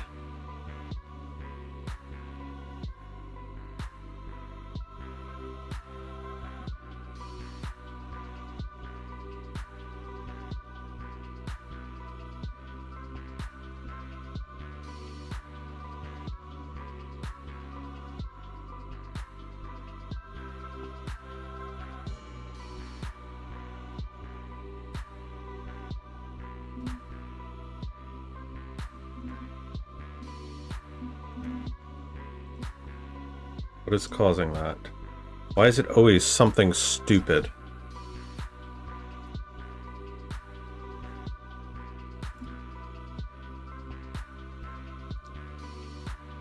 Occurs when Unity attempts to load objects during a domain backup process. This is not allowed because it can cause unexpected behavior in the Unity editor. Based on search results, this error has been reported in various Unity versions. The error has been linked to the creation or modification of shader graphs. It's being triggered while the shader graph is still being loaded or serialized. The error has also been reported when writing editor scripts, implying that the domain backup process initiated while the script is being executed. HoloLens development.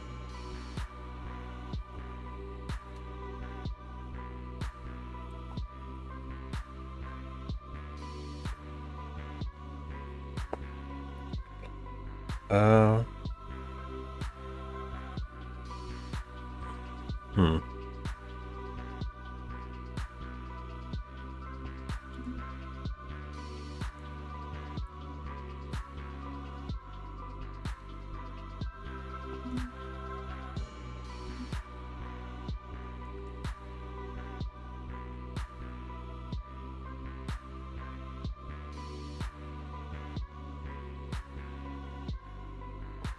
Delete your library folder and reopen it. I don't think so. Fuck that.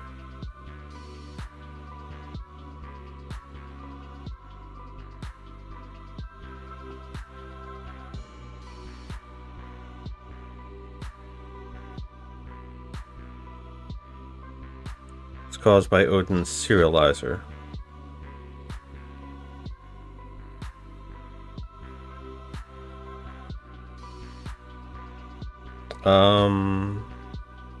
Did I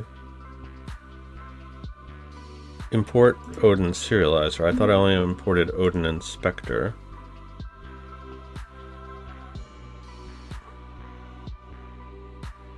Serenex.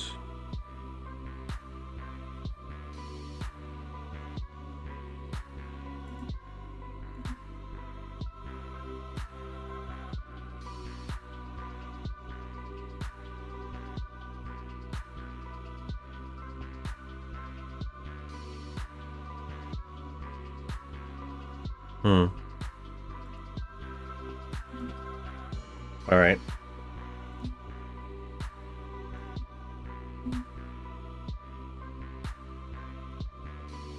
It's saying it's part of shader graph though, so I'm not sure.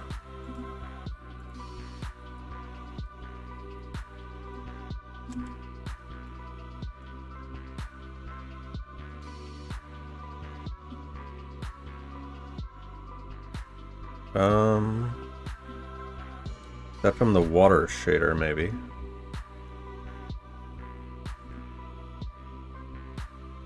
Let's just turn that off for now.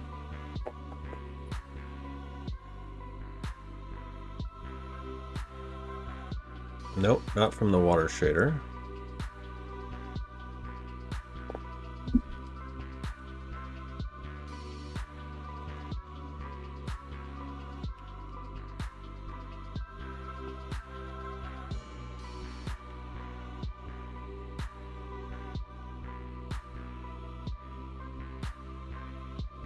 So you are not triggering. Why are you not triggering?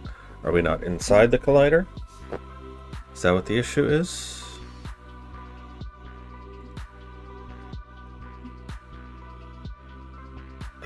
Looks like we are standing on the collider.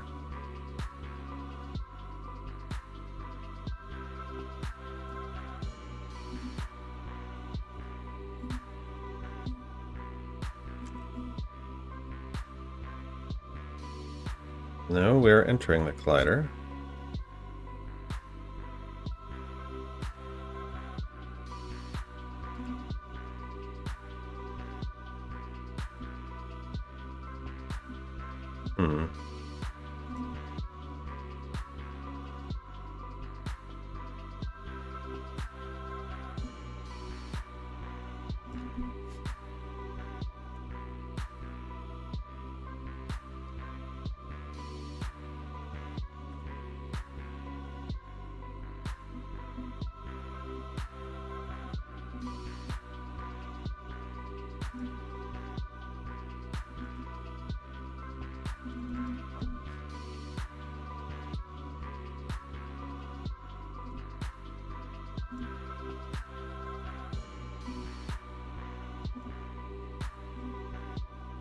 Hmm. What else is causing this?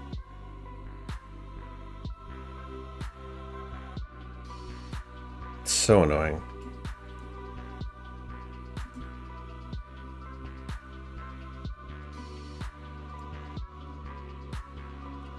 Because now I gotta sit here and look at that until I figure out how to deal with that.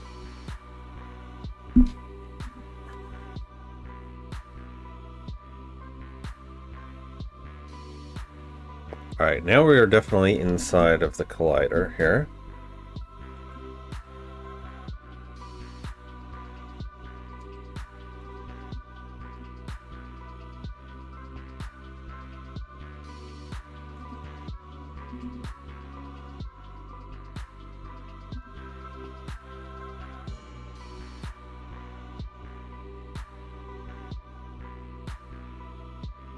Curious.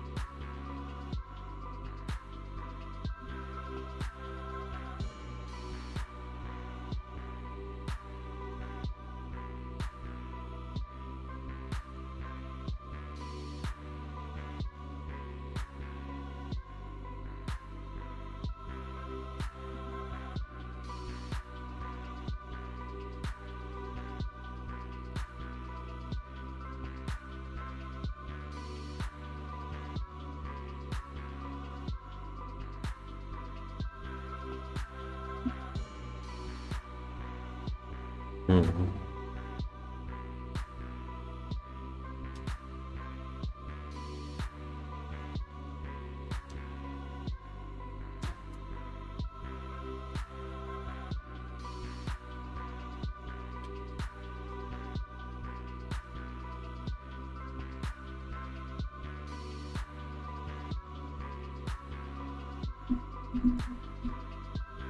So the seeds are clearly getting picked up. These are interactables.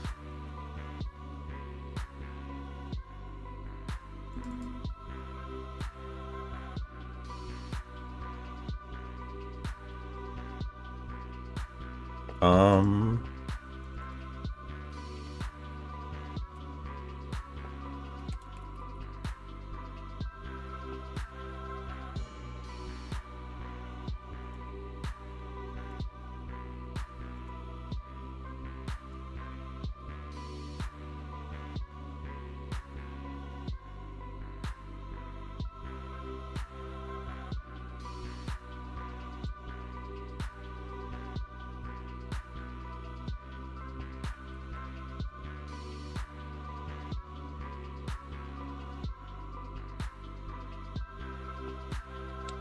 because you don't have the outline.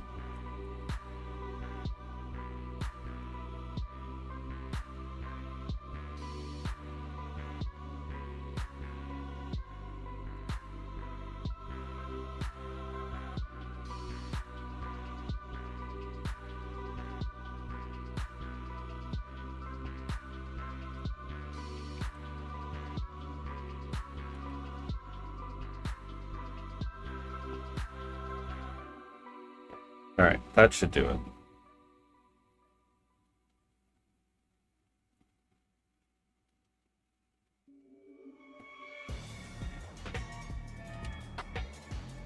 Huh.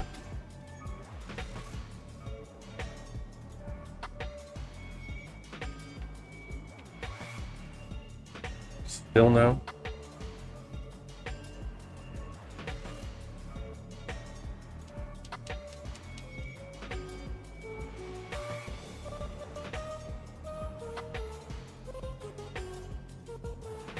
clearly inside of it.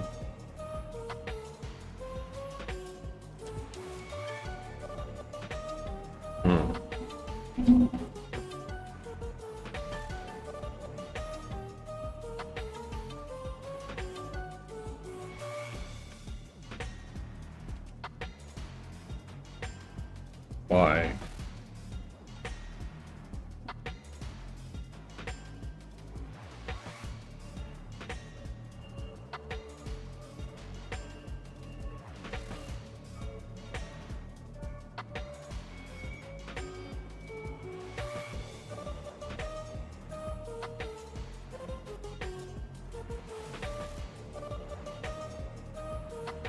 They have sphere colliders.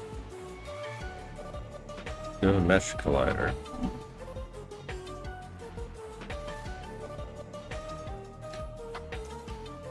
Is it wiser to create various smaller games to grind knowledge on game dev, or to just straight up go for the dream game, ensuring the person can code and draw?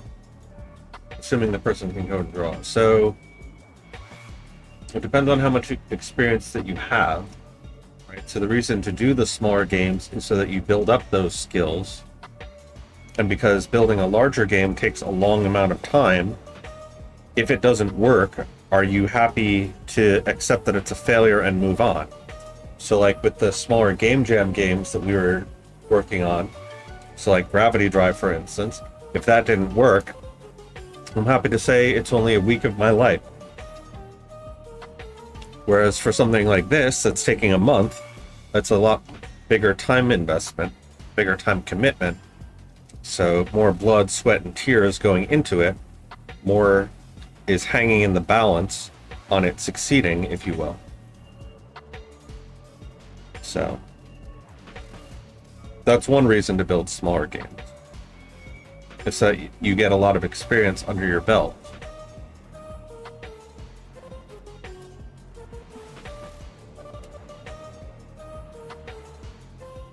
Fair point, but don't most games go through the phase where 70% of the work is like thrown away and recycled? Not necessarily. Depends on the scope of the game, depends on how experienced you are. Okay, so what is the issue here?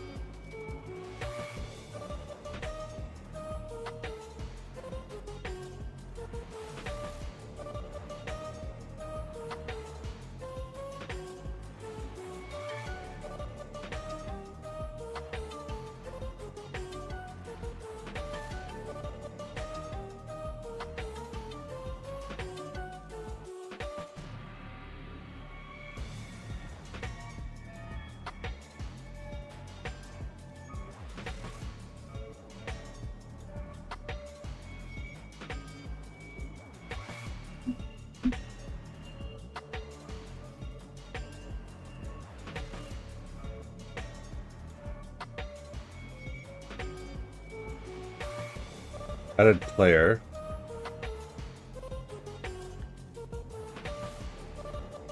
That's not what we want. We don't want added player. Although it is saying that for this. So then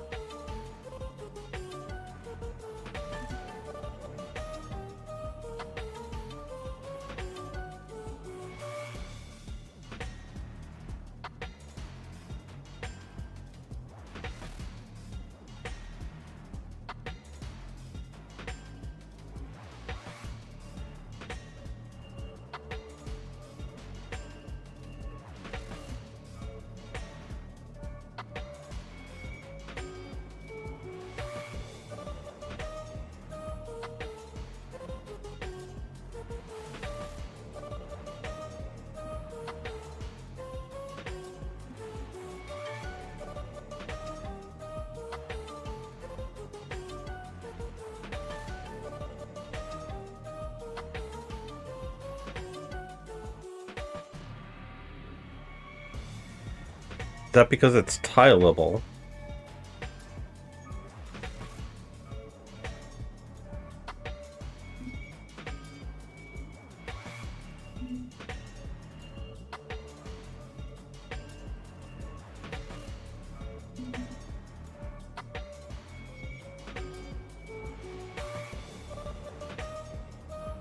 Um,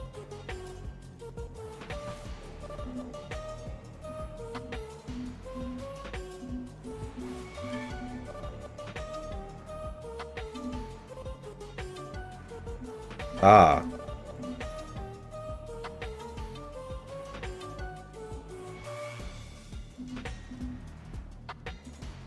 Plot thickens. Okay. So at least we figured that out. That's somewhat of a relief.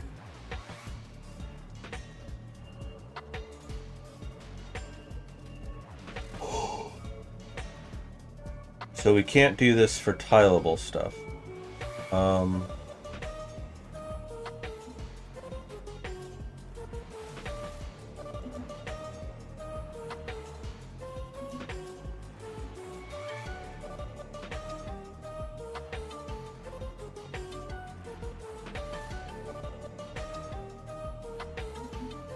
Unless...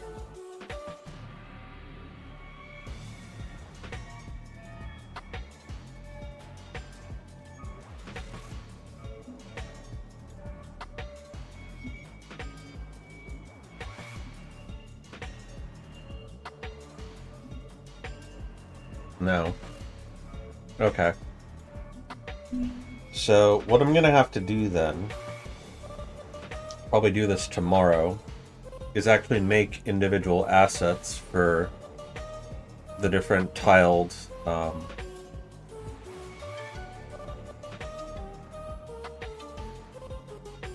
so like we're gonna have to make a tilled soil asset, a watered one, which is fine because we have to do the ones for fertilizer and so forth anyway.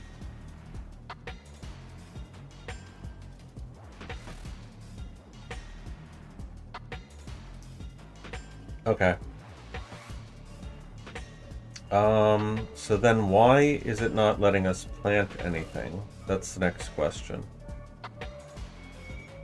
And the answer is because we didn't put anything in our hand.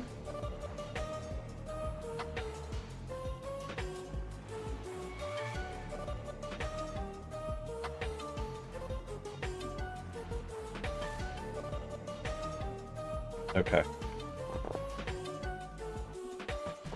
Alright, so now we should be able to do this.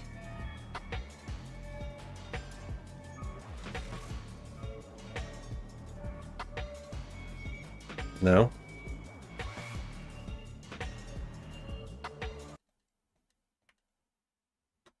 Hmm.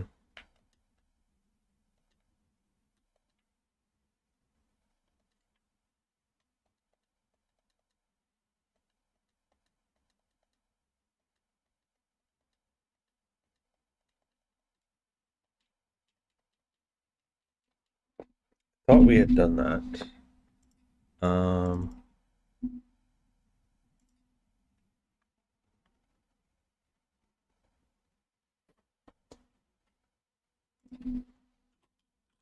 Debug.log. Try to plant. Soil patch.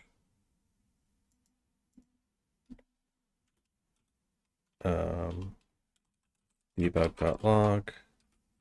Planting. And then back in here. Not that one.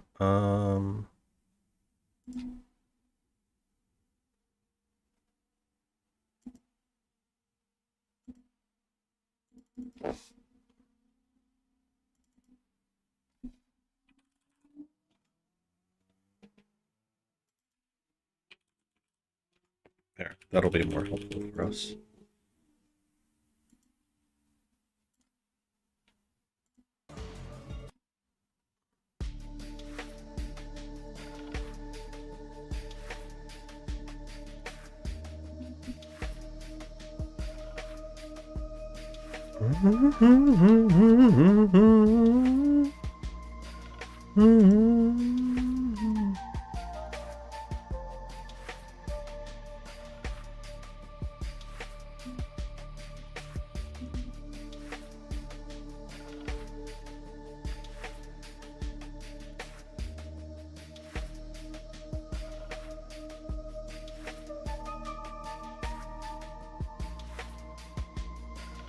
So it's not even trying to do that.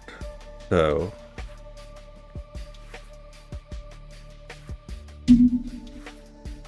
now what is the problem?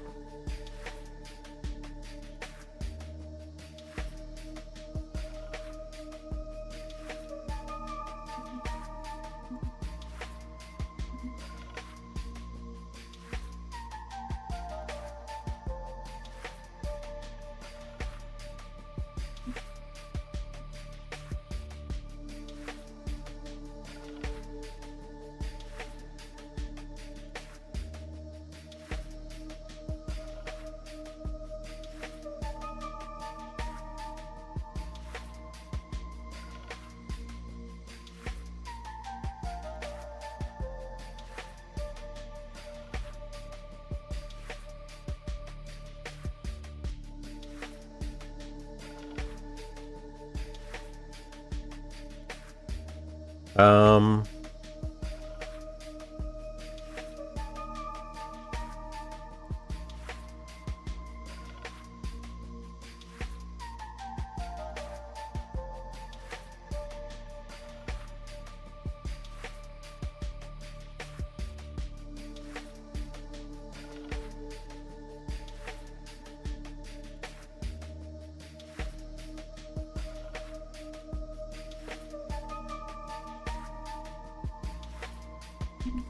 hmm.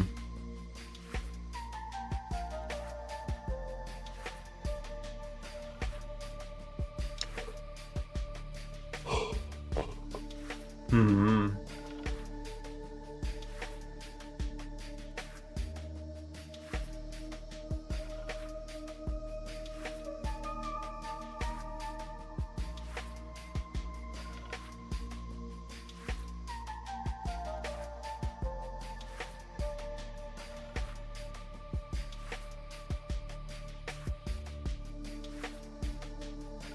Should probably also be returning after each of these.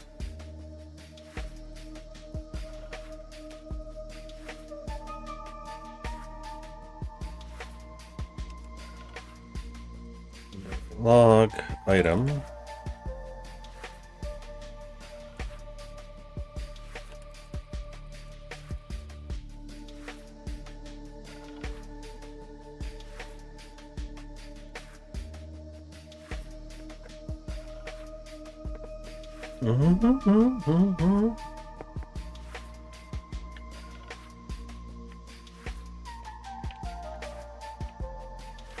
It's just not getting it at all.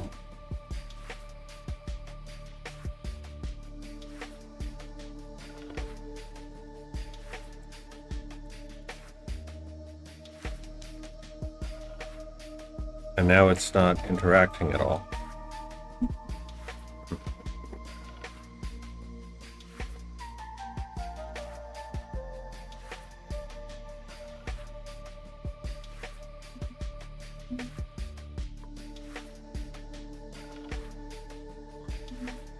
Yeah, I think so too. I do think that indie devs will be the future. It doesn't have to be that way. I don't know why. When they get to a certain scale, they start becoming stupid. Alright. We've been going for 9 hours. I am starting to get tired. So I think we're going to call it here. So unfortunately, it didn't get as far as I would like with the base prototype, but we do have this cute little character. So tomorrow is going to be a art stream in which we try and make a bunch of assets for the game. Now that I have like a better semblance of some of the things that we're going to need here.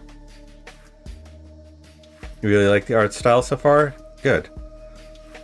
because all this is placeholders and all of this is getting replaced. So like these trees are not staying.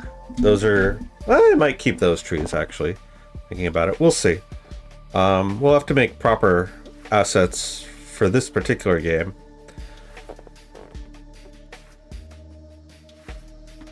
But anyway, so if you guys are interested in watching me continue this project, we will be returning again tomorrow. We have until Halloween to get something up and running and out the door. So I hope you will join me for that. Make sure you guys like, share, subscribe, leave a comment telling us what you think about the name. We're still struggling between So Shall You Reap or Harvest Reaper. Harvest Reaper, of course, has... there already is a title like that up on itch.io, but it's not particularly good, in my opinion. I haven't really looked too far into it. But, yeah, help us come up with ideas for names, and also things that you would like to see in the game. And we may add them, we may not. But, until next time, I am Marussia Dark of Circuit Studios. Take care.